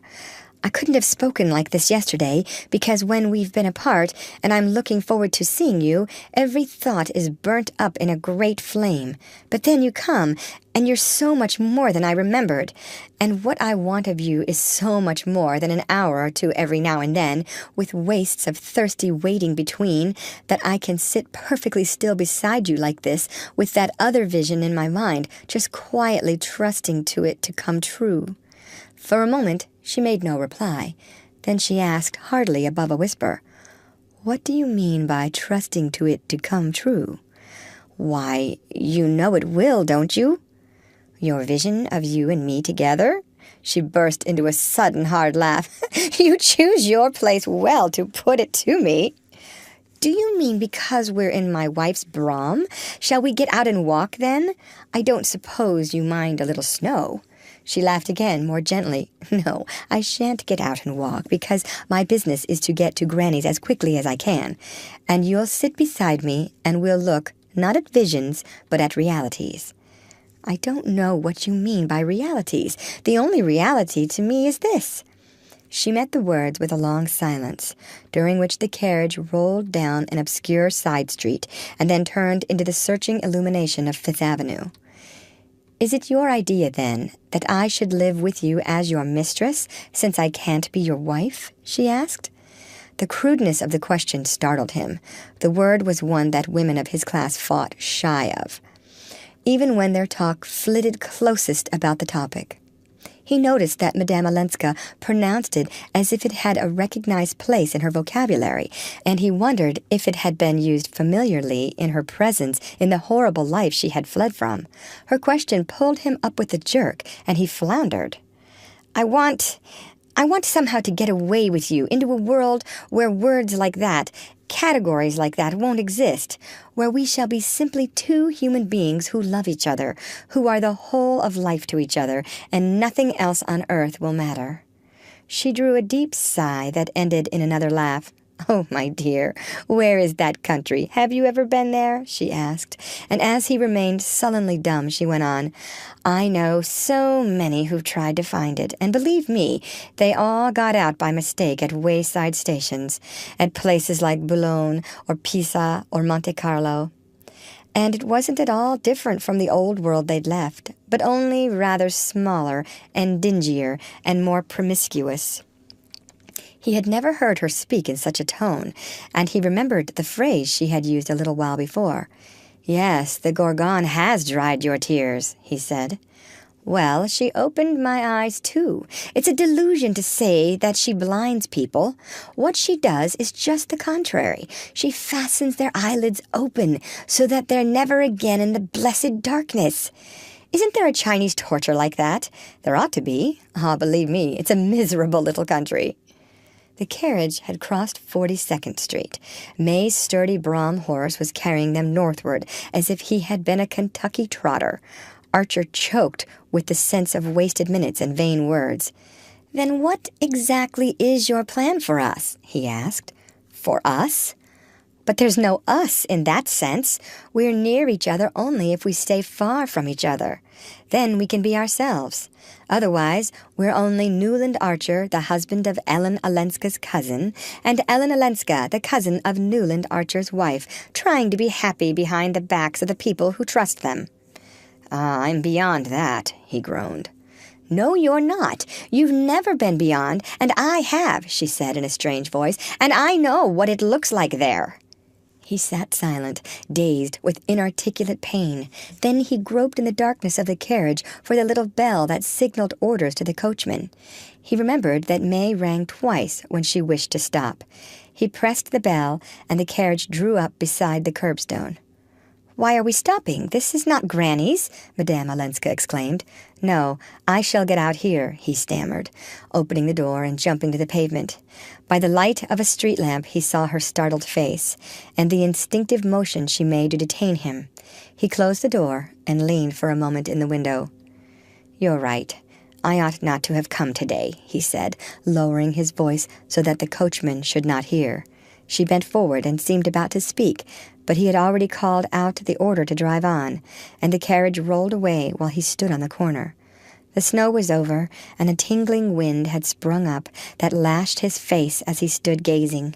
Suddenly he felt something stiff and cold on his eyelashes, and perceived that he had been crying, and that the wind had frozen his tears. He thrust his hands in his pockets and walked at a sharp pace down Fifth Avenue to his own house. End of chapter. Read by Lorraine Montgomery for Lit2Go on the web at fcit.usf.edu.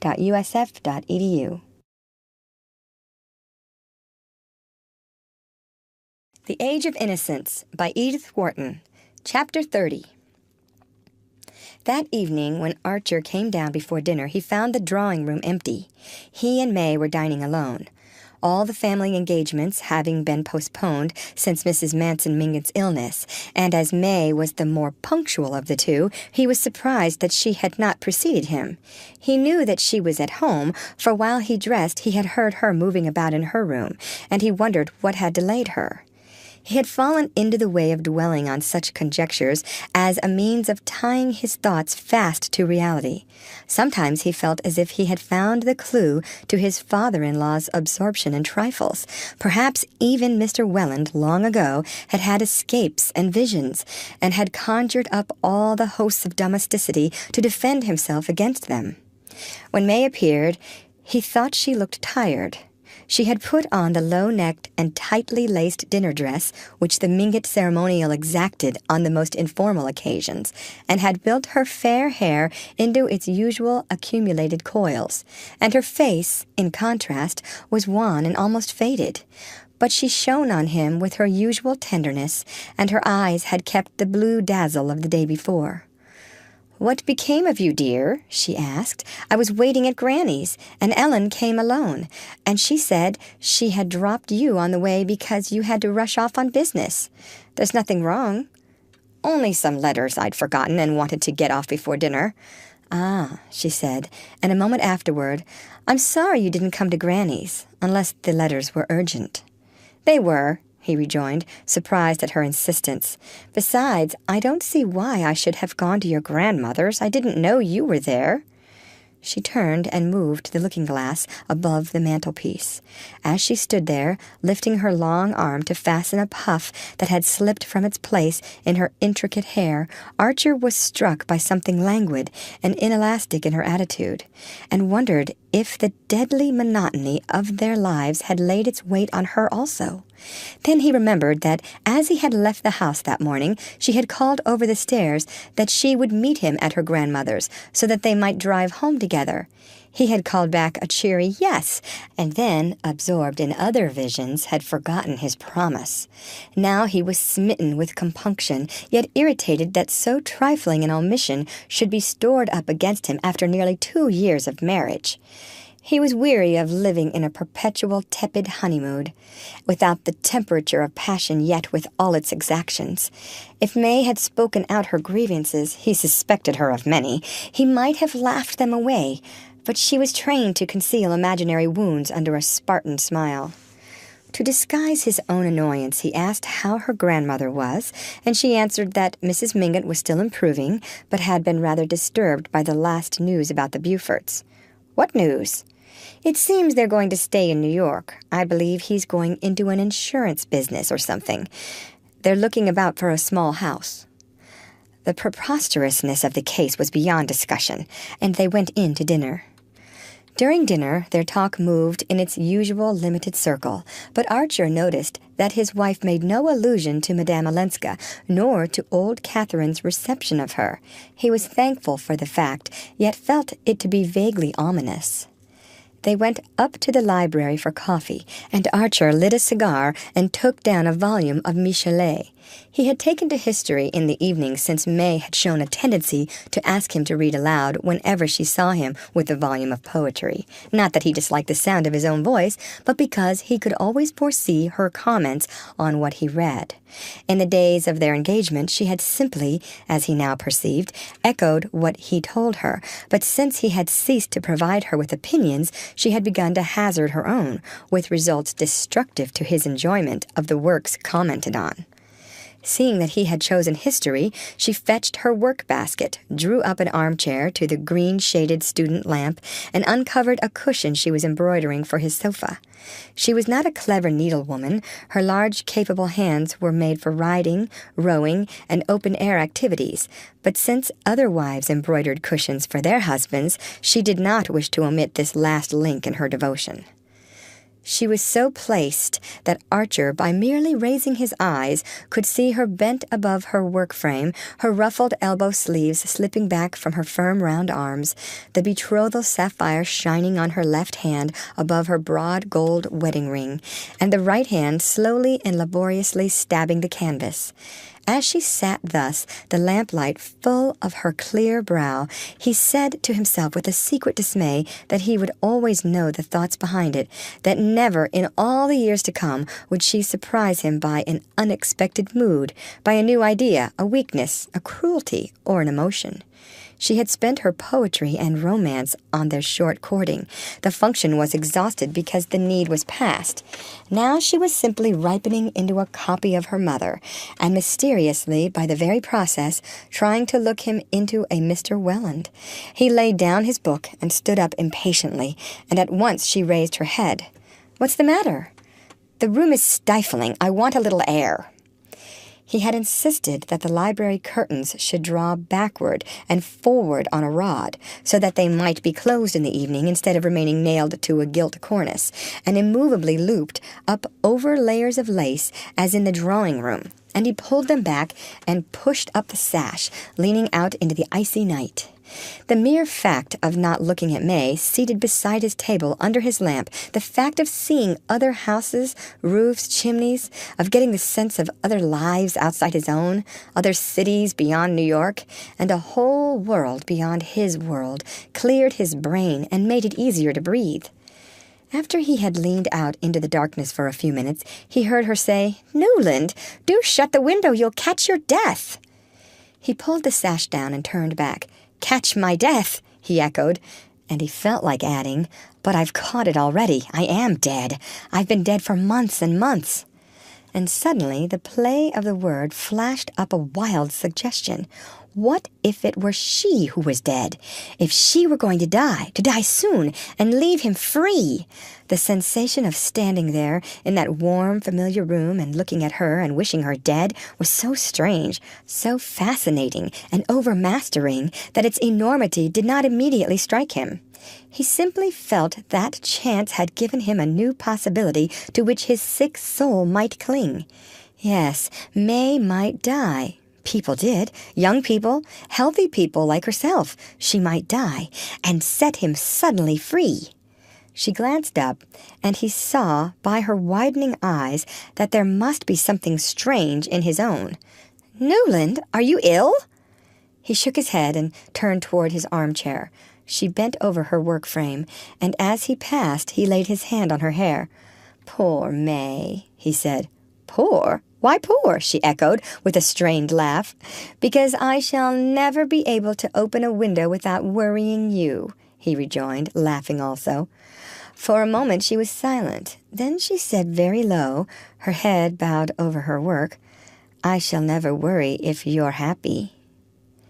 "Ah, my dear, and I shall never be happy unless I can open the windows." "In this weather?" she remonstrated, and with a sigh he buried his head in his book. 6 or 7 days passed. Archer heard nothing from Madame Olenska, and became aware that her name would not be mentioned in his presence by any member of the family. He did not try to see her. To do so while she was at old Catherine's guarded bedside would have been almost impossible. In the uncertainty of the situation, he let himself drift, conscious somewhere below the surface of his thoughts, of a resolve which had come to him when he had leaned out from his library window into the icy night. The strength of that resolve made it easy to wait and make no sign. Then one day May told him that Mrs. Manson Mingott had asked to see him. There was nothing surprising in the request, for the old lady was steadily recovering, and she had always openly declared that she preferred Archer to any of her other grandsons-in-law. May gave the message with evident pleasure. She was proud of old Catherine's appreciation of her husband. There was a moment's pause, and then Archer felt it incumbent on him to say, "All right, shall we go together this afternoon?" His wife's face brightened, but she instantly answered, "Oh, you'd much better go alone. It bores Granny to see the same people too often." Archer's heart was beating violently when he rang old Mrs. Mingott's bell. He had wanted above all things to go alone, for he felt sure the visit would give him the chance of saying a word in private to the Countess Olenska. He had determined to wait till the chance presented itself naturally, and here it was. And here he was, on the doorstep. Behind the door, behind the curtains of the yellow damask room next to the hall, she was surely awaiting him. In another moment he should see her, and be able to speak to her before she led him to the sick room. He wanted only to put one question. After that his course would be clear. What he wished to ask was simply the date of her return to Washington, and that question she could hardly refuse to answer. But in the yellow sitting-room it was the mulatto maid who waited. Her white teeth shining like a keyboard, she pushed back the sliding doors and ushered him into old Catherine's presence. The old woman sat in a vast throne like armchair near her bed. Beside her was a mahogany stand bearing a cast bronze lamp with an engraved globe over which a green paper shade had been balanced. There was not a book or a newspaper in reach, nor any evidence of feminine employment. Conversation had always been Mrs. Mingott's sole pursuit, and she would have scorned to feign an interest in fancy work.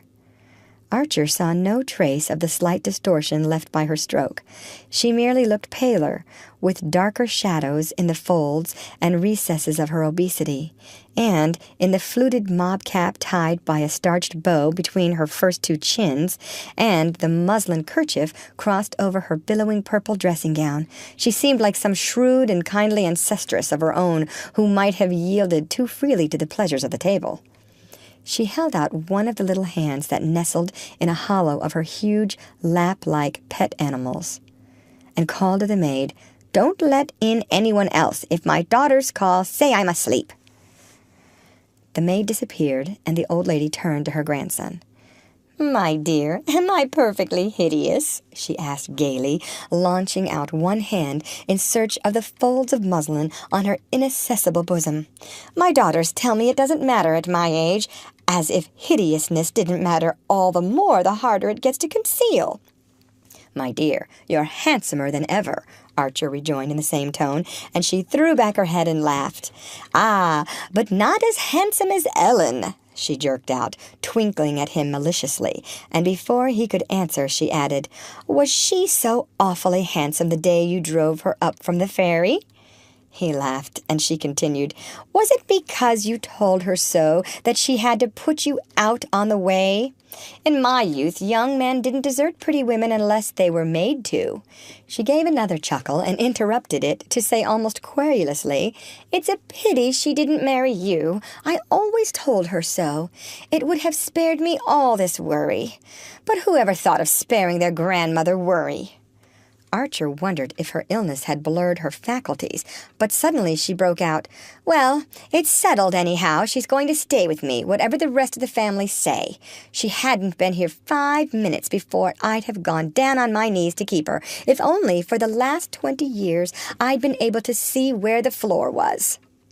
Archer listened in silence, and she went on, They'd talked me over, as no doubt you know, persuaded me, Lovell and Letterblair and Augusta Welland and all the rest of them, that I must hold out and cut off her allowance till she was made to see that it was her duty to go back to Olenski.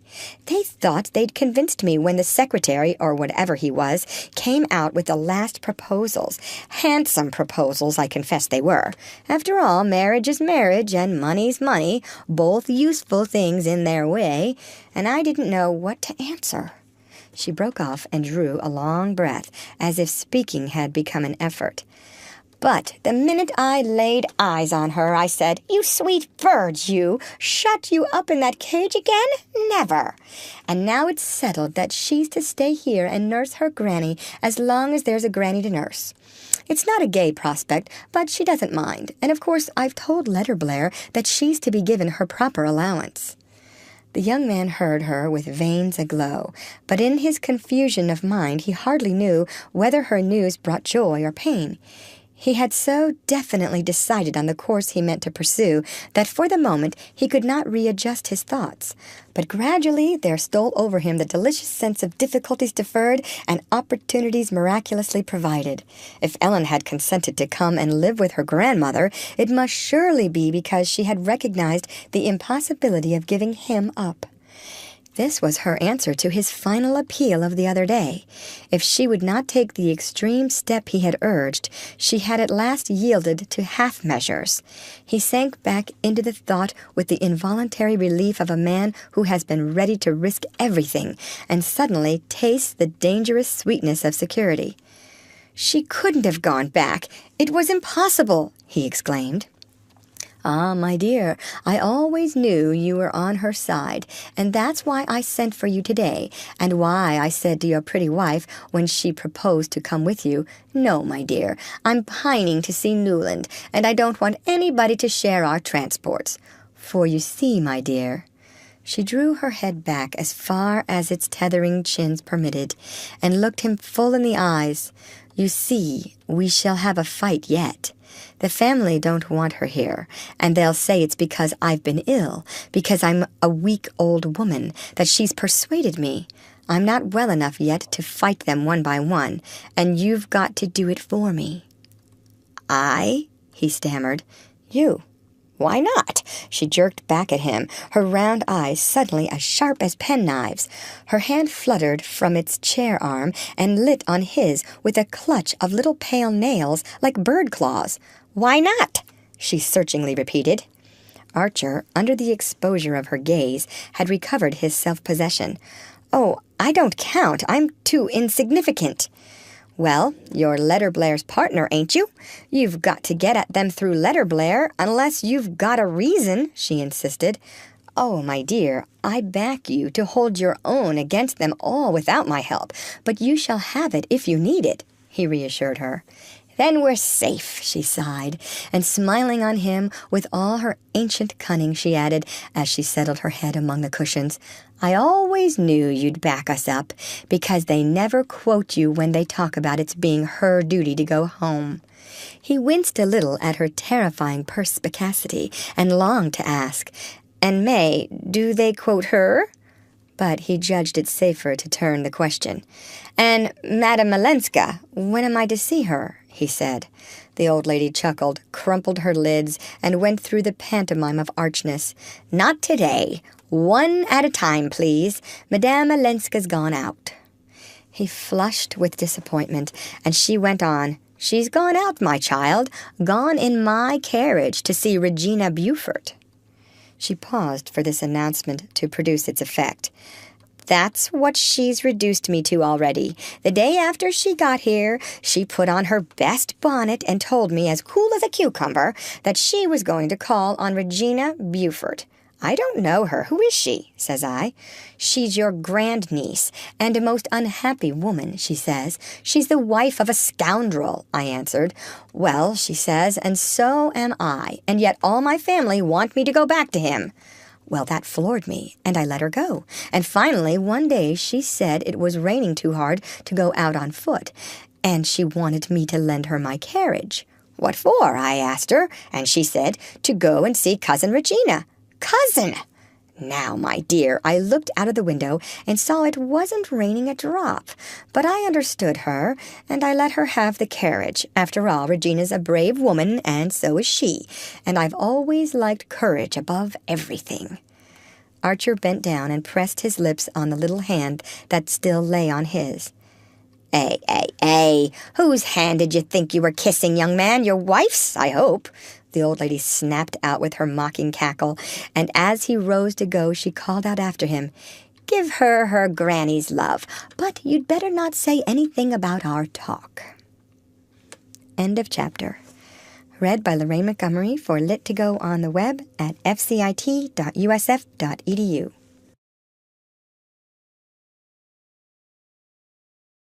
The Age of Innocence by Edith Wharton. Chapter 31.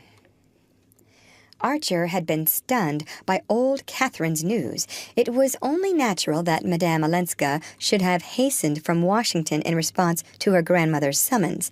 But that she should have decided to remain under her roof, especially now that Mrs. Mingott had almost regained her health, was less easy to explain.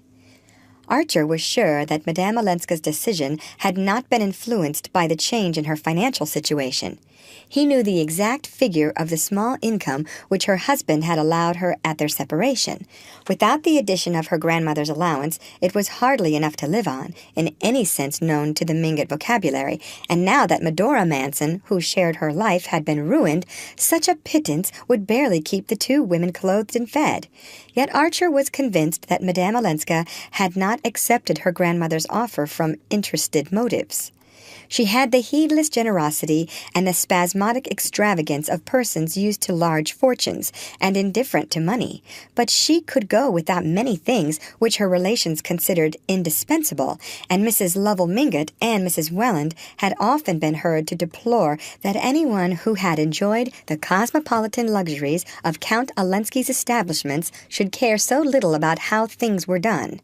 Moreover, as Archer knew, several months had passed since her allowance had been cut off, yet in the interval she had made no effort to regain her grandmother's favor. Therefore, if she had changed her course, it must be for a different reason. He did not have far to seek for that reason. On the way from the ferry, she had told him that he and she must remain apart, but she had said it with her head on his breast. He knew that there was no calculated coquetry in her words. She was fighting her fate as he had fought his, and clinging desperately to her resolve that they should not break faith with the people who trusted them. But during the 10 days which had elapsed since her return to New York, she had perhaps guessed from his silence, and from the fact of his making no attempt to see her, that he was meditating a decisive step, a step from which there was no turning back. At the thought, a sudden fear of her own weakness might have seized her, and she might have felt that, after all, it was better to accept the compromise usual in such cases and follow the line of least resistance. An hour earlier, when he had rung Mrs. Mingott's bell, Archer had fancied that his path was clear before him. He had meant to have a word alone with Madame Olenska, and failing that, to learn from her grandmother on what day and by which train she was returning to Washington. In that train he intended to join her and travel with her to Washington, or as much farther as she was willing to go. His own fancy inclined to Japan. At any rate, she would understand at once that wherever she went, he was going. He meant to leave a note for May that should cut off any other alternative. He had fancied himself not only nerved for this plunge, but eager to take it. Yet his first feeling on hearing that the course of events was changed had been one of relief. Now, however, as he walked home from Mrs. Mingott's, he was conscious of a growing distaste for what lay before him. There was nothing unknown or unfamiliar in the path he was presumably to tread, but when he had trodden it before, it was as a free man who was accountable to no one for his actions and could lend himself with an amused detachment to the game of precautions and prevarications, concealments and compliances that the part required. This procedure was called protecting a woman's honor, and the best fiction, combined with the after-dinner talk of his elders, had long since initiated him into every detail of its code. Now he saw the matter in a new light, and his part in it seemed singularly diminished. It was, in fact, that which, with a secret fatuity, he had watched Mrs. Thorley Rushworth play toward a fond and unperceiving husband, a smiling, bantering, humoring, watchful, and incessant lie. A lie by day, a lie by night, a lie in every touch and every look, a lie in every caress and every quarrel, a lie in every word and in every silence. It was easier and less dastardly on the whole for a wife to play such a part toward her husband. A woman's standard of truthfulness was tacitly held to be lower. She was the subject creature and versed in the arts of the enslaved. Then she could always plead moods and nerves, and the right not to be held too strictly to account, and even in the most straight-laced societies the laugh was always against the husband. But in Archer's little world no one laughed at a wife deceived, and a certain measure of contempt was attached to men who continued their philandering after marriage. In the rotation of crops there was a recognized season for wild oats, but they were not to be sown more than once. Archer had always shared this view. In his heart he thought Lefferts despicable, but to love Ellen Olenska was not to become a man like Lefferts. For the first time Archer found himself face to face with the dread argument of the individual case. Ellen Olenska was like no other woman. He was like no other man. Their situation, therefore, resembled no one else's, and they were answerable to no tribunal but that of their own judgment. Yes, but in 10 minutes more he would be mounting his own doorstep, and there were May and habit and honor and all the old decencies that he and his people had always believed in. At his corner he hesitated, and then walked on down Fifth Avenue. Ahead of him in the winter night loomed a big unlit house. As he drew near, he thought how often he had seen it blazing with lights, its steps awninged and carpeted, and carriages waiting in double line to draw up at the curbstone. It was in the conservatory that stretched its dead black bulk down the side street that he had taken his first kiss from May. It was under the myriad candles of the ballroom that he had seen her appear, tall and silver shining as a young Diana. Now the house was as dark as the grave, except for a faint flare of gas in the basement, and a light in one upstairs room where the blind had not been lowered. As Archer reached the corner, he saw that the carriage standing at the door was Mrs. Manson Mingott's. What an opportunity for Sillerton Jackson if he should chance to pass! Archer had been greatly moved by old Catherine's account of Madame Olenska's attitude toward Mrs. Beaufort. It made the righteous reprobation of New York seem like a passing by on the other side. But he knew well enough what construction the clubs and drawing-rooms would put on Ellen Olenska's visits to her cousin. He paused and looked up at the lighted window. No doubt the two women were sitting together in that room. Beaufort had probably sought consolation elsewhere. There were even rumors that he had left New York with Fanny Ring, but Mrs. Beaufort's attitude made the report seem improbable. Archer had the nocturnal perspective of Fifth Avenue almost to himself. At that hour most people were indoors dressing for dinner, and he was secretly glad that Ellen's exit was likely to be unobserved. As the thought passed through his mind, the door opened, and she came out. Behind her was a faint light, such as might have been carried down the stairs to show her the way. She turned to say a word to someone, then the door closed, and she came down the steps. "Ellen," he said in a low voice as she reached the pavement. She stopped with a slight start, and just then he saw two young men of fashionable cut approaching. There was a familiar air about their overcoats and the way their smart silk mufflers were folded over their white ties, and he wondered how youths of their quality happened to be dining out so early. Then he remembered that the Reggie Shiverses, whose house was a few doors above, were taking a large party that evening to see Adelaide Neilson in Romeo and Juliet, and guessed that the two were of the rumor. They passed under a lamp, and he recognized Lawrence Lefferts and a young Shivers. A mean desire not to have Madame Olenska seen at the Beaufort's door vanished as he felt the penetrating warmth of her hand. "I shall see you now. We shall be together," he broke out, hardly knowing what he said. "Ah," she answered, "Granny has told you." While he watched her, he was aware that Lefferts and Shivers, on reaching the farther side of the street corner, had discreetly struck away across Fifth Avenue. It was the kind of masculine solidarity that he himself often practiced. Now he sickened at their connivance. Did she really imagine that he and she could live like this? And if not, what else did she imagine? "Tomorrow I must see you, somewhere where we can be alone," he said, in a voice that sounded almost angry to his own ears. She waved and moved toward the carriage. "But I shall be at Granny's, for the present, that is," she added, as if conscious that her change of plans required some explanation. "Somewhere where we can be alone," he insisted. She gave a faint laugh that grated on him. "In New York? But there are no churches, no monuments." "There's the art museum in the park," he explained as she looked puzzled. "At 2:30, I shall be at the door." She turned away without answering and got quickly into the carriage. As it drove off, she leaned forward, and he thought she waved her hand in the obscurity. He stared after her in a turmoil of contradictory feelings. It seemed to him that he had been speaking not to the woman he loved, but to another, a woman he was indebted to for pleasures already wearied of. It was hateful to find himself the prisoner of this hackneyed vocabulary. "She'll come," he said to himself almost contemptuously, avoiding the popular Wolfe collection, whose anecdotic canvases filled one of the main galleries of the queer wilderness of cast iron and encaustic tiles known as the Metropolitan Museum. They had wandered down a passage to the room where the Cesnola antiquities mouldered in unvisited loneliness. They had this melancholy retreat to themselves, and seated on the divan enclosing the central steam radiator, they were staring silently at the glass cabinets mounted in ebonized wood which contained the recovered fragments of Ilium. "It's odd," Madame Olenska said. "I never came here before." "Ah, well, some day, I suppose, it will be a great museum." "Yes," she assented absently. She stood up and wandered across the room.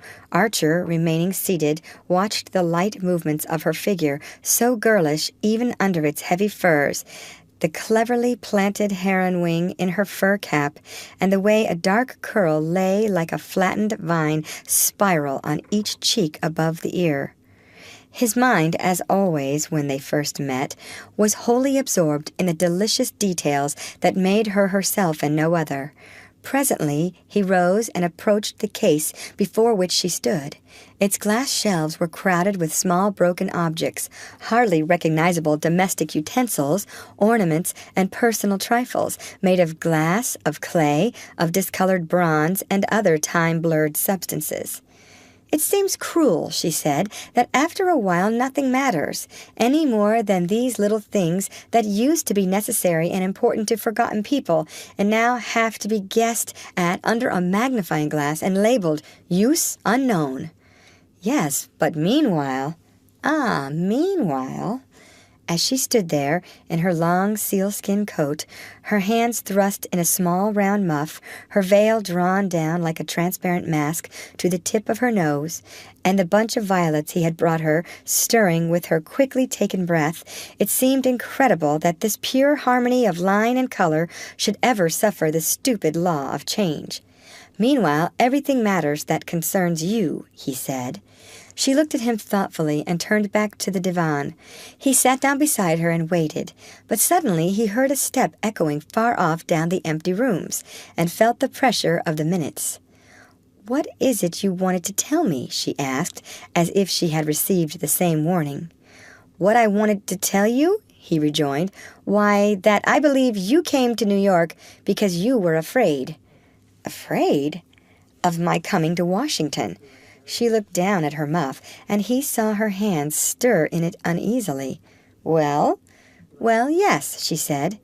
"You were afraid? You knew?" "Yes, I knew." "Well, then," he insisted, "well, then, this is better, isn't it?" she returned with a long, questioning sigh. "Better? We shall hurt others less. Isn't it, after all, what you always wanted?" "To have you here, you mean, in reach, and yet out of reach. To meet you in this way, on the sly? It's the very reverse of what I want. I told you the other day what I wanted." She hesitated. And you still think this? Worse? 1,000 times, he paused. It would be easy to lie to you, but the truth is I think it detestable. Oh, so do I, she cried, with a deep breath of relief. He sprang up impatiently. Well, then, it's my turn to ask. What is it in God's name that you think better? She hung her head and continued to clasp and unclasp her hands in her muff. The step drew nearer, and a guardian in a braided cap walked listlessly through the room like a ghost stalking through a necropolis. They fixed their eyes simultaneously on the case opposite them, and when the official figure had vanished down a vista of mummies and sarcophagi, Archer spoke again. What do you think better? Instead of answering, she murmured, I promised Granny to stay with her because it seemed to me that here I should be safer. From me? She bent her head slightly without looking at him. Safer from loving me? Her profile did not stir, but he saw a tear overflow on her lashes and hang in a mesh of her veil. Safer from doing irreparable harm. Don't let us be like all the others, she protested. What others? I don't profess to be different from my kind. I'm consumed by the same wants and the same longings. She glanced at him with a kind of terror, and he saw a faint color steal into her cheeks. Shall I once come to you and then go home? She suddenly hazarded in a low, clear voice. The blood rushed to the young man's forehead. Dearest, he said, without moving. It seemed as if he held his heart in his hands, like a full cup that the least motion might overbrim. Then her last phrase struck his ear, and his face clouded. Go home? What do you mean by going home? Home to my husband. And you expect me to say yes to that? She raised her troubled eyes to his. What else is there? I can't stay here and lie to the people who've been good to me. But that's the very reason why I ask you to come away and destroy their lives when they've helped me to remake mine. Archer sprang to his feet and stood looking down on her in inarticulate despair. It would have been easy to say, yes, come once. He knew the power she would put in his hands if she consented. There would be no difficulty then in persuading her not to go back to her husband. But something silenced the word on his lips. A sort of passionate honesty in her made it inconceivable that he should try to draw her into that familiar trap. If I were to let her come, he said to himself, I should have to let her go again, and that was not to be imagined. But he saw the shadow of the lashes on her wet cheek and wavered. After all, he began again, we have lives of our own. There's no use attempting the impossible. You're so unprejudiced about some things, so used, as you say, to looking at the Gorgon, that I don't know why you're afraid to face our case and see it as it really is, unless you think the sacrifice is not worth making. She stood up also, her lips tightening under a rapid frown. Call it that, then. I must go, she said, drawing her little watch from her bosom. She turned away, and he followed and caught her by the wrist. Well, then, come to me at once, he said, his head turning suddenly at the thought of losing her, and for a second or two they looked at each other almost like enemies. When? He insisted. Tomorrow? She hesitated. The day after. Dearest, he said again. She had disengaged her wrist, but for a moment they continued to hold each other's eyes, and he saw that her face, which had grown very pale, was flooded with a deep inner radiance. His heart beat with awe. He felt that he had never before beheld love visible. Oh, I shall be late. Goodbye. No, don't come any further than this, she cried, walking hurriedly away down the long room, as if the reflected radiance in his eyes had frightened her. When she reached the door, she turned for a moment to wave a quick farewell. Archer walked home alone. Darkness was falling when he let himself into his house, and he looked about at the familiar objects in the wall as if he viewed them from the other side of the grave. The parlour-maid, hearing his step, ran up the stairs to light the gas on the upper landing. "Is Mrs. Archer in?" "No, sir. Mrs. Archer went out in the carriage after luncheon and hasn't come back."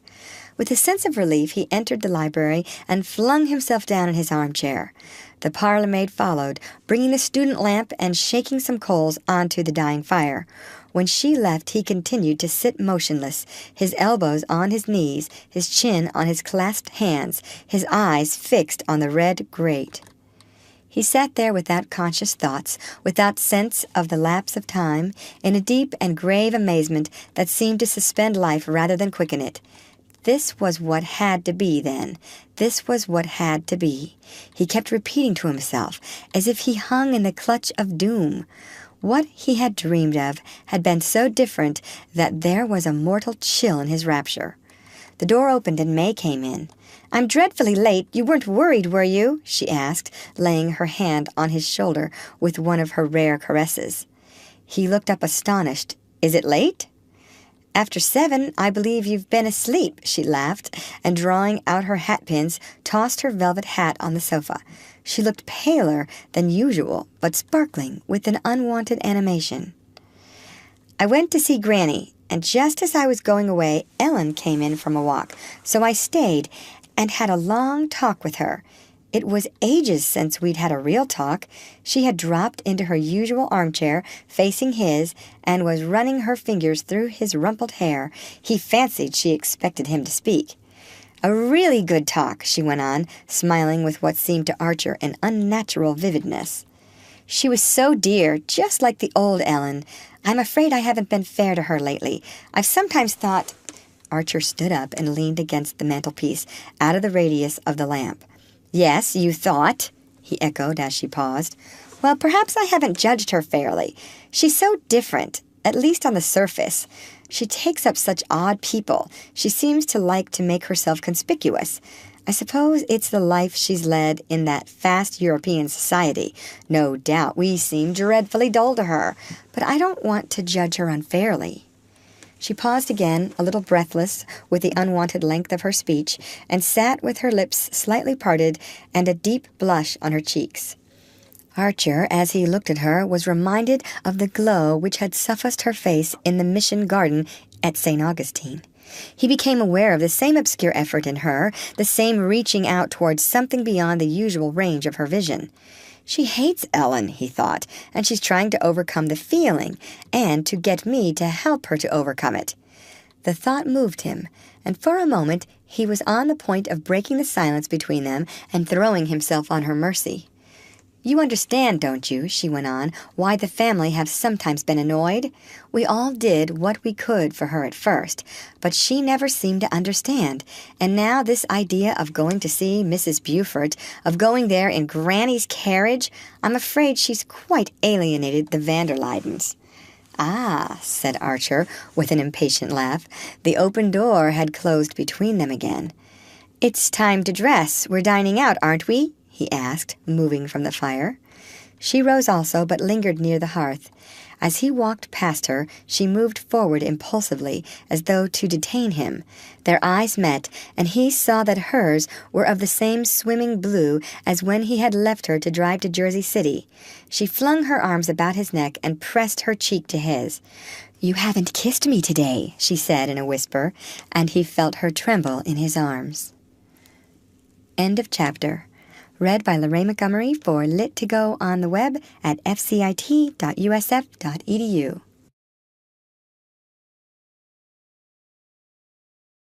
The Age of Innocence by Edith Wharton. Chapter 32. "At the court of the Tuileries," said Mr. Sillerton Jackson with his reminiscent smile, "such things were pretty openly tolerated." The scene was the van der Luydens' black walnut dining room in Madison Avenue, and the time the evening after Newland Archer's visit to the Museum of Art. Mr. and Mrs. van der Luyden had come to town for a few days from Skuytercliff, whither they had precipitately fled at the announcement of Beaufort's failure. It had been represented to them that the disarray into which society had been thrown by this deplorable affair made their presence in town more necessary than ever. It was one of the occasions when, as Mrs. Archer put it, they owed it to society to show themselves at the opera, and even to open their own doors. "It will never do, my dear Louisa, to let people like Mrs. Lemuel Struthers think they can step into Regina's shoes. It is just at such times that new people push in and get a footing. It was owing to the epidemic of chickenpox in New York the winter Mrs. Struthers first appeared that the married men slipped away to her house while their wives were in the nursery. You and dear Henry, Louisa, must stand in the breach as you always have."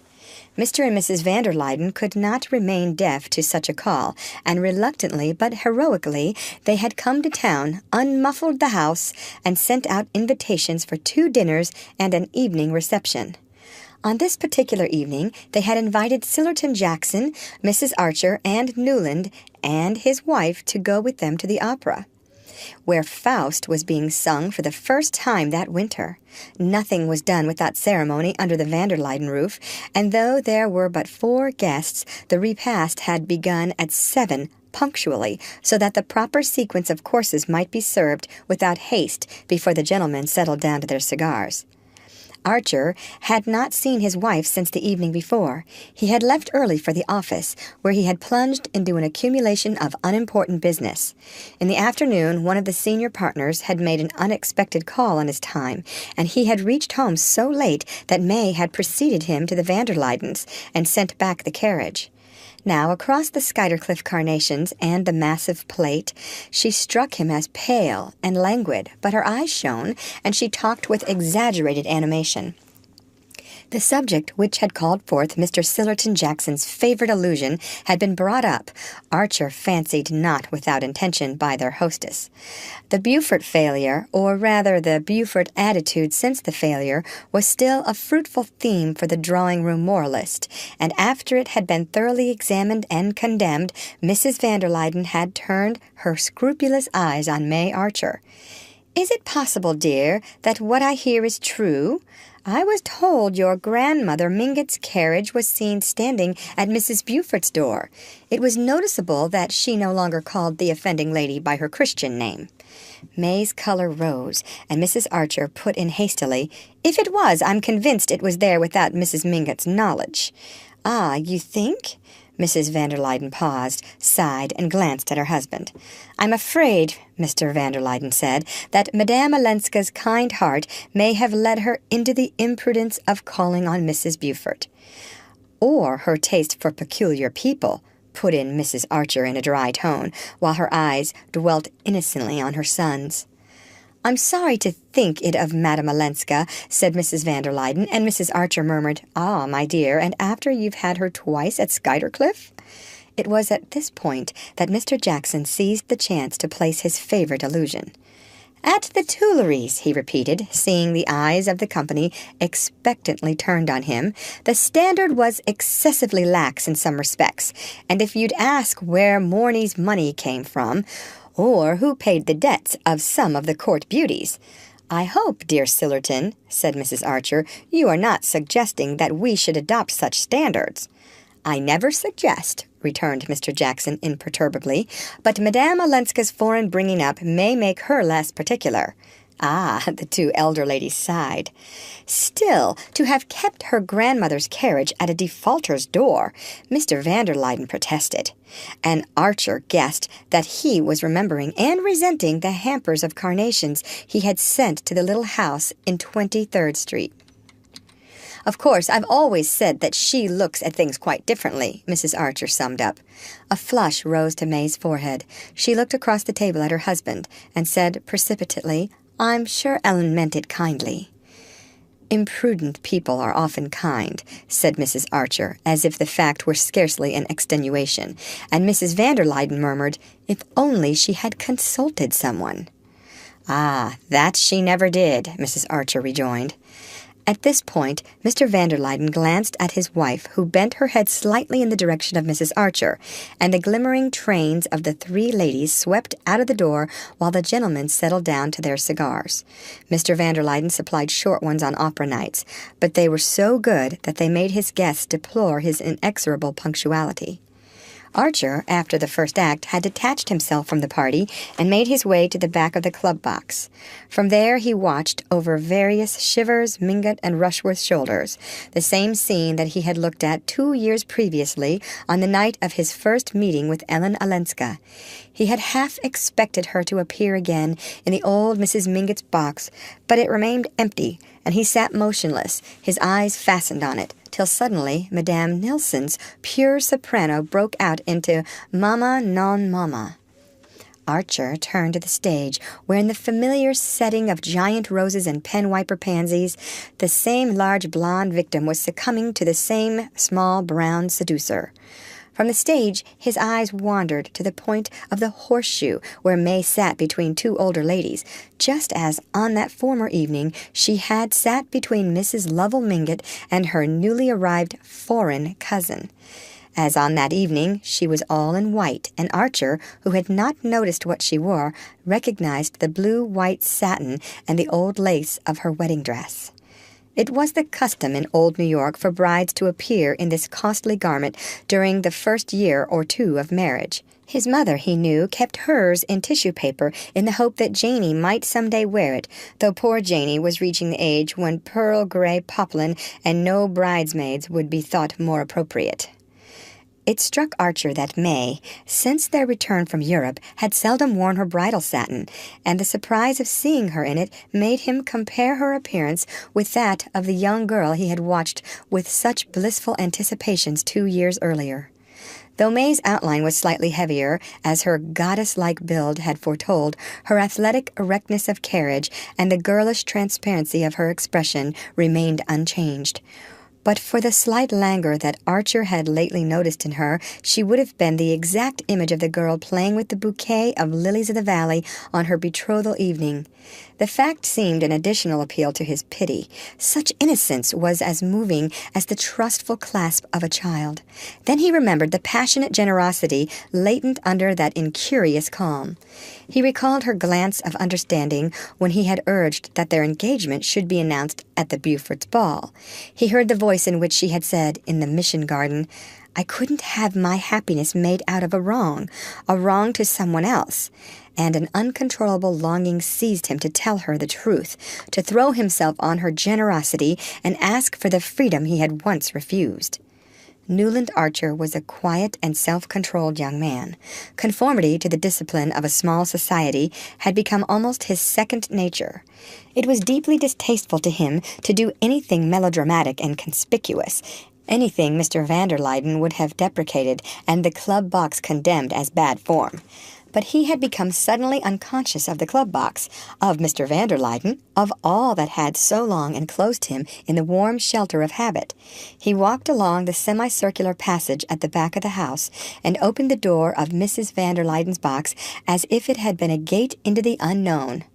"Mamma!" thrilled out the triumphant Marguerite, and the occupants of the box looked up in surprise at Archer's entrance. He had already broken one of the rules of his world, which forbade the entering of a box during a solo. Slipping between Mr. van der Luyden and Sillerton Jackson, he leaned over his wife. "I've got a beastly headache. Don't tell anyone, but come home, won't you?" he whispered. May gave him a glance of comprehension, and he saw her whisper to his mother, who nodded sympathetically. Then she murmured an excuse to Mrs. van der Luyden and rose from her seat just as Marguerite fell into Faust's arms. Archer, while he helped her on with her opera cloak, noticed the exchange of a significant smile between the older ladies. As they drove away, May laid her hand shyly on his. "I'm so sorry you don't feel well. I'm afraid they've been overworking you again at the office." "No, it's not that. Do you mind if I open the window?" he returned confusedly, letting down the pane on his side. He sat staring out into the street, feeling his wife beside him as a silent, watchful interrogation, and keeping his eyes steadily fixed on the passing houses. At their door she caught her skirt in the step of the carriage and fell against him.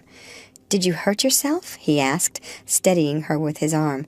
"No, but my poor dress. See how I've torn it," she exclaimed. She bent to gather up a mud-stained breadth and followed him up the steps into the hall. The servants had not expected them so early, and there was only a glimmer of gas on the upper landing. Archer mounted the stairs, turned up the light, and put a match to the brackets on each side of the library mantelpiece. The curtains were drawn, and the warm, friendly aspect of the room smote him like that of a familiar face met during an unavowable errand. He noticed that his wife was very pale, and asked if he should get her some brandy. "Oh, no," she exclaimed, with a momentary flush as she took off her cloak. "But hadn't you better go to bed at once?" she added, as he opened a silver box on the table and took out a cigarette. Archer threw down the cigarette and walked to his usual place by the fire. "No, my head is not as bad as that," he paused. "And there's something I want to say, something important, that I must tell you at once." She had dropped into an armchair and raised her head as he spoke. "Yes, dear?" she rejoined, so gently that he wondered at the lack of wonder with which she received this preamble. "May," he began, standing a few feet from her chair and looking over at her as if the slight distance between them were an unbridgeable abyss. The sound of his voice echoed uncannily through the homelike hush, and he repeated, "There is something I've got to tell you about myself." She sat silent, without a movement or a tremor of her lashes. She was still extremely pale, but her face had a curious tranquillity of expression that seemed drawn from some secret inner source. Archer checked the conventional phrases of self-accusal that were crowding to his lips. He was determined to put the case baldly, without vain recrimination or excuse. "Madame Olenska," he said. But at the name his wife raised her hand as if to silence him. As she did so, the gaslight struck on the gold of her wedding ring. "Oh, why should we talk about Ellen tonight?" she asked, with a slight pout of impatience. "Because I ought to have spoken before." Her face remained calm. "Is it really worthwhile, dear? I know I've been unfair to her at times. Perhaps we all have. You've understood her, no doubt, better than we did. You've always been kind to her. But what does it matter now it's all over?" Archer looked at her blankly. Could it be possible that the sense of unreality in which he felt himself imprisoned had communicated itself to his wife? "All over? What do you mean?" he asked in an indistinct stammer. May still looked at him with transparent eyes. "Why, since she's going back to Europe so soon, since Granny approves and understands and has arranged to make her independent of her husband." She broke off, and Archer, grasping the corner of the mantelpiece in one convulsed hand and steadying himself against it, made a vain effort to extend the same control to his reeling thoughts. "I supposed," he heard his wife's even voice go on, "that you had been kept at the office this evening about the business arrangements. It was settled this morning, I believe." She lowered her eyes under his unseeing stare, and another fugitive flush passed over her face. He understood that his own eyes must be unbearable, and turning away, rested his elbows on the mantel-shelf and covered his face. Something drummed and clanged furiously in his ears. He could not tell if it were the blood in his veins or the tick of the clock on the mantel. May sat without moving or speaking while the clock slowly measured out 5 minutes. A lump of coal fell forward in the grate, and hearing her rise to push it back, Archer at length turned and faced her. "It's impossible," he exclaimed. "Impossible? How do you know? What you've just told me." "I saw Ellen yesterday. I told you I'd seen her at Granny's." "It wasn't then that she told you?" "No, I had a note from her this afternoon. Do you want to see it?" He could not find his voice, and she went out of the room and came back almost immediately. "I thought you knew," she said simply. She laid a sheet of paper on the table, and Archer put out his hand and took it up. The letter contained only a few lines. "May, dear, I have at last made Granny understand that my visit to her could be no more than a visit, and she has been as kind and generous as ever. She sees now that if I return to Europe, I must live by myself, or rather with poor Aunt Medora, who is coming with me. I am hurrying back to Washington to pack up, and we sail next week. You must be very good to Granny when I'm gone, as good as you've always been to me. Ellen." "If any of my friends wish to urge me to change my mind, please tell them it would be utterly useless." Archer read the letter over 2 or 3 times. Then he flung it down and burst out laughing. The sound of his laugh startled him. It recalled Janie's midnight fright when she had caught him rocking with incomprehensible mirth over May's telegram announcing that the date of their marriage had been advanced. "Why did she write this?" he asked, checking his laugh with a supreme effort. May met the question with her unshaken candor. "I suppose because we talked things over yesterday." "What things?" "I told her I was afraid I hadn't been fair to her, hadn't always understood how hard it must have been for her here, alone among so many people who were relations and yet strangers, who felt the right to criticize and yet didn't always know the circumstances." She paused. "I knew you'd been the one friend she could always count on, and I wanted her to know that you and I were the same in all our feelings." She hesitated, as if waiting for him to speak, and then added slowly, "She understood my wishing to tell her this. I think she understands everything." She went up to Archer, and taking one of his cold hands, pressed it quickly against her cheek. "My head aches, too. Good night, dear," she said, and turned to the door, her torn and muddy wedding dress dragging after her across the room. End of chapter. Read by Lorraine Montgomery for Lit2Go on the web at fcit.usf.edu.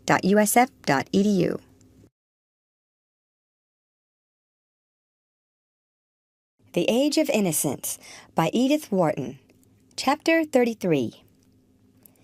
It was, as Mrs. Archer smilingly said to Mrs. Welland, a great event for a young couple to give their first big dinner.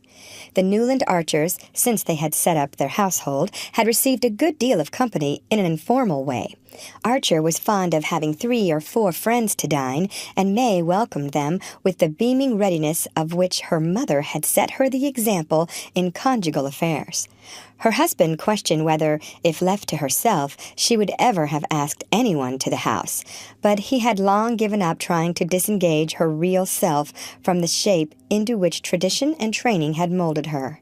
It was expected that well-off young couples in New York should do a good deal of informal entertaining, and a Welland married to an Archer was doubly pledged to the tradition. But a big dinner, with a hired chef and 2 borrowed footmen, with Roman punch, roses from Henderson's, and menus on gilt-edged cards, was a different affair, and not to be lightly undertaken. As Mrs. Archer remarked, the Roman punch made all the difference, not in itself, but by its manifold implications, since it signified either canvas backs or terrapin, 2 soups, a hot and a cold sweet, full décolletage with short sleeves, and guests of a proportionate importance. It was always an interesting occasion when a young pair launched their first invitations in the third person, and their summons was seldom refused even by the seasoned and sought-after.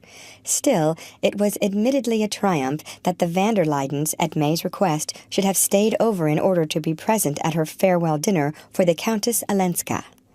The 2 mothers-in-law sat in May's drawing-room on the afternoon of the great day, Mrs. Archer writing out the menus on Tiffany's thickest gilt-edged Bristol, while Mrs. Welland superintended the placing of the palms and standard lamps.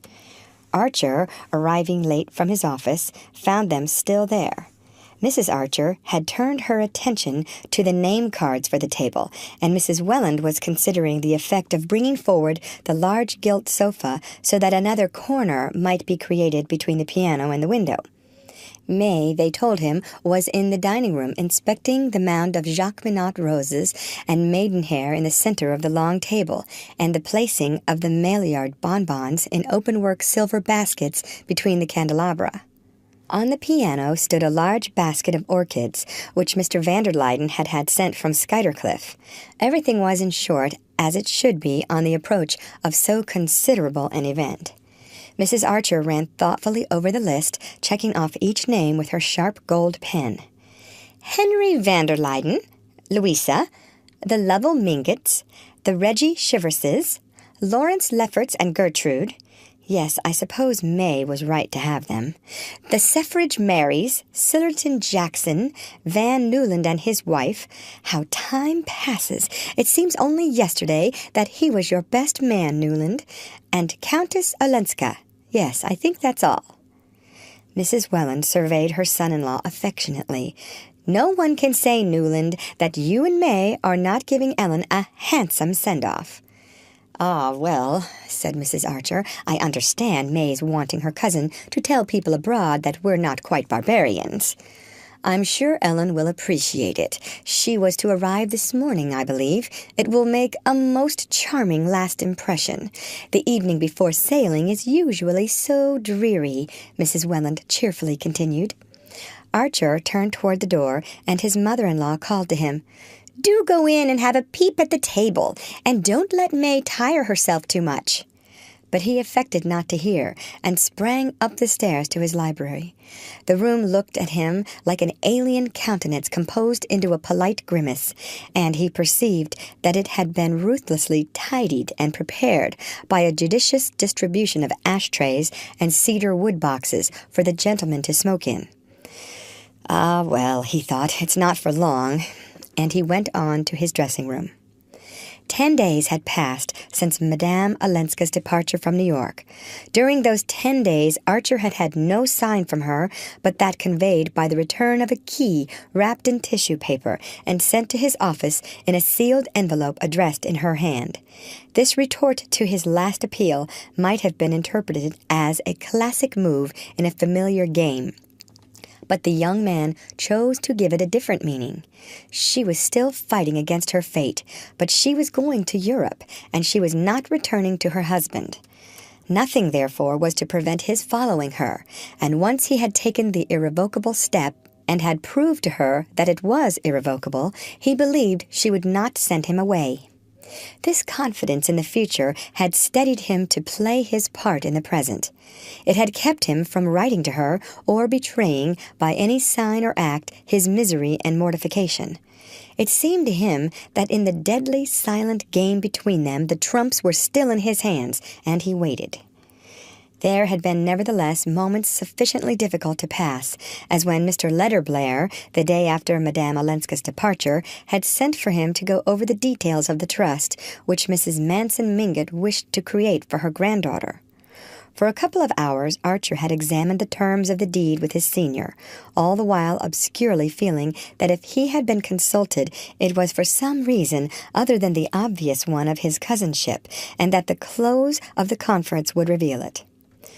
"Well, the lady can't deny that it's a handsome arrangement," Mr. Letterblair had summed up, after mumbling over a summary of the settlement.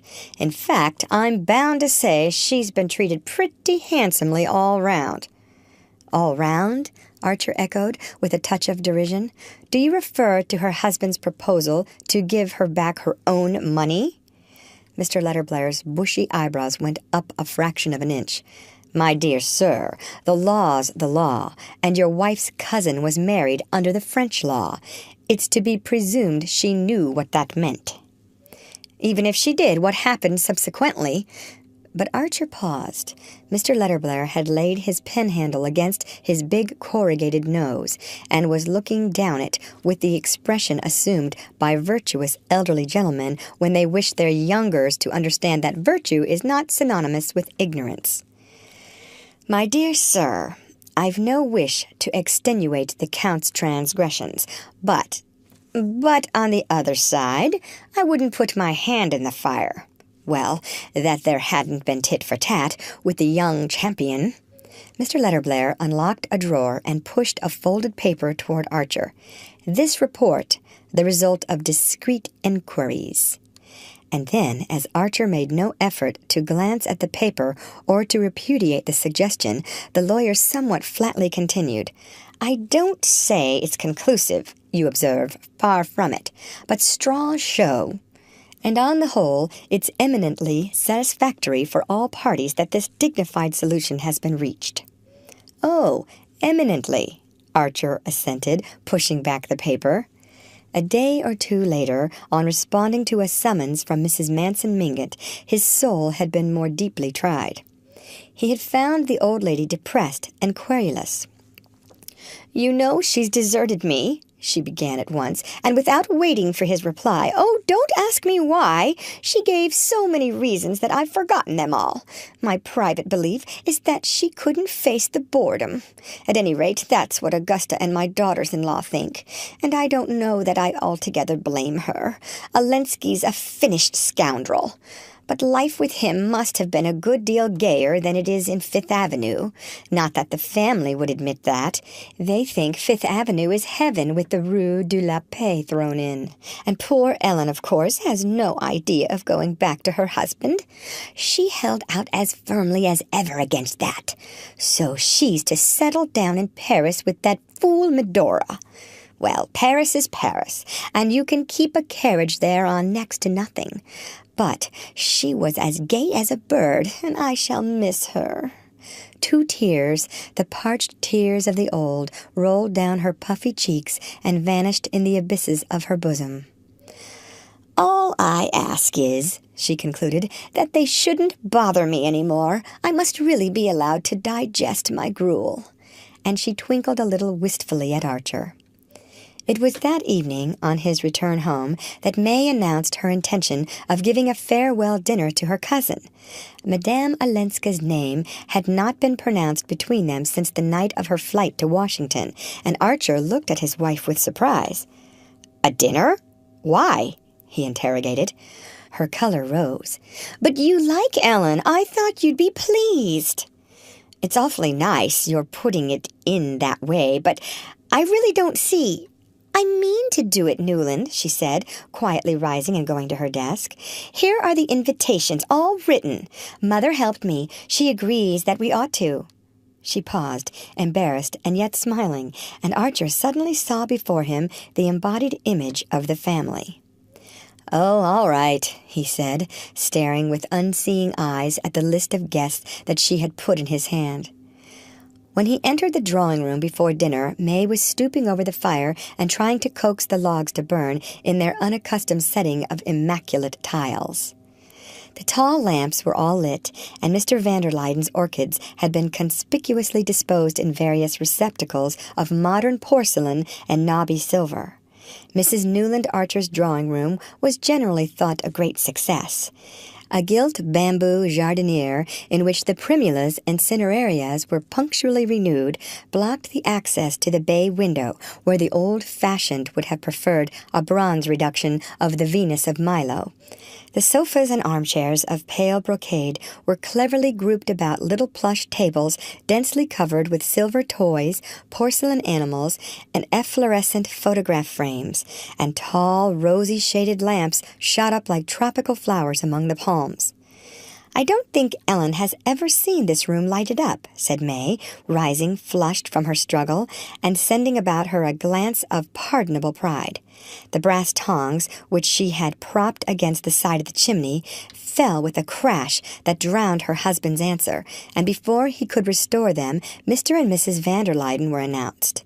The other guests quickly followed, for it was known that the van der Luydens liked to dine punctually. The room was nearly full, and Archer was engaged in showing to Mrs. Seffridge Mary a small, highly varnished Verbekoven, study of sheep, which Mr. Welland had given May for Christmas when he found Madame Olenska at his side. She was excessively pale, and her pallor made her dark hair seem denser and heavier than ever. Perhaps that, or the fact that she had wound several rows of amber beads about her neck, reminded him suddenly of the little Ellen Mingott he had danced with at children's parties when Medora Manson had first brought her to New York. The amber beads were trying to her complexion, or her dress was perhaps unbecoming. Her face looked lustreless and almost ugly, and he had never loved it as he did at that minute. Their hands met, and he thought he heard her say, "Yes, we're sailing tomorrow in the Russia." Then there was an unmeaning noise of opening doors, and after an interval May's voice, "Newland, dinner's been announced. Won't you please take Ellen in?" Madame Olenska put her hand on his arm, and he noticed that the hand was ungloved, and remembered how he had kept his eyes fixed on it the evening that he had sat with her in the little 23rd Street drawing-room. All the beauty that had forsaken her face seemed to have taken refuge in the long, pale fingers and faintly dimpled knuckles on his sleeve, and he said to himself, "If it were only to see her hand again, I should have to follow her." It was only at an entertainment ostensibly offered to a foreign visitor that Mrs. van der Luyden could suffer the diminution of being placed on her host's left. The fact of Madame Olenska's foreignness could hardly have been more adroitly emphasized than by this farewell tribute, and Mrs. van der Luyden accepted her displacement with an affability which left no doubt as to her approval. There were certain things that had to be done, and, if done at all, done handsomely and thoroughly. And one of these, in the old New York Code, was the tribal rally around a kinswoman about to be eliminated from the tribe. There was nothing on earth that the Wellens and Mingotts would not have done to proclaim their unalterable affection for the Countess Olenska now that her passage for Europe was engaged. And Archer, at the head of his table, sat marveling at the silent, untiring activity with which her popularity had been retrieved, grievances against her silenced, her past countenanced, and her present irradiated by the family approval. Mrs. van der Luyden shone on her with the dim benevolence which was her nearest approach to cordiality, and Mr. van der Luyden, from his seat at May's right, cast down the table glances plainly intended to justify all the carnations he had sent from Skuytercliff. Archer, who seemed to be assisting at the scene in a state of odd imponderability, as if he floated somewhere between chandelier and ceiling, wondered at nothing so much as his own share in the proceedings. As his glance traveled from one placid, well-fed face to another, he saw all the harmless-looking people engaged upon May's canvas backs as a band of dumb conspirators, and himself and the pale woman on his right as the center of their conspiracy. And then it came over him, in a vast flash made up of many broken gleams, that to all of them he and Madame Olenska were lovers. Lovers in the extreme sense peculiar to foreign vocabularies. He guessed himself to have been, for months, the center of countless silently observing eyes and patiently listening ears. He understood that, by means as yet unknown to him, the separation between himself and the partner of his guilt had been achieved, and that now the whole tribe had rallied about his wife on the tacit assumption that nobody knew anything, or had ever imagined anything, and that the occasion of the entertainment was simply May Archer's natural desire to take an affectionate leave of her friend and cousin. It was the old New York way of taking life without effusion of blood, the way of people who dreaded scandal more than disease, who placed decency above courage, and who considered that nothing was more ill-bred than scenes, except the behavior of those who gave rise to them. As these thoughts succeeded each other in his mind, Archer felt like a prisoner in the center of an armed camp. He looked about the table and guessed at the inexorableness of his captors from the tone in which, over the asparagus from Florida, they were dealing with Beaufort and his wife. "It's to show me," he thought, "what would happen to me." And a deathly sense of the superiority of implication and analogy over direct action, and of silence over rash words, closed in on him like the doors of the family vault. He laughed, and met Mrs. van der Luyden's startled eyes. "You think it's laughable?" she said, with a pinched smile. "Of course, poor Regina's idea of remaining in New York has its ridiculous side, I suppose," and Archer muttered, "Of course." At this point, he became conscious that Madame Olenska's other neighbor had been engaged for some time with the lady on his right. At the same moment, he saw that May, serenely enthroned between Mr. van der Luyden and Mr. Selfridge Merry, had cast a quick glance down the table. It was evident that the host and the lady on his right could not sit through the whole meal in silence. He turned to Madame Olenska, and her pale smile met him. "Oh, Do let's see it through, it seemed to say. Did you find the journey tiring? He asked in a voice that surprised him by his naturalness, and she answered that, on the contrary, she had seldom traveled with fewer discomforts. Except, the dreadful heat in the train, she added, and he remarked that she would not suffer from that particular hardship in the country she was going to. I never, he declared with intensity, was more nearly frozen than once in April in the train between Calais and Paris. She said she did not wonder, but remarked that after all, one could always carry an extra rug, and that every form of travel had its hardships, to which he abruptly returned that he thought them all of no account compared with the blessedness of getting away. She changed color, and he added, his voice suddenly rising in pitch, I mean to do a lot of traveling myself before long. A tremor crossed her face, and leaning over to Reggie Shivers, he cried out, I say, Reggie, what do you say to a trip round the world? Now, next month, I mean? I'm game if you are. At which Mrs. Reggie piped up that she could not think of letting Reggie go till after the Martha Washington ball she was getting up for the blind asylum in Easter week, and her husband placidly observed that by that time he would have to be practicing for the international polo match. But Mr. Selfridge Merry had caught the phrase round the world, and having once circled the globe in his steam yacht, he seized the opportunity to send down the table several striking items concerning the shallowness of the Mediterranean ports. Though, after all, he added, it didn't matter, for when you'd seen Athens and Smyrna and Constantinople, what else was there? And Mrs. Merry said she could never be too grateful to Dr. Bencomb for having made them promise not to go to Naples on account of the fever. But you must have 3 weeks to do India properly, her husband conceded, anxious to have it understood that he was no frivolous globe-trotter. And at this point the ladies went up to the drawing-room. In the library, in spite of weightier presences, Lawrence Lefferts predominated. The talk, as usual, had veered around to the Beauforts, and even Mr. van der Luyden and Mr. Selfridge Merry, installed in the honorary armchairs tacitly reserved for them, paused to listen to the younger man's philippic. Never had Lefferts so abounded in the sentiments that adorn Christian manhood and exalt the sanctity of the home. Indignation lent him a scathing eloquence. And it was clear that if others had followed his example and acted as he talked, society would never have been weak enough to receive a foreign upstart like Beaufort. No, sir, not even if he'd married a van der Luyden or a Lanning instead of a Dallas. And what chance would there have been, Lefferts wrathfully questioned, of his marrying into such a family as the Dallases, if he had not already wormed his way into certain houses, as people like Mrs. Lemuel Struthers had managed to worm theirs in his wake? If society chose to open its doors to vulgar women, the harm was not great, though the gain was doubtful. But once it got in the way of tolerating men of obscure origin and tainted wealth, the end was total disintegration, and at no distant date.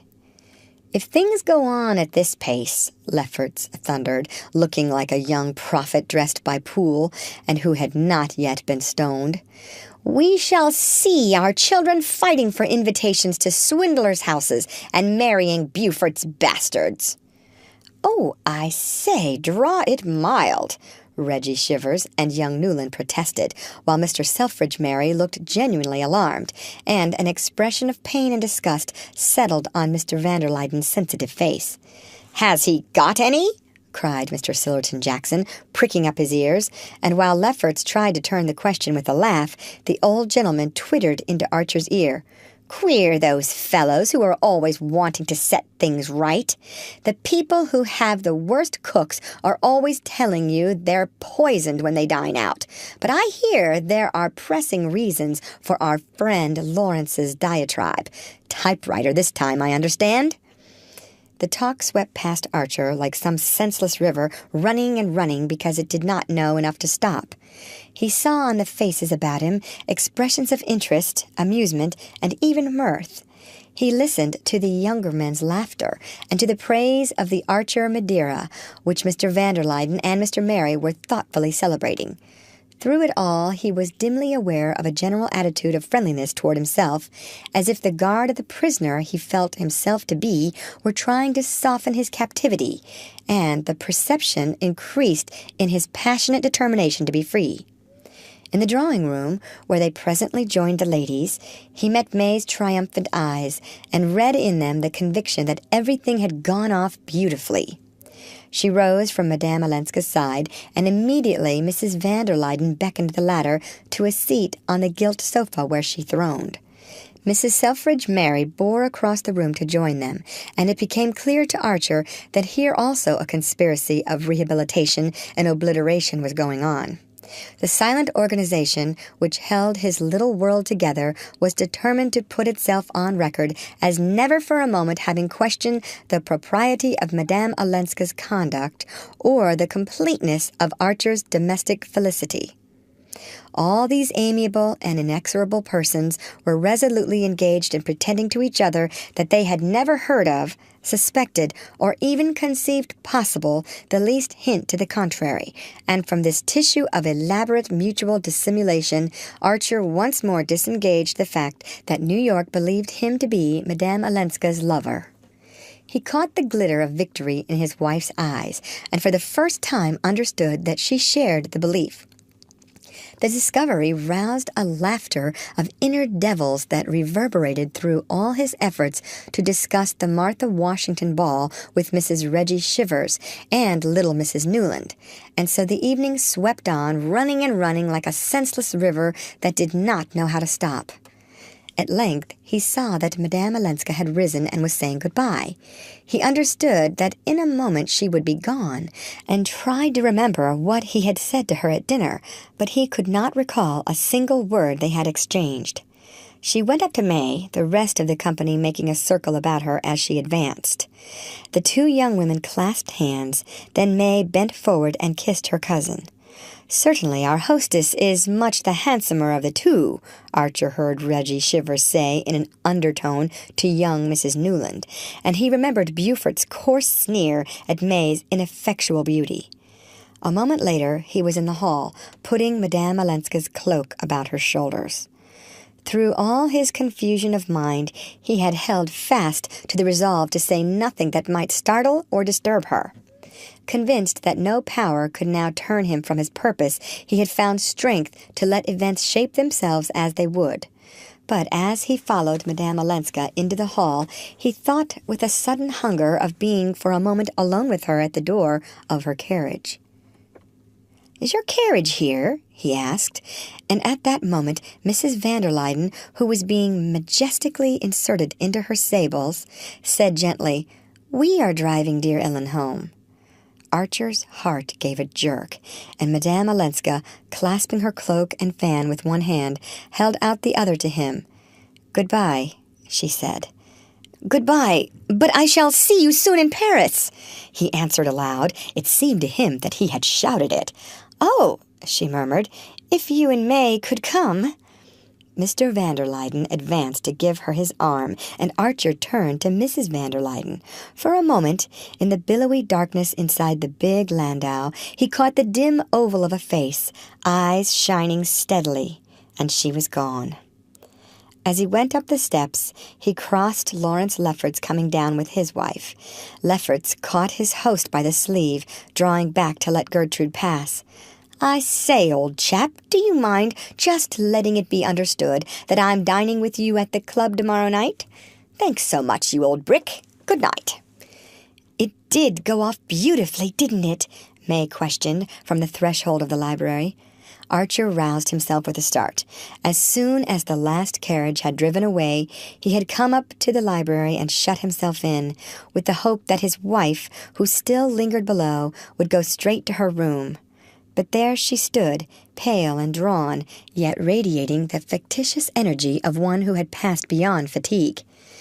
"May I come and talk it over?" she asked. "Of course, if you like, but you must be awfully sleepy." "No, I'm not sleepy. I should like to sit with you a little." "Very well," he said, pushing her chair near the fire. She sat down, and he resumed his seat, but neither spoke for a long time. At length Archer began abruptly, Since you're not tired and want to talk, there's something I must tell you. I tried the other night." She looked at him quickly. "Yes, dear. Something about yourself?" "About myself. You say you're not tired. Well, I am. Horribly tired." In an instant, she was all tender anxiety. "Oh, I've seen it coming on, Newland. You've been so wickedly overworked." "Perhaps it's that. Anyhow, I want to make a break." "A break? To give up the law?" "To go away, at any rate, at once, on a long trip, even so far off, away from everything." He paused, conscious that he failed in his attempt to speak with the indifference of a man who longs for a change, and is yet too weary to welcome it. Do what he would, the chord of eagerness vibrated. "Away from everything," he repeated. "Ever so far? Where, for instance?" she asked. "Oh, I don't know. India or Japan." She stood up, and as he sat with bent head, his chin propped on his hands, he felt her warmly and fragrantly hovering over him. "As far as that? But I'm afraid you can't, dear," she said in an unsteady voice. "Not unless you'll take me with you." And then, as he was silent, she went on, in tones so clear and evenly pitched that each separate syllable tapped like a little hammer on his brain. "That is, if the doctors will let me go. But I'm afraid they won't. For you see, Newland, I've been sure since this morning of something I've been so longing and hoping for." He looked up at her with a sick stare, and she sank down all dew and roses and hid her face against his knee. "Oh, my dear," he said, holding her to him while his cold hand stroked her hair. There was a long pause, which the inner devils filled with strident laughter. Then May freed herself from his arms and stood up. "You didn't guess?" "Yes, no, that is, of course I hoped." They looked at each other for an instant, and again fell silent. Then, turning his eyes from hers, he asked abruptly, "Have you told anyone else?" "Only Mama and your mother." She paused, and then added hurriedly, the blood flushing up to her forehead. "That is, Aunt Ellen. You know I told you we'd had a long talk one afternoon, and how dear she was to me." "Ah," said Archer, his heart stopping. He felt that his wife was watching him intently. "Did you mind my telling her first, Newland?" "Mind? Why should I?" He made a last effort to collect himself. "But that was a fortnight ago, wasn't it? I thought you said you weren't sure till today." Her color burned deeper, but she held his gaze. "No, I wasn't sure then, but I told her I was. And you see, I was right," she exclaimed, her blue eyes wet with victory. End of chapter. Read by Lorraine Montgomery for Lit to Go on the web at fcit.usf.edu.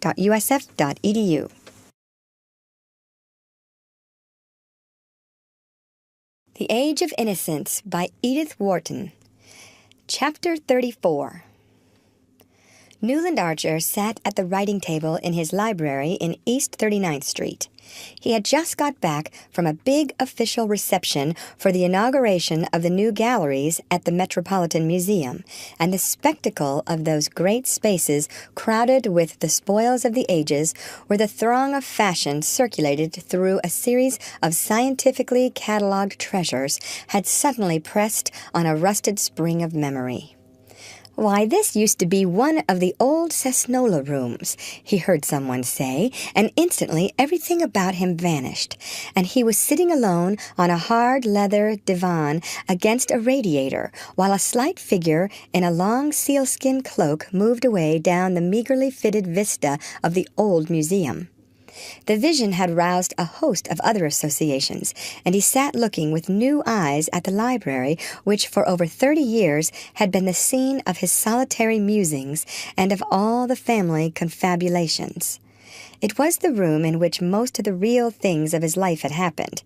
There his wife, nearly 26 years ago, had broken to him with a blushing circumlocution that would have caused the young women of the new generation to smile, the news that she was to have a child. And there their eldest boy, Dallas, too delicate to be taken to church in midwinter, had been christened by their old friend, the Bishop of New York, the ample, magnificent, irreplaceable bishop, so long the pride and ornament of his diocese. There Dallas had first staggered across the floor, shouting "Dad," while May and the nurse laughed behind the door. There their second child, Mary, who was so like her mother, had announced her engagement to the dullest and most reliable of Reggie Shiver's many sons. And there Archer had kissed her through her wedding veil before they went down to the motor which was to carry them to Grace Church. For in a world where all else had reeled on its foundations, the Grace Church wedding remained an unchanged institution. It was in the library that he and May had always discussed the future of the children, the studies of Dallas and his young brother Bill, Mary's incurable indifference to accomplishments and passion for sport and philanthropy, and the vague leanings toward art which had finally landed the restless and curious Dallas in the office of a rising New York architect. The young men nowadays were emancipating themselves from the law and business and taking up all sorts of new things. If they were not absorbed in state politics or municipal reform, the chances were that they were going in for Central American archaeology, for architecture or landscape engineering, taking a keen and learned interest in the pre-revolutionary buildings of their own country, studying and adapting Georgian types, and protesting at the meaningless use of the word colonial. Nobody nowadays had colonial houses except the millionaire grocers of the suburbs. But above all, sometimes Archer put it above all, it was in that library that the governor of New York, coming down from Albany one evening to dine and spend the night, had turned to his host and said, banging his clenched fist on the table and gnashing his eyeglasses, "Hang the professional politician! You're the kind of man the country wants, Archer. If the stable's ever to be cleaned out, men like you have got to lend a hand in the cleaning." Men like you. How Archer had glowed at the phrase. How eagerly he had risen up at the call. It was an echo of Ned Winsett's old appeal to roll his sleeves up and get down into the muck, but spoken by a man who set the example of the gesture and whose summons to follow him was irresistible. Archer, as he looked back, was not sure that men like himself were what his country needed, at least in the active service to which Theodore Roosevelt had pointed. In fact, there was reason to think it did not, for after a year in the State Assembly he had not been re-elected, and had dropped back thankfully into obscure, if useful, municipal work, and from that again to the writing of occasional articles in one of the reforming weeklies that were trying to shake the country out of its apathy. It was little enough to look back on, but when he remembered to what the young men of his generation and his set had looked forward, the narrow groove of money-making, sport, and society to which their vision had been limited, even his small contribution to the new state of things seemed to count, as each brick counts in a well-built wall. He had done little in public life. He would always be by nature a contemplative and a dilettante. But he had had high things to contemplate, great things to delight in, and one great man's friendship to be his strength and pride. He had been, in short, what people were beginning to call a good citizen.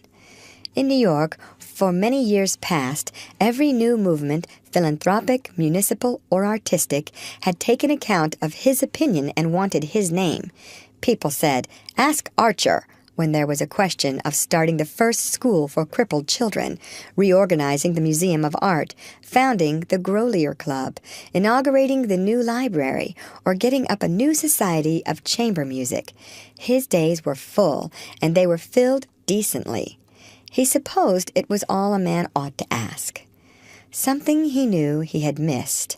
The flower of life, but he thought of it now as a thing so unattainable and improbable that to have repined would have been like despairing because one had not drawn the first prize in a lottery. There were 100 million tickets in his lottery, and there was only one prize.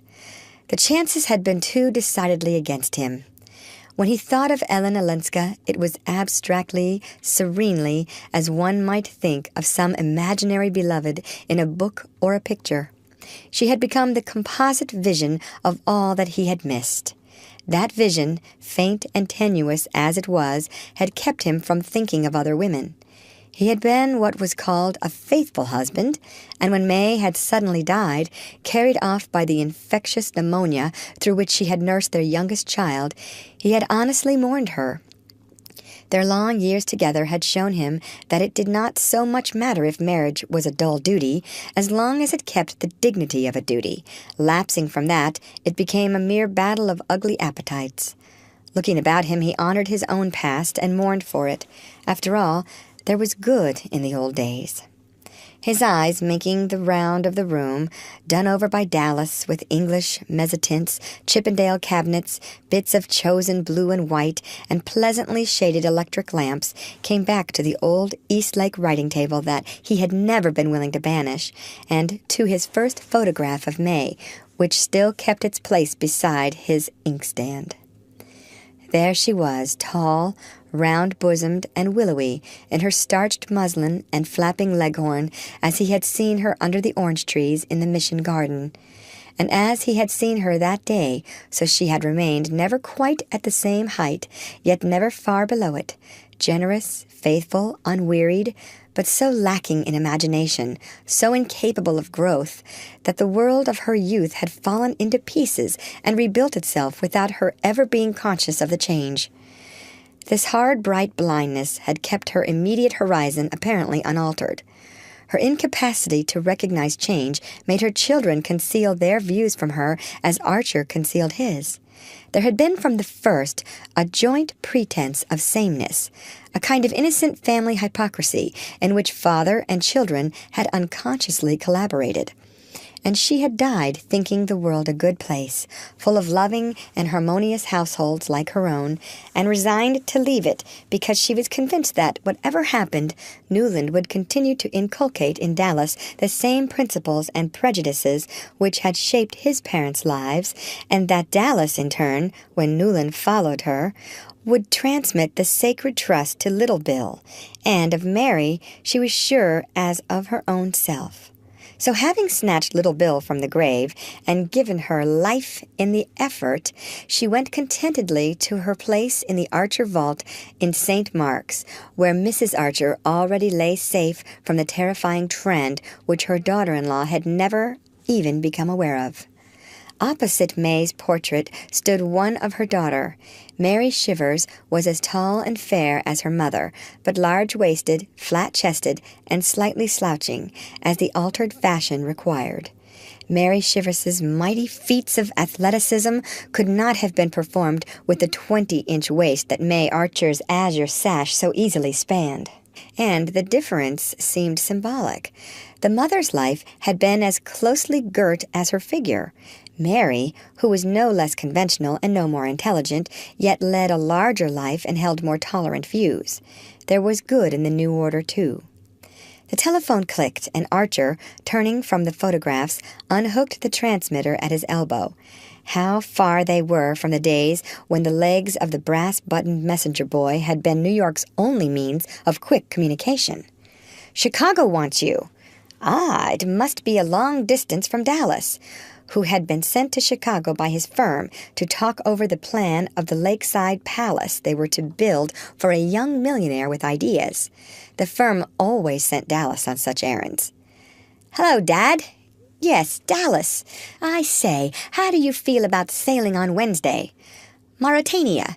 Yes, next Wednesday as ever is. Our client wants me to look at some Italian gardens before we settle anything, and has asked me to nip over on the next boat. I've got to be back on the 1st of June. The voice broke into a joyful, conscious laugh. "So, we must look alive, I say. Dad, I want your help. Do come." Dallas seemed to be speaking in the room. The voice was as nearby and natural as if he had been lounging in his favorite armchair by the fire.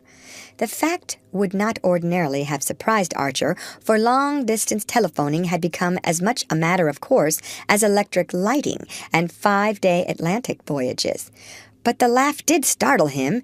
It still seemed wonderful that across all those miles and miles of country, forest, river, mountain, prairie, roaring cities, and busy indifferent millions, Dallas's laugh should be able to say, "Of course, whatever happens, I must get back on the 1st because Fanny Beaufort and I are to be married on the 5th. The voice began again. "Think it over? No, sir, not a minute. You've got to say yes now." "Why not? I'd like to know." "If you can allege a single reason." "No." "I knew it. Then it's a go, eh?"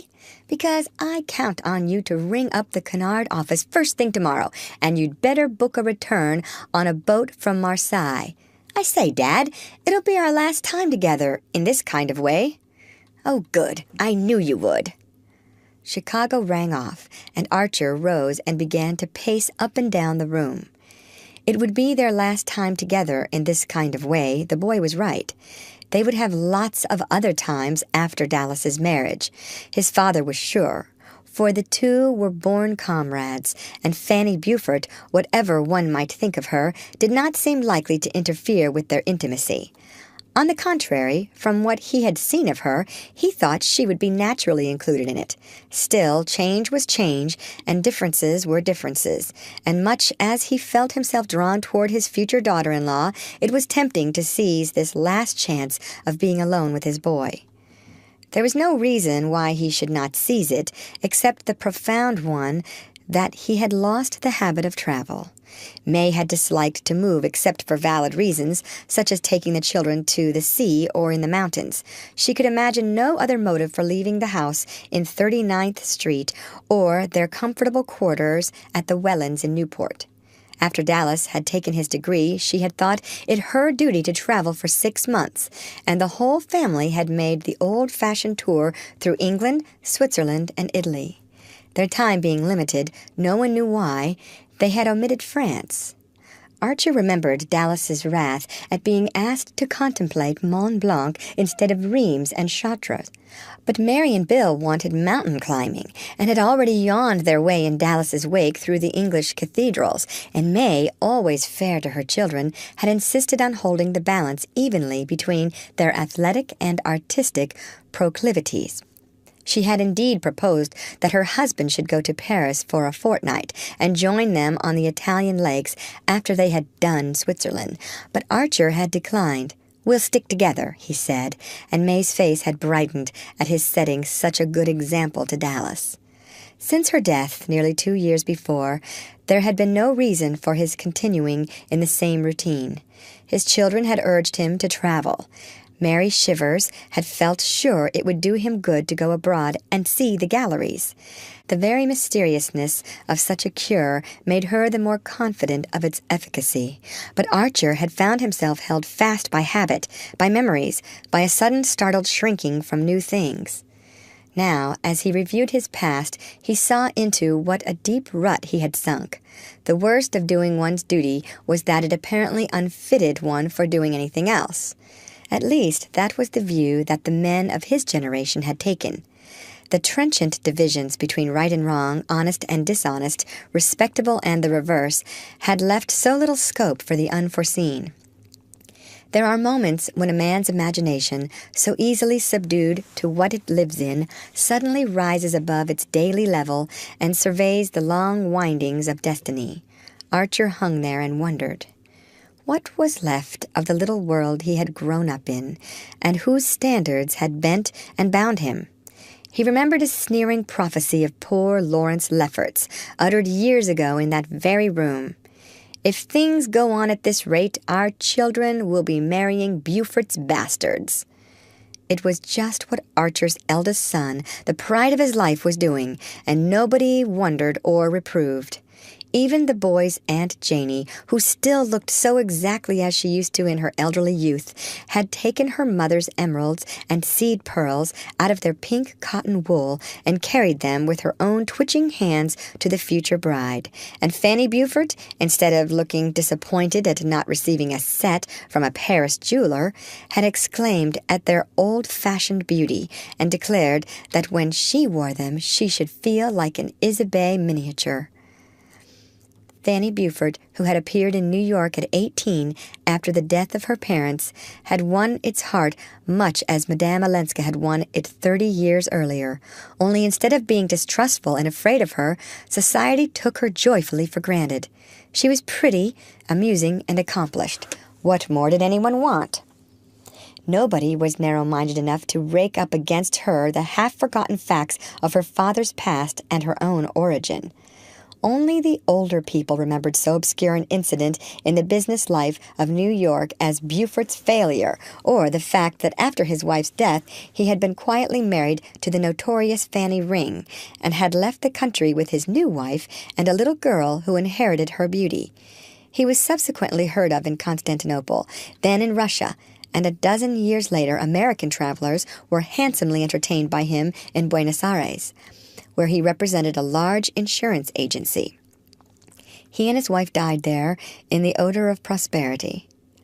And one day their orphaned daughter had appeared in New York in charge of May Archer's sister-in-law, Mrs. Jack Welland, whose husband had been appointed the girl's guardian. The fact threw her into almost cousinly relationship with Newland Archer's children, and nobody was surprised when Dallas's engagement was announced. Nothing could more dearly give the measure of the distance that the world had traveled. People nowadays were too busy with reforms and movements, with fads and fetishes and frivolities, to bother much about their neighbors. And of what account was anybody's past in the huge kaleidoscope where all the social atoms spun around on the same plane?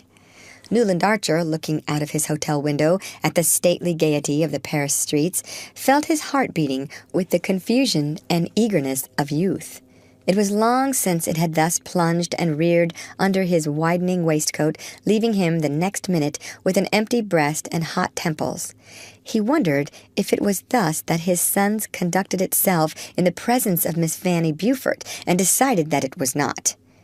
It functions as actively, no doubt, but the rhythm is different, he reflected, recalling the cool composure with which the young man had announced his engagement, and taken for granted that his family would approve. The difference is that these young people take it for granted that they're going to get whatever they want, and that we almost always took it for granted that we shouldn't. Only I wonder, the thing one's so certain of in advance, can it ever make one's heart beat as wildly? It was the day after their arrival in Paris, and the spring sunshine held Archer in his open window above the wide silvery prospect of the Place Vendôme. One of the things he had stipulated, almost the only one, when he had agreed to come abroad with Dallas, was that in Paris he shouldn't be made to go to one of the newfangled palaces. "Oh, all right, of course," Dallas good-naturedly agreed. "I'll take you to some jolly old-fashioned place. The Bristol, say," leaving his father speechless at hearing that the century-long home of kings and emperors was now spoken of as an old-fashioned inn, where one went for its quaint inconveniences and lingering local color. Archer had pictured often enough, in the first impatient years, the scene of his return to Paris. Then the personal vision had faded, and he had simply tried to see the city as the setting of Madame Olenska's life. Sitting alone at night in his library, after the household had gone to bed, he had evoked the radiant outbreak of spring down the avenues of horse-chestnuts, the flowers and statues in the public gardens, the whiff of lilacs from the flower carts, the majestic roll of the river under the great bridges, and the life of art and study and pleasure that filled each mighty artery to bursting. Now the spectacle was before him in its glory, and as he looked out on it he felt shy, old-fashioned, inadequate, a mere gray speck of a man compared with the ruthless, magnificent fellow he had dreamed of being. Dallas's hand came down cheerily on his shoulder. "Hello, Father. This is something like, isn't it?" They stood for a while looking out in silence, and then the young man continued, "By the way, I've got a message for you. The Countess Olenska expects us both at 5:30. He said it lightly, carelessly, as he might have imparted any casual item of information, such as the hour at which their train was to leave for Florence the next evening. Archer looked at him, and thought he saw in his gay young eyes a gleam of his great-grandmother Mingott's malice. "Oh, didn't I tell you?" Dallas pursued. "Fanny made me swear to do 3 things while I was in Paris. Get her the score of the last Debussy songs, go to the Grand Guignol, and see Madame Olenska. You know she was awfully good to Fanny when Mr. Beaufort sent her over from Buenos Aires to the Assumption. Fanny hadn't any friends in Paris, and Madame Olenska used to be kind to her and trot her about on holidays. I believe she was a great friend of the first Mrs. Beaufort's. And she's our cousin, of course, so I rang her up this morning before I went out and told her you and I were here for 2 days and wanted to see her." Archer continued to stare at him. "You told her I was here?" "Of course, why not?" Dallas's eyebrows went up whimsically. Then, getting no answer, he slipped his arm through his father's with a confidential pressure. "I say, Father, what was she like?" Archer felt his color rise under his son's unabashed gaze. "Come, own up. You and she were great pals, weren't you? Wasn't she most awfully lovely?" "Lovely? I don't know. She was different." "Ah, there you have it. That's what it always comes to, doesn't it? When she comes, she's different, and one doesn't know why. It's exactly what I feel about Fanny." His father drew back a step, releasing his arm. "About Fanny? But, my dear fellow, I should hope so. Only I don't see—" "Dash it, Dad, don't be prehistoric. Wasn't she once your Fanny?" Dallas belonged body and soul to the new generation. He was the firstborn of Newland and May Archer. Yet it had never been possible to inculcate in him even the rudiments of reserve. "What's the use of making mysteries? It only makes people want to nose 'em out," he always objected when enjoined to discretion. But Archer, meeting his eyes, saw the filial light under their banter. "My Fanny?" "Well, the woman you'd have chucked everything for, only you didn't," continued his surprising son. "I didn't," echoed Archer with a kind of solemnity. "No, you date, you see, dear old boy, but Mother said—" "Your mother?" "Yes, the day before she died. It was when she sent for me alone. You remember. She said she knew we were safe with you, and always would be, because once, when she asked you to, you'd given up the thing you most wanted." Archer received this strange communication in silence. His eyes remained unseeingly fixed on the thronged sunlit square below the window. At length he said in a low voice, "She never asked me." "No, I forgot. You never did ask each other anything, did you? And you never told each other anything. You just sat and watched each other and guessed at what was going on underneath. A deaf and dumb asylum, in fact. Well, I backed your generation for knowing more about each other's private thoughts than we ever have time to find out about our own. I say, Dad." Dallas broke off. "You're not angry with me? If you are, let's make it up and go and lunch at Henry's. I've got to rush out to Versailles afterward." Archer did not accompany his son to Versailles. He preferred to spend the afternoon in solitary roamings through Paris. He had to deal all at once with the packed regrets and stifled memories of an inarticulate lifetime. After a little while, he did not regret Dallas's indiscretion. It seemed to take an iron band from his heart to know that, after all, someone had guessed and pitied, and that it should have been his wife moved him indescribably. Dallas, for all his affectionate insight, would not have understood that. To the boy, no doubt, the episode was only a pathetic instance of vain frustration, of wasted forces. But was it really no more? For a long time Archer sat on a bench in the Champs-Élysées and wondered while the stream of life rolled by. A few streets away, a few hours away, Ellen Olenska waited. She had never gone back to her husband, and when he had died some years before, she had made no change in her way of living. There was nothing now to keep her and Archer apart, and that afternoon he was to see her. He got up and walked across the Place de la Concorde and the Tuileries garden to the Louvre. She had once told him that she often went there, and he had a fancy to spend the intervening time in a place where he could think of her as perhaps having lately been. For an hour or more he wandered from gallery to gallery through the dazzle of afternoon light, and one by one the pictures burst on him in their half-forgotten splendor, filling his soul with the long echoes of beauty. After all, his life had been too starved. Suddenly, before an effulgent Titian, he found himself saying, "But I'm only 57. And then he turned away. For such summer dreams it was too late, but surely not for a quiet harvest of friendship, of comradeship, in the blessed hush of her nearness. He went back to the hotel where he and Dallas were to meet, and together they walked again across the Place de la Concorde and over the bridge that leads to the Chamber of Deputies.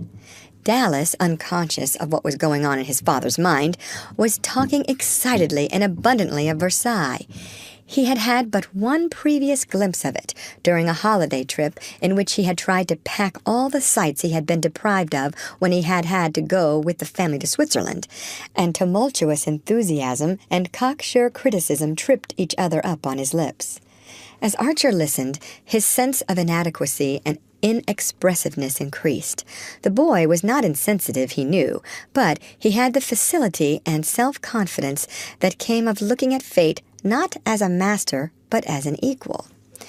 "That's it. They feel equal to things. They know their way about," he mused, thinking of his son as the spokesman of the new generation which had swept away all the old landmarks, and with them the signposts and the danger signal. Suddenly Dallas stopped short, grasping his father's arm. "Oh, by Jove!" he exclaimed. They had come out into the great tree-planted space before the Invalides. The dome of mansard floated ethereally above the budding trees and the long gray front of the building, drawing up into itself all the rays of afternoon light. It hung there like the visible symbol of the race's glory. Archer knew that Madame Olenska lived in a square near one of the avenues, radiating from the Invalides, and he had pictured the quarter as quiet and almost obscure, forgetting the central splendor that lit it up.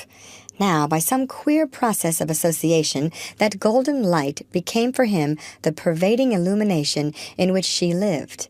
For nearly 30 years her life, of which he knew so strangely little, had been spent in this rich atmosphere that he already felt to be too dense and yet too stimulating for his lungs. He thought of the theaters she must have been to, the pictures she must have looked at, the sober and splendid old houses she must have frequented, the people she must have talked with, the incessant stir of ideas, curiosities, images, and associations thrown out by an intensely social race in a setting of immemorable manners, and suddenly he remembered the young Frenchman who had once said to him, "Ah, good conversation. There is nothing like it, is there?" Archer had not seen M. Riviere or heard of him for nearly 30 years, and that fact gave the measure of his ignorance of Madame Olenska's existence. More than half a lifetime divided them, and she had spent the long interval among people he did not know, in a society he but faintly guessed at, in conditions he would never wholly understand. During that time he had been living with his youthful memory of her, but she had doubtless had other and more tangible companionship. Perhaps she, too, had kept her memory of him as something apart, but if she had, it must have been like a relic in a small dim chapel where there was not time to pray every day. They had crossed the Place des Invalides and were walking down one of the thoroughfares flanking the building.